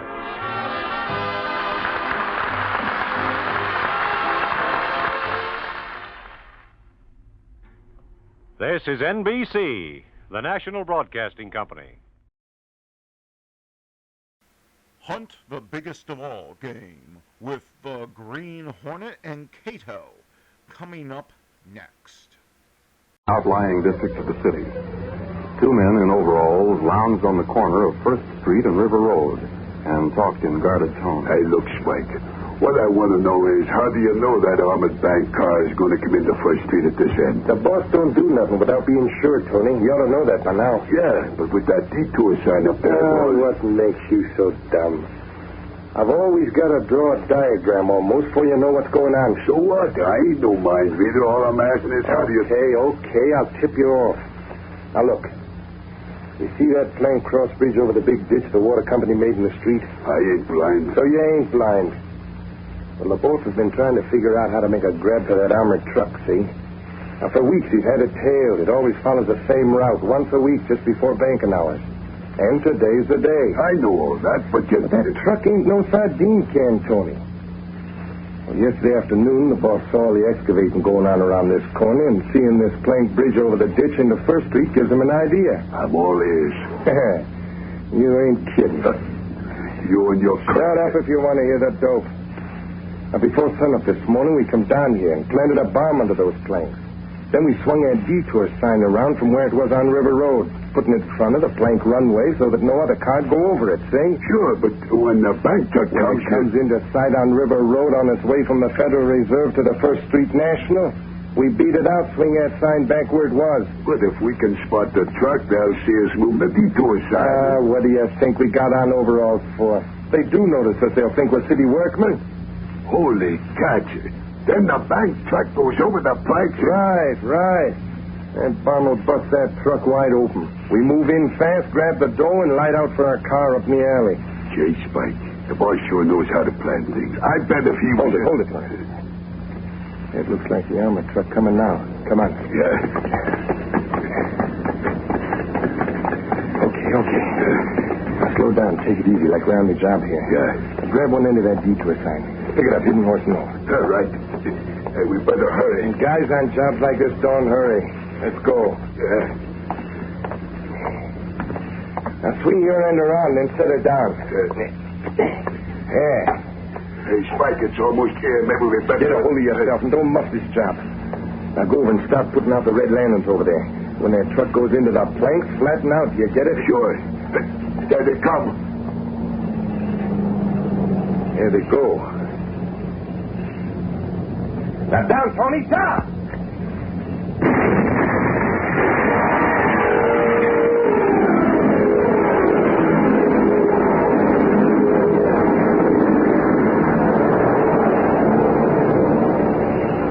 That afternoon, in the office of Britt Reed, young publisher of the Daily Sentinel. Is that all, Mr. Reed? No, not quite, Miss Case. Read back the last paragraph I dictated, will you? Yes, sir. The Sentinel feels that sufficient time has elapsed in which the police could have gathered evidence to put an end to the flagrant disregard of the gambling laws. Hi, Jackie. Hello, Extra. Shall I go on, Mr. Reed? Or has this rude interruption broken your train of thought as it has mine? Train of thought, she says. All the thoughts she had wouldn't be crowded in the Tooneville trolley, says I. I give up. You might as well. What's new, Axford? Did you read me story on the robbery, Reed? Wasn't it a beaut? No, I just skimmed the headlines. What about the robbery? Reed, being publisher of a big newspaper, you amaze me. Being a publisher of a big newspaper amazes me, too. What about the robbery, as I asked before? It was an armored truck from the Homer Bank Messenger Service. Blown to bits it was at the corner of First and River Road. Go on. The two men on the truck weren't killed, but they were hurt bad, Reed. Well, what about the money, Exford? The crooks got away with a batch of dough. All in big bills, mind you.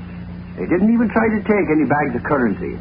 Any clues at all, do you know? Sarge says they haven't a clue of any kind, Reed. Of course, there's one good thing about it, though. What's that? The stolen bills are all big ones, new issue. So the Federal Reserve's got the serial numbers of them. The list will come out in the next edition of the papers.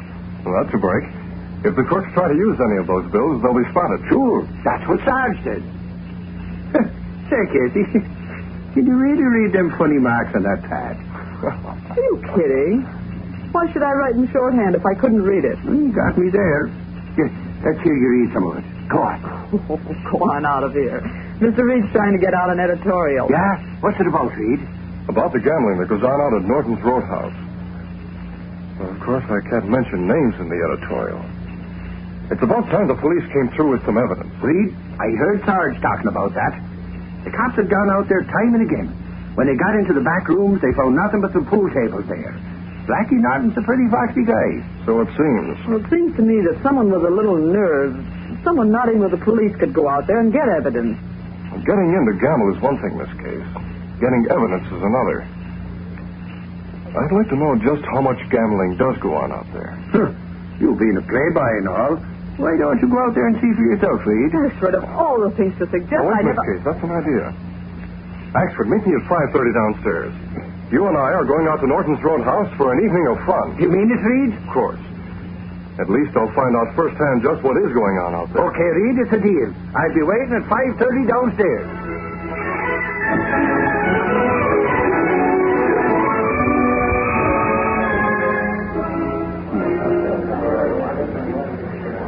Hey, now, Norton sure has this place fixed up swanky like, Reed. Well, he hasn't held back an expense, Axford. I'll have your order, gentlemen. Tell me, waiter, what time is your first floor show for? 8:30. It's only 6:30 now. Say, is there any place where we could pass some time before dinner? We can go over to the bar, sir. Hey, now, maybe that's just We're not in the mood for the bar, waiter. Oh, by the way, will you take this bill and get my friend a couple of good cigars? Yes, sir. I'll let you decide just what brand. Oh, I dropped my wallet. I'll pick it up, sir. Here it is. Thanks. It's rather bulky, but so I noticed. I'll get the cigars right away. Leave it to him to notice a fat wallet. That's why I dropped it, expert. You mean you dropped Quiet.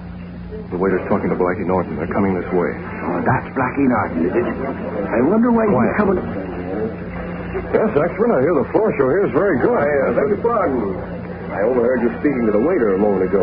You're Mr. Reed, aren't you? That's right, Mr. Norton. I was just asking the waiter if... Say no more, mister.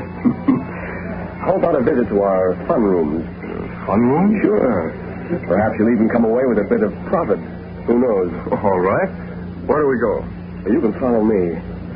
But your friend will have to wait for you out here. Hey, now, what's the idea of He won't making me let wait? go. Wait here for me, expert. I promise not to stay long. But Reed, Lead the way, Mr. Norton.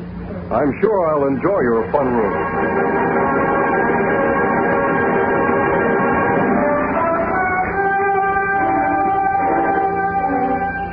After Axford had waited impatiently for almost an hour, Britt Reed returned to the table. Well, Axford, I was afraid you might have walked out on me. Sorry I kept you waiting so long. Reed, I was just about to go looking for you. You know, you had not... Hey, was there any gambling back in there? Plenty. Honest? How much did you lose? Lose? One. See here? One of you bucks, huh? Look again. I can see all right. Suffering snakes. Those ain't ones at all. They're big bills. Right. There's about 2,000 here. Holy crow. I'll give this to some worthy charity. And at least I've satisfied myself with it. Which one of you guys is named Reed? Well, that's my name. Why? Well, Blackie Norton wants to see you in his office. That's for me to show you the way, Mr. Reed. All right. I'm coming too. That I am. Also, brother, the boss said just Mr. Reed, see? And if this guy's Mr. Reed, he don't look like he needs a nursemaid. See here, if you think you can talk to me... Don't create a scene in public. As the gentleman suggests, I am able to take care of myself. I won't be long. Wait here. Yeah, right this way, Mr. Reed.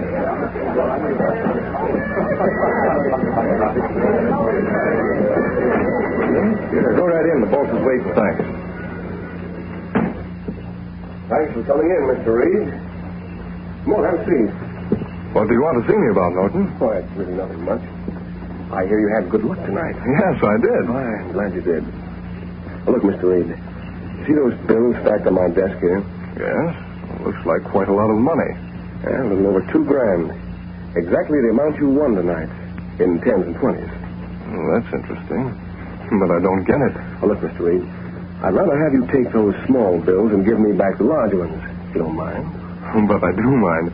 These are easy to carry in my wallet. And I'd never get those smaller bills either in my wallet or in my pocket. So if you don't mind, I'll keep the bills I have. I'm afraid you're going to give them up whether you want to or not. I hate to get tough about it, but I don't like... Now, see here, Norton, I don't... Now, don't argue, Bud. Make the switch like Blackie says or else. A gun in my back, eh? Sorry, Reed. But you see how it is. Well, since you put it that way, I'll exchange the bills. Here you are. Well, I see you take the Daily Sentinel. This must be the... Put down the bills and quit stalling, mister. I suppose at this point you tell me this is where I came in. Oh, not at all, Mr. Reed. Pick up the small bills. They're yours to take. After all, I didn't intend to run away a good customer. But you forced this little bit of byplay. You see, I wanted those big bills for a purpose. Take your winnings by all means. Thanks. That's white of you. Now, if you'll let this helpmate of yours remove that gun from my back. Oh, sure, Mr. Reed. It didn't really mean anything, you know. Put that gun away, Spike. Right. But it'll be right where I can get at it, quick. I'm sure it will, Spike. Well, thanks for the buggy ride, Norton. See you again sometime. Sure. Come back whenever you can, Mr. Reed. I wouldn't miss coming back for the world. Good night.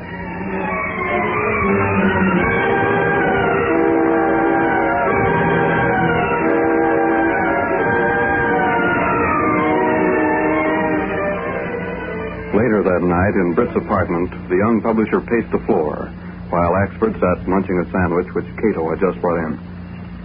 If the police can get Norton on a gambling charge, perhaps they can... I'll get it, Cato. Hello? Oh, yes, Sergeant Burke. How did you make out? I see. Yes, he's a slick one, all right. Yes, that's right. Well, he'll slip sooner or later. Thanks for calling. Bye. Did the cops find anything? Norton's ready for them, Axford. But after what I noticed in his office, we can't give up. What you noticed in Norton's office, Mr. Britt? Go ahead, Reed. Tell Cato about it. Cato, when Norton forced me to return those big bills, well, just as I went to put them on his desk, I saw a sentinel lying there. What Daily Central paper have to do with this? An item caught my eye. It said serial numbers of stolen bills released by bank. I glanced at one of the big bills in my hand and noted the serial number. Later, I found out from the list in the Sentinel that the bill I gave back to Norton was one of the bills stolen from the bank truck this morning. Norton ran a gambling room at his roadhouse, and also that he had some connection with the bank truck robbery. But without direct proof, there was no way to move against the racketeer. And so far, the efforts of the police had proved futile. 2 days after his experience at Norton's place, Britt Reed was in the city room at the Sentinel, talking to Axford and Sergeant Burke. You say you picked up one of Norton's men for questioning, Sergeant? Sure. We picked him up for carrying a gun. But it was proved Norton had got him a license to carry it because he handled cash for Norton. I had to let him go. That Norton's a smart one, all right, Reed. He even went down to cops' headquarters himself and complained to the inspector that he's being persecuted. Did he? That he did, Mr. Reed. Did you get orders to lay off? Well, not exactly. But we did get a tip to go easy until we got something sure to go on. Nobody will ever get anything sure against that guy. I don't know about that, Axford. Now, if there were only some way to catch him off guard. Yeah, if we could catch him passing some of that stolen dough. Wait, that gives me an idea. What are you thinking of, Reed? Maybe if enough pressure is brought to bear on Blackie Norton, he'll have to pass some of those stolen bills. Pressure? What do you mean? Oh, you just wait and see, Axford. From here on, Norton will really think he's being persecuted. And how?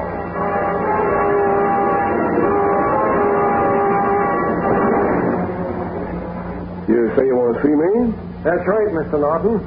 As fire inspector, I came to tell you I'm giving you 1 week to change your decorations to comply with the fire laws. Also 1 week to make 2 more exits. Otherwise, you'll be closed down as a fire trap. Hey, now, wait a minute. I can't make all those 1 week, changes. Mr. Norton. Today. I'm from the health department, Mr. Norton. Our health inspector reports your kitchen is unsanitary. The condition will have to be corrected at once. Oh, but it'll cost. The fine is pretty big, Mr. Norton. You'd better comply right away. We find there was a mistake in the appraisal of your property for tax purposes. Therefore, unless you make up the difference in taxes, you'll be considered in arrears as of today. Don't put it off, Mr. Norton. I'm from the OPA. They've had a complaint that you've been selling your liquor above ceiling price. Furthermore, you must have fire escapes and also put fire extinguishers throughout, Mr. Norton. We find you haven't paid your personal property tax, Mr. Norton.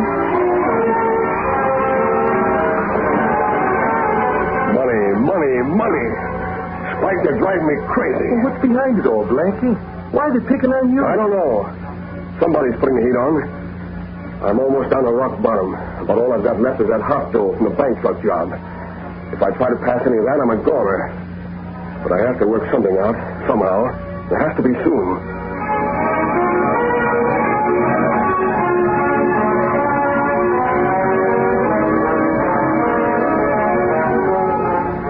That night, Britt Reed was in his apartment talking to Cato, his faithful Filipino valet and the only person knowing his identity as the Green Hornet. Well, Cato, the pressure I've been putting on Norton is beginning to work. I understand he tried to get a bank loan today. Will he not get loan, Mr. Britt? No. I think it's about time to force the issue with Norton tonight. Will that mean Green Hornet put pressure on Norton, perhaps? Pressure that will make him show his hand, I hope. You have plans? Yes. I've written a little note which we'll leave with Norton first. Will he meet Green Hornet in person later, maybe? Right, for the final showdown. Let's go, Cato.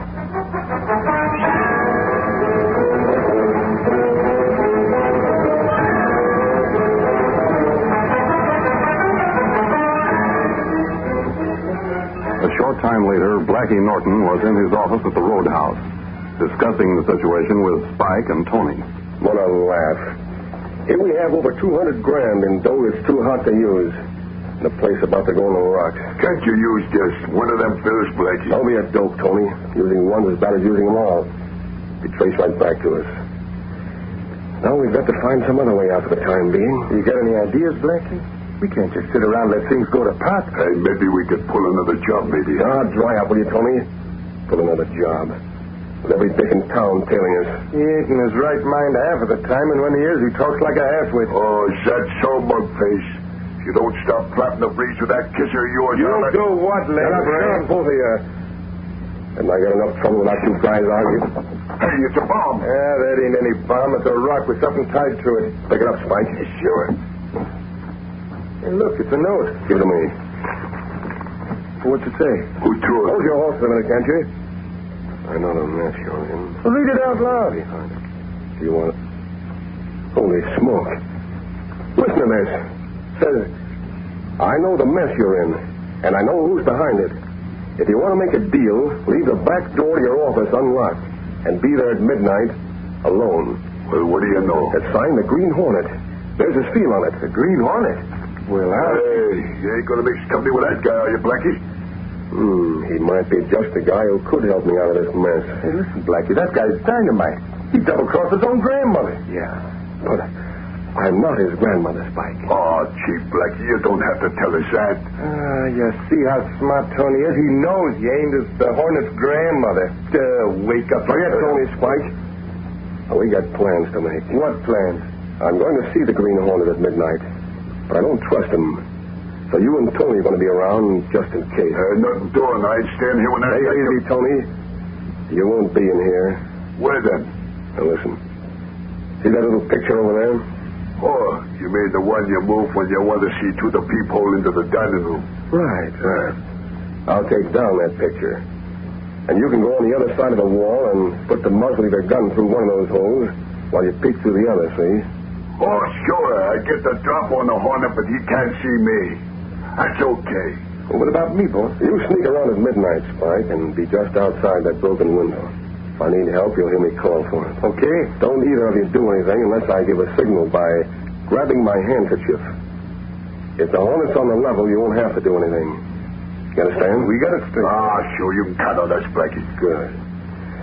Well, now we'll wait till 12 o'clock and see just what the Green Hornet has to offer.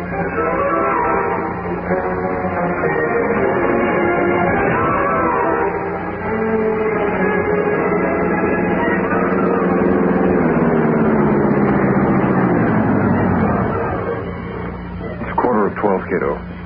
Keep your eyes peeled while I go in. Blackie Norton's liable to pull a fast one if he gets the least bit suspicious. I watch closely, Mr. Britt. I'll make my way around to the back door of the office. Will you be careful? I will. What did you tell the police when you phoned? I follow instructions. It tells police Britt Reed disappeared. Suggest Norton have something to do with it. Sergeant Brooks say they investigate right away. Good. They should reach here a little after midnight. I'll have to work fast. I'll see you later, Cato.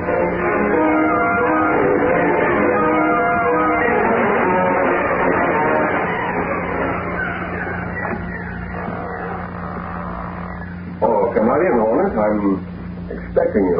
Good. I got your note. What's the deal you have to offer? I know you pulled that bank truck job. I also know you're in a mess. I'm in position to get rid of that dough for you. And for a 50% cut, I'll deliver the guy who's been putting the pressure on you. Right to the point. And maybe you've got something. But first, just to be sure, tell me, who is the guy putting the heat on me and the boys? Britt Reed, the publisher. Britt Reed? So that's who's behind it. Right.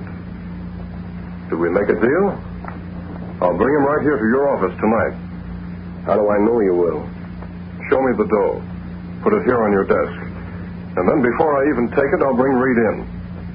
I have him outside now. It's a deal. I'll get the dough to show you. Why do you go to the bookcase? You'll see in a minute. Yeah, here it is. Why the book? Look. Oh, very clever. You hollowed out the middle of the pages and hid the money in it. Right.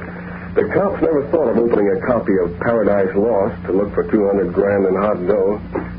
Look it over, Hornet. That's it, all right. Okay, I'll bring Reed in as I promised. But before I do, there's a couple... The police. So what? Let them come. I'm much smarter than you think, you see. They know you as the Green Hornet. But I know who you really are. You what? Only one man could know I really had that hot dough. I thought of that. I've been observing and listening to your voice. The cops are going to surprise me pull off that mask. But you won't live to know it. I'll pull my handkerchief out like this. Oh, yeah. Watch yourself, Norton. This way, through the window. Haven't much time. Hurry. Coming. I find man outside window. He's not conscious now. Good. I noticed a dust mark on the wall in there where a picture had been moved. It saved my life, but it cost Norton his. Norton dead? Yes, he was smart, Cato. He found out my true identity just before he was shot. So sorry for Norton. But dead men not tell tales. Your car. Wait, I'm not going. Not going? No. I want you to use a little gas on me, Cato, after I remove the Hornet mask. Then you go and leave me here for the police to find. We have to work fast.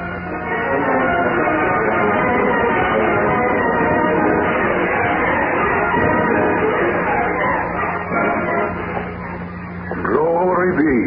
All the stolen money's right here. You there, speak up. What happened here? I didn't mean to shoot Blackie, honest. I was aiming at the Hornet. Did you hear that, Sarge? The Green Hornet was here, he says. I can hear Axford. What do you know about Mr. Reed? What did Norton do with him? I heard the Hornet say he had Reed outside in his car. He was making a deal with Blackie. Then he and Blackie started arguing on low tones. I couldn't hear what they were saying. Blackie gave me the signal and I shot, but the Hornet jumped out of the way and Blackie got it. Sarge, it's the Hornet. Getting away with Reed. Come on. One of you men watch that bird. Suffering snake, Sarge. He's getting clean away. Somebody running. Come on, he's right over there. Point the light down so that... Great saves, it's Reed himself. Reed, speak to me. Reed! I'm glad you got here. What happened, Mr. Reed? Norton made a deal with the Hornet to get me. Sure, but Norton won't bother you anymore. And we got his two partners, together with all the stolen dough. And the Hornet's gone, too. Reed, you sure had a close shave this night. Closer than you'll ever know, Axford. Far closer than you'll ever know.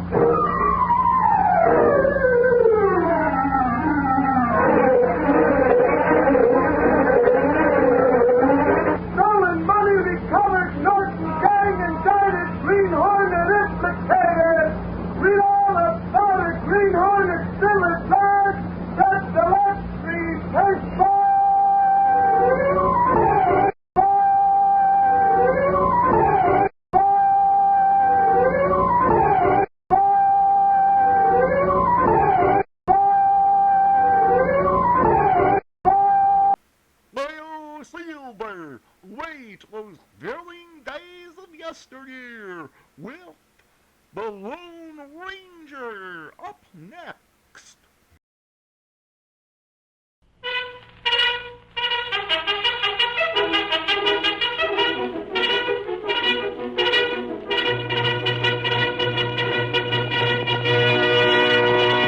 Hail, Silver, away!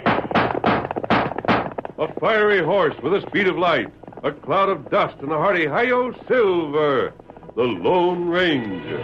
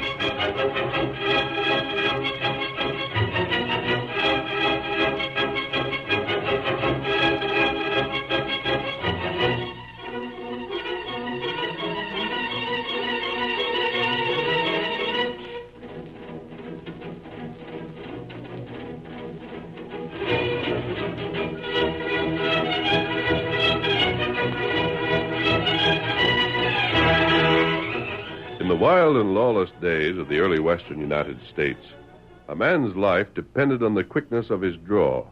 Violence and bloodshed were common, and it was not until the masked rider of the plains started his great fight for justice that the frontier was made safe for honest men and women. Return with us now to those thrilling days when the West was young. From out of the past come the thundering hoofbeats of the great horse Silver. The Lone Ranger rides again. Come on, Silver! Tunnel's waiting on the trail ahead. We've got to hurry. Hi-yo, Silver! Away!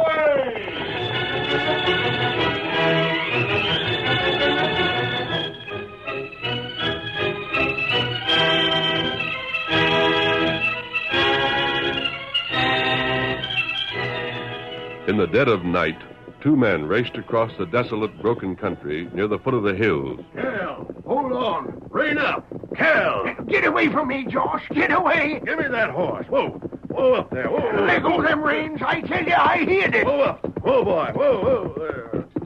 Where'd you think you was going? Ain't no use of stopping me, Josh. Let go my pony. I'm fool. Riding off into the moonlight. What's biting you? I can't stand it no more. Let go or I'll... You won't do nothing. Getting up in the middle of the night and riding away. Hadn't been for the noise you made roping your horse, I'd never knowed you was gone. Josh, I tell you, this place is haunted. Huh? Haunted, that's what I said, haunted. The only haunt you got is in your mind.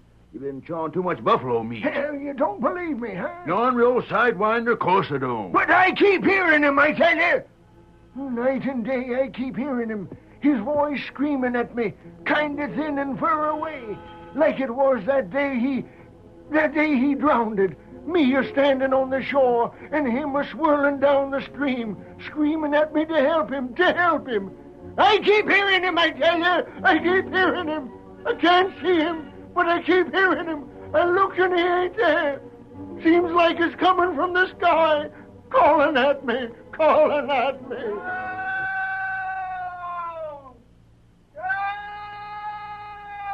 Listen.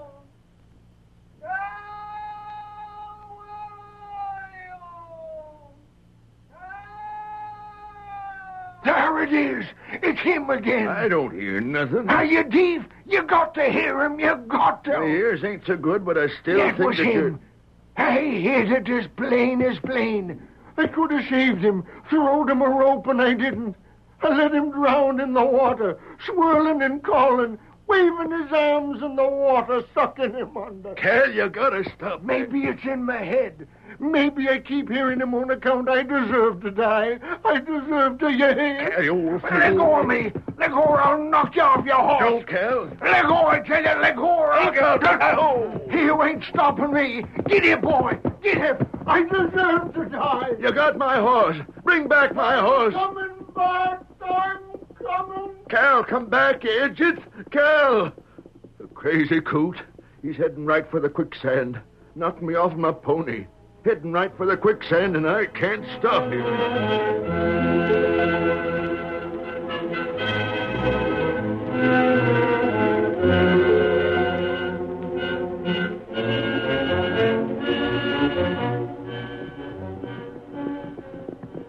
Cabin there. Oh, Silver. Oh, Scout. Oh, feller.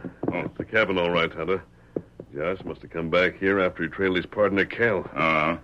Him go out on horse, come back on foot. Trail, speak plain. Come along. We left town to come here. Might as well go in and make ourselves acquainted. You lead, Tonto follow. Come on, Silver. Get him up, Scout. Come on, boy. Get him up. We can find out a lot we want to know about this. Look out! Him indoor. Hold there! Hold your fire! Get back! Don't come no closer. Hold your fire! We're friends. I ain't got no friends. Keep your distance. Put up that gun. Make tracks. You and that Indian make tracks before I let you have it. What we do? That man answers the description, Tonto. That's Josh. I'll give you 3. If you don't dust, I'm going to make you. 1. We've got to see that man. Got to talk to him. Give Scout his head, Tonto. When I give the word, go in. 2. Now, Tonto. Come on, Silver. Get him up, Scout. Try nice and get back. I swear I'll let you have it. Give me that gun. Let go. Your gun. Now, there. That's better. Darn you. Did you want me to plug that horse of yours? I knew you wouldn't shoot, Silver. You ducked behind the horse. I couldn't see nothing to aim at. You and the Injun. That's an old Indian trick, Josh. I'd have shot you, but not them horses. You figured that way, didn't you? Hey, did you call me by name? I did. But I don't know you. You couldn't... What name did you say? Your name is Josh. Josh Carey. Yeah, that's what I thought you said. I'm a mite deep, but that's what you said.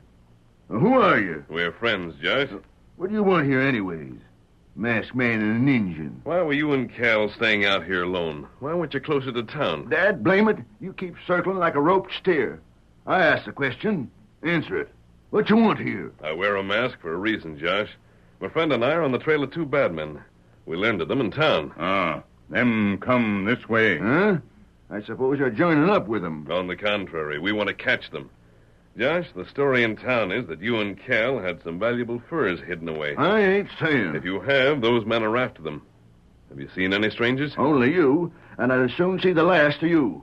There's another story in town, Josh. A story that deals with voices. Voices that keep calling. I never heard 'em. But Cal, he claimed he did. There ain't no spirits. We'd like to hear about you and Cal, Josh, and your old partner, Bart. No. We've ridden a long way, all night. We're hungry. You can trust us. I reckon I ain't got no choice. You got my gun. Besides, I ain't never turn away anyone that's hungry, man or beast. Well, come on. Duck your head, masked man. The door wasn't built high enough for you. I'll wrestle up some grub for you. Thanks, Josh. That's good. But I ain't telling nothing. Not about Cal or Bart or any fur. You savvy? I ain't gonna tell nothing.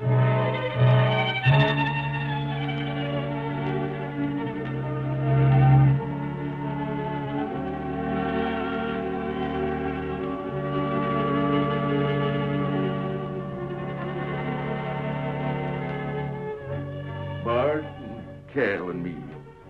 Seems like a long time ago we went out trapping and fur hunting. We was real pards, Cal and me growed up together. And Bart, he sort of wandered in long about the time we was getting growing pains. Never was much for talking, Bart wasn't. Seems like at times there might have been something in his past he was trying to forget. But me and Cal, all we cared about was that Bart was a right good pard. You collected many skins, Josh? Always run into trouble, we did. We'd make a good catch, then we'd lose it. Up north in the game country. Then we done good 3 winters ago. We caught and skinned a... Well, we did all right. That was when you moved down here. Well, it was right after that when Bart grounded. Fell into the stream right after a spring cloudburst. But it wasn't Cal's fault. He couldn't have saved Bart, even if he'd had his robe with him, which he didn't. It preyed on Cal's mind? Yeah. Claimed he heard Bart. Me, I'm kind of hard of hearing, but I didn't hear it nohow.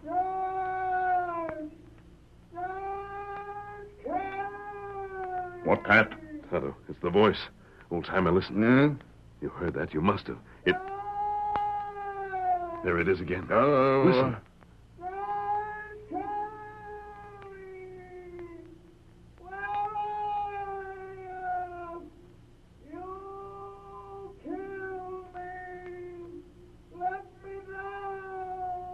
Josh, who was that? Huh? You gone plumb loco. I don't hear nothing. That spirit voice. What you staring at me for? I hear a little something. Sounds like a coyote. No use arguing with you. Here, Silver. Here, boy. Here, Scout. Up, Tonto. Steady, Silver. We leave here. Voices. Yeah, get out and stay out. We're going, Josh, but you'll hear from us again. Come on, Silver. Get him up, Scout. Get him up.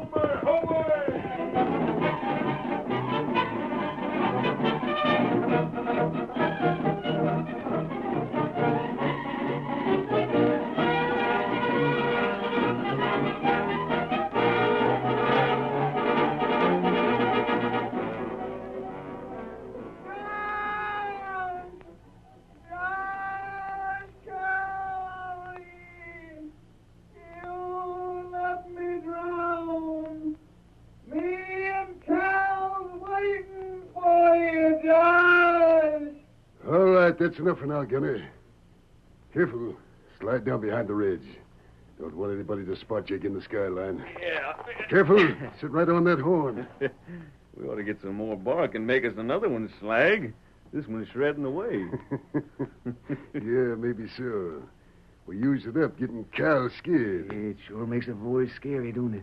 Yeah, that's what we used it for. It throws your voice way out, makes it kind of echo. Yeah. It scared Cal into going to the quicksand. You sure he's a goner? Of course I'm sure. Didn't I see him right out last night? The moon was plenty bright to see by. Maybe he didn't get to the quicksand. He got there. I seen the tracks going right in. Yeah, but did you see him? How could I, you fool? That quicksand pulls him way down under. You know that. Think we're going to get that pile of furs? You think we ain't? I don't know. We've been working on them. But the only one would fell for it was Cal. It won't take long for Josh Carey to get scared. You're forgetting he's all alone now. I ain't forgetting nothing, Slag. But I say move in. But for... Because we ain't getting no place. I can make that old gopher come across about them furs. Time up and put a hot iron to his toes. It won't work. All his spirit stuff ain't working. Carey's stubborn as a pack mule, Gunner. He'd rather die before he lets go of them pelts. From all accounts, he's got a fortune in that fur. I say move in. You forgetting who's boss? Now, look. I'm boss on this, and I say wait. Now, you want to back up your idea with gunplay or not? Sure, Slag. I didn't mean nothing. You're the boss, only that's settled. Some more of them voices and... Yeah?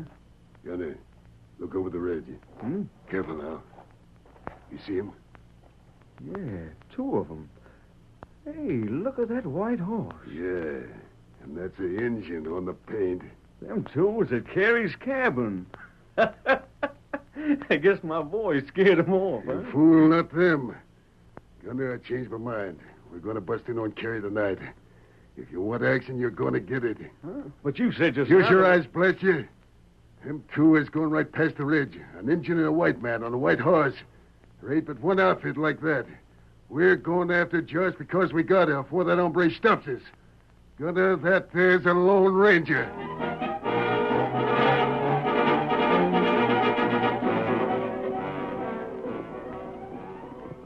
Keep your eyes front, Tonto. Don't look toward that ridge. Something there. That voice didn't come from any spirit, Tonto. It was real, even though Josh couldn't hear it. Tonto hear it. It was hard to locate the direction it came from, but I think I know it now. Just before, I caught a flash of light from metal. Probably a sombrero belt, a buckle or something. That's bad. We might circle around and surprise whoever's up there. But if we do, there might be bloodshed. They're up on a hill. It would be dangerous to go after them. What do then? Josh must be saved from those crooks, Tonto. But it must be done so that he realizes how foolhardy he is to keep valuable furs where they can be stolen. That's true. We head for town? Yes, for town. Let them think we're leaving, that they weren't seen. I have a plan, and let's hope it works. Come on, Silver. Get him up, Kyle! Silver, away!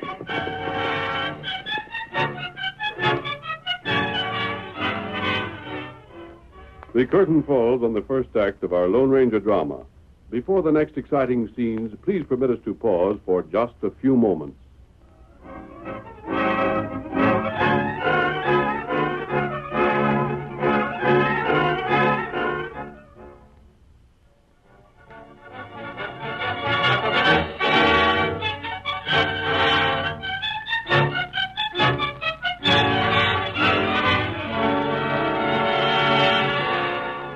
Now to continue our story. A short time later, as darkness settled over the town, men began to gather in the Silver Dollar Cafe. Did you hear? This Indian says he's seen Cal's ghost. Just rode into town. His horse was all lather. Hey there, you fellas. Here's Dave. You heard the news? You heard anything, Dave? Shut up and listen to me now. Quiet. It's that spirit talk. Cal's ghost. Don't know how Josh can stick it out there. Quiet. Yeah, I heard all about it. I seen the engine. You have? He rode into town plumb tuckered out. Leastways, he acted that way. He's over to Ma Barden's now, catching his breath. Did he see the ghost? He said so. I don't believe it. That whole country's haunted, I tell you. Now, wait up. Yeah, he babbled something about Cal's ghost. Wasn't Cal drowned in the quicksand? Sure he was. And with all them voices Cal was a-hearing, it's no wonder to me that he can't stay put. All the more reason for staying out of there. Yeah, that's the engine story. Now, I don't hold much truck with redskins, but... Hey, look! It's him. It's the engine. Me, Tonto. Me come tell you. Now, here, give him room. What for? He's just an engine. That's enough out of you, stranger. Yeah, let him talk. You seen Cal's ghost? Me ride from Cannon. Here. Me hear spirit in sky. Spirit all around. Me ride fast. There you are, I told you. All right, Injun. There's plenty of us here that have heard them voices. That's how come we don't ride out that way much. Man there in cabin. Who? What man? You're talking about Josh? Him alone now. Not bad. You go. Bring him back. What? What's he saying? Go out there? Train up, Injun. You mean we should go out and bring Josh into town? Him be safe here. No spirit, no voice. You bring him. No, sirree. Not me. Let him do his own bringing. You're riding the wrong herd, Injun. There ain't none of us is going to ride out there this time of night, not even to save Josh. Him need help. We warned him plenty before about that place. What you say about spirits... Well, maybe we don't believe in spirits, but we ain't going to find out. Yeah, maybe in daylight, but not when it's dark. I ain't hanging around listening to no Injun argue me into nothing. I'm getting on about my business. Sorry, Injun. Much as we'd like to help you, that stranger had the right idea. Yeah. You wait. You listen. We had enough of this here spirit stuff. You go out. Bring man back. That's enough, Redskin. We got other things to think about besides helping out a stubborn old gopher who's too cranky for his own good. I say you go. Now, look here. Who you giving orders to?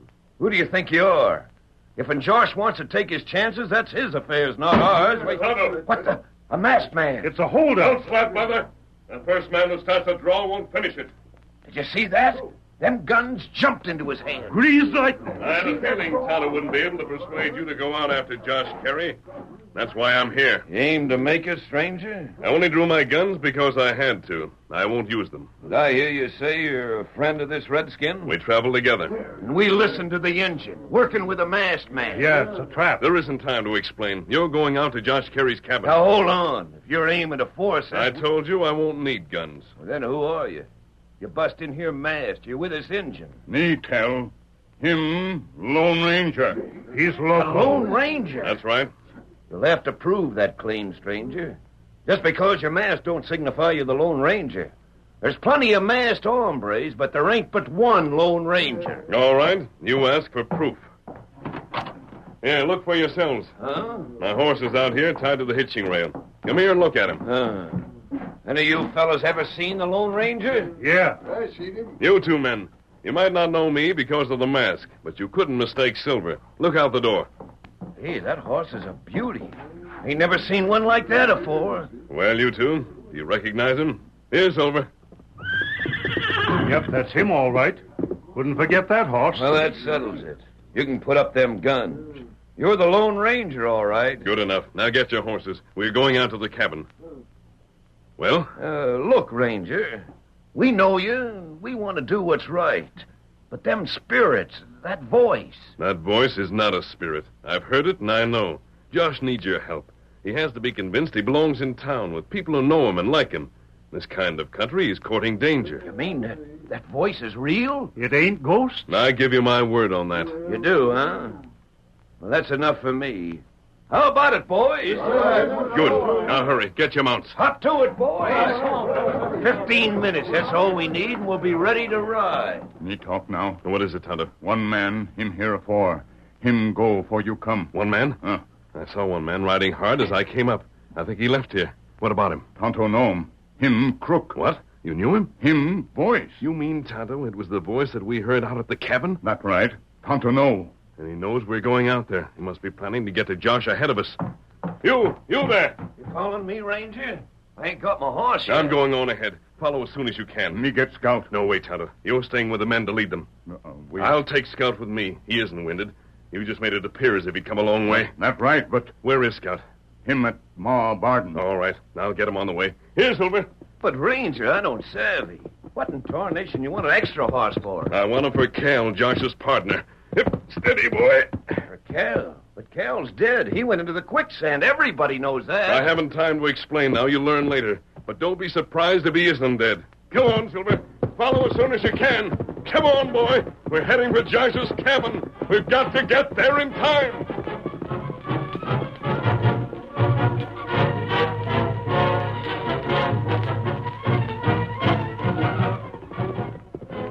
Who's there? It's me, Slag. Whoa. Gunner. almost put a bullet into you. Get your horse pronto. Hey. I just come from town, Slag. That engine was in there talking to the men. I seen the Lone Ranger, too. Sure, we seen him heading for town this afternoon. Yeah, but that trick voice ain't acting like we figured. Hey. Them men are coming out here. They're coming to Josh Carey's cabin. If we want them first, we gotta move fast. Get your horse.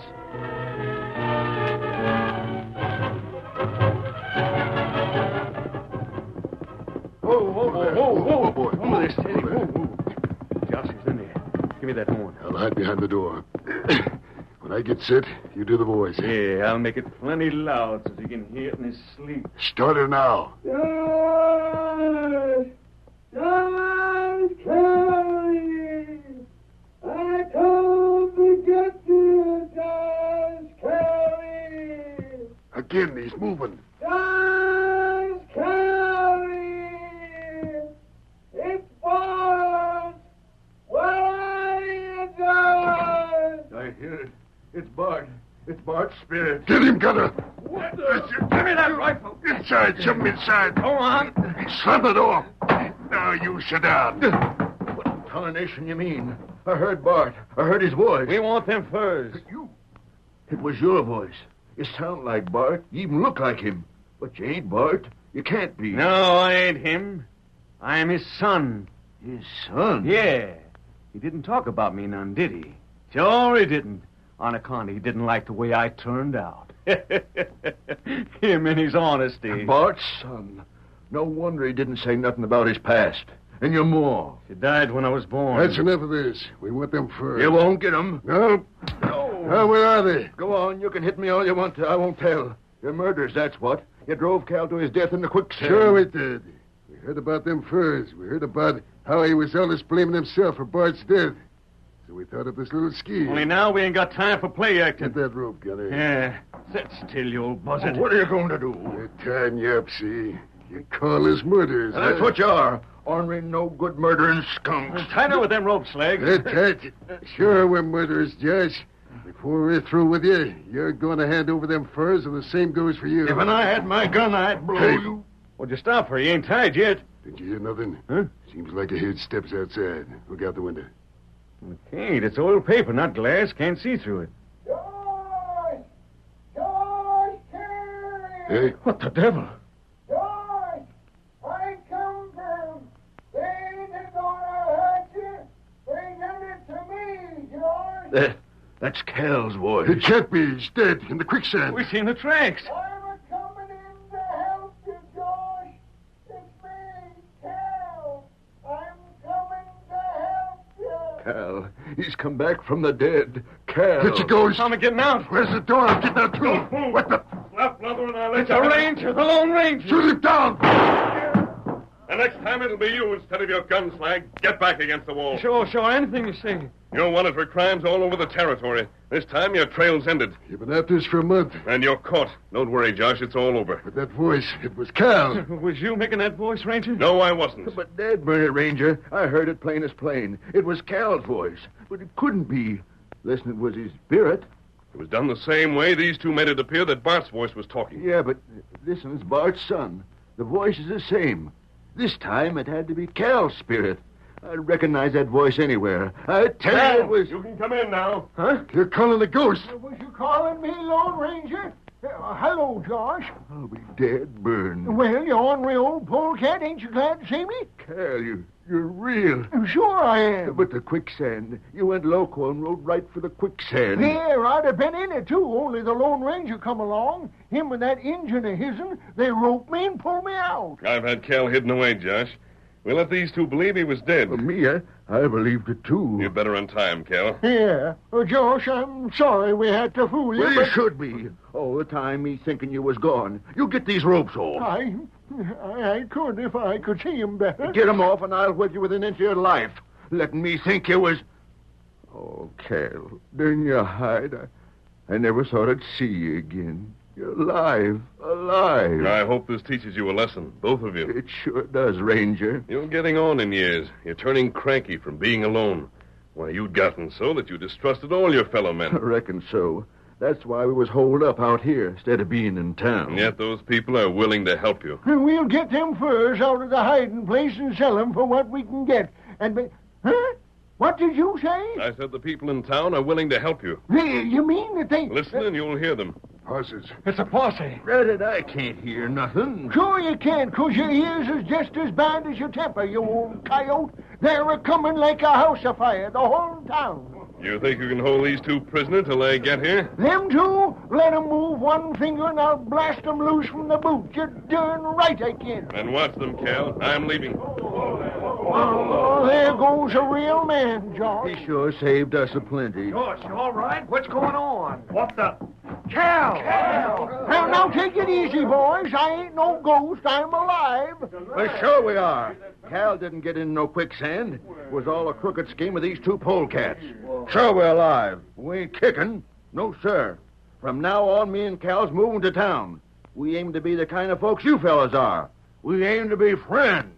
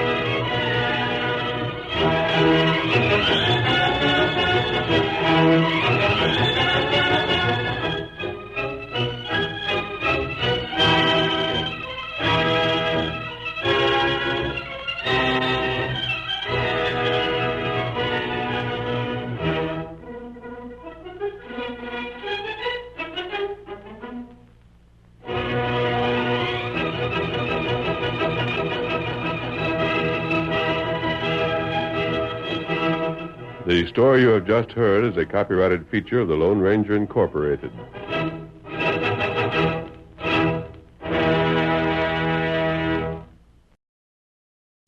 Crime doesn't stand a chance against Dick Tracy. Up next. And now, Dick Tracy!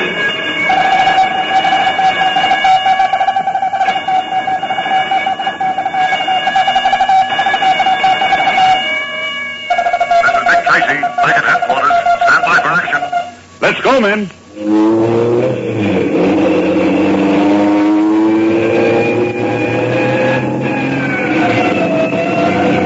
Yes, it's Dick Tracy, protector of law and order.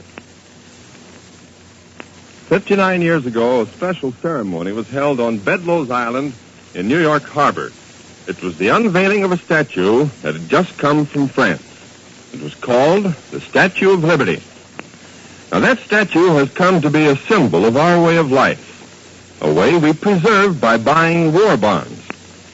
This victory loan drive is our last, boys and girls, and the money is going to be used in the best way possible to pay back the men who fought for us. And did you know that your school can help out? That's right, and here's how. Every school that sells $3,000 worth of bonds within the school will get to sponsor a serviceman's hospital bed. And that means that the school's name will be placed right on that bed. The Army, Navy, and Air Force hospitals have made this possible.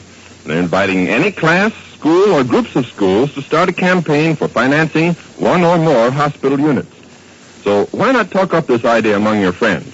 The campaign should be getting underway now, as they should be wound up no later than the beginning of the Christmas vacation. In the past Treasury drives, you boys and girls have been star salesmen. Keep it up now. Now, Dick Tracy.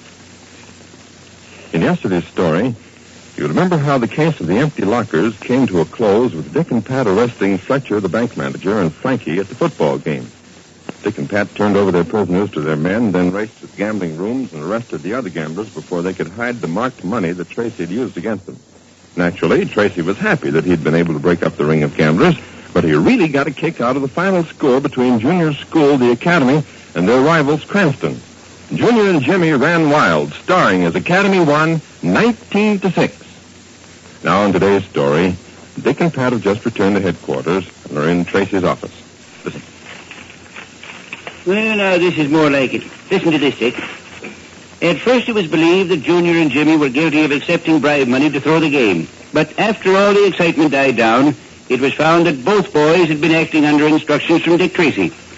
Instead of asserting their innocence, they bore the stares and silence of their friends. And I'm glad that part of it's over, Pat. I wouldn't want Junior and Jimmy to go through anything like that again. Well, it did the trick all right. Why, this paper even prints an apology on another page. Says the boys must have been misquoted or something. Oh, that's fine.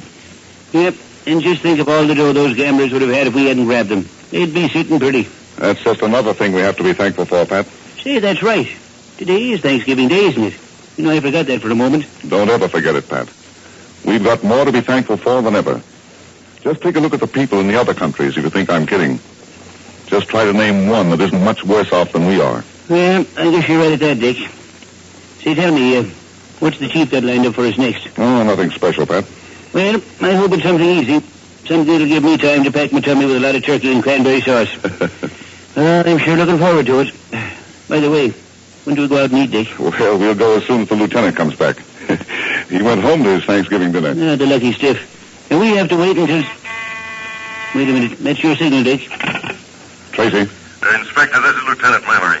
I'm back from dinner, so if you and Pat want to go, I'll cover you until you get back. Oh, thanks, Lieutenant. Pat's been telling me what he's going to do to a turkey with cranberry sauce on the side. Pat and I'll start right out. How soon you'll be back? Well, that depends on how much Pat eats. But all joking aside, we won't be too long. Okay. Take your time and have a good dinner. You two guys have earned it. And let me know when you get back. You heard that, Pat? I certainly did. Let me lead the way. You know, I saw a Thanksgiving dinner advertised in a restaurant up the street. Boy, it sure looked good. And you know, Dick, they had cooked turkey in the window that looked as if it weighed 50 pounds.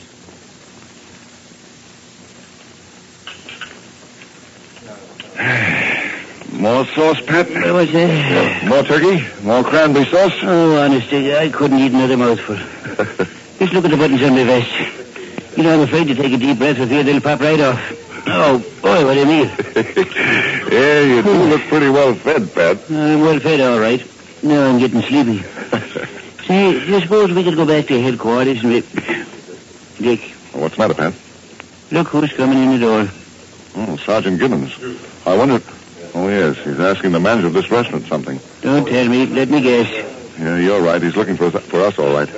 Yeah, here he comes. I'll close my eyes and make believe I'm asleep. Maybe he'll go away. Inspector Tracy, I'm glad I found you. Well, how did you find us? Well, the lieutenant told me you went out for Thanksgiving dinner. I just went into every restaurant I come to. This was one of the last. Say, Inspector, anything the matter with Pat? Nothing a little exercise wouldn't cure. Then I think he's going to be cured. I knew it. It's too good to be true. Oh, so you're awake. Then you better listen. What's up, Sergeant? Chief Brandon wants you to go to this address. Here you are. I wrote it down. 1083 Meadow Avenue. Why should we go there? I can tell you that. Some guy got bumped off. Say, how could you know that? Because some guy's always getting bumped off. Every day a guy's getting bumped off. The only difference is that today is Thanksgiving. He's in a swell mood, isn't he, Inspector? Don't mind him, Sergeant. Any other details in this case? None that I know of, but the chief wanted you to go there right away. Okay, we'll go right up. Come on, Pat. Up on your feet. Oh, well, let's see. 1083 Meadow Avenue. Well, that's right near here. We'll walk it, Pat. Come on, the fresh air will do you good.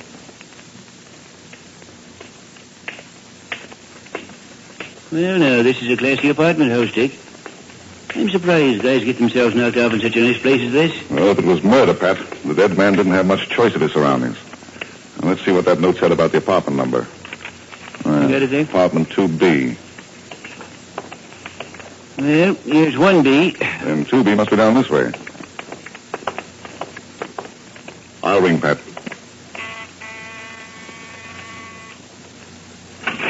On your way, I told you the porter's the what?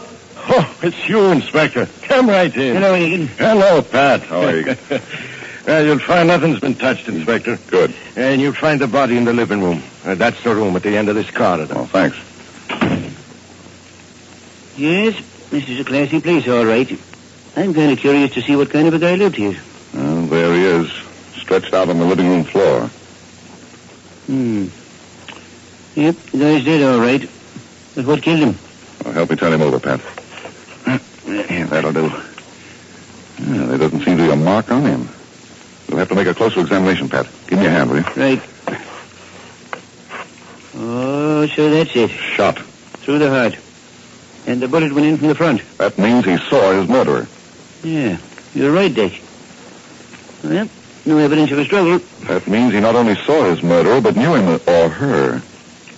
Let's see if we can find the gun, Pat. Right. Nope, doesn't seem to be here, Dick. Now, who could... Uh-oh, it's probably the coroner. Well, let him in, Pat. Right. No, I thought it might be you. Hello, Pat. Well, what's there for me to do? Your job's up front in the living room rug. We'll find Dick up there. Let's go, then. Haven't got a lot of time to waste. Today's a big day at our house. Haven't got time to fool around with people to get themselves killed. Oh, hello, Inspector Tracy. Well, how are you, Coroner? I'm all right, but just a little hungry. Now, if you'll just step aside, Inspector, I'll get through this as fast as I can. Let's see what we got here. Shot through the heart. Condition of body. Let's see, death took place about 2 hours ago.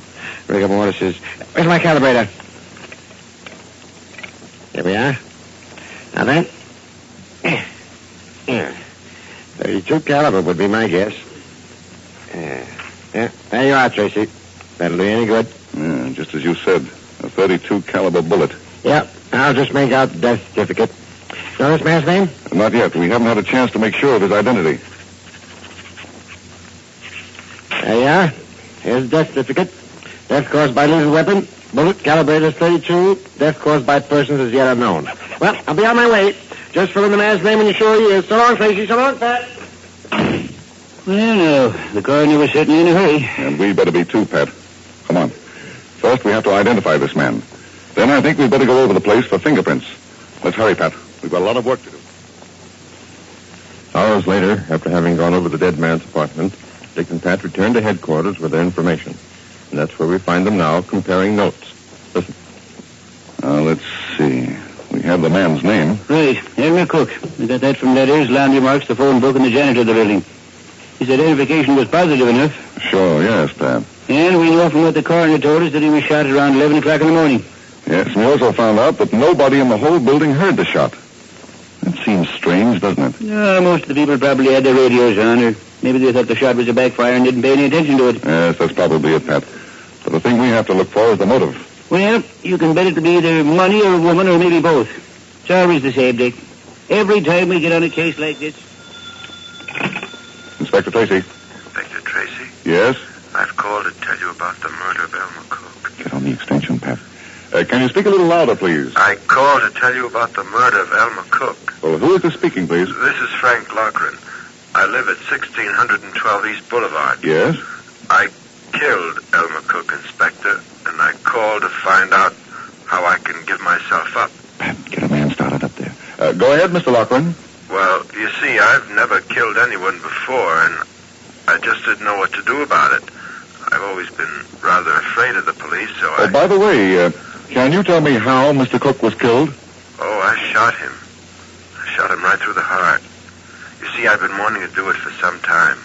But as I told you, I've always been afraid of what the police would do to me. The man's on his way, Dick. Well, my advice, Mr. Loughran, is to stay right where you are. And don't be afraid of the police. We'll help you as much as we can. Just stay right where you are. Pat Patton and I'll take care of everything. Hello? Hello? Yep, he hung up. Oh, what do you make of that? Nut. Some kind of a crackpot that... Wait a minute. Maybe this is him back again. I'll get on the extension. Inspector Tracy? Inspector Tracy? Yes? My name's Connors. Eddie Connors. I want to report a murder. Well, go ahead, Mr. Connors. A man by the name of Elmer Cook has been murdered. You'll find him lying on the floor of his apartment at 1083 Meadow Avenue. Well, that murder's already been reported, Mr. Connors. Good. Then that saves me the trouble of a lot of explaining. What shall I do? Well, What do you mean? Well, shall I wait right here? Mr. Connors, I don't understand you. Listen, Inspector, I'm trying to tell you that I killed Cook. I want to know what you want me to do about it. It isn't every day I kill a man. You'd think a taxpayer would get a little more help and consideration from the police. In a moment, we return to Dick Tracy. But first, well, Tracy fans, we've ceased being surprised. Never again is anything going to startle us. We're not saying that we've seen everything, but after witnessing the prizes people get on Detect and Collect, we've come close to it. Here are just a few of the things that people have won. 2 yards of sidewalk, a Surrey with a fringe on top, a complete candy counter, 500 pounds of onions. No, it wouldn't surprise us at all if a contestant came walking out of the show hand in hand with a lemur. Now, a lemur is a cute-looking animal with soft fur. But the trouble is he's never seen around these parts, mainly because he lives in Madagascar. But if the Detect and Collect prize thinker-uppers decided they wanted a lemur, they'd probably pack their bags and go sailing off to Madagascar to pick one up for the next show. It's just like I say, I refuse to be surprised by anything that's given away on Detect and Collect. Tonight, over most of these stations, Detect and Collect carries on in madcap fashion. And the next time the unexpected or the unusual is given for a prize, we're just going to look smug as if we knew what it would be all the time. And that means anything, even a lemur. Now back to Dick Tracy. This business is driving me crazy. Now, don't get excited, Pat. I finally got Connors to give me his address. We'll go up there and see what it's all about. Come on. 1 murder and 2 confessions before we even leave the office.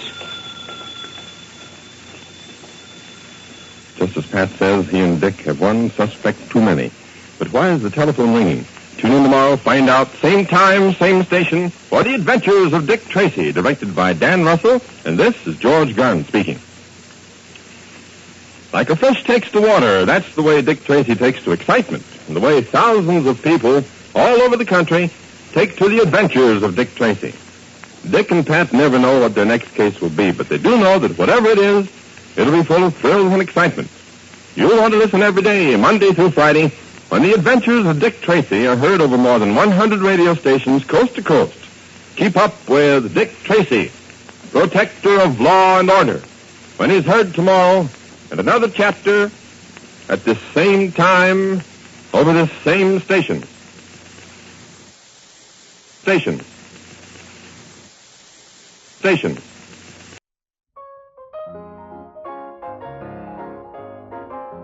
All right, it's that time of day again. It's time for the Trivia Minute, and here we go.